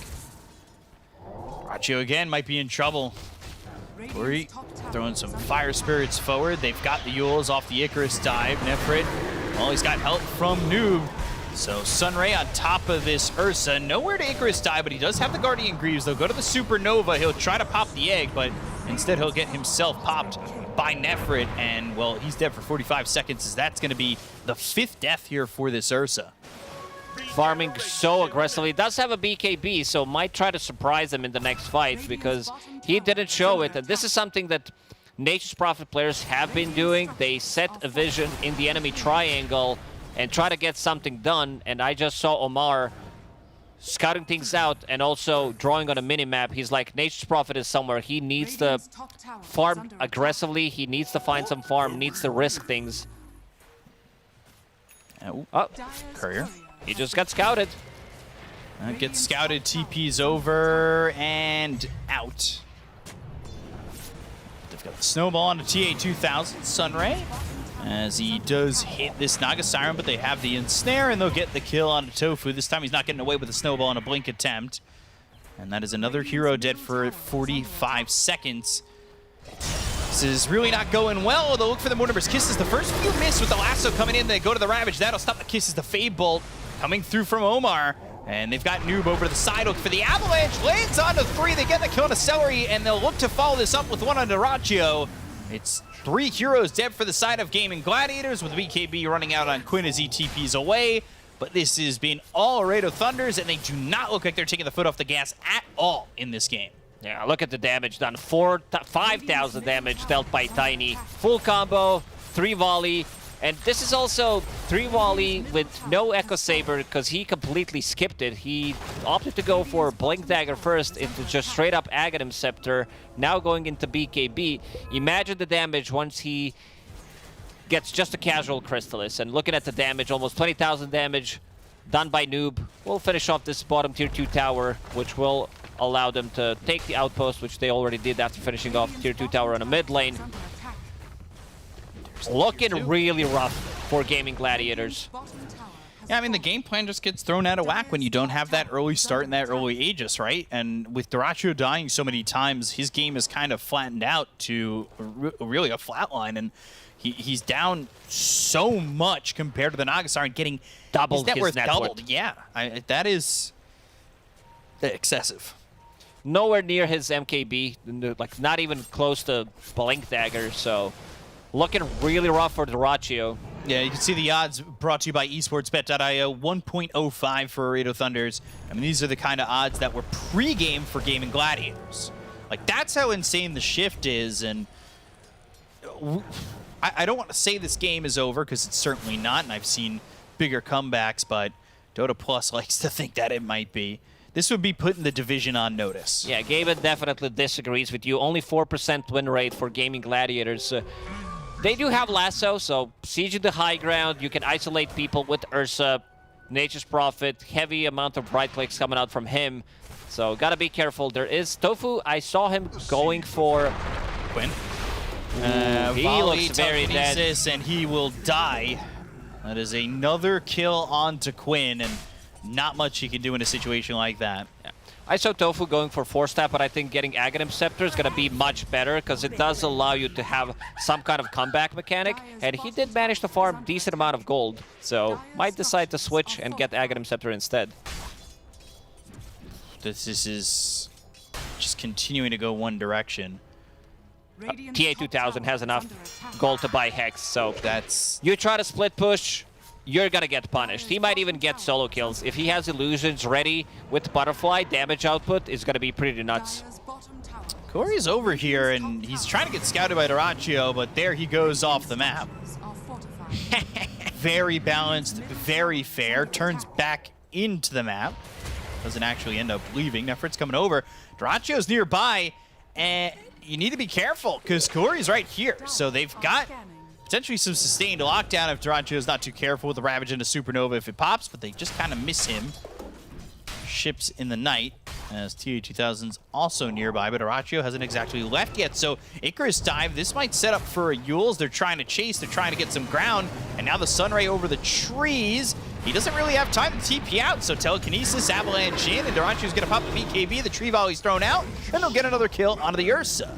So he tries to just buy as much time and get as much gold as he can, but he still ends up dying. And now Ace is gonna get run down here by TA2000 with Noob's help. And this is just two massive kills that continue to knock down Gaming Gladiators. Noob is everywhere. If Dyrachyo wanted to TP out safely, I guess you don't want to risk it. You don't want to pop a BKB immediately, but once he saw people being around him, you gotta use that BKB and TP out, because they don't have abilities that go through magic immunity. Noob has been all over the place. Like, he's so active. Same goes for Omar. Omar, 8-0 and 13. Didn't die a single time on Rubik, which is insanely impressive. Yeah, very impressive game for him, and really the entirety of the team at the moment. Cummins Halberd picked up for the Tidehunter. TA2000 is going to start to siege this top tier 3 with these illusions. And there isn't quite an answer yet, as Ace is still looking to respawn. Someone needs to deal with this. Or his tower's just going to die. There's another Rosh in a minute 20, and we've said it before, like, Ursa lineup's first Rosh, okay, you don't get that, but if it's first, second, and you're down by a bit, the game kind of checks out a little. Yeah, they're way too underfarmed at the moment to contest Roshan, I believe. Tofu, this is going to be a big one. I talked about his Aghanim Scepter. I think they should give him farm priority. If he manages to get the kick, does have Psychic Headband, so extra cast range is going to be huge, plus Lasso underneath the tier 4 towers. Get him farm. He can also like sell Fluffy Hat potentially if he feels like the one fight's coming. Ooh, Ace caught again. That Hex coming in clutch, and they'll get another kill onto the Nature's Prophet. This Observer Ward in their own triangle, providing them vision for Nature's Prophet. And the disarm on Dyrachyo, so not putting that constant damage on an Efreet, using that Ogre Seal Totem to jump forward, but they've got the Ravage. They'll go to the Supernova. There's nobody here to pop the egg. Mortimer's Kisses, they are using everything here on Efreet. They're still not getting the kill onto the Tidehunter. They've also killed Quinn. So no Lasso, no control. Down goes Tofu. Celery hit by the Telekinesis. You're not going to be using that cookie to jump away. Instead, you'll be dead once more. And that's 4 heroes dead on the side of Gaming Gladiators. Roshan just respawned, but they have better buildings to take, better objectives, and now with Naga Siren and Tiny, you have way enough damage to kill, I'd say, 2 sets of barracks. Gaming Gladiators, they're kind of inside their base, stuck. I want to see Tusk disassembling his Arcane Boots, selling the mana component, and buying Aghanim Scepter, because I don't think they have another fight. We've seen how strong the Fountain can be. How disruptive to victories it can be. Down 22,000, it's a pipe dream, that's for sure, as they are going to head back towards Rosh. This is a free Rosh. Dire are using a scan. They were afraid maybe that Nature's Prophet is going to try to do it with Ursa. So 2 sets of barracks, double damage, also spawn bottom. Naga Siren sitting on 5,000 gold, thinking about what she wants to buy. I see a Nullifier, so those 4 staffs there aren't any at the moment, so very good analysis right there. Lacoste, it's also great against Ursa, where you remove his overpower. It's also great damage item on Nagasar. Might change his mind if he feels like, oh, I need something to deal with the BKBs. I'll get a Basher or a full Abyssal Blade instead. There it is. Kick, punch, punch. There for the Tusk. Let's see if he can pull it off. Double damage and Treant there. Treant there. Treant there. Hexed him. Just in case. Okay. Though I thought he was just going to deny it. Duracio's behind. This is super aggressive. There's the kick all the way to the team. The snowball over the cliff. They immediately go into the song. This is turning it around. They'll have the BKB on Quinn if they can get it off. It's exactly what they'll do, but they don't have the right click damage or the right clicks to really pop this egg. Duracio's trying to down run already. Shield Totem. He's already going to be dead. They'll go after Omar. They've got the kill onto the Rubik. That's for the first time this game. He's now 8-1 and 16. The chase is on to Ace with BKB. The damage is out, but the TP is successful. And just Omar dying, and that's really worth it when you've got yourself a kill on a Duraccio. Omar saying sorry. First, that definitely needs to apologize for his performance so far. One death involved in 24 out of 35 kills. So he's been having absolutely amazing game so far, and I don't think they have much left in the tank. Let's see the kick. You're also playing against Rubik, so if Rubik manages to steal the kick, you're kind of screwed. Take the tier 3 bot. Looking for the mega creeps. Lasso, this is trying to line it up. They might have it. There's the kick. But can they get the kill on a TA-2000? He still has an Aegis. They don't even get the Aegis out of his hands. The Ravage are 4-step away. Oh, no. Duraccio, you are in so much trouble, my friend. The bear is not safe. Nefrit, though, kicked into the base. TA-2000 still trying to work. Duraccio's dead. Celery is gone. And TA-2000 never even dies. Oh, boy.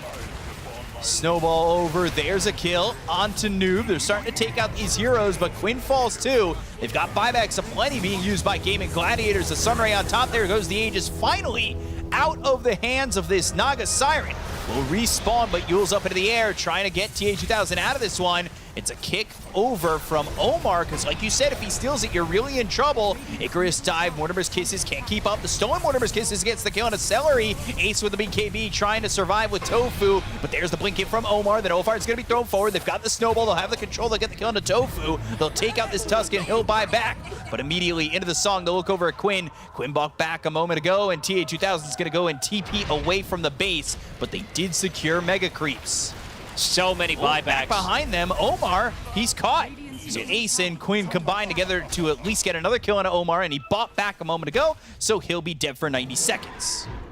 Everybody besides Duraccio used the buyback, so if they manage to get another kill, the big one is Tusk. Like, they don't want to get kicked underneath the Fountain. We still see the power of Fountain, Lasso.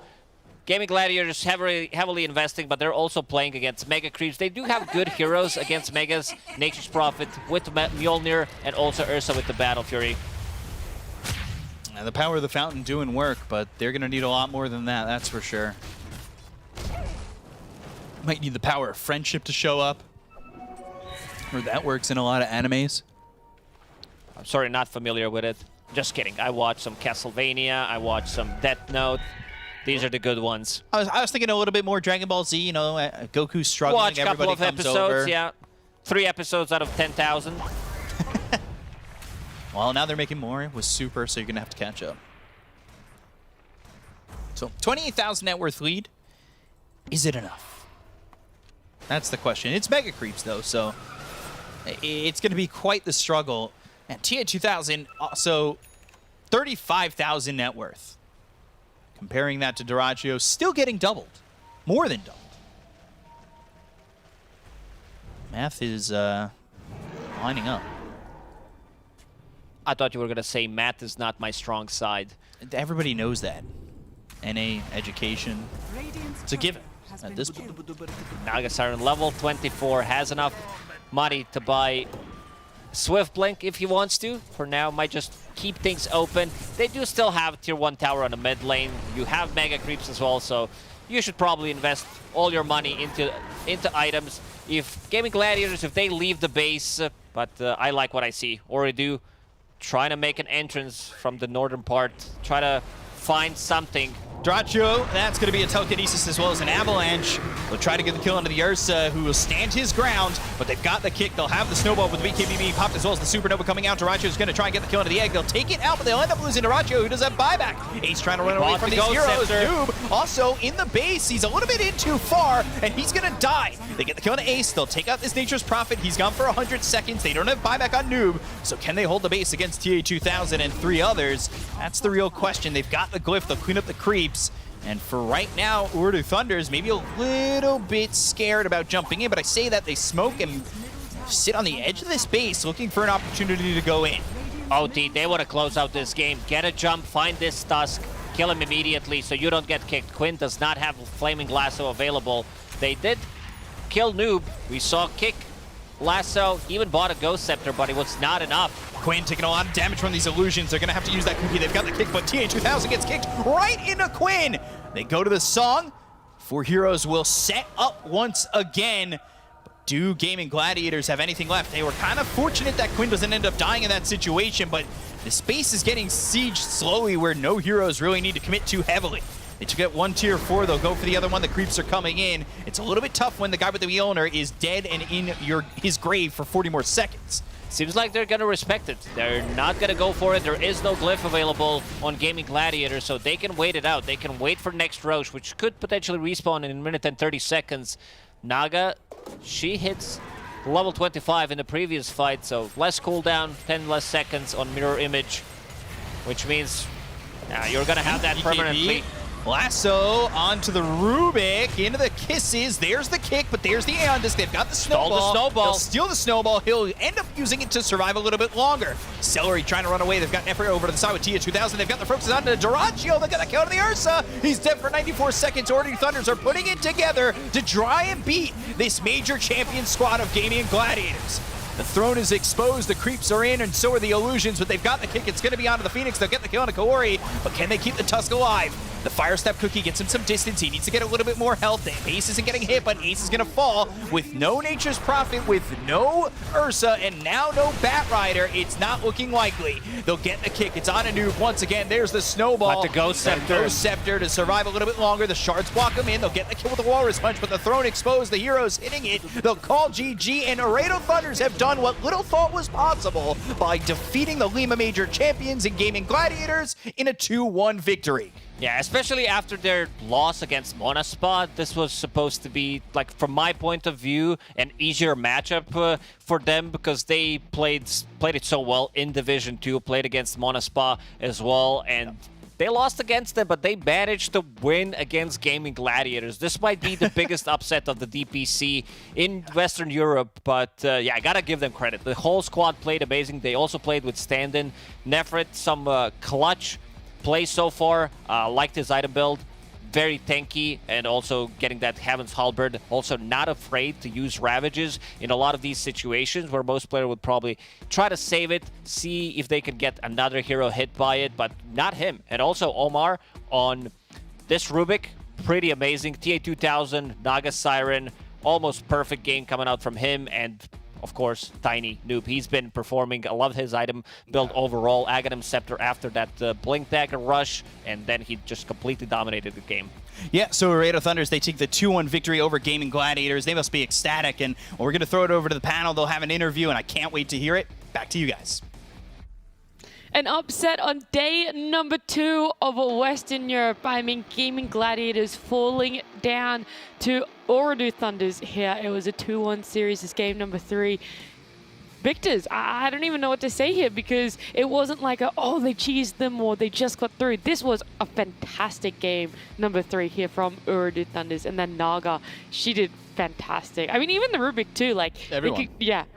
Okay, well, okay, yeah. Okay, sure. Yeah. Okay, I guess we're gonna have a long discussion about MVP, but I want to start with saying that I have Noob played with fire in his eyes. This man, I've never seen a mid player want a win so badly in my goddamn life. This dude went absolutely insane. He was making the early rotations. He got his Blink Dagger at a good time, and then he was getting these constant toss backs all the time, setting people up, pressuring the enemies. Like especially on this bot lane, I want to say like Quinn made a go onto a Phoenix. Instantly, Noob is already rotated and ready. He forces the BKB from Quinn, then instant 3-man smoke up. Look for that next fight. Like these guys were so on top of every timing and every opportunity. It was so nice to watch. Yeah, and at the end, if you were just tuning in, it was to the point where the Naga was living through pretty much everything. They had to burn so many buybacks, so many spells just to get rid of her Aegis. And then the Rubik too, they couldn't even kill him. Like the way that this team played and also itemized for Ooredoo Thunders, I think was the real standout. I mean, I think it all even starts in like the early stages of this game. They're winning bottom lane like very convincingly with the tight Rubik, so they must have done a very nice job there. Of course, they did good top with the Naga against Nature's Prophet, but again, another lane that I felt they won too hard. So they did really well in the early stages. Then Noob, he did well mid, they did good rotations. He always synced up with his supports, with Omar, good Phoenix X to also like, you know, protect their team. And overall, I feel like they didn't let Gaming Gladiators breathe. I would kind of criticize them that their laning stage was very poor in this game, at least from both of their side lanes. And the Ratio, he just felt so underfarmed. Like at some point I was like, damn, he's really struggling. And then OT, they played really well. Nice map movements, good itemization. So, I mean, more than anything, they just deserved this win. Would you say there was still that struggle that we saw in Game 1 about the team fight from Gaming Gladiators? They just wasn't any cohesion between them. They were sort of almost running in one after another. Would you say that the cohesion was lacking as well in this game for what their lineup needed to do? I mean, I guess, but did they really even team fight like that often? I feel like they just all didn't even get a chance to do that. They were all just trying to like get their items because they're under farmed, so they're trying to get back. And yeah, I mean, one of the more poor performances from GG, but I don't really care so much. I'm happy for OT. I feel like they played really well. At least in this series, they showed what they can do. Because in the last one, they didn't, but now they bounced back. Yeah, I mean, they play phenomenal. Sometimes there's been wins because a team will have a misplay or whatever, and that just wasn't it. OT absolutely overperformed. They shone so bright in this series and this game.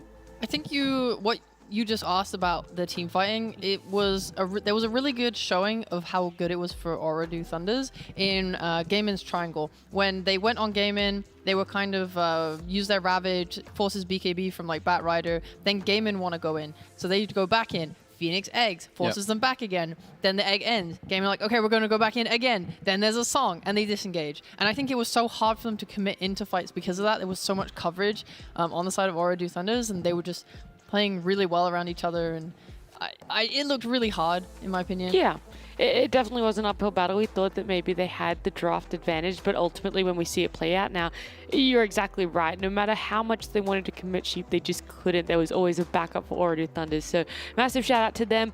Who are we shouting out for MVP though? I'm voting for Tiny.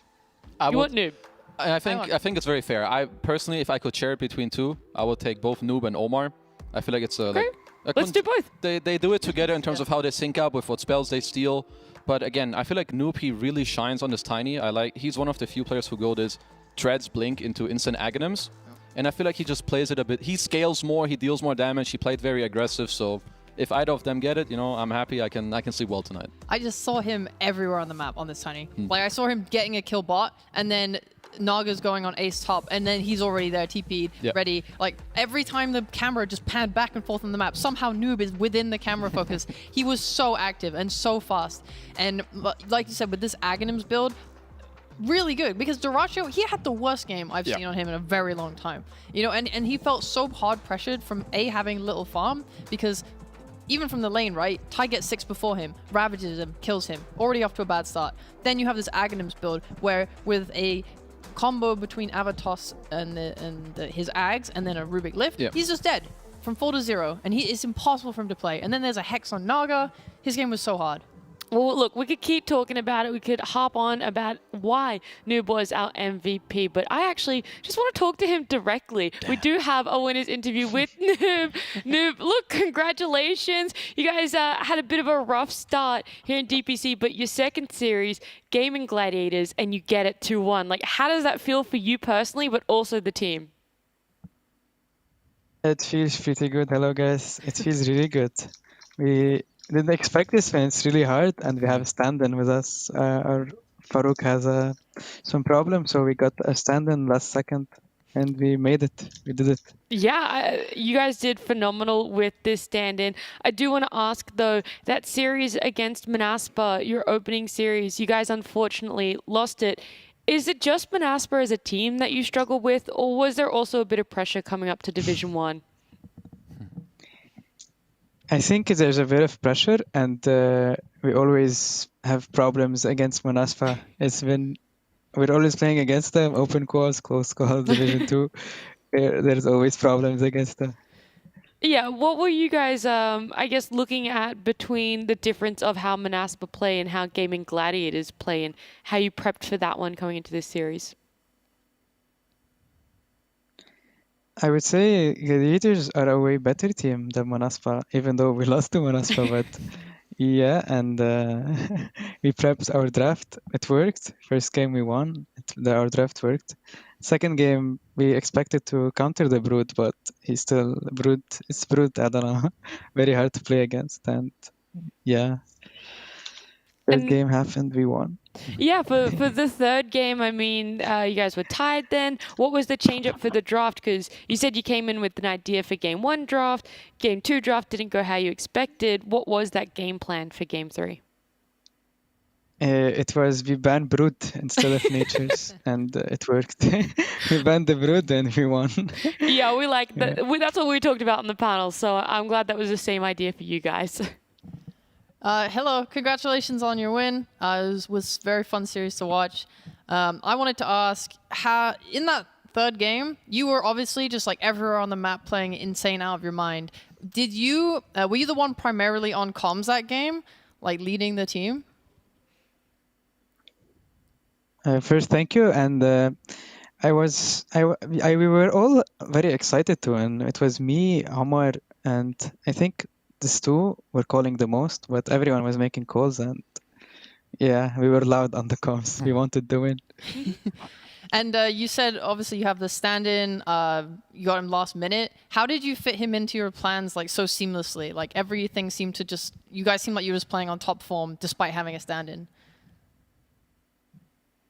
We actually played with him before. When we got our offlaner, we were testing some players. He was one of them, and we just clicked, I guess. Okay. All right.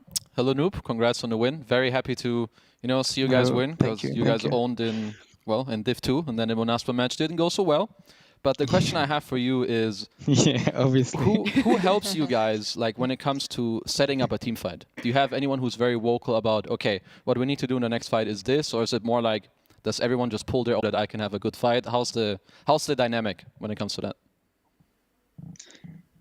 It's always different, I would say. Like if some hero needs something done, he will call for it, and we will start the fight that way. I mean, this game we were trying to like make them use BKBs without committing, and then we fight. But it's not like one player making the call. It's different kind of every game. Okay, and then one more. So in this game, you see that the Bad Rider is picked as the closing pick, and you have the freedom to decide what you want in the mid lane against the Bad. Of course, they're gonna ban to protect it, Queen Puck, and so on. What made you what made you comfortable to have the Tiny there, get some more team fight from Phoenix, as opposed to picking a new mid? Could you tell me a bit more about the matchup? I think the matchup is fine for Tiny. You're just taking your farm, and he gets his farm, and you can, like, we decided it's better if we choose for side lanes, stronger side lanes, because if it's Tiny 4, you're just gonna trade farm on side lane as well, and you cannot really like counter the Bat because they banned Quap, and I don't remember, so you're just gonna get his farm anyway. So and Tiny is doing fine and scaling a lot, so it just works. Yeah, definitely. All right, thank you. I have another one. I just wanted to say, obviously, this is like your first win here in Div 1 this tour. Maybe like viewers aren't hyper aware of like your team and your players. Could you tell us more about you guys, like what you guys are like striving for, like the personalities of your team, just kind of, how you guys vibe? We're striving for TI. This is a big dream for everyone. We want to win, and we're excited. We really want to win. And thanks for the supporters as well, obviously. And shout out to Shushu. He was always calling for shout out. So He's an account manager. You guys like good friends? Is that the vibe of the team? Or are you guys like quite serious, calm, professional? What do you got? I would say we're a bit serious, calm, professional more than friends, but we are friends for sure, but more serious. I do have one more question before we let you go. A lot of people would say Gaming Gladiators are the biggest opponent or the biggest threat here in Western Europe Div 1. You guys just took them out. So is there any other team that you're, kind of not nervous per se, but you think that they're going to be really difficult to come up against?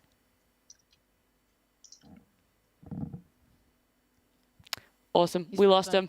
That's it. That was the lag. This was the lag that was happening the whole time. Oh, no. This is why we had to pause. We'll never know, actually. He's just not afraid of anyone. Yeah. It's just too easy. He didn't want to answer it, so instead he just quit the call. Kazu, can you answer instead? Just a little bit of roleplay. So we just beat the best team, so we're not afraid of anyone. Back to you now. Yeah, nice, perfect. You're Yeah, it was a nice little interview from Noob. We did get to hear a little bit more about OT.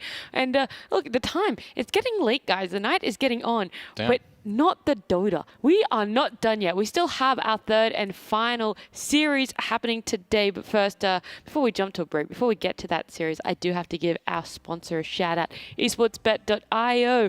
I've got it written down here, some really cool notes. Yeah, 50% first time deposit bonus with only 2 times turnover requirement for new users. So that means esportsbet.io will give you an extra 50% into your account balance when you bet for the first time. And if you want some more information, you can head over to their Discord. The link is below in the PGL Twitch channel panels. But for now, guys, normally I'd ask you some questions, but we are running behind schedule. So let's go. Let's jump on into it. It's going to be OG up against Liquid after this break.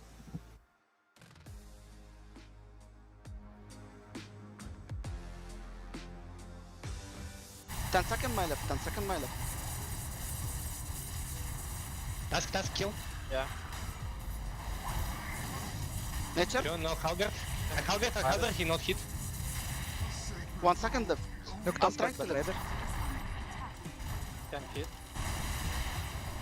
Vision. Let's finish. Keep on. First up in 1. GGBs. Well played. Good job. Well played. Good job.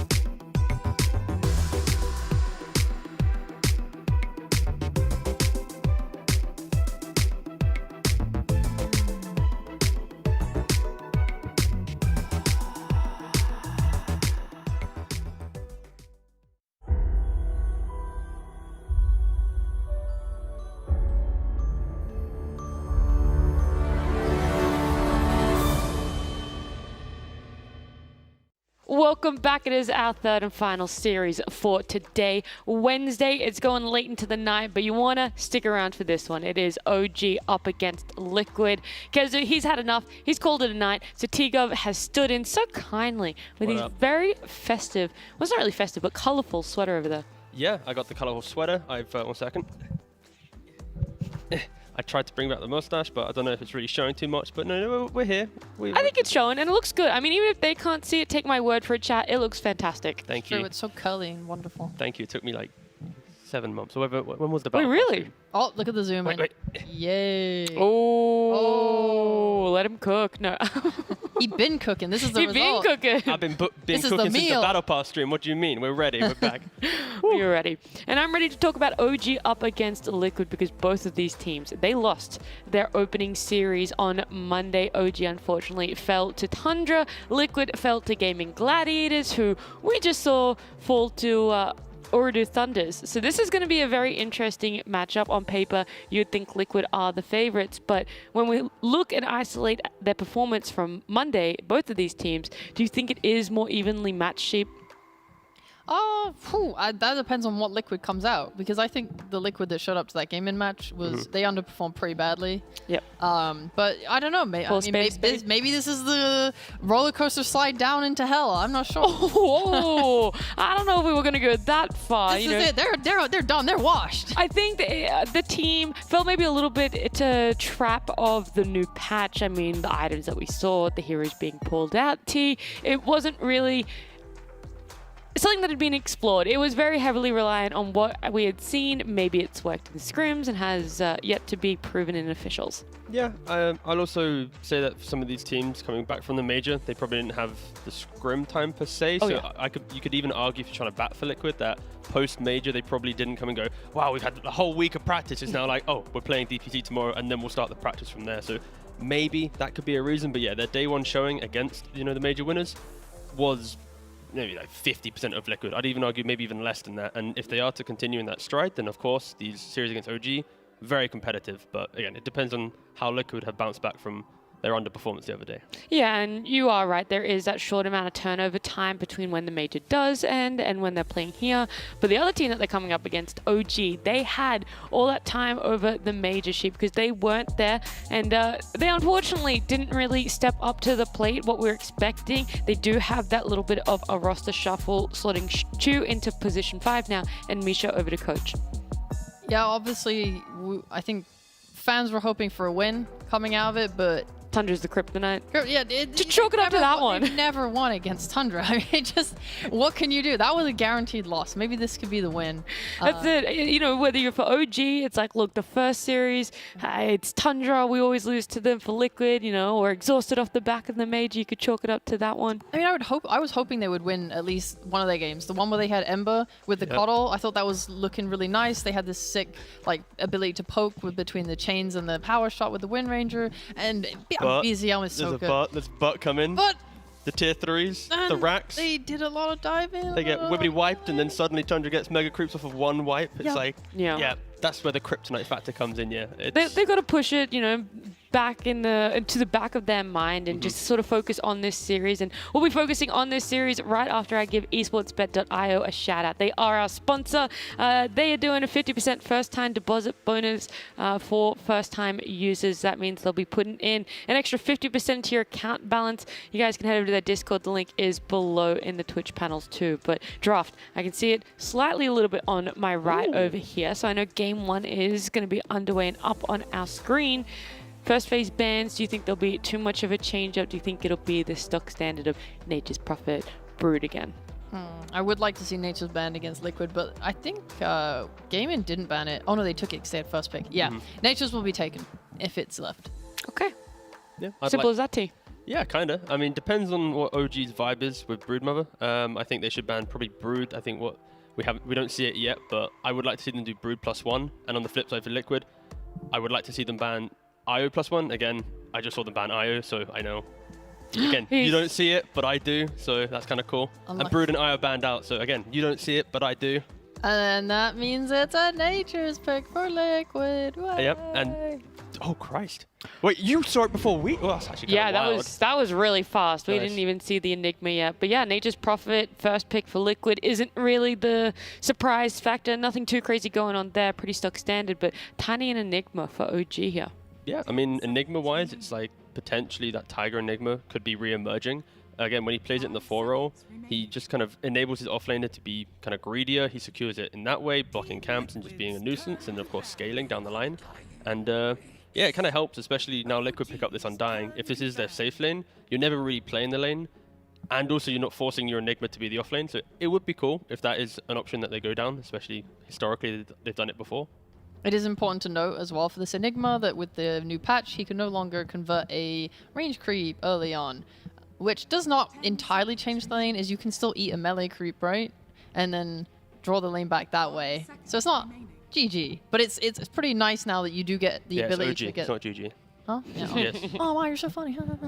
Thanks, that's what my dad says. I'm not gonna lie, that was pretty quick-witted. Yeah, he's a smart boy. You were very quick He's on that good. one. Thanks, man. He's good, he's got it. Thank you. But yeah, I mean, I think the idea is still there for Enigma and his laning. It's just you get the ability to be able to take a range creep XP now, which is nicer for enemy safe laners. Yeah, it's just that small little bit that overall doesn't really impact the idea that you want with Enigma, but it's just nice.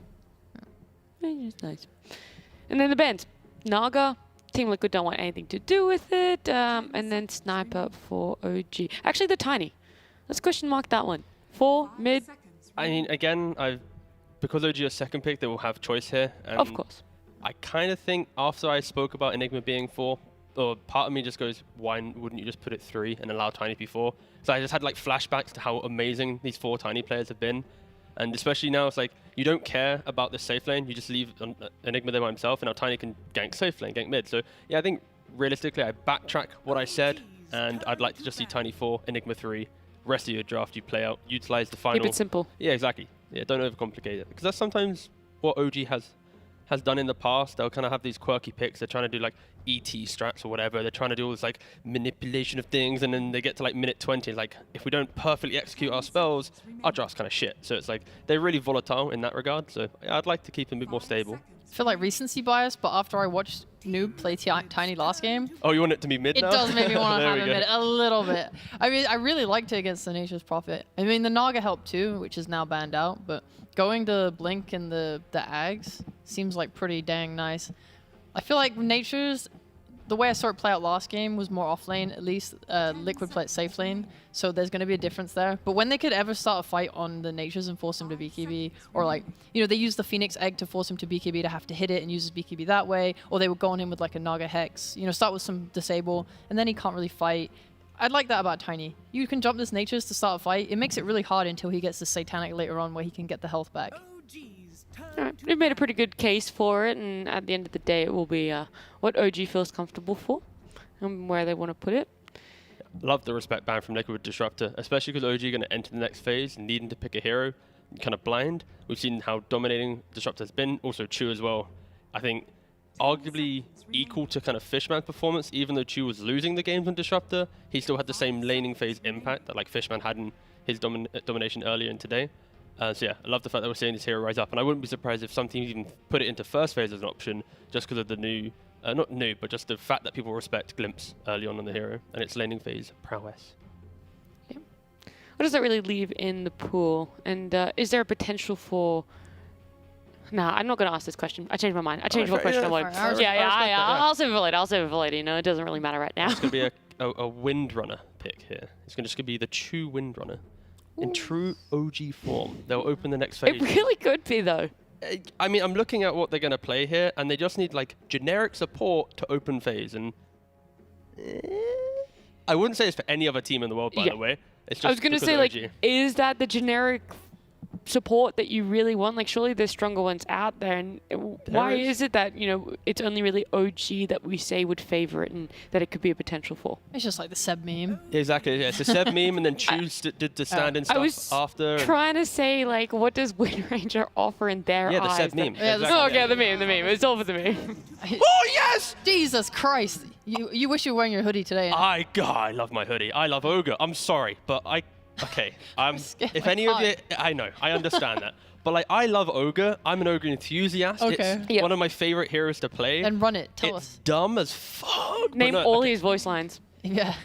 You good? How did that happen? Oh, something like that. I don't know. But yeah, no, okay. Jokes, whatever. I'm fucking delirious right now. I need to He swung like twice in the Wow. I panic. I'm panicking. He has been here all day. I'm gonna ground you. Can I talk about Ogre, please? Can I talk about Ogre and then you can get yourself deal. together? Yeah, I like that. Okay, Cheap you start. Ogre has typically not been picked in a very long time. Yep. Why is that? I believe it's because what he brings is not better than what other supports have brought. And I'm not sure if the patch has changed that, where we've seen a shift in supports. But typically, Ogre didn't lock down people better. His boss weren't as good as, say, like Marcy's sidekick and so on.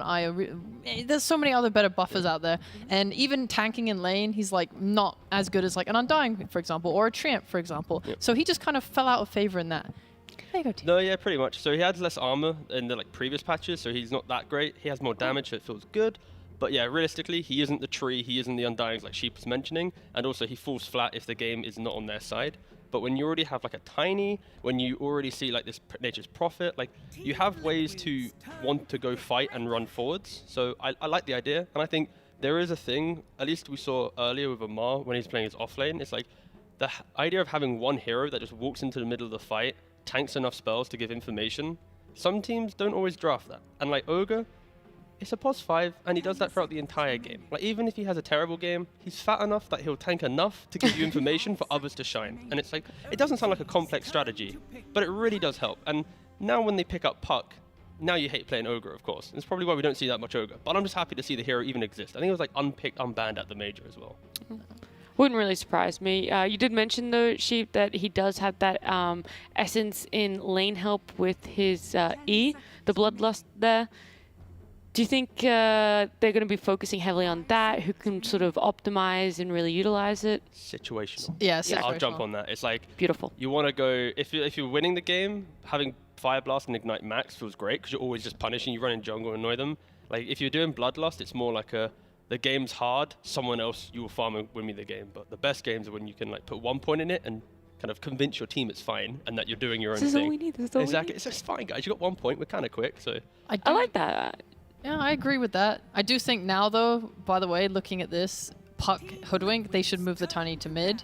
I would want to see it there. It's just one of the better matchups versus the Puck. You're going to have so much kill threat. I think you can feed off this Puck and Hoodwink really easily with your Blink. And it's going to allow as well your Ogre to be able to actually walk up and use his stun on Puck, because otherwise it's just not happening, man. It's so impossible. You're just going to be running around a lot of different places. Yeah. It's going to be the most useless Ogre. And then if he gets that Axe, he's able to also pressure the Nature's Prophet. So that's what I would like to see them do with that. This lane though, if it's Ogre TA in safe lane, it should be pretty strong in regards to like you have Meld, you have the Ignite stun. It's like if you walk up into that lane and they have levels, like level 2 advantage, you're probably gonna die or at least be pressured out. So I think for Liquid at least, they need to kind of just make sure that they respect that potential damage or at least continued damage throughout the entire time. It's like a lane that it never really falls off, it just always exists with its nuisance. Yeah. We should probably talk a little bit more about the Team Liquid draft. I mean, with Hood coming out there, it's most likely going to be a Hood and a Nature's Prophet in lane together, or no, you think it's Undying and it's going to be a carry, Mickey? I think it'll be Undying. Okay. I mean, they can move it wherever. I guess that's like the whole point, right? But I think Undying will lane with the Nature's Prophet. Okay, so no matter, it goes safe or off, Yeah. whether it's Zion Mickey, you think the Undying will just be in that lane. All right. Yep. I like the ban from OG at least with the Beastmaster. Like, if you lane, let's say like Nature's Prophet or any summons into Ogre, it's already kind of annoying to soak up the Ignite, or at least make it harder to hit the double. And then it's like Beastmaster on top of that. You then don't even care because you're going to be pushing through the game quick enough that they don't get to make these cool plays where they're invading your jungle because you can't defend under like a 4 or 5 man threat. And OG, they don't really have clean stuns outside of maybe like a tiny initiation. It's like this Puck game is pretty free right now. So they have to respect like Liquid's ability to just overwhelm them up early on. There's actually one situation where I would move the Undying away from the Natures. I'm sorry to completely change the topic. Please do. But I liked what you were saying. It would be if they pick last pick Darkseer against TA. I really like having Iron Shell against her. And if you... if she's meant to be laning with Ogre, I think a Darkseer Undying running at your Ogre, it's going to make it very hard for him. Because he's meant to have, like, high health and armor and be tanky, and I think those two together could really, like, break through that and make it hard for TA to lane when you have, like, the Tombstone up. That's like the only situation, or one of the situations. An AUG ban. We don't see that too often, really, but We definitely don't. Any insight as to why this hero could be banned down? it's like good against Enigma with like you push out the Eidolons, and then now it's like you have Nature's Prophet against his Ogre, so they like that matchup, and then you have this like overfarmed AUG, so TA can't ever really keep up with it. Sure, there's like way down the line some like MKP, Deso, BKB timing, but that's after AUG's hit all his timing, so I think it's just a respect towards the flexibility of Prophet and the weaknesses of what Enigma brings to lane. Yeah. Definitely for the flexibility, because yeah, a Beast and then an AUG, you know, that's very much splitting the last phase of bans for themselves there. Liquid are going to have to decide. Is there a hero, regardless lane-wise, that you would like to see them pick up, or at least something that they really need to bring it together? They have like magic damage, they have physical damage, team fight, they got push. Yeah, tower push, definitely. Pretty nice.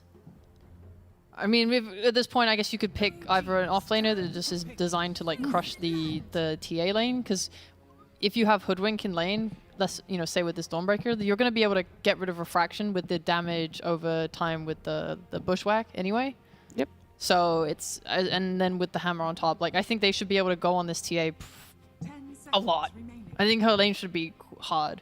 Yeah, it can be really hard. I mean, Hoodwink just secures any lane pretty much, like Hoodwink plus Centaur, Hoodwink plus anything.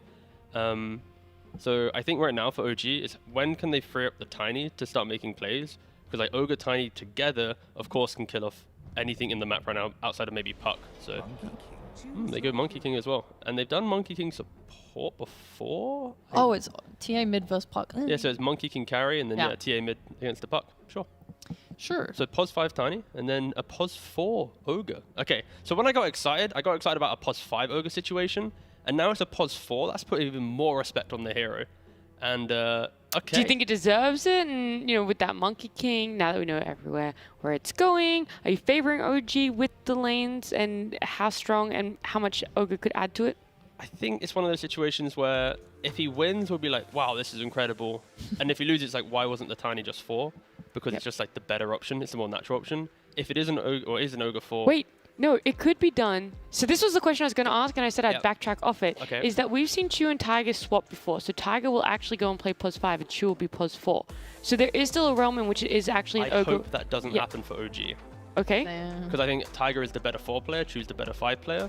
But in this scenario, it's like Tiger going Ogre, it's like he needs to buy like Veil, and then from that, kind of propel his team into fighting. And then, yeah, we'll see. But sure, it's an interesting switch up. It's interesting option on the hero. If they are to win, we can ask them about what they thought about it. But of course, yeah, Liquid, a little bit more stable of a lineup. Okay, so you're probably leaning just a little bit to Liquid and yourself, Sheep.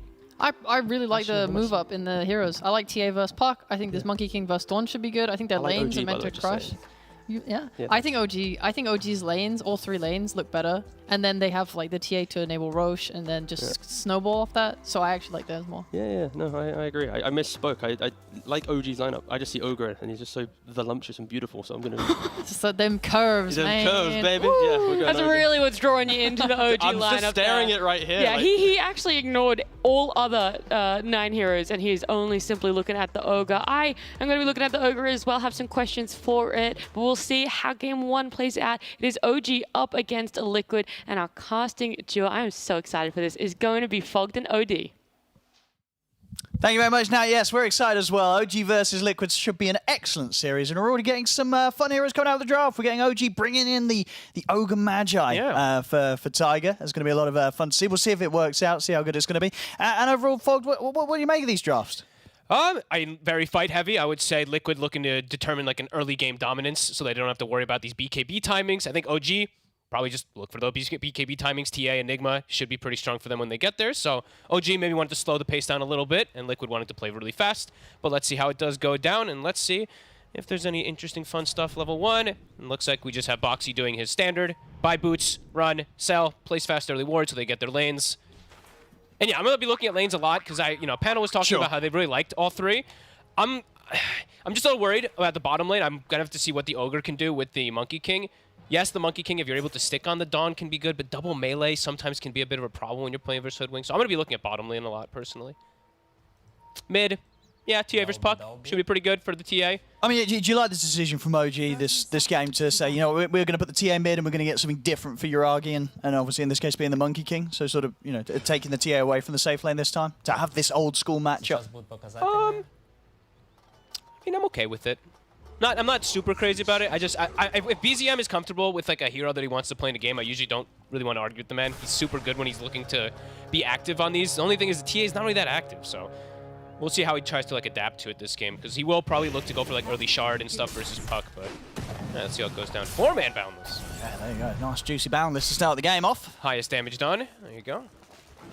Bounty runes though will fall the favour of Liquid. They'll be able to grab 3 of the 4 here to start things off. I mean, and indeed, as you say, so obviously with BZM playing the TA, he's not necessarily going to be the one that's going to be active. You sort of look at OG's lineup, a kind of who is going to be the one that's going to be active? Not sure. It's going to have to be a lot up to Chu in the early game, what he's going to be able to make moves with, because Ogre usually just wants to sit with your carry and solidify the lane. So yeah, I feel like a lot of that is going to be on Chu, and game could get stagnant a bit, maybe quick for OG, and Liquid, they are not looking to play stagnant. I mean, they have Nature's Prophet. They're looking to bully towers early. They're looking to surround, have number advantage very early on with that early tower pressure. For sure. I mean, and talking about this top lane, I mean, what do we expect out of this? Is this just going to be a super chill lane for Mikke? Is there going to be any sort of pressure that OG can put on a Prophet in this laning stage? Nah, Mikke should be just fine. He's got the backup of an Undying, unless they like really mess up and somehow get tossed under tower, which is what does sometimes happens with Tiny, but I don't think they should with the Treants constantly harassing an Undying. So Mikke should free farm, but Enigma, I think DM should also start to pick up his farm once he gets some levels. Maybe the first few waves might be hard. We'll see. I mean, I think really, as you touched upon it, it's going to be down to for OG. I mean, we see in terms of the odds here provided to us by esportsbet.io, our partner. Indeed, they favour Liquid overall. Just about if they're going to be able to buy time and have space for both BZM and Yuragi to kind of get those first 2 items that both of these cores kind of need to be able to do anything right. Yeah. They're going to have to try and find space that Liquid might not give to them. We'll see bottom. Set up on a Zai, but he's still got the hammer at the ready. Pulls himself away. One might have to take a little bit of like a sacrificial route in how they either build or how they look to like move around the map. Otherwise, I feel like they could just get into like this farm fest, where it's like Monkey King wants to farm, Enigma wants to farm, so does TA. So maybe one will take a little bit more of an aggressive early item build. Early Tombstone up top. I'll see Chu try and grab the wave. Delete this. Along with Wraith Bands, delete the wave pulling. I want it. I want these changes. Look at this. Look at him. Let me just grab the wave. He lost some creeps, though. He's still taking quite a bit of a beating here from Mikke. He lost 2 of the creeps. What, to the camp? Yeah, the hard camp. Did end up getting one of them being the range creep. Yep. So that'll hurt a little bit. Now we're seeing the CS so far. Down bottom, Zai, 9 for 1. Should be slowed down. Definitely has a little bit of a tough first few levels versus the Monkey King. And we've got to see the build. We'll see what build what Yuragi wants to go for this game. You were saying, and you weren't memeing, that this could indeed be another hero you're bringing back the Radiance build on. I mean, I was kind of memeing. But okay, you're kind of memeing. I remember the old Radiance sags, you know. The Thompson build, you know, that Radiance from mid lane. A classic in time. We'll that would be so greedy. If he if he did Radiance, sure, it's a greedy lineup already. Yeah, with Enigma and TA, that would be insane. And Zai staying constantly pretty low. He has to be a bit careful down here. Nice last hit. And mid, we are seeing BZM. Yeah, he's crushing it in that matchup. And this is why you put the TA mid against the Puck, right? And it gets better. You're able to free farm. Yeah, and it gets even harder for the Puck as those levels do come out in Refraction. Can't actually do much of anything as Nisha. So let's see if they look to help him out at all. Rune checking already. Chu is actually going to be the one to take the bounty rune up top, so that's 1 bottle refill that Nisha won't be able to have. And let's see if he looks to sit on one of these 4-minute power runes. Alright, water runes, sorry. Bottom lane. A little bit of an attempt here onto Zai. He has already used the hammer. We'll still be able to step back far enough. Quite at a point where Yuragi and Tiger can fight too close to the tower. This is the fun lane. This is the one that we're this is where there's going to be a kill. Yeah, because it just both are toying with each other with low HPs. There could be a boundless at full heals. Could be just like back and forth bounces from the Acorn shot. Because if you look at Boxy's skill build, he actually puts the 2 points in Acorn. It did get slightly buffed. Got 5 more damage on your bounces and stuff like that. But Boxy, I've seen him do this sometimes when they feel like they have overwhelming damage in lane.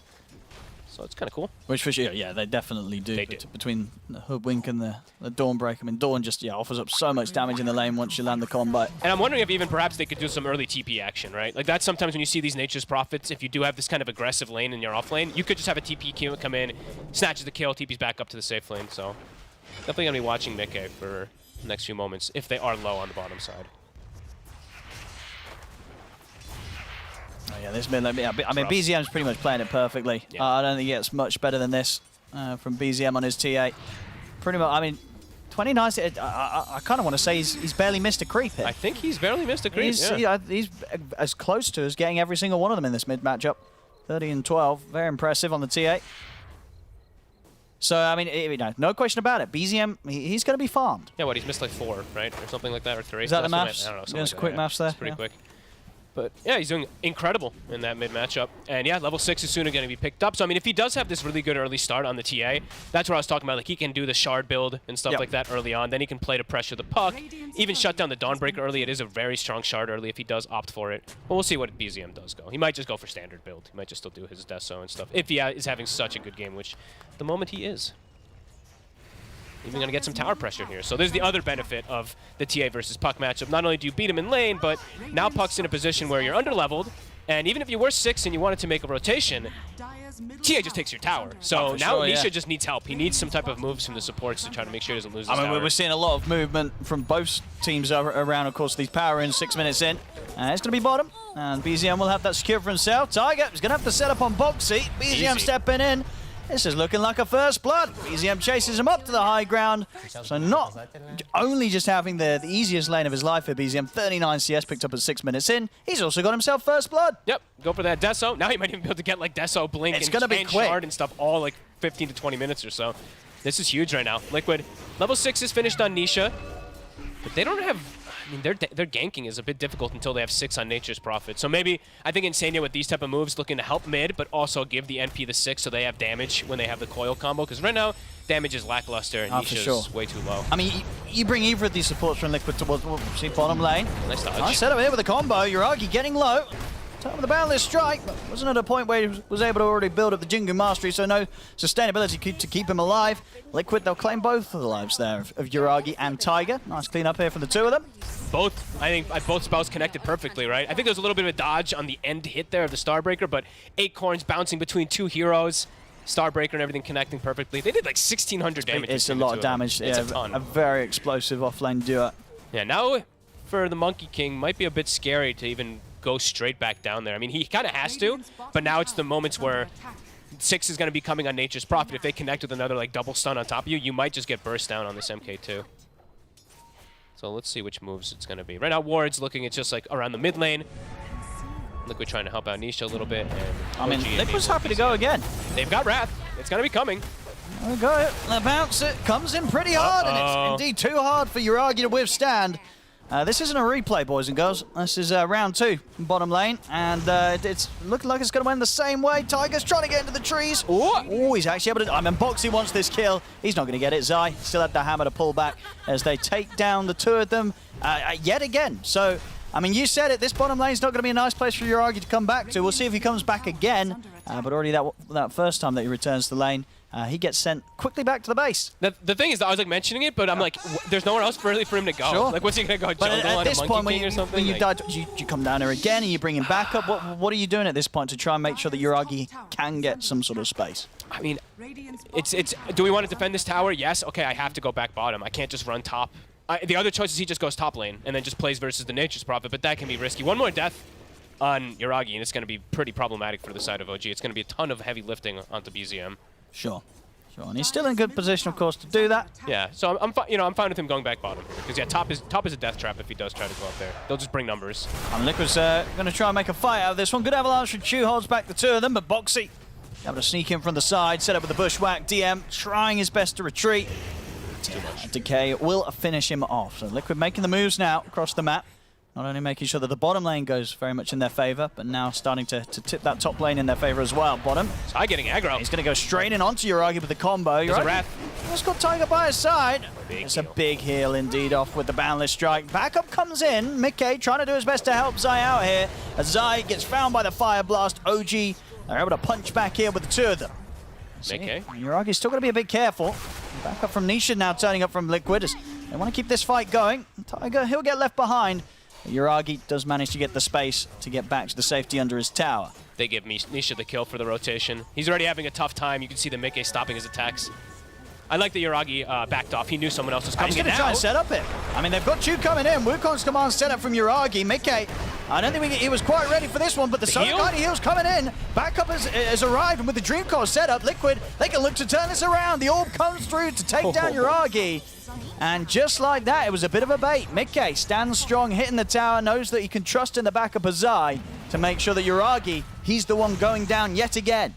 Big play there coming out from them.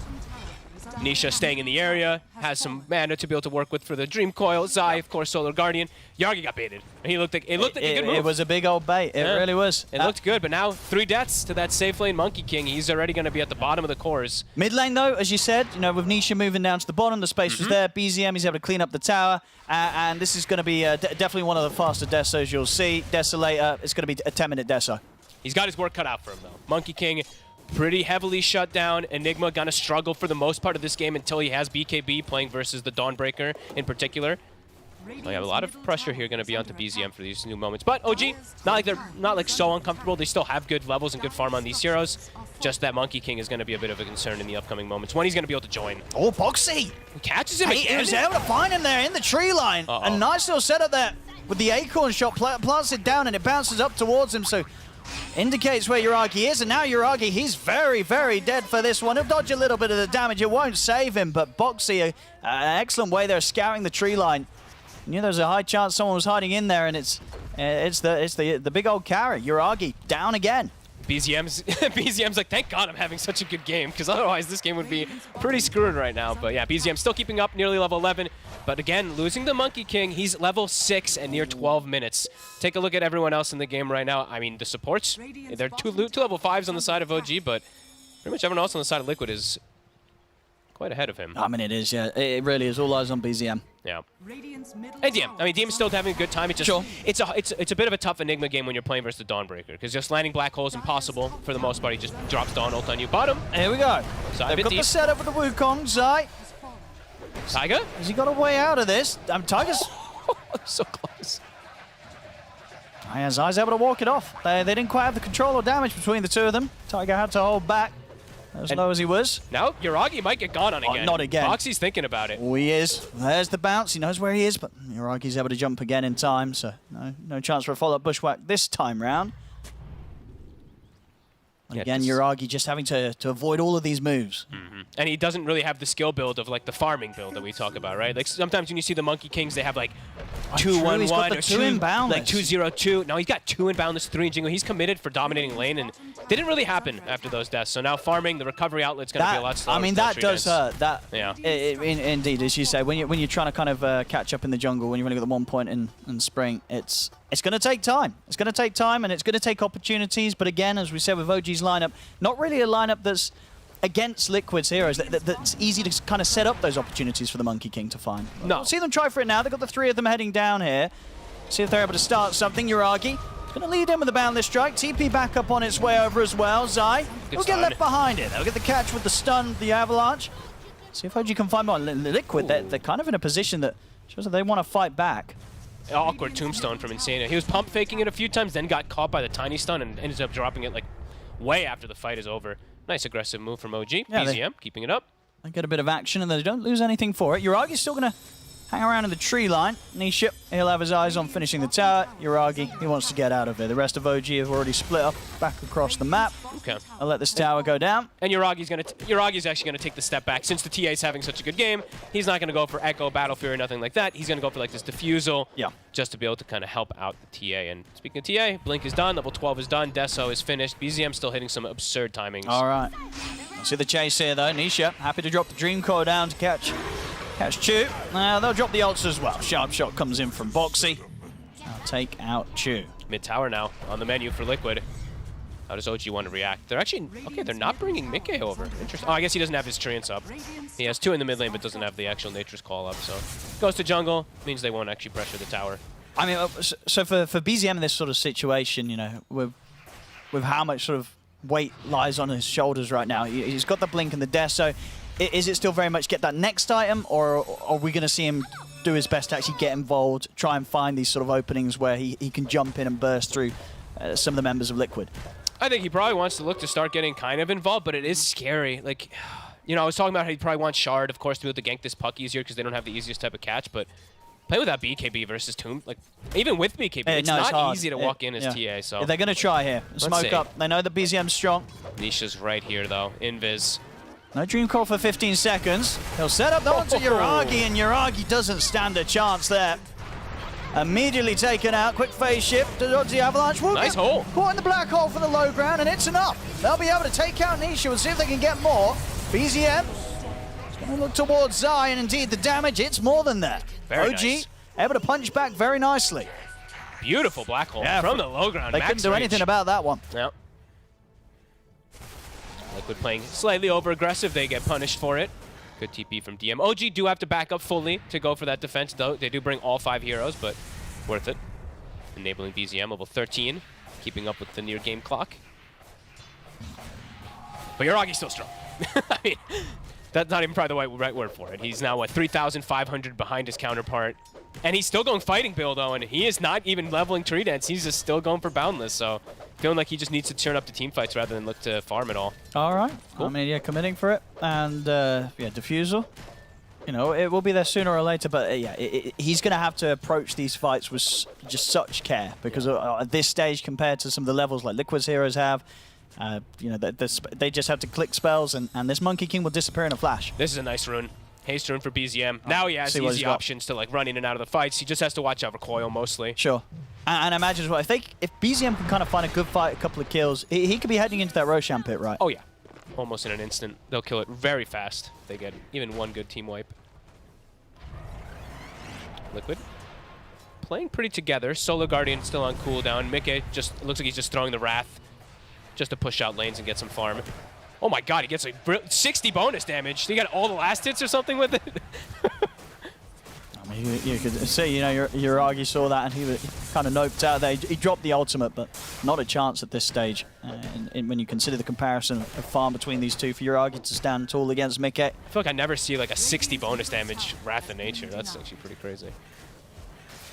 Great itemization. I mean, Mickey, standard itemization. The Mjolnir Rush. Game pretty close, 7-11, less than 1k lead. Mjolnir? I'm sorry. Gleipnir. I just flew. Just landed today. Don't give me a minute. You've been awake for 20 hours. I'll let you off. Top. They're going to go for two. They blow the coil as well. A little early. Well, so the heal popped here to try and keep Chu alive. DM trying his best with the Greaves. Wasn't enough to save him. Okay. They're just going for any type of kill here, it feels like now on Liquid. I didn't think they'd actually blow the coil that early, but Nisha just really wanted the kill. Nisha, soon Blink Dagger, Mickey looking to be very active around the map so far, and Zai itemizing it for that Aghanims. Super good this game versus the TA and the Monkey King already behind. Or the Monkey King who's behind, that is. That evasion is going to be pretty tough for them to itemize verse. I'm seeing OG start to group up top. I wonder if they'll try and make a move with this. I'm glad to see that DM is rushed it now at this point. So he's going Greaves straight to BKB. Yeah. There's nothing to cancel it. He knows there's going to be the Dawnbreaker in a lot of situations, so I like that he's going for this. BKB is the big timing, as we were saying from way earlier for OG. And he needs to be able to get these black holes off, right? In terms of just being able to maybe give a chance to allow Yuragi to actually get involved in the fights without the threat of just getting blown up. You know, if DM can have that sort of control to allow Yuragi to lay down a Wukong's command, he can still have an impact in these team fights. Yeah, definitely. I mean, if Yuragi can actually just survive, that's the big thing. He is constantly bloodlusted up, so starting to recover. All right, BZM's hovering around the pit, but of course won't be committing for it yet. They know the Liquid's There's a on scan. the hunt and checking it out. I don't like him sitting on these trees. You think it's risky? It gives me anxiety right now. Versus the Dawn and versus like, oh, it just gives me anxiety. He's okay. Oh, okay, stops the TP. Okay. I was checking Insania's inventory if he had a Quelling Blade for a second too. I was like, is he gonna Quelling the tree? It's always scary when I see these Monkey Kings play like that. They do deter them from that Roche though for a moment. So Mickey just farming away, trying to finish up the BKB so he can actually join in the fight easier. But BZM is close to it. Probably at the same exact time as Mickey. They're both pretty much neck and neck with that farm. He's keeping up with it. And now something else we, of course, have to point out because it was buffed. The Fire Shield. He's bought it at 15 minutes pretty much, Taiga. He got it a couple moments ago. So a little bit of extra bonus damage as you see there in the most recent patch. I love this thing. I don't know why. It's very, very enjoyable. And okay, and Chu now has Blink, so that's a big timing. They have ways to maybe perhaps even catch Nisha, which they were kind of lacking before. Well, Liquid are going to force out a response here from OG. Start poking at the tier 2 tower. TP's come in. No, they know. Yeah, they back off straight away. OG even has like pretty good vision still down there, all in the area, but can't actually get a punish onto Liquid. Too quick to move away. Yuragi. Oh, Yuragi. Oh, he's got the backup of Chu. Yuragi. But that, a little bit ambitious there. Tried to get him with the ultimate. It was just the two of them. And they were just rudely met by the 4 members of Liquid that quickly disposed of them. Where'd he go? He's gone. And now they can probably get rushed. They even have they have the active. I think they can. They have the flash golem active. There we go. That's and that was also that was the Tiny's Blink Dagger reveal. It was. That was the reveal.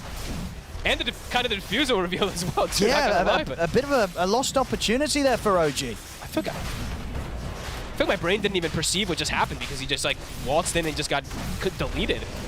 All right, free Roche. And they're smoking up. They're trying to get over here, but they're not going to be able to do so in time. Liquid, Aegis is theirs. And now they know that the Tiny has Blink, so what do? They give Nisha the Aegis. Nisha's also carrying a Pupil's Gift, so look how tanky he actually is. He's beefy. Well, let's see. They're going to still make the jump on him. Let's see. He already orbed. He's got the phase shift. Waning Rift and the orbs back up. He gets caught by a nice multicast. It's not enough to hold him back long enough. Onto the side, though. They will catch Insania in the Wukong's command, so it's a kill. Okay. But not necessarily the big one that they hope for looking towards Nisha. No. He didn't have to pop Age. I thought he actually might die the once, but no. I mean, you talked up the stats. It was enough. Yeah. He's a tanky lad here on the puck. Pupil's Gift on these non-strength heroes is always Here we go, nice. though. This is a bit of a bigger one for OG if they can get Zai. There's Yuragi and Chu looking towards him. That's a coil whip. Oh, and jumping forward here. Chu's getting burst immediately down very low. They've got the Greaves popped to heal him back up to safety. Okay. Whoopsie. Nisha missing the coil this time around. Maybe gets a kill out of that if they're at least one kill if he's able to connect it on someone. Wanted to get that Monkey King. They still want to go. Yeah, even though they've used the coil, they've still got the potential of making a jump. Solar Guardian's up for Zai. Tombstone's at the ready. I think every time Tombstone's up, they pretty much can look for these fights. And I think they're very well aware of how miserable Yuragi's game is. You know, they've completely destroyed this Monkey King. He's 1-6 with 96 last hits at 22 minutes, Owen. It's been a tough game for him. It's been tough. That is unbelievably low compared to the usual. Looking to see if maybe they can be on the top. I mean, Insania's going in. Is he going to get in? The top lane. Oh. They've got the Solar Guardian coming in to keep Boxy alive. Boxy's going to be able to get his ult off. Sure, he dies, but he got his job done. Sets up for Mikke and Zai to clean up the two of them. Good call from Zai. I think Insania maybe was saying, like, hey, let's dive the Enigma. And they're like, nope, top stuff much more important. Insania was like getting behind the tower, right, ready to drop the tombstone. He wanted to go for DM, but indeed, Liquid finding opportunities elsewhere. Again, sort of handed it. I mean, it was an aggressive move from OG, trying to go for that kill. Yeah, they get it, but it cost them. Again, poor Yuragi. I mean, 1-7, still 96 last hits. This has to be one of the worst performances I think we've seen from him. It's tough. I mean, it's not even just, well, he's just getting fully focused on the global threat that's coming out from Liquid. It's completely shutting him down, and he keeps jumping into a couple of these fights, which is definitely hurting him even more. But he's getting fully focused. It feels like. Oh, for sure, and the jumping in, it's not even that scary. It's still just a level 1 jump, of course. Yeah. So fully relying on trying to be able to get these hits in, but yeah, at this stage, he just does not have the survivability, doesn't have the items to be able to deal with how easily Liquid can kill him in the action. Okay, they've got their BKB now on DM. They have to hit hard with this. Yeah, I mean, Aegis DM and reclaimed. BZM, they're super strong. If Yes. they get in with a good black hole onto 2, get the angle here for the side blades, which, you know, obviously with the blink on BZM, he can very much likely get that positioning. And he bought Shard, so now he does have that little silence that's going to be coming from those traps as well, too, on the TA. This is a big timing for them. They have to hit with it, though, because Liquid, they're starting to get some unbelievable momentum on the map. Tier 2 bottom is even dropping. Yeah, Mikke's starting to take over. And this is a game where you can probably just take the mischance. They're going to try and set up on Zai. Okay. Choose in with the combo. Now you get the toss back. Zai, he'll get taken out. Good hit. Good catch there. Yuragi able to spot him out from the trees. Bottom lane, they will lose the tier 2. So if they're able to pressure, or at least get this tier 2 up top in return, they will. They've got the good pushing power, BZM and his Deso, DM and the Eidolons. Nice. So tier 2 trades will occur. They're giving Yuragi the tome. Just like, man, we gotta help you out, bro. Wait, did someone else buy it for him? Taiga did, yeah. Oh, he actually did as well. Oh yeah. my goodness, they're doing their best here to try and get Yuragi up. Insania will get brought down as well too. Nice hits here from OG from these last few moments, slowing the pace of Liquid down. Some pressure though mid lane as well. Got the the creep wave shoved right onto OG's side of the map, so making it hard for OG to do really more than get that tier 2 top. We'll see what OG's next play is. I think still look to play aggressive. You still have Black Hole available. You've got your BKBs. I think you want to keep looking for Liquid. Mikke, he's very close to 20, so he's going to have this mischance talent any moment now. So the TA, it's going to become a little bit harder for her to fight in a lot of these instances once it is available there for Mikke. Let's see what they can find with the smoke, OG. Heading down towards bottom, they saw Nisha poking at the high ground. Nisha and Box are the only two hanging down here right now. Solar Guardian's back up, so Zai will be ready to join. Does he have Ags now too? He is 200 gold away on Zai. So that Ags could also make a pretty big difference. I mean, it will for sure. It will keep these heroes alive if they're getting jumped, as you say, by the TA. The tankiness of some of these Liquid heroes are going to be pretty deceptive. They're going to be way tankier than you expect. BZM, they're going to try and set up onto it. They're going to use the Solar Guardian aggressively coming in. BZM pots the BKB. And Mikke's here as well. He's caught in the Sprout. BZM gets taken down. Chu not able to jump in and save him in time. As that's BZM gone. Chu as well. Yuragi's watching from the trees, but oh God, he's got to get out of here. There's no fight to be had now. Yuragi, he's being stalked. Boxy knows. He'll get away. Oh, Nisha. He's going to try and continue the chase onto these two. Reeves are there, and Tiger and DM a little too tanky. Oh, guys, Mikke still actually going to try and set him from the low ground with the Sprout and the Glide Net. But Tiger and DM will manage to make it deep enough into the base that they're back to safety. Still though, Liquid finding the kills, and yeah, a good aggressive move there. Mikke, he's looking for no way. He's going to find it with a Hurricane Pipe. Oh, there's just nowhere safe on the map for Yuragi. He just can't catch a break this game, folks. They're just straight bullying this man. He's level 14, hundreds. This is this is the poorest Monkey King in a long time. As Liquid fully have shut him down. Oh no! And they get the big kill even before that too. They find BZM after BKB and everything too. Game has now heavily swung into Liquid's favor. It really is. They're charging ahead here. As in the trees, and another bit of a catch from Boxy. Mikke's in with the damage. Oh, they got the Greaves, but the Glider's up. And Chu taken down. Now look towards BZM. Oh, it's a good Dream Coil this time around. Catching the 3 and DM, puts the BKB, stands his ground with the Black Hole dropped onto the Prophet, but the Solar Guardian's coming in from Zai. Mikke's more than fine, as there's no killing the Prophet. There's 2 more dead. No, just one more. DM dead. The tower is going to be going down as well. Liquid storming ahead right now. Beautiful coil. Almost even getting BZM killed. His BKB was still on cooldown when he was caught inside of it there. Liquid, hitting these moments, hitting their stride. Full satanic. I mean, Mikke is just massive. And he has a mischance too, so even if TA, gets into situations where she can try to stand toe-to-toe with Nature's Prophet, ain't gonna happen. Liquid hit, and Liquid has hit hard when they hit their timings. OG, they had that, around like the 23, 24 minute mark. They did hit those timings of a couple of these items, the BKB, but they did not get enough out of it, and they lost, that TA bottom, which was the big one. No, they weren't able to put that fight together. No. And even some of the smaller times, as we saw earlier, like the defusal on Yuragi and the blink on Chu, it just never was able to catch Liquid by surprise. Chu? Whoop. Trying to get some sort of toss back, but not able to find it. Now, we'll see if he's going to have any sort of help getting out of this one. He's going to get left behind. Stu dead again. Mikke, monster kill streak, 23k net worth on the Nature's Prophet. There's a reason why teams don't let Liquid take this one. This hero is pretty insane in the hands of Mikke. Took the words out of my mouth. Oh, and he cuts the trees! See you later. Well, there we go. Back to base for Yuragi once more. A trip that he's become quite accustomed to. And it's starting to get messy. We'll see the buyback coming from Tiger, but we're going to have to see some insane Black Hole from DM to get him back in on this one. I mean, once he has Blink, he's getting close to the money. He's getting close. He's nearly got the money. So there's definitely a chance we will see a Blink Black Hole this game. It has to be massive though. It's got to be something huge, because right now OG, they're suffering. It's also on cooldown, so he's got to wait for that. He's got to wait a minute. Yeah, no, this Nature's Prophet, like you said, I was literally going to say the same thing. There's a reason most teams either first pick it or ban it away from Liquid. they flex it either in carry, not so much in the offlane lately, but yeah, they have a great understanding. And in this game in particular, they double down a little bit, right, with the global threat, and it's absolutely working out. With that Nature's Prophet, with that Dawnbreaker, they're shutting down OG's chances of just trying to open up the map at all. No, for sure. And it feels like they definitely punished what has been a bit of a greedier draft right from OG. You know, they were hoping to sort of get the space to be able to farm on the Monkey King and on the TA. And sure, you know, BZM, he's had fantastic farm, but he wasn't never able to really do anything to give Yuragi a chance to get back in on this game. As Yuragi, unfortunately, he's just had to kind of suffer for the moments of this. Oh, Jesus. Yeah, Mikke nearly in on time. So scary. Every time he shows, they're pinging him right away. Yeah, I mean, it feels like there's really been no space for Yuragi just because the Liquid has just put all the attention on him, right? They were just like, okay, DM's having a pretty good game up top, whatever. DM is 1, 2, and 2. They kind of just left DM to do his own thing. BZM was popping off 5 and 1, but they just completely shut down the Monkey King. It seems like they just knew what to do. 14k lead now for Team Liquid, 30 minutes in.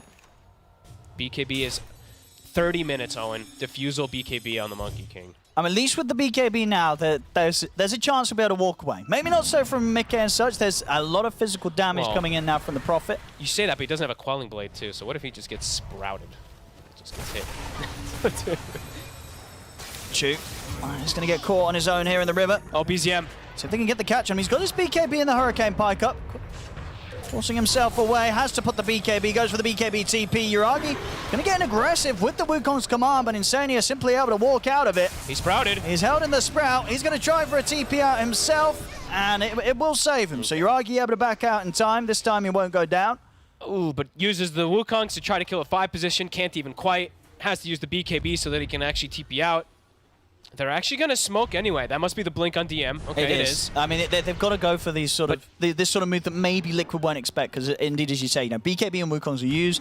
You've got to try and go for these risky plays. Try and catch Liquid by surprise, even if you're not in your best position to fight, because this game's a tough one. You've got to go for the risky plays to have a chance to turn this Serana around, because every moment Liquid stepping further and further ahead, they'll get the Roche.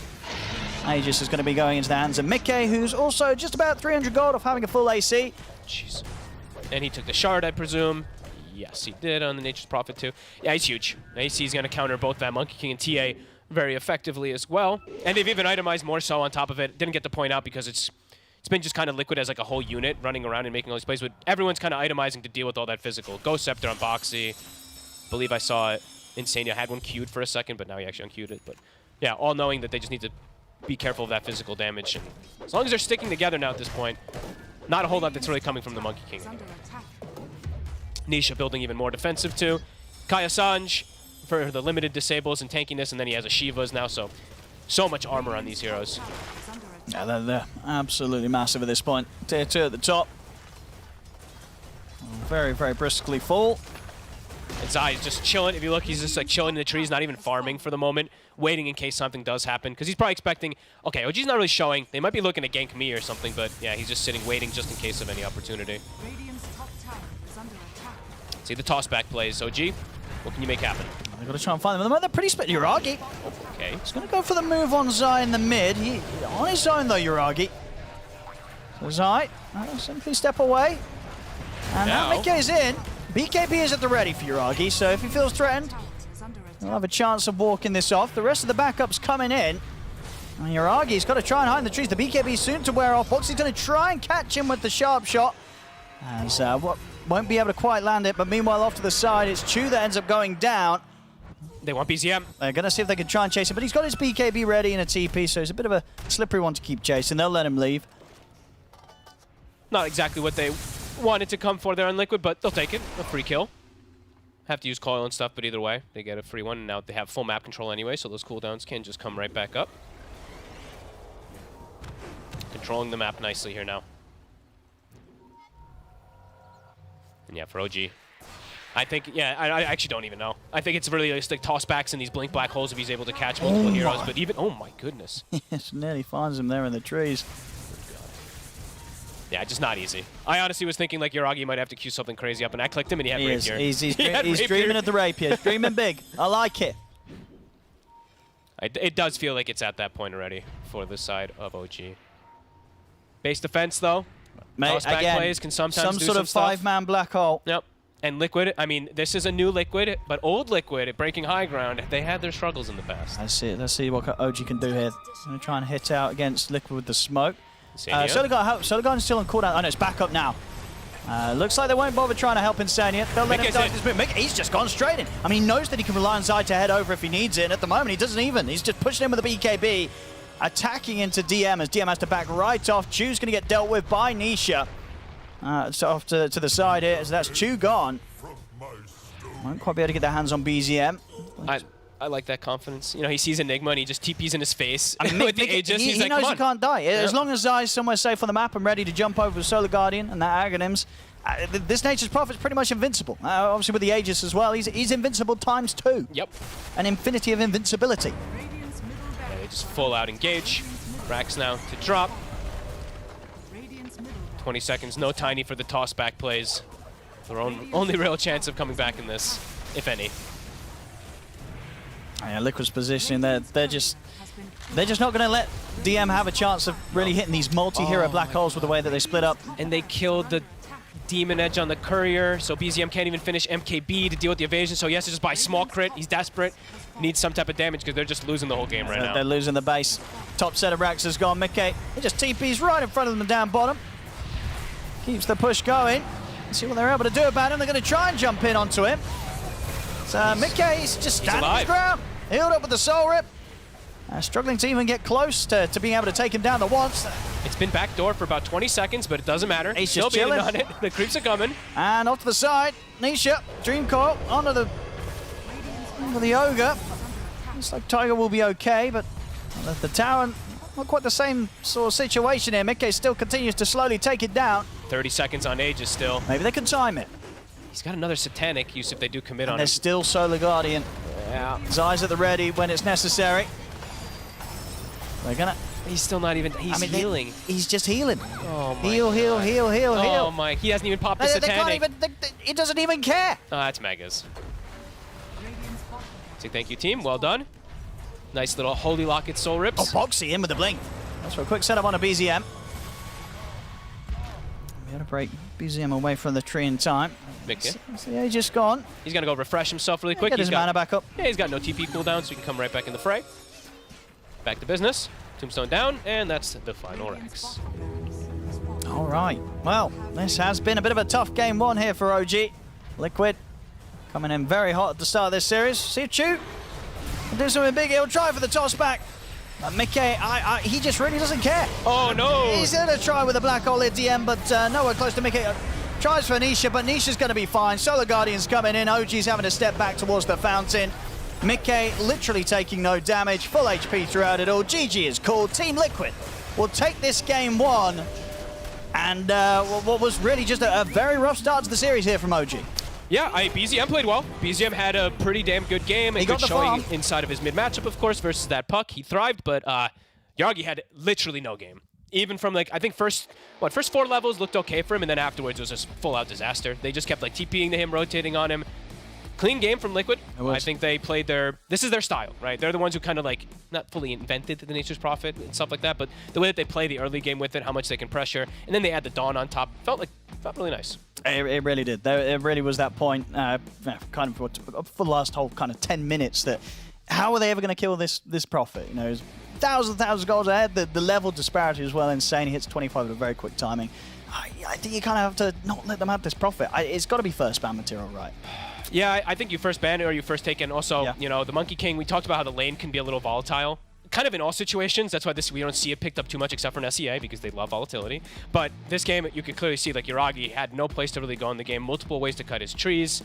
And they had so many heals to just like offset when he did try to go in, even for some of his ults, right? There's like Soul Rips, there's Guardian Greaves, there's Solar Guardian. So for OG, maybe back to the drawing board a little bit there, but for Liquid, I mean, keep doing what they're doing. Yeah, well, there we do. But there we go indeed. Liquid with this game one looking on fire. We'll see if OG can step it up in game two, if Liquid can continue to bring out this top tier level of performance. Back to you guys and girls on the panel.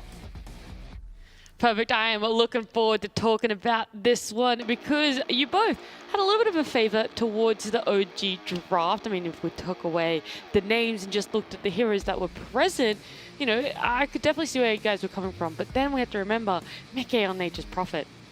And yeah, Nisha and Pucker as well. Like I don't know. Yeah. This game was just like, it was just a show. And I mean, I feel like for Mickey at least, there was a couple times where he's scouting out a Monkey King, and then he's like using his Hurricane Pike or Force Staff to actually knock down the tree as well to then get the kill, these solo kills. I don't know. Yeah, Liquid very much in full force in this game, utilizing their kind of global presence to, you know, its greatest effect.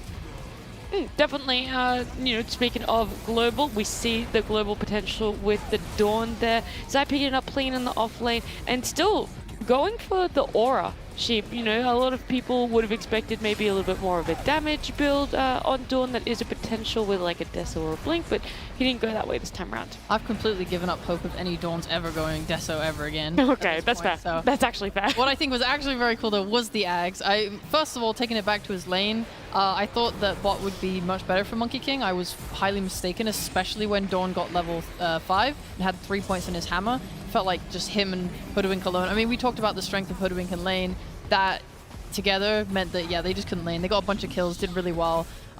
This Ags meant that there was just never any threat of black hole. Even if he landed it, usually like the Dawn ult ends and then he's in the black hole, you know, but as a result, it's just constant heal, constant protection. The net worth lead just meant that no one ever had enough damage. The evasion, TA can't do anything.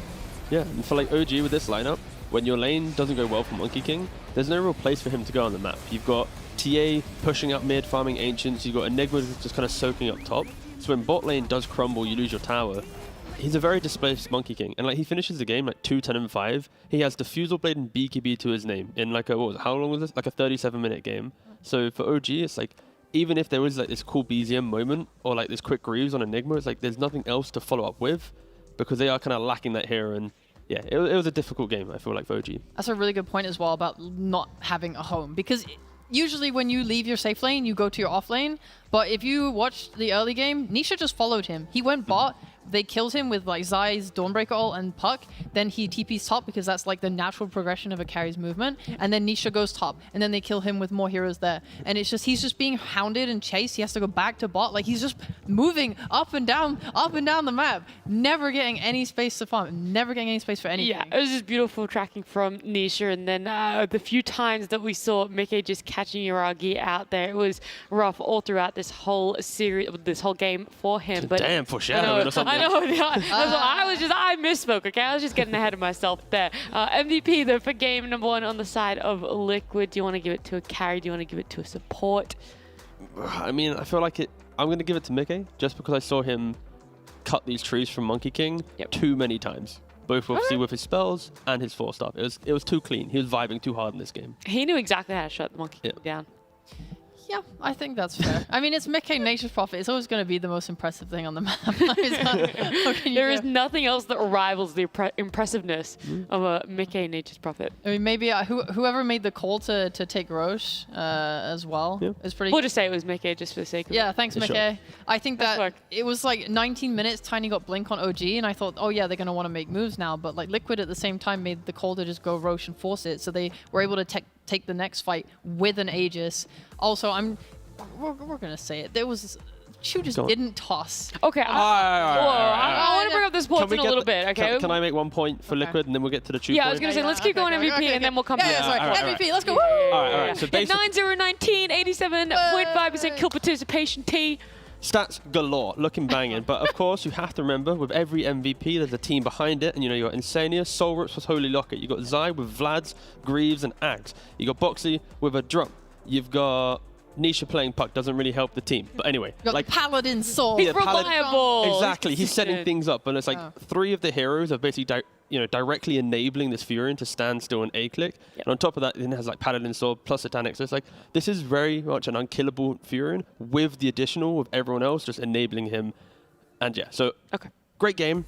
Great overall teamwork from Liquid. Much better performance from the previous series. What we hoped for, because of course no one wants to see Liquid not doing that well because of how well they were last time. Yeah. Anyway, questions about the sports. Yes, what I wanted to do quickly before we do jump to a break is about this Ogre, the Tiny Chu, Tiger as well, who was playing what, the farm priority, the 4, the 5. There are a lot of questions around it, how they were played cheap. Say it how you feel. Just say it right I'll be now. real. I didn't think Chu was a very good Tiny. I'm not really sure why they put him on it and not Tiger. Maybe they misclicked in the picking phase. I really have no idea what that was born of. I think like he got his blink late. I think when he did get it, he messed up his spell combos. I don't think they were able to snowball with it. Whatever happened there, this didn't seem to work for me. Yeah, I feel that it would better align with putting Tiger on these heroes because that is kind of his specialty. And, you know, the Ogre is an Ogre. There's only so much you can do with the hero. So yeah, I'd prefer to see Tiger being able to play that. I think in the team, OG is often known for hero comfort and then breaking the mold of you're the 4, you're the 5, but you just play this because it's better, and then you'll find your farm down the line. So I can see that being just a natural situation for them, but wasn't this time around. I wouldn't want to see this exact situation. I can see it working down the line, but in this series against Liquid, I want to see Tiger on a bit more of a playmaker to punish players like Mickey and Nisha. Don't force him onto an Ogre, especially when he's going maxing Bloodlust. Yeah. Like maybe if it's a damage Ogre, it's a different story. He's maybe in their face, but yeah, a little bit discombobulated into game 1, and let's see if they can do that. Word today. Keeping track. I've been here for like how many? Come on, man. It was in a different series, Wow, no? twice in 8 hours, T. How dare you use the same word? I hope that OG can unlock their draft in game 2. That's very robust of them. What bam? Damn, that's some vocabulary and a half coming out from my panelists. I agree with you, though. I'm hoping that is a conclusion that OG are able to draw themselves. We are going to be having a game number 2 after this break.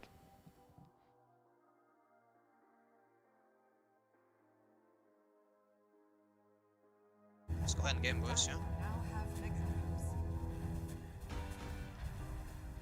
Yeah. I mean, they only have... Tossing me.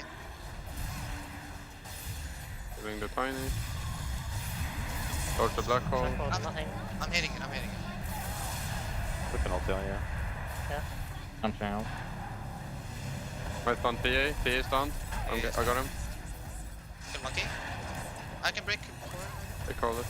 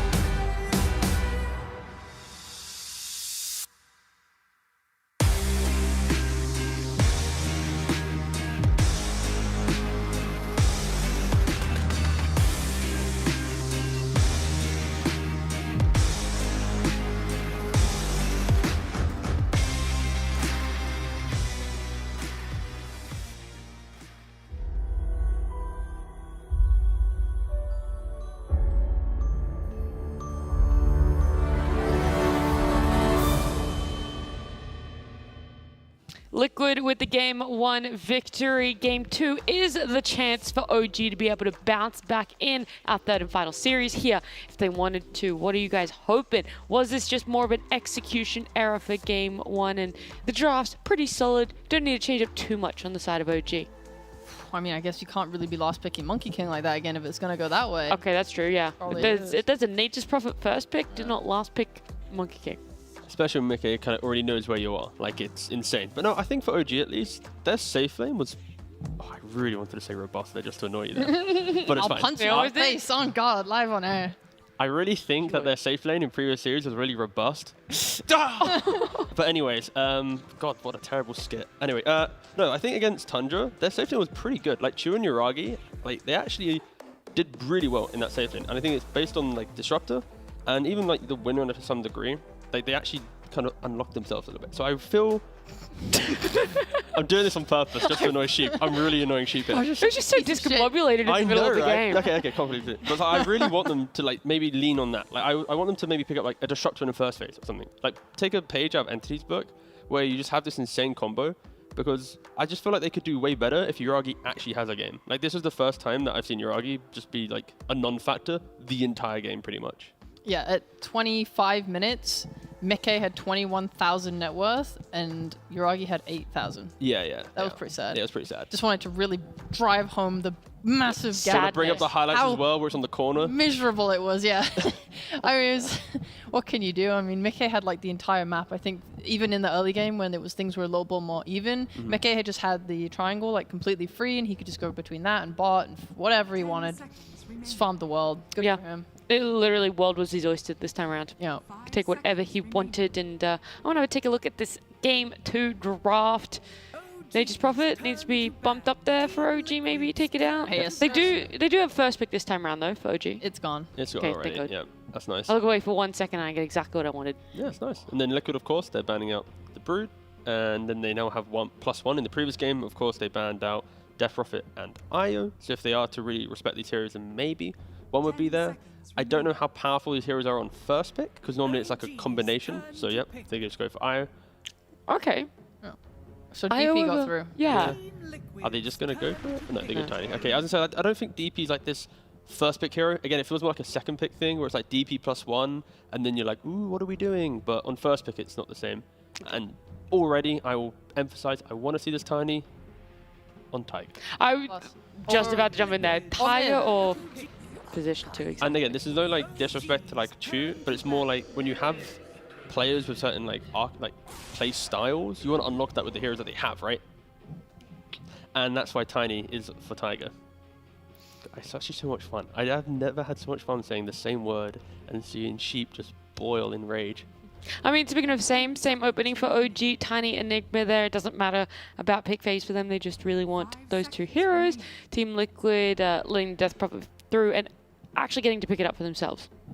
It's going to push the tempo up, though, which makes Enigma look a little worse to me. Especially with an Undying, you're playing between the massive amounts of heal. I would like to see them ban AA, actually. I think if they let AA through on Liquid and OG pick it up, they stand a pretty good chance of winning the game. Whereas if they don't pick it, or they get banned, I think Liquid have the chance to just sort of death ball and run it down.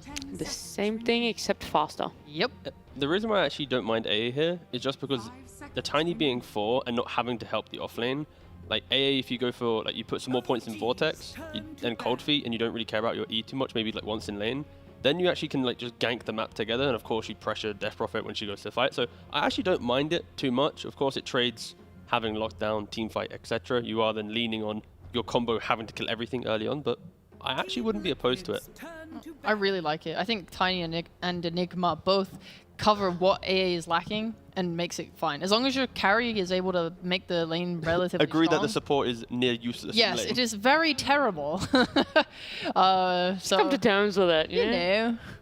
Yeah, that is the main reason why we don't even see this hero. Like when we have like the DP, the Undying, the IO, like all these like big heal strats enabling like Leshrac and stuff, it's like you don't see AA because the pace of the game's so quick, the laning phase is so underwhelming, and your best period of the game is like post laning phase if you survived for about 10-15 minutes, and then when you get ultra late game, you're like, I'm just like an ult bot, that's about it. So it is a really awkward hero, but if you do have the drafts that can utilize it, perfect. That feels like a lot of downtime for a support. Which is weird to say considering it's more volatility. It's like, yeah, it's like just awkward. Just awkward. Yeah. That's the only way we can really describe it. Puck, Snapfire, Sniper, Drove bans. So it looks like OG don't want any of these sit back and just hit sort of heroes left in the pool for Team Liquid. Yeah, Enigma being the offlane. Like all these bans just scream, DM, you're going to play Enigma again. He's like, yeah, alright, sure. Yeah. They're leaving some in the pool though, like Shadow Fiend. Sure. That could be... True. Oh, T's favorite's still in the pool. Lena, am I right, guys? Oh my gosh, love that one. I have used all my energy in the first game when OG picked Ogre, and now I have lost it all. Nothing left to give. I'm now It's got at nothing one. in the tank. Exactly. Now I'm at one with myself. Look, that's definitely fair. Unlikely it's going to be picked up with that patch, but Hoodwink here. That's Liquid's opening. I mean, it could just lead to another Dawnbreaker, honestly. I think they like it against Enigma because when they're pushing the pace, you know, you kind of suffer when Enigma starts to get his BKB, and then he doesn't care so much about your ult. I know that the Death Prophet can be flexed between off and mid lane, but they normally favor on Zai for Liquid, right? The main time that you flex it is when you see Tiny have to be the mid lane, and then you put Death Prophet there because Tiny can't rotate. You take his tower, you prevent his get. Oh my god. Okay, all right, now you can do it. Pick Dawnbreaker, have 3 heals, ball up, never die, live forever. The difference here in this draft position is OG's holding their carry one more pick down the line. So you could argue if they do pick Dawnbreaker, there are going to be options that you can go that will enable this run at you mentality. I still feel like... I think they could Leshrac against the Invoker, maybe. And just continue their rampage of taking towers if they wanted to. It's like the thing with Invoker is I used to always see him as a hero that hates tower aggression, but with players now going Quartz Wex again with the Meteor Hammer, you yourself have some tower aggression, and there's no way to stop him from channeling Hammer right now. So I can see this like Liquid having to go for a very quick style of game, getting ran into like Tiny, Enigma, and Invoker being pretty good defensive heroes. The only thing I find a problem with that is that you're playing into DP Undying. I think you need a Vessel on someone, and I don't think either of your supports are going to buy it. No, true. It's also like I look at Vessel and it's such an... I don't enjoy the Vessel. Yeah, it lacks inspiration. Like if we're talking about a game plan being we need X hero to buy Vessel and use it for the 10-minute window when it's actually relevant pre-BKBs and Mantas, and it's like, But for sure, if he wants to go down that route, then they need their carry to then also provide some of that early game, mid game fighting. Because if you've got a scaling carry with a Vessel Invoker and an offlane Enigma, you're just going to get completely removed from the map. I bet they wish they'd picked AA now. Idiots. Yeah. I told you, OG. I mean, they still can. You foreshadowed it. Tiny carry. Yeah. AA pos 5. Yep. With this whatever Tiger support of Ogre. I imagine that's how you lose to the DP offlane. Pretty hard. Or is there some other issues out there? I mean, I'm reaching here just so you get your AA, right? Okay. I'm just trying to help you out. I wasn't saying it was good. Oh, you're good. I mean, if we look back to the Lima Major Grand Finals, Game 3. Sure. You know, AA mid was predominant within that game. So where's the Invoker going? I don't know anywhere else. Okay, so right now, draft-wise, OG, they do have some damage issues in regards to when they actually find a hero. If it is going to be this, like, Quads Wex Invoker that's going to be anti-aggression, now it's like, okay, someone else will do the damage for me. And then, like, Ogre also looks to over his shoulder, you will do the damage for me, and then... Yeah, there isn't really that early game hero. It really is quite later on. And for Liquid, that's why they pick this Morphling with confidence, because they aren't going to lose map too early against them. They're not going to get out-teamed for early on because of course, how strong DP Hoodwink Undying is. So yeah, Morphling is just that perfect insurance policy. I love the Bloodseeker ban from Liquid. Some kind of strong laning phase hero that can just amp someone else up and just rip through that early mid game is somewhat OG needs. But again, yeah, Liquid, they'll be comfortable scaling throughout this game. Yeah, I was going to say, how do you feel about the Pudge ban? Because I was wondering, like, let's say if it had gone through, how would they have fit it into their lineup? And then I was thinking... Oh, some Nisha Morphling mid, yeah. No, I was going to say Undying off Nisha, Death Prophet, Mickey, Morphling. Well, Nisha's a really good Morphling player. You just put it on him mid and put the Pudge carry. Would have been my idea. Basically, they have this super cool flexibility with everything right now. Where literally anything go everywhere except for Hoodwink. Zai and Nisha, of course, Death Prophet players. Mickey and Nisha, of course, very good Morphling players. Sure. We'll see 5 OG heroes and then go, ha, this is your weakness. We scramble the heroes around. This is our perfect setup to beat you. Feels like you kind of get to just put the dice in a bucket, shake it up, and then roll them out. Yeah, pretty much. Okay. Oh, they actually banned Weaver as well. Like, really banning out these early aggressive carriers. See, this is the thing, is that when I look at OG's lineup, I'm thinking, Faceless Void, really good for this team. But I think Liquid want them to do that, because they kind of want to run them over. And it's if you fall into this trap of picking it, you have no ability to really fight when your ults are off cooldown, and Liquid would just take full advantage of that. That being said, I do like the Faceless Void. Maybe if you had like a max Bloodlust build, you could make it work, potentially. But it's going to have a lot of hard work on Invoker's shoulders if you go for a heavier carry route like that, which is why you see Liquid banning the easier carries that make the game better. Let me see. Okay, they actually Alina. Okay. Sure. I joked about it. You did. I mean, it's valid. I mean, she's still decent. We've seen some people going like 4-1-4 build and just doing like Atos and fighting early build, which maybe we'll see this game. Otherwise, there's still a lot of players playing her as the carry with the max passive and still going the Maelstrom and so on. Yeah, I mean, I'm double checking her nerfs. It's like, it's a lot of soft nerfs where if you have a player still comfortable in it, you're still going to get to the point where you have that Satanic and Gleipnir situation where you're like, haha, I'm still the same Lina. Yeah. It's just a little bit awkward with cooldowns and building up the stacks. Yeah, she doesn't farm as fast, right? Exactly. You don't farm as fast. Impact. You won't always have stacks perfectly online like before because of cooldowns. So it can be, but sometimes, not the best, but I feel if you can set up the hero for success, then it should be good. Once again, though, I am a little bit worried for OG in regards to how they even take early fights. I'm not seeing that natural damage dealer, and they are actually putting Chu on the Tiny again with Tiger on that Ogre. Bro, what in the heck? Weird. I thought when they ran it back and we saw them pick up Ogre, it was going to be the, hey, we have faith in these heroes, but maybe we just change up who's playing on it and where it's going. I thought that that was going to be the thing that they put it down to. And yeah, this is one of those examples where like a team loses a game and they're obviously not pinpointing like certain players or play styles. It's more like philosophies in the game and what their draft was meant to do and how they failed to get that into the game. Yeah. So this is just them still believing in what should have been right. They're running it back and they still have that trust. And then maybe after the series, if they are to lose this game, it'll be this probably wasn't the best. But again, it just shows that they have confidence in their overall ideas, which is good for a team. I'm just worried that OG just don't have that early game damage to be able to deal with what is going to be a very aggressive Liquid once again. Yeah. Do you have the confidence in what OG believes in the fundamentals that they're trying to push through in this draft, Sheep? I can see it. I would really like to see Yuragi play an early game focused Lina, but yeah, it's gonna be a lot of like, can they stave off what Liquid's doing? Because if Nisha's running around on this Tusk, like TPing to Yuragi's lane, killing him 8 times, I feel like they just don't have anything. And I don't know how they're meant to get through the early to mid game at that point. Yeah, all right. And I feel like what I heard from you, T, is you're still pretty heavily for Liquid as well. Yeah, I just think even if you argue that the Ogre Lina is a strong lane, Hoodwink just naturally enables so many of these weaker offlaners, so DP should have a good time. So yeah, yeah, we'll see. But Liquid should be in the driving seat with this draft. Yeah, 100% we will see. We'll see if Liquid are able to take this 2-0. We heard our casters before, and we're going to hear them again for game number 2. It is OD Pixel and Fogged. Thank you very much. Now, yes, game 2 of OG Liquid about to come right up. And Fogged, what do you reckon about this? So OG kind of keeping with the similar basis to the draft that they had in game 1. 3 of the same heroes. Once more coming through, the Tiny, the Enigma, and the Ogre Magi. From Liquid, it seems strong stuff again. You know, Mickey on another one of his kind of signature carries. He's going to get the Morphling this time. What do you make of this? And do you believe that Yuragi is going to be able to show us that Lina, despite the nerfs, this hero still got it? I think this hero's still all right. I just think that the thing I'm more... Even though BZM, you know, he owned last game as his TA, I'm happier. His Invoker's my favorite. Yeah. Like, out of like a lot of Invokers, currently him and Stormstorm are the few that still do. Him and Stormstorm and Nisha, kind of the 3 big that are still playing it for now. And this is a more active one. Even though in the TA he was a little bit active, you have to play to farm.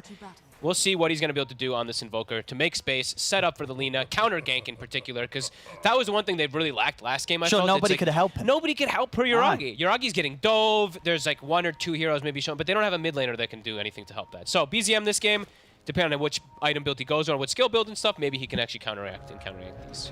BZM though, right away, gonna get gone on it. It might actually just get killed. Did they just plant a tree in front of him also? Ooh. They won't get him, though. Was that Nisha's tree, or who was that? Someone put a tree to block off the path. You can still see it's still there for a second. Someone put a tree down. Yeah, I don't... he's still trying to get BZM. There's those shards coming up in a second. All right. He's gone. And Deboxy, he'll go for the quick trip back to base. Was that... I don't know. Was it an acorn? Maybe it was an acorn. I don't know. Whatever. Yeah, I don't think someone Nisha, put a tree and tried to block him. Nisha wouldn't have had 3 branches, right? He would have only brought the 2. We'll see replay here, Fog. Let me see. Who did it? Who done it? I'm looking. It was just an acorn. Okay, sorry. Yeah, it was the you're right. My bad. I got really Box is excited because blocking you off know the when you see like branch plays and stuff like that, it's like it just sometimes looks so cool, even though it's like kind of like this basic thing. It's like whoa, you put a branch. But no, Boxy. He does this a lot on his Hoodwink, so we'll have to keep eyes on him too. He tends to use his branches to use the Bushwhack in laning phase when the enemy carries have quelling, so we'll see if he does utilize that as well. And BZM, he is going to do the build that I kind of thought that he would, the Quaswex Meteor Hammer to make the space. Ah, for sure, for sure. Top lane, got the same stuff from OG. Got the Tiny and the Enigma from Chu and DM. Mickey's got the same support by his side. You know, Insania on the Undying once more. This time though, Mickey on the Morphling. Overall though, similar sort of story as Game 1's lane. It's going to be an easy lane for Mickey to hit the creeps, no problems. Yep, should be. Chu this time around, he got Tree Grab level 1 last game. This time he's just going straight around the toss and Ava. I like that better. I like Tree when you're able to actually contest versus the 5 position. You can't contest as Tiny versus Undying, so like that he's just going for the toss plays. Maybe they can get Insania up here, because he's got to do a better job. Like the panel was mentioning, Chu did struggle a little bit last time. And yeah, they decided to keep those heroes, right? They decided to keep Taiga on the Ogre. Yeah, what do you think it is that they like about the Ogre? I mean, maybe just like this clockwork replacement kind of thing that can actually deal with Undying. Boxy might actually just get brought down. There's another stun. Got him. And Yuragi will be very happy with that one. Gets the last touch on it with the Dragon Slave. I gotta be honest, I'm not 100% sure about the Ogre because it got buffs, but it got like they're super minor. It's like 2% or like 1% slow on your Ignite and like 20 damage or 30 damage on your Shard. So it's like all these things are very minimal. Maybe just like we used to see this Ogre versus Undying thing a lot when they would actually play versus each other in lane. Maybe it's that plus just having Bloodlust. I don't know, but they're ain't playing versus in lane, so I don't know. Just a strong laner, I guess. Yeah. Looking at some of these matchups, mid lane going very, very nicely for Nisha. Yep. We see on the odds here, provided to us by esportsbet.io, very much favouring Liquid again. And indeed, after that Game 1 performance, no surprises there. But yeah, mid matchup, 12 for 5 for Nisha against the 8 and 3. It's got a nice lead against BZM right now. So, but a much different story to what we had in Game 1. Easy lane for the Tusk. Your base damage is pretty low, and Invoker when you're across Wex and stuff like that, the animation and all that, so Tusk can actually pressure you and maybe even get kills on you as BZM. Will still be alright, but has to actually bring a salve for himself, so that kind of says a lot. 16-7 to that 8 and 3 at the moment. And the thing about the Tusk is, versus all 3 of these cores, you have some pretty damn good kill threat. 3 ranged heroes as the cores. Pretty squishy overall in the game. If Nisha's able to have a very good laning phase, his rotations are going to be very potent. It's bottom. Yuragi playing on wand charges. They're trying to go for Boxy, but Boxy...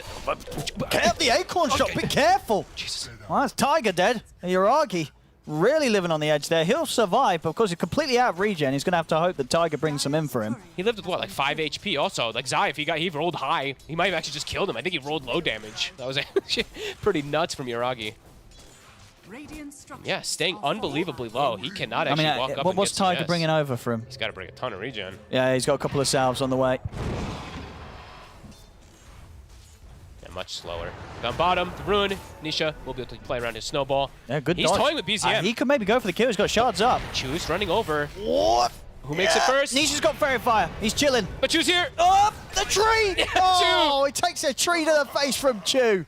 I mean, Chu perfectly stepping up there. BZM, he's going to be very grateful for Chu in that moment. BZM looks very relaxed in his chair too. He's sitting there like, I knew it all along. I had faith in my buddy. Oh, that was close. That was nice. The little things, the stats, right? The crown, the magic stick, all these little things for BZM. Now bringing that matchup, actually, he's ahead versus Nisha now. Oh yeah, absolutely taking him down like that. Nice move from Chu. Up top. Looks like just a toss for harass, and he actually he still gets the tree throw. All right, I mean, obviously, of course, for the kill mid and stuff like that, but yeah, cool.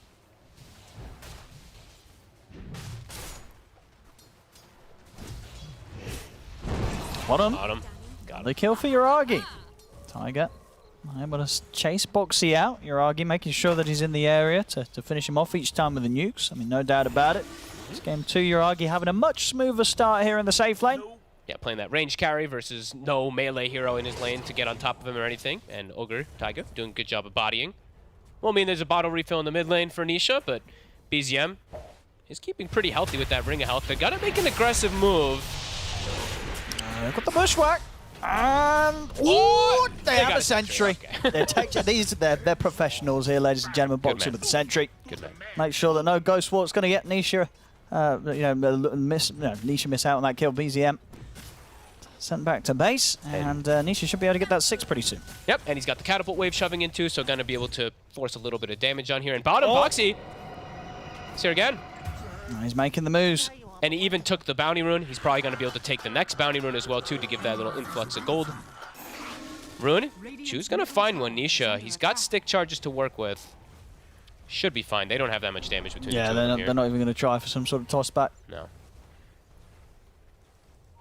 Yeah, Nisha checks. He's like, all right, someone got a rune. Something's up. And they're going to try. It's going to get one hit in from the tower. So, yeah, that's going to be that. Nothing more. Okay, just for some harass. Nisha's probably like, where's the bounty rune? Is there one available for me? There actually is not. Taiga takes the bottom one. Insania's camping the top one, but Chu is going to be able to take that one away too. So Nisha will not have that bounty refill.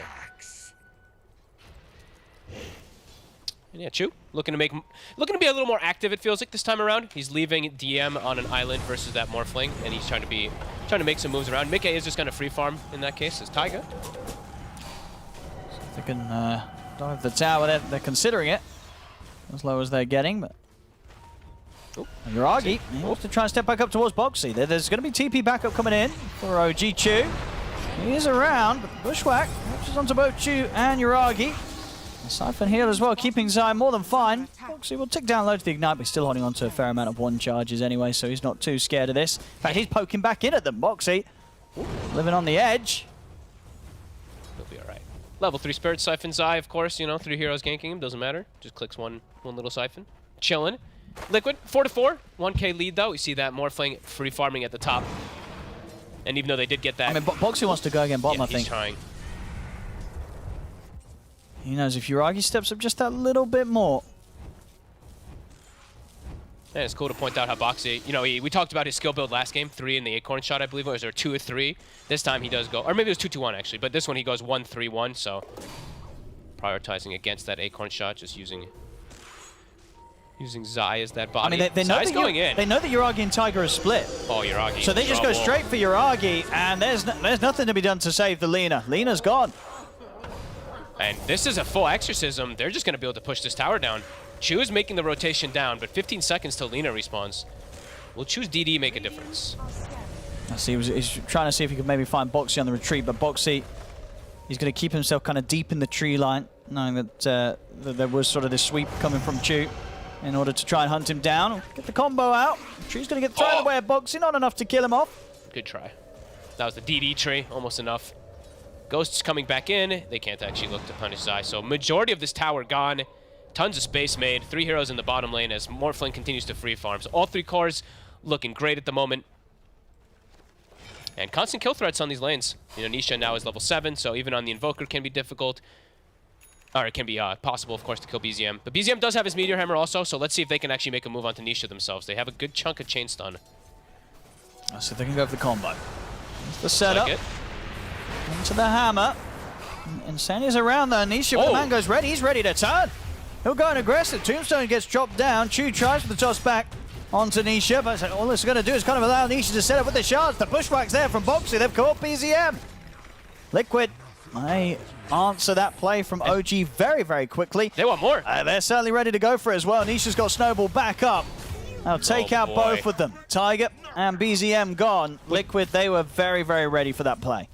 Readiness is the exact word I was going to say, too. What was that, a triple mango from Insania on Nisha, right? I think, yeah, you're right. They were indeed all Insania. It was 2 mangoes from Insania. He didn't have any himself, did he? And then also, no, he did not. And then also, Boxy, he showed up with the dust, and while the Bushwhack's in midair, he actually pops the dust. Because if you don't, you know, for those who don't know, of course, Bushwhack does not hit those invisible. So he catches the Invoker there perfectly. All preparation, all about being ready. That's exactly what it was from Liquid there. Really good play. And yeah, bottom tower, Zai's going to soon finish it off. They're pushing the Lina out. Boxy, maybe waltzing it a little too far here. I mean, he should be pretty dead. He's pretty deep. Oh, nice little jump away from the tornado. He's going to make him work for it. Oh my god. They're actually not going to get it. The hammer. Oh, he clips him. Okay, they get him. I mean, if he got out of that one, I'll tell you. But they will catch him. Stupid Meteor Hammer. Ah, God, canceling TPs and stuff too. Radiant's bottom tower is under Oh, that was close. That was good. That was close. He nearly made it out. BZM though hurt. 0 and 3. This time they've moved the pressure from Yuragi to BZM. They've actually been shutting down this Invoker consistently with their rotations. And looking at the next rotation, Nisha is already making the move. They're coming in with a wraparound off the back of the smoke. Let's see Chu. The avalanche off onto Insania. Tombstone's dropped down. Chu. There's no escape for him. Easy rotations. And yeah, in the meanwhile, Zai's just free farming bottom. He's having a great time. Mech and Arcane Boots done, level 8. He's even looking to now get into the action himself. Exorcism's ready. Him and Boxy are making the smoke. Looks like they maybe want to pressure top or mid. BZM could be in trouble here. He's got to be careful. I mean, BZM knew that Nisha was heading across, but opted to stick around in the lane. Things are accelerating way faster than last game. They certainly are. Ghosts are back up here from Zai. He's ready to start taking another tier 1 tower. They're really bringing the hurt on BZM. It's 0 and 4. They literally just keep rotating the supports over, keep making the emphasis to shut down this Invoker. Lena's still farming okay, but a lot of different ways to get on top of her and burst her down at this point. I mean, Boxy's already hunting again. Like, he's already looking for Yuragi. There's already a TP coming in. I mean, they're just making moves too quick for OG to deal with, it seems, right now. As here's the setup, buying time for the rest to come in. We'll see if Nisha can get in range for the shards. Yuragi's going to try and hide in the trees. Shards not going to be on point, but the snowball, that certainly will. He's in with the punch. They get the kill. Yuragi's taken down. They're ready to do a bit of tier 2 tower diving here. 12 minutes in as they're ready to go in for Tiger. Trying his best, some nice jukes, but surely not enough to save him. As there's nobody else coming over here. Nobody else is heading over to try and help Tiger.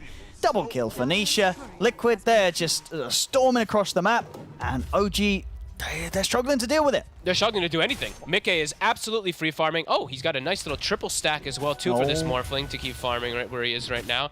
And yeah, it's the pace. It's such quick moves from Liquid. They show mid. Immediately, Boxy starts running across looking for this Lina. Finds him. Tusk TP's over. Even the Death Prophet shows up. Somehow, all of Liquid is there in a moment's notice. OG, how are they going to look to counteract? There's no Exorcism right now, so it feels like they have to start doing something. Yeah. And you like this for Nisha? Going for a bit of the old golden hand. Sure, why not? You know what? I'm all right with it this game, I think.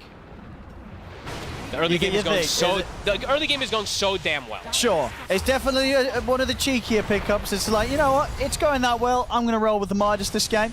I mean, Mickey's probably telling him, dude, I am completely free farming. Buy what you want. Buy what you want. Have some fun. Make some money. Get those levels. Get that Midas online. I mean, I'm kind of cool with it. Because the thing about Tusk mid, it got nerfed in that mid aspect, right? Like, your cast range on your shards and your punch got reduced, but only the early levels. If you actually look at the later levels, your hero's back. So, absolutely. Cool. Boxy. Top? What the? Yuragi is incredibly low. Tiger will turn up in time. Boxy's just being a menace. It's like every time I look at Yuragi, Boxy's on top of him. Back to base here for Yuragi. Oh, does that ward clip? That ward does not actually get the Observer ward up top. So Taiga tries to get the D ward. It's still there. They see Taiga. Mika is coming in. He wants to get involved in a bit of action. Thank you. Nicely set up there by Boxy. Money goes to Mickey. Boxy's back. You know, I think Boxy's feeling better. Everybody. He's absolutely smashing it this game. Honestly, the series the other day from Liquid, it was a rough one. It was a rough series for Liquid, but yeah, definitely this game, the game 1 and now in this game 2, it's looking like Liquid's back on top form. I gotta be honest, the other day when I was watching, it looked like a culmination of the patch just hitting them too much, and they're like, we gotta buy Boots of the Bearing, we gotta buy Radiance, we gotta buy Meteor Hammer. Yeah. Look at their itemization this time. They ain't buying that crap. They're buying the real normal items. Okay, I'm joking about it being crap, but you know what I mean. People defaulting maybe a little bit too much when they see these changes. Yuragi, still seen by this ward. He's come up here again. The supports are killing him. Oh, Mickey, come on. They deserve it. He's just borrowing the kill. Fair enough. I see BZM with the combo. We'll set up onto Insane here, but I mean, Mickey's just going to go straight over towards him. Now turn the Fire Blast, DM stepping up. Out to the side, Nisha. Now just set up here with the Black Op and the Bushwhack there from Boxy. Immediately puts a stop to it. And Zai's going to start running at them with the Exorcism. OG, they've got to get out of here. They're on the retreat. DM's going to try for a TP out. There's nothing to stop it, so he will make it away. OG able to at least keep the casualties low. But just Liquid turning up in full fashion, and OG, they just have to keep running away. This ward has killed 3 heroes, and look where they placed the next sentry also. Look where his eye standing, look above him. There's a sentry there, and it doesn't catch the Obs ward either.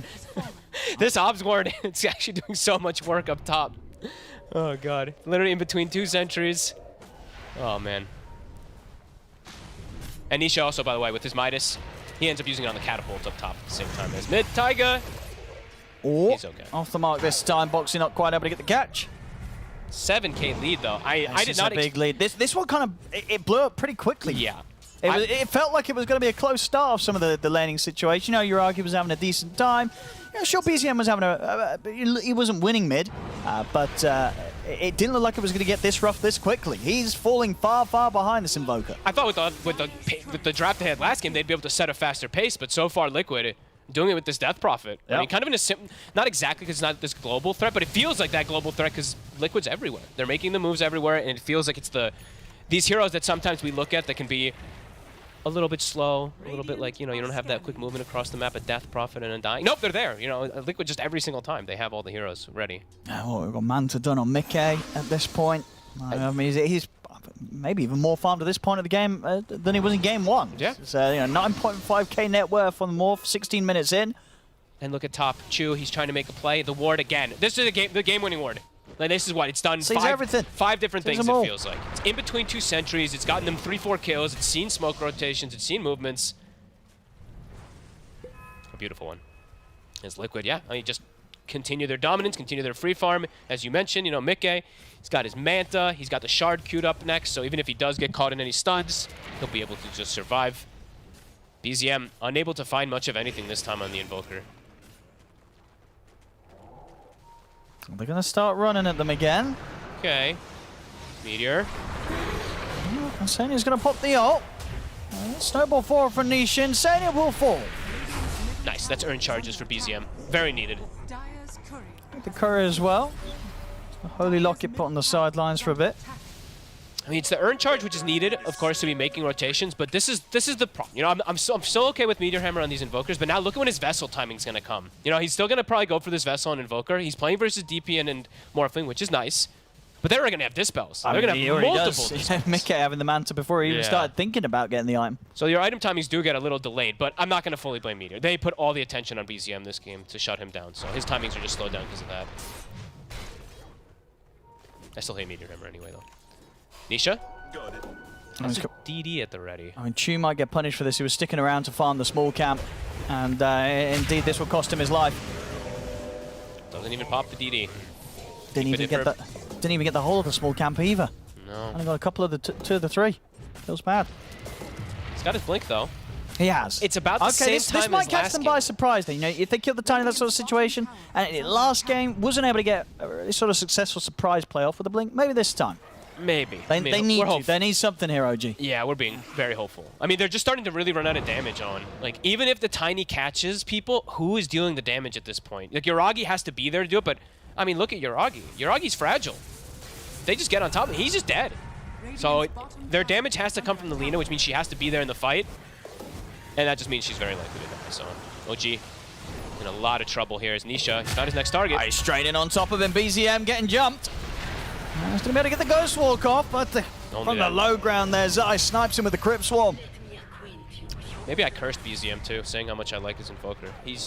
I mean, they're just putting everything onto him. There's just no hope for OG, it feels like. It's really just falling apart. It's all over the place here from OG. As up top, they lose Tiger, back in the river. Chu's getting chased down. Mickey turning into the Tiny, giving him a bit of a taste of his own medicine. With the Avalanche, 18-6. Just 19 minutes in, 10k lead. Roche time. Over Roche, right, why not? You got Mickey ready to help take this down. That was Nisha also got a DD rune. Still going to hit. Don't even need to use the Exorcism, not even for the team fight or the Roche. Well, now for the next fight, or for the next whatever Liquid wants to do, should just be able to smack him over. There we go, just into Mickey's morph. Immediately, like BZM shows himself in the lane for a second. Nisha's going on it, but maybe they can counter gank this. It was just teasing. He's in and he's out. That was smart. That was cute. As Arkham ready as well. Off to the side, Boxy. He's not getting out of this. He's going to try for the deny to neutrals, but Chu will make sure that the kill still goes to them. I was about to say, no way if he, he gets out. A very cute little play there from Nisha with the snowball. OG feels like now, because of the state of the game, because of how far behind, they have to play pretty clumped up. Sure. Just try to get these pickoffs, play around Yuragi. Because, I mean, Yuragi, if he dies like once more, it feels like he'll never be able to recover at all. Which is definitely going to hurt them, at least in the, of course, in their net worth and everything. As Liquid, they're probably just going to read that, and they're probably going to look to like split up a little bit. Or when the Hoodwink respawns, they just look to take a straight head-on 5v5 fight, and they are very powerful in that front. Liquid, I feel like they can, yeah, they can pick and choose what they want to do. They can fight, they can dodge, do whatever they want. It looks like fight is the call. Yeah, they're going straight for them here with the smoke. Immediately heading into OG's jungle. Mikke playing incredibly aggressive, actually opting away from the team because he has Aegis. I mean, he knows what are they going to do? What are they going to even try and do? You know, going on to this Morphling right now is very unappealing. And they're all here already. And now Liquid, Arcane Rune on Nisha still. And OG's watching them. Yuragi will try and wrap around from the side, but at the same time, Nisha's just gone in straight away. He's caught the three of them there with the snowballs done. DM is not going to be able to stand his ground. Camera 3. But Mikke's in with a waveform. DM's out of the game. Same for Tiger. It's 3 dead. Yuragi has to go with the BKB TP out. Jesus. He only just makes it away as it is. Sure, they lose Nisha, but still, it's 3 heroes dead again on OG. Liquid getting the cleanup. They're making it look easy. I mean, they really are. They're just casting spells in this fight, right? Nisha just snowballs in super aggressive. The Bushwhack catches on 2. They pretty much delete the heroes instantly. The Meteor somehow does connect on the 3 to get them a kill, but either way, Liquid more than fine with that. Oh, but tower. No, sorry, the last thing. Radiant's middle tower has been denied. Radiant's bottom tower is under attack. Radiant's bottom tower. What do they do here, OG? How's the itemization looking on Enigma? We get, yeah, what's sort of the next big items coming out that we've got? I mean, it's a similar style in this game where there is that, you know, BKB, there's no real counter to it, to the BKB on the Enigma, besides like some like weird Walrus Punch, stuff like that, etc. But yeah, I mean, do they even have the damage still? It's like keeping the lean at the distance, landing multiple hero black holes, and yeah, we're really seeing how fragile Yuragi is.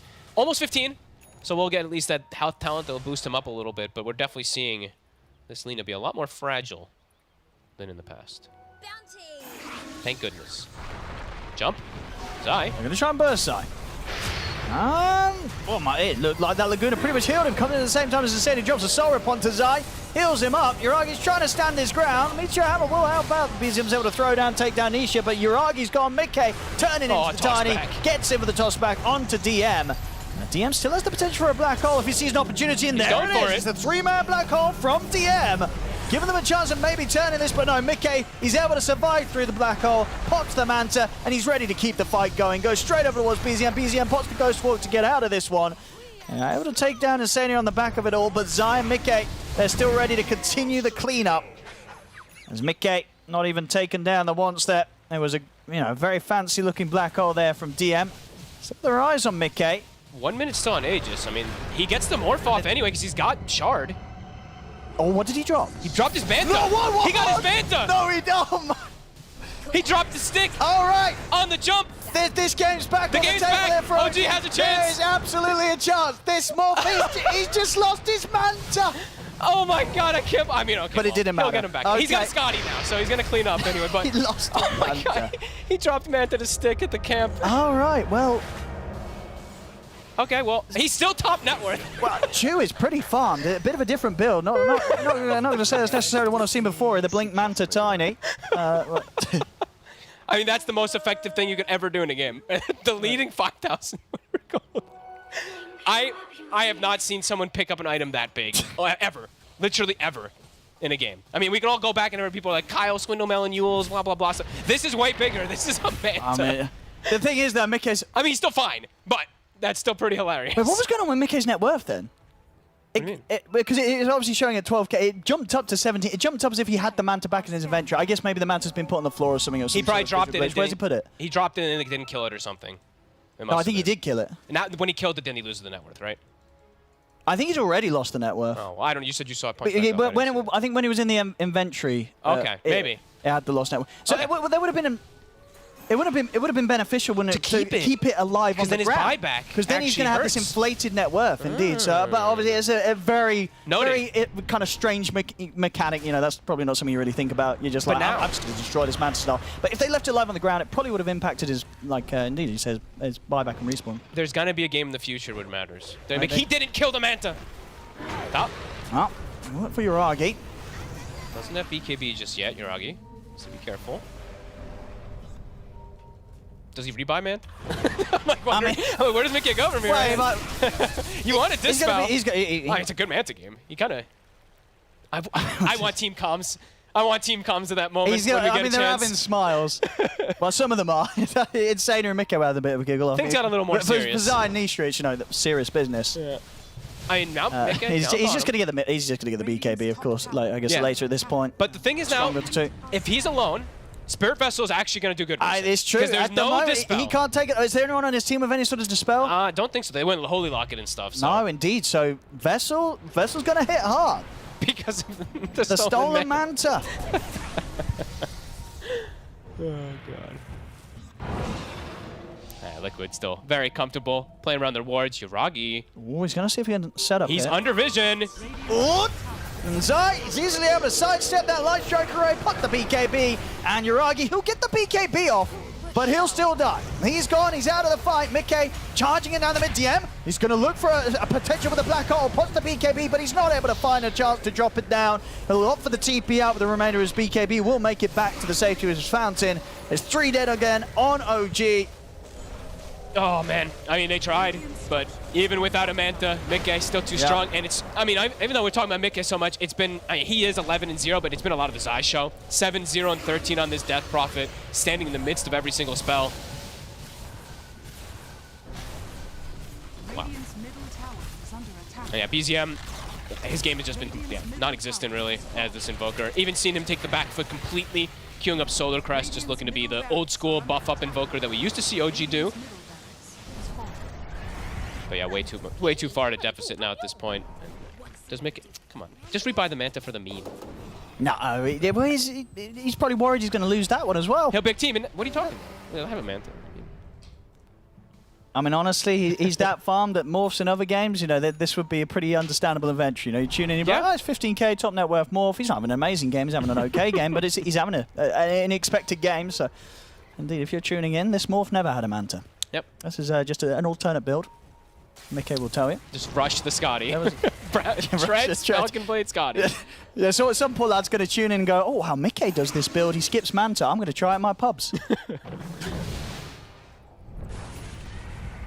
possible. OG looking to try to perhaps like take away an Aegis or something like that, play around Roche. It's going to be a long spawn though. Liquid all playing around the bottom side, playing around their wards. OG, the next fight could be their last. Selfish. Radiant's middle barracks are under attack. So, hovering around the pit, hopefully, but still a minute and a half on that. Oh, we gotta listen we've got the good stuff here. But they're about to ladies defend. and gentlemen, we'll see if we're able to fit it in a section coming up soon, but we do have the comms replay of that moment. But there's action going on, so we'll hold on that. Liquid's in with the jump. They look for BZM. BZM's out of the game. No buyback on him. Chew tries with the toss back onto Mickey. And Mickey doesn't mind at all. Of course, Malefice causing a bit of issues. He's got nowhere to dispel it right now, so he's just going to have to suffer through that. But he's got a lot of HP. Nisha jumps in. Zai, he's just going to go straight with the BKB, but DM pops the BKB in the black hole. Caught the 2 of them. They're going to throw him down onto Nisha, but Nisha's healed up by the Sora, forced out inside the Greaser Pop. Nisha's going to live. Mickey, he's diving up towards the fountain, chasing DM back to the fountain. They'll kill him off. GG is called. I'm sure we'll be able to play that replay for you during the panel, boys and girls of the comms, but because this game's over. There's no time to play it right now. As Game 2 goes to Liquid, this series, it's all Liquid. And even with a stolen Manta, they still couldn't stop him, Fog. They couldn't even touch him, honestly. Liquid, this time they knew who to target. Last game was Yuragi. Shut down the Monkey King, making him have no game. Who cares if the TAs have an explosive game? That's fine.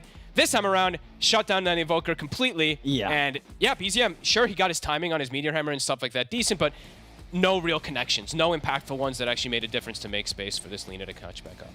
No, I think for Liquid, this series is obviously going to feel very good because of as I said, the rough series they had the other day. Coming into this one and getting these 2 wins is going to feel great. And unfortunately for OG, this is now about two series losses for them, so a rough start to the tour for them. And yes, it seems like just still things to work on. They had a very kind of similar approach with the base of their draft, the same 3. This Tiny, Enigma, Ogre. Is it hard to kind of feel what they're really going for with that? Because in neither of these games we really saw what that was enabling. It just felt a little bit too passive. I like seeing. I don't mind seeing DM playing this Enigma and stuff like that. But I like when he's able to play aggressive and not just play like I'm waiting around cooldowns. Like Enigma isn't really that hero most of the times. Where it's just like I'm dominating the game, guys. I'm gonna just like steamroll and crush the game. It's more like patience. You wait for your moment, then you just like win one big team fight and you win the game. Something like that. I don't know. There's something just that isn't really clicking there. Maybe it's also just Taiga playing an Ogre instead of playing that Tiny 2. I don't know. Something felt a bit off for them. Hopefully they can recover it, but it's a tough series to recover it versus Liquid. Sure, yeah, they didn't end up winning the major, but they're still the powerhouse. They certainly were today, yeah. Looking very, very good indeed. And still, it's something about Liquid, right? You always get those kind of clownier moments. Yeah, it happens. Losing his Manta, it didn't matter at the end of the day. Another easy win here for Liquid. They take the series 2-0. Back to you guys and girls on the panel. Yeah, that is definitely a moment that will be going down in history. Quite iconic there for Mickey. We're going to have a chat about it later, but for now, I do want to focus on OG. We saw the Tiny, we saw the Ogre. We thought there was going to be some faith. We thought there was going to be a little bit of a change-up. I had belief it would be different, but it just wasn't. There wasn't really any space, again, for OG on this map and the way that they could utilize their heroes. This is the flamiest I'll get, but when I saw them run mid with Chu, and he tosses Nisha onto his Invoker, and then his Invoker dies, I was like, this one's over, boys. This one's out. Let's just pack it up. Yeah, that felt pretty bad. I wasn't impressed again. I think Liquid did a good job in general of bringing more supports and more people to like their engagements than OG did to make sure they just didn't get anything. Yeah, I want to quickly circle back around because I do know we have a listen-in of what happened between Liquid, what they were communicating when Mickey's Manta ended up getting stolen.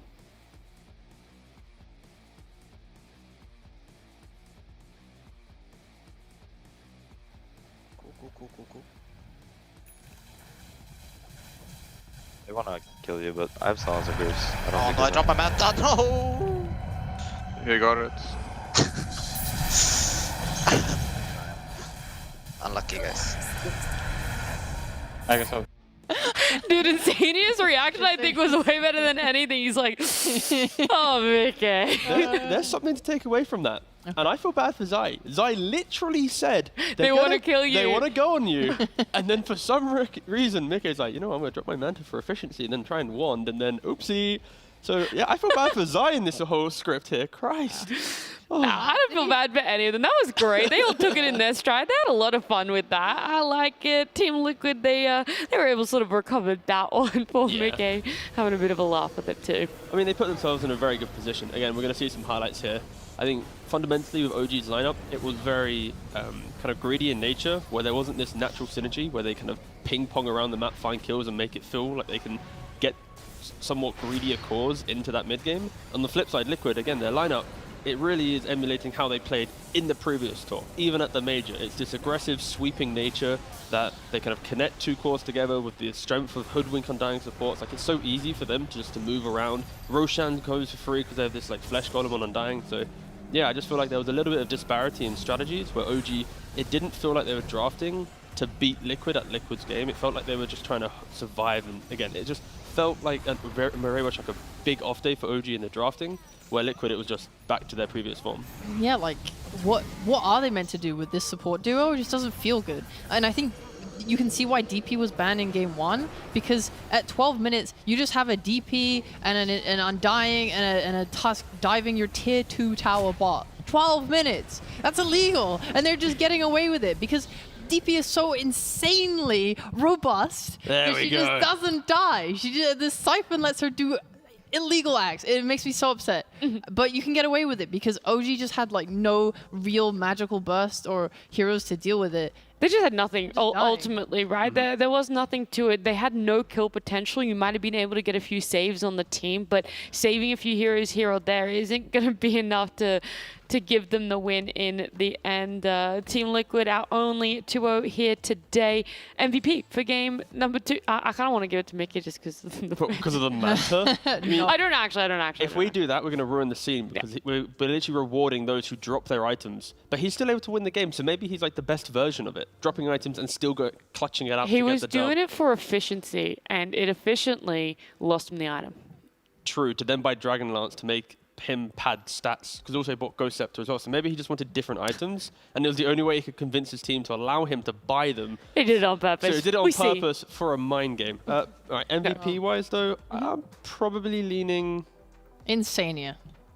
Okay. Because I'm sick of this poor MVP. wild. No, it has to be more reason. My homie comes out here on Undying. He does exactly what Undying does. He presses Soul Rip. He buys a Holy Locket, so the Soul Rip does even more. He buys a drum. He's banging it. He's making sure all of the cores that have 100 kills and 100 million damage, he makes them able to do that. You see these people getting black holed. Why do they live? Because of Undying. Thank you, Insania. All right, I will happily in the interview ask who they think the MVP was, and if they say Insania, we've already given it to him. No take backs. Okay. To be fair though, I think it's very easy to give MVPs to everyone else. I think I was honestly leaning towards supports in this game for Liquid because Liquid's cores just always dumpster, and I feel like it's always enabled by support. So I like when Liquid is in this form, you have to kind of throw the MVPs around sometimes to the supports just for the fun of it. But yeah, I think at least for Undying, I like the fact that we're seeing the Locket build. We don't really see it that often from Undyings. Normally they try and do other builds, but we're seeing Max and Soul Rip going for the Locket. If the game went any longer, we would have seen Boots of Bearing on the Undying as well. I think that's a very good item now. You shouldn't be baited by it. You shouldn't rush it. But yeah, overall, a very solid game from Insania. Yep. I agree with you. I like the MVP. You said you wanted to ask the team, though, who they thought MVP was. You had the option to. It's not going to be our first question, but we do have an option to ask them that. It is going to be Zai joining us. Zai, congratulations getting a 2-0 here over OG. Is it feeling good after the opening series not going the way you guys wanted it to? Yeah, thank you. Yeah, of course. I think the other day it wasn't a good performance from us, and I think we kind of had some external stuff that made it a little bit hard to prepare after Peru. So it was a bad showing, but I think now we're kind of back on track, and hopefully, gonna do better going forward. Yeah, you guys bounced back incredibly quickly. What was the conversation? How did you guys walk away from that series and know that you could bounce back and come back as strong as you have today? Oh, I told myself I'm never playing Primal again, which was the first step. And then I think we just made some adjustments, kind of looked at how the other games went, and kind of I think we maybe overreacted a little bit to the patch, and a lot of things are still quite similar. And it's always fun to try new stuff, but trying new stuff is maybe not that efficient. So we kind of just went back to what was working before, back to basics kind of, and it worked out today. Yeah, definitely did. Sure. Okay, so you talk about new patch. What's your thoughts on Radiance and Meteor Hammer? Are you enthusiasts of the item still, or you've put that one also on the shelf for now? I'm a fan of the Radiance. The Meteor Hammer, not so much, because I haven't found myself buying Meteor Hammer that much. But Radiance, I'm a fan of.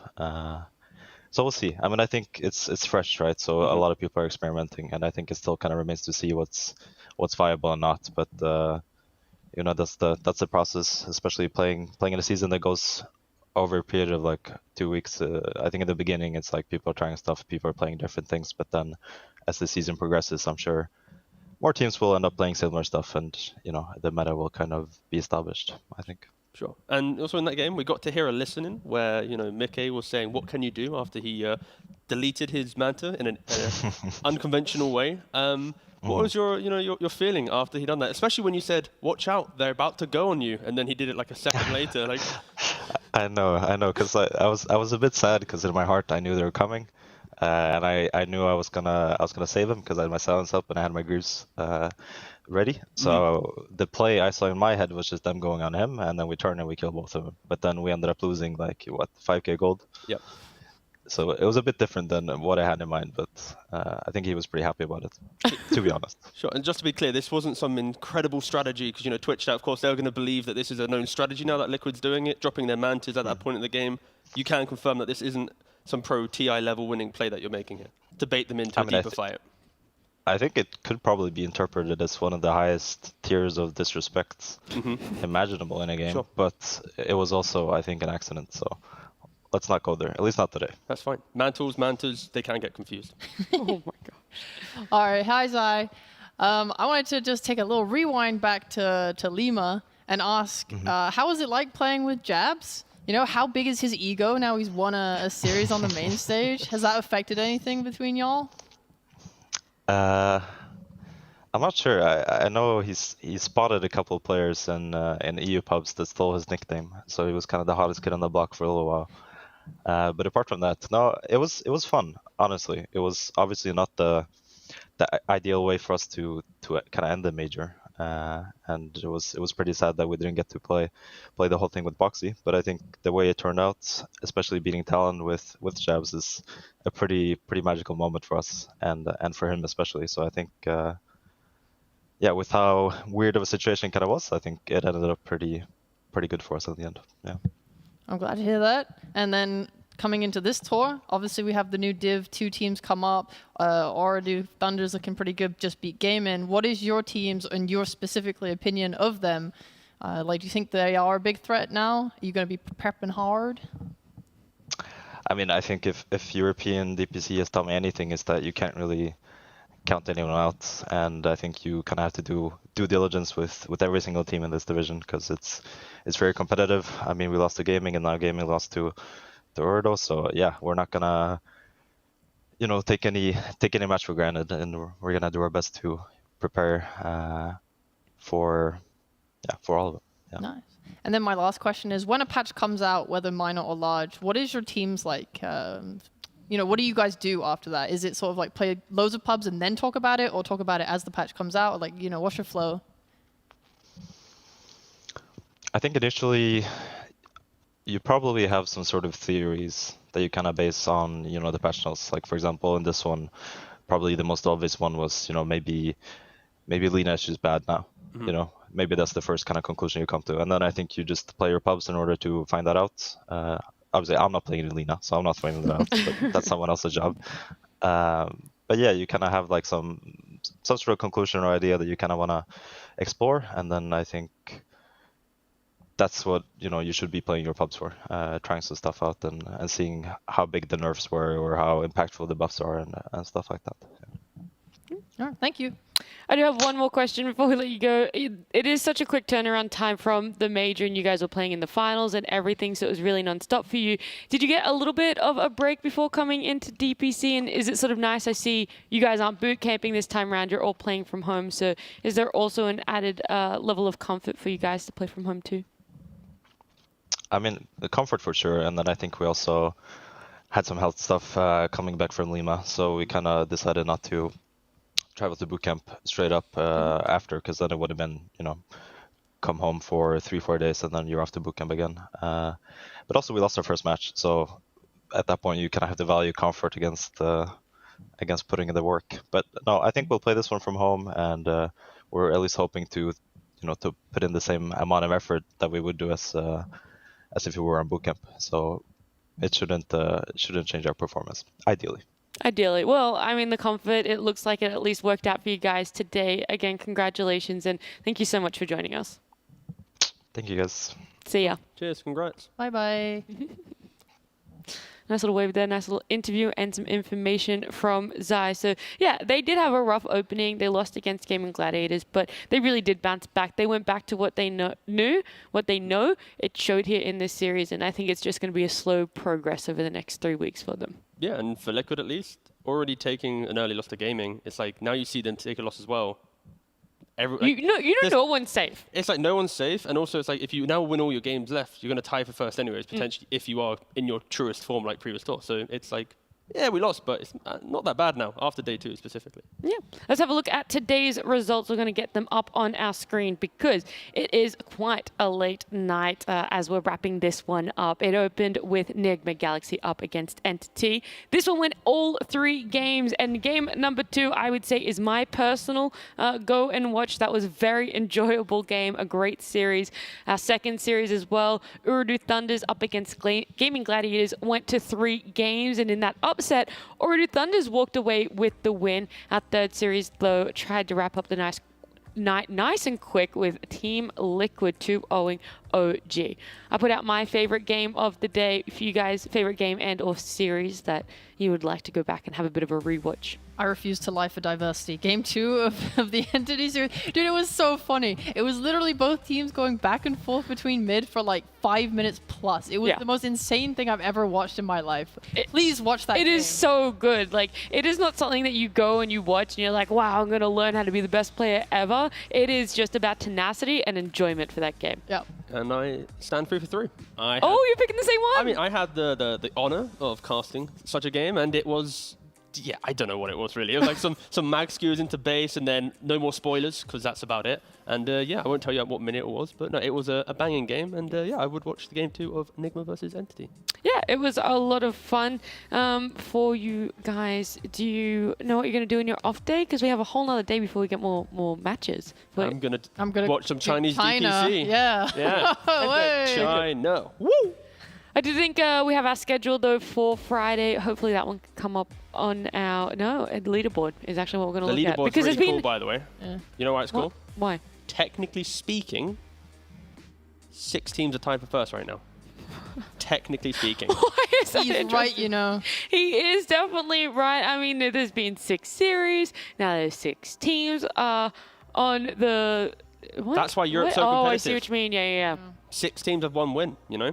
Yeah, okay. That's kind of true. Or you could still say 3 tied for first and then 3 tied for fourth. But they all have the same points. They all get the same dubs. Look, all we're saying is, even though there's been 6 series, you really don't know who's going to be I mean, OG winning. Enigma are already in Division 2, so it's locked in. OG are in Division 2. This is so sad. Yeah, and then they're going to have to fight Secret again in Tour 3 in Division 2, because that's a wild storyline that hasn't developed yet. Imagine if that actually happened. That would be crazy. It's so hard to look at this leaderboard, though, and comfortably say who is going down. Like, that is something that is so difficult. Memes aside, that leaderboard we just looked at should easily, not flip, but should be completely scrambled within like a week and a half time. Yeah. There is no way it looks the same. In fact, it definitely is going to have a shake-up with our Friday games. Enigma Galaxy versus Tundra. Then it's Manaspa up against Entity. And then OG against Urdu Thunders. There's still a lot of eyes on these 2 teams, Manaspa and Urdu Thunders. They came up from Division 2. They're normally perceived as the teams that you should be able to get a bit of an easier win on, maybe build up some confidence. But Urdu Thunders proved today that that is not the case, and OG still hunting down a win for themselves, and Manaspa trying to prove that it's not just Urdu Thunders that they can beat. They want to try and beat our Entity. Series to watch?